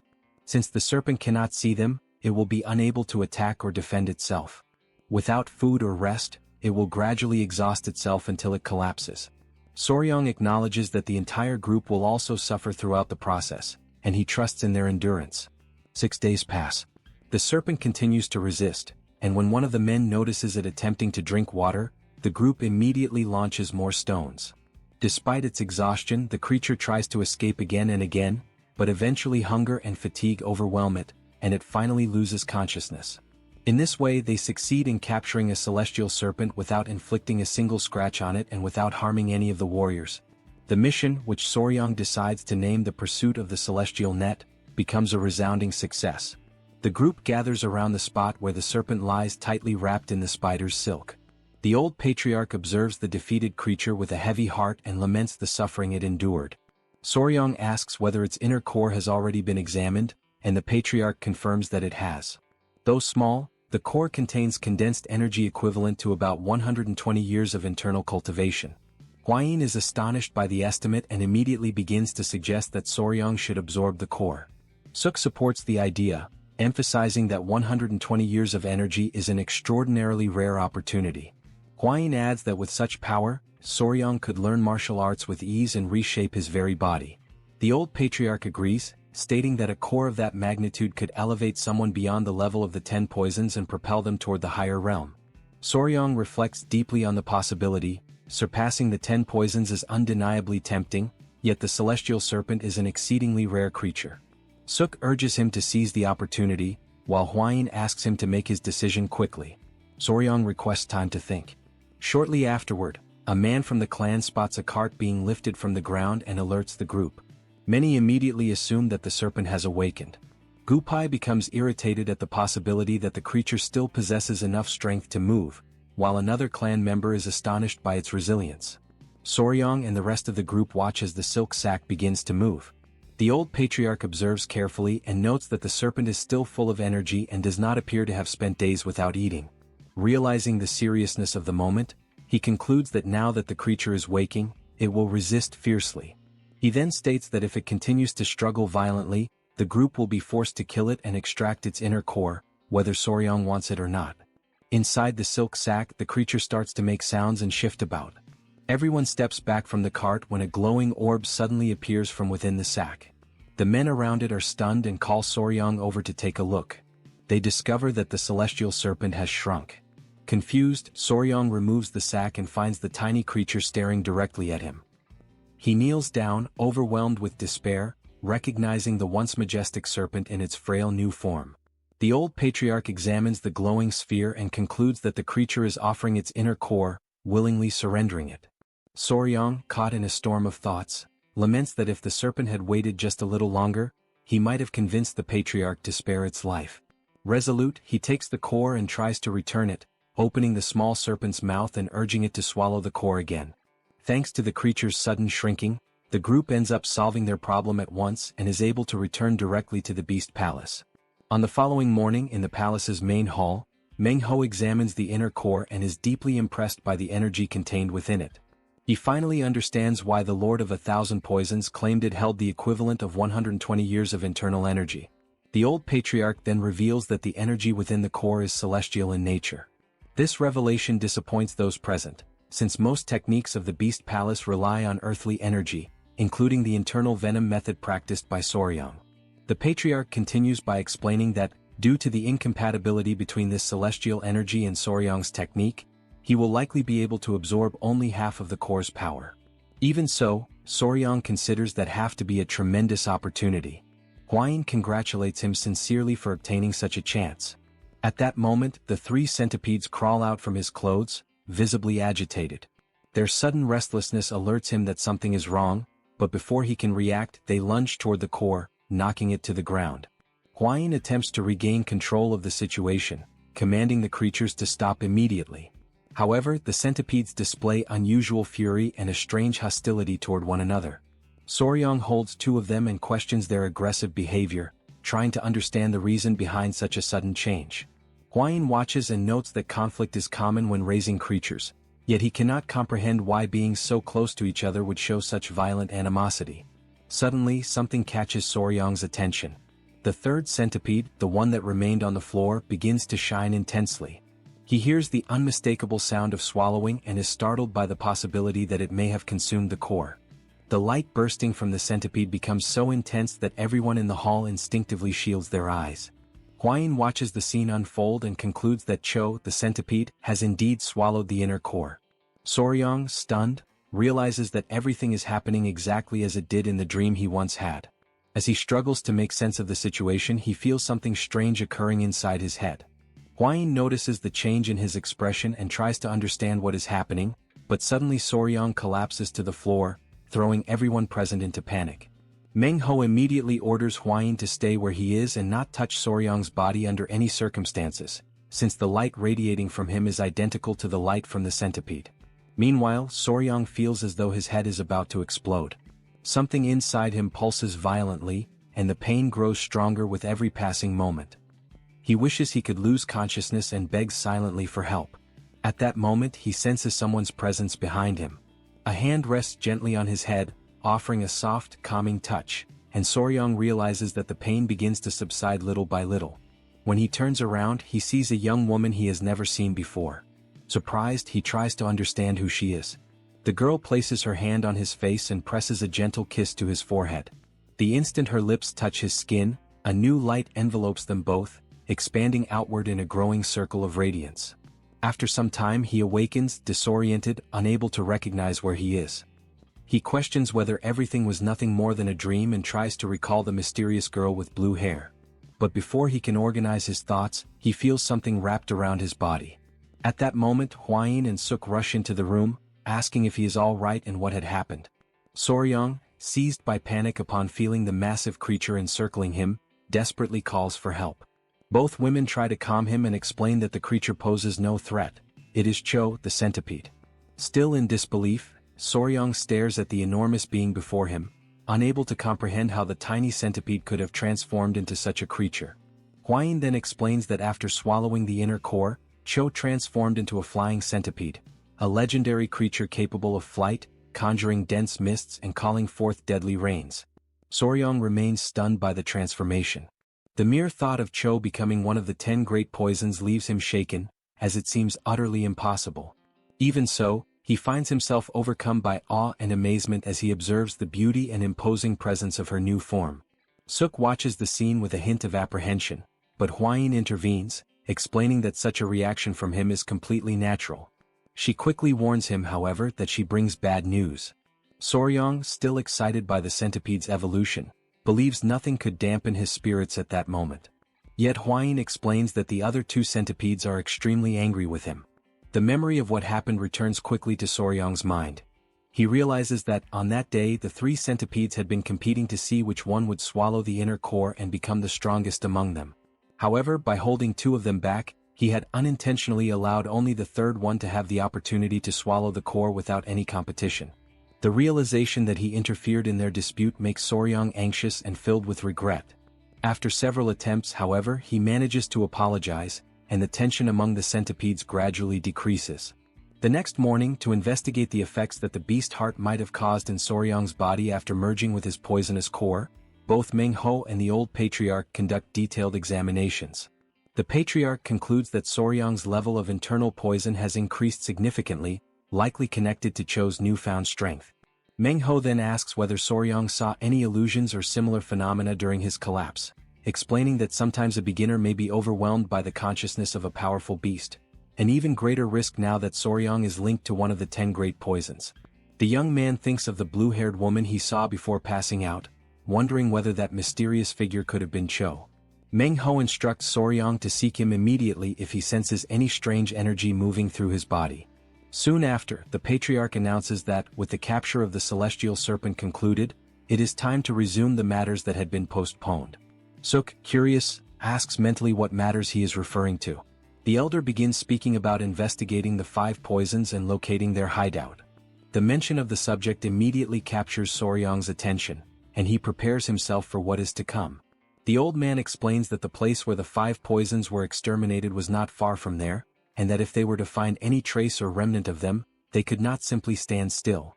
According to him, the 5 poisons were likely hiding somewhere at that very moment, breeding vast numbers of creatures, like an army of venomous ants. And if they attacked the Beast Palace, then everyone there would be the next targets. Therefore, before they were discovered, the patriarch states with determination that they must strike first. In the guest hall of the Blue Beast Palace, Gyupi approaches to confirm that this is the last crate. Before the formal investigation of the 5 poisons portal begins, it had been decided that all venomous creatures captured so far would be transported back to the family.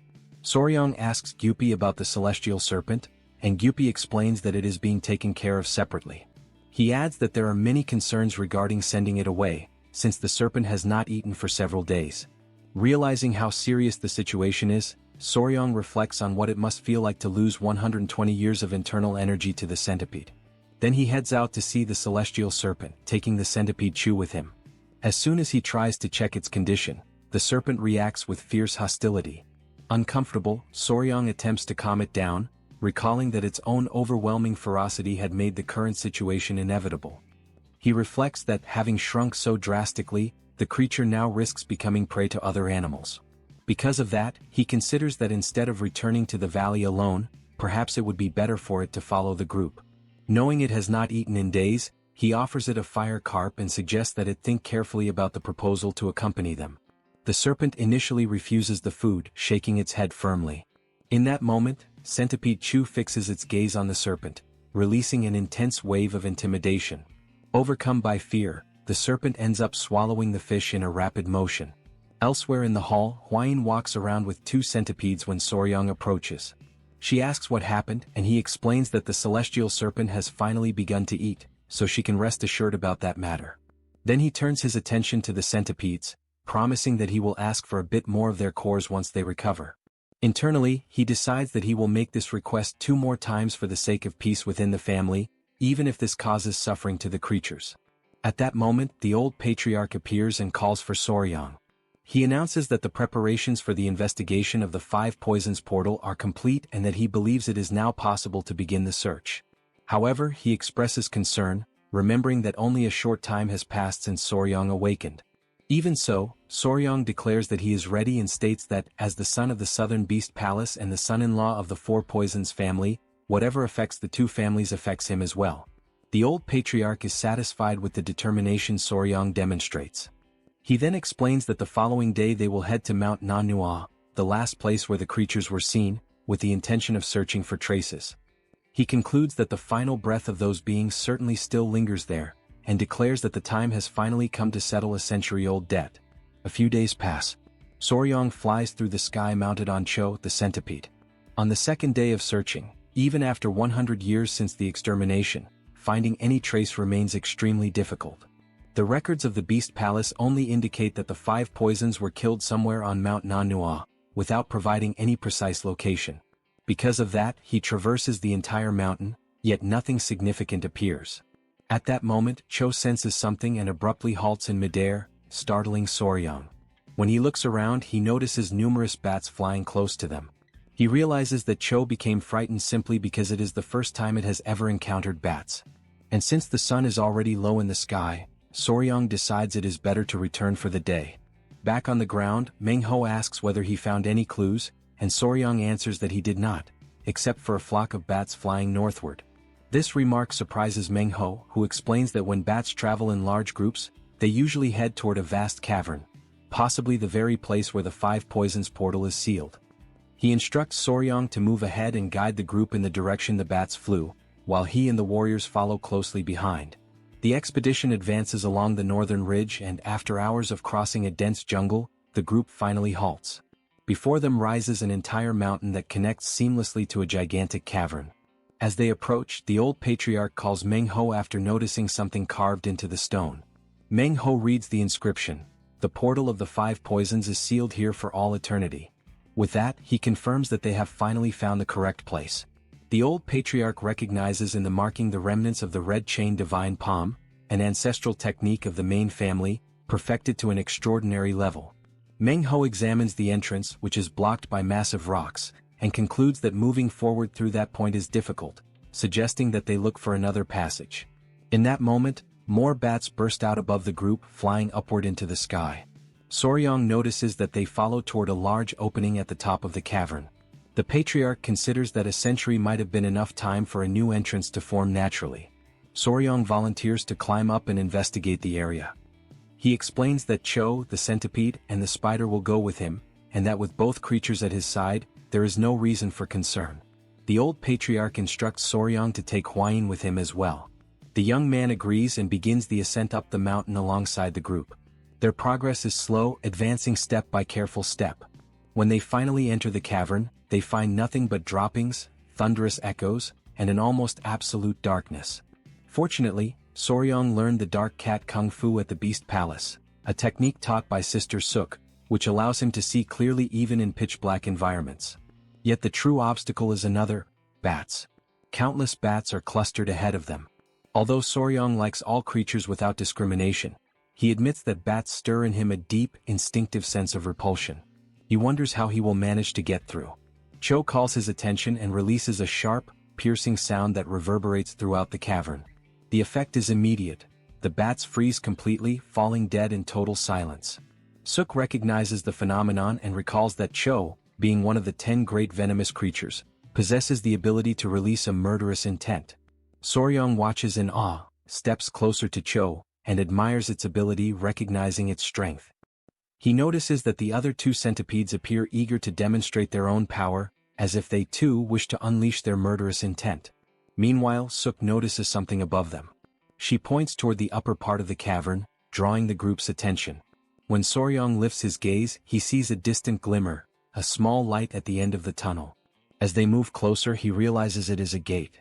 Numerous skulls lie scattered around it, previously hidden by the swarm of bats.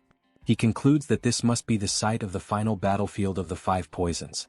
At the center of the structure, he notices 5 figures fixed around the lock, each recalling the form of a different creature, and he wonders whether they might be the original 5 poisons themselves.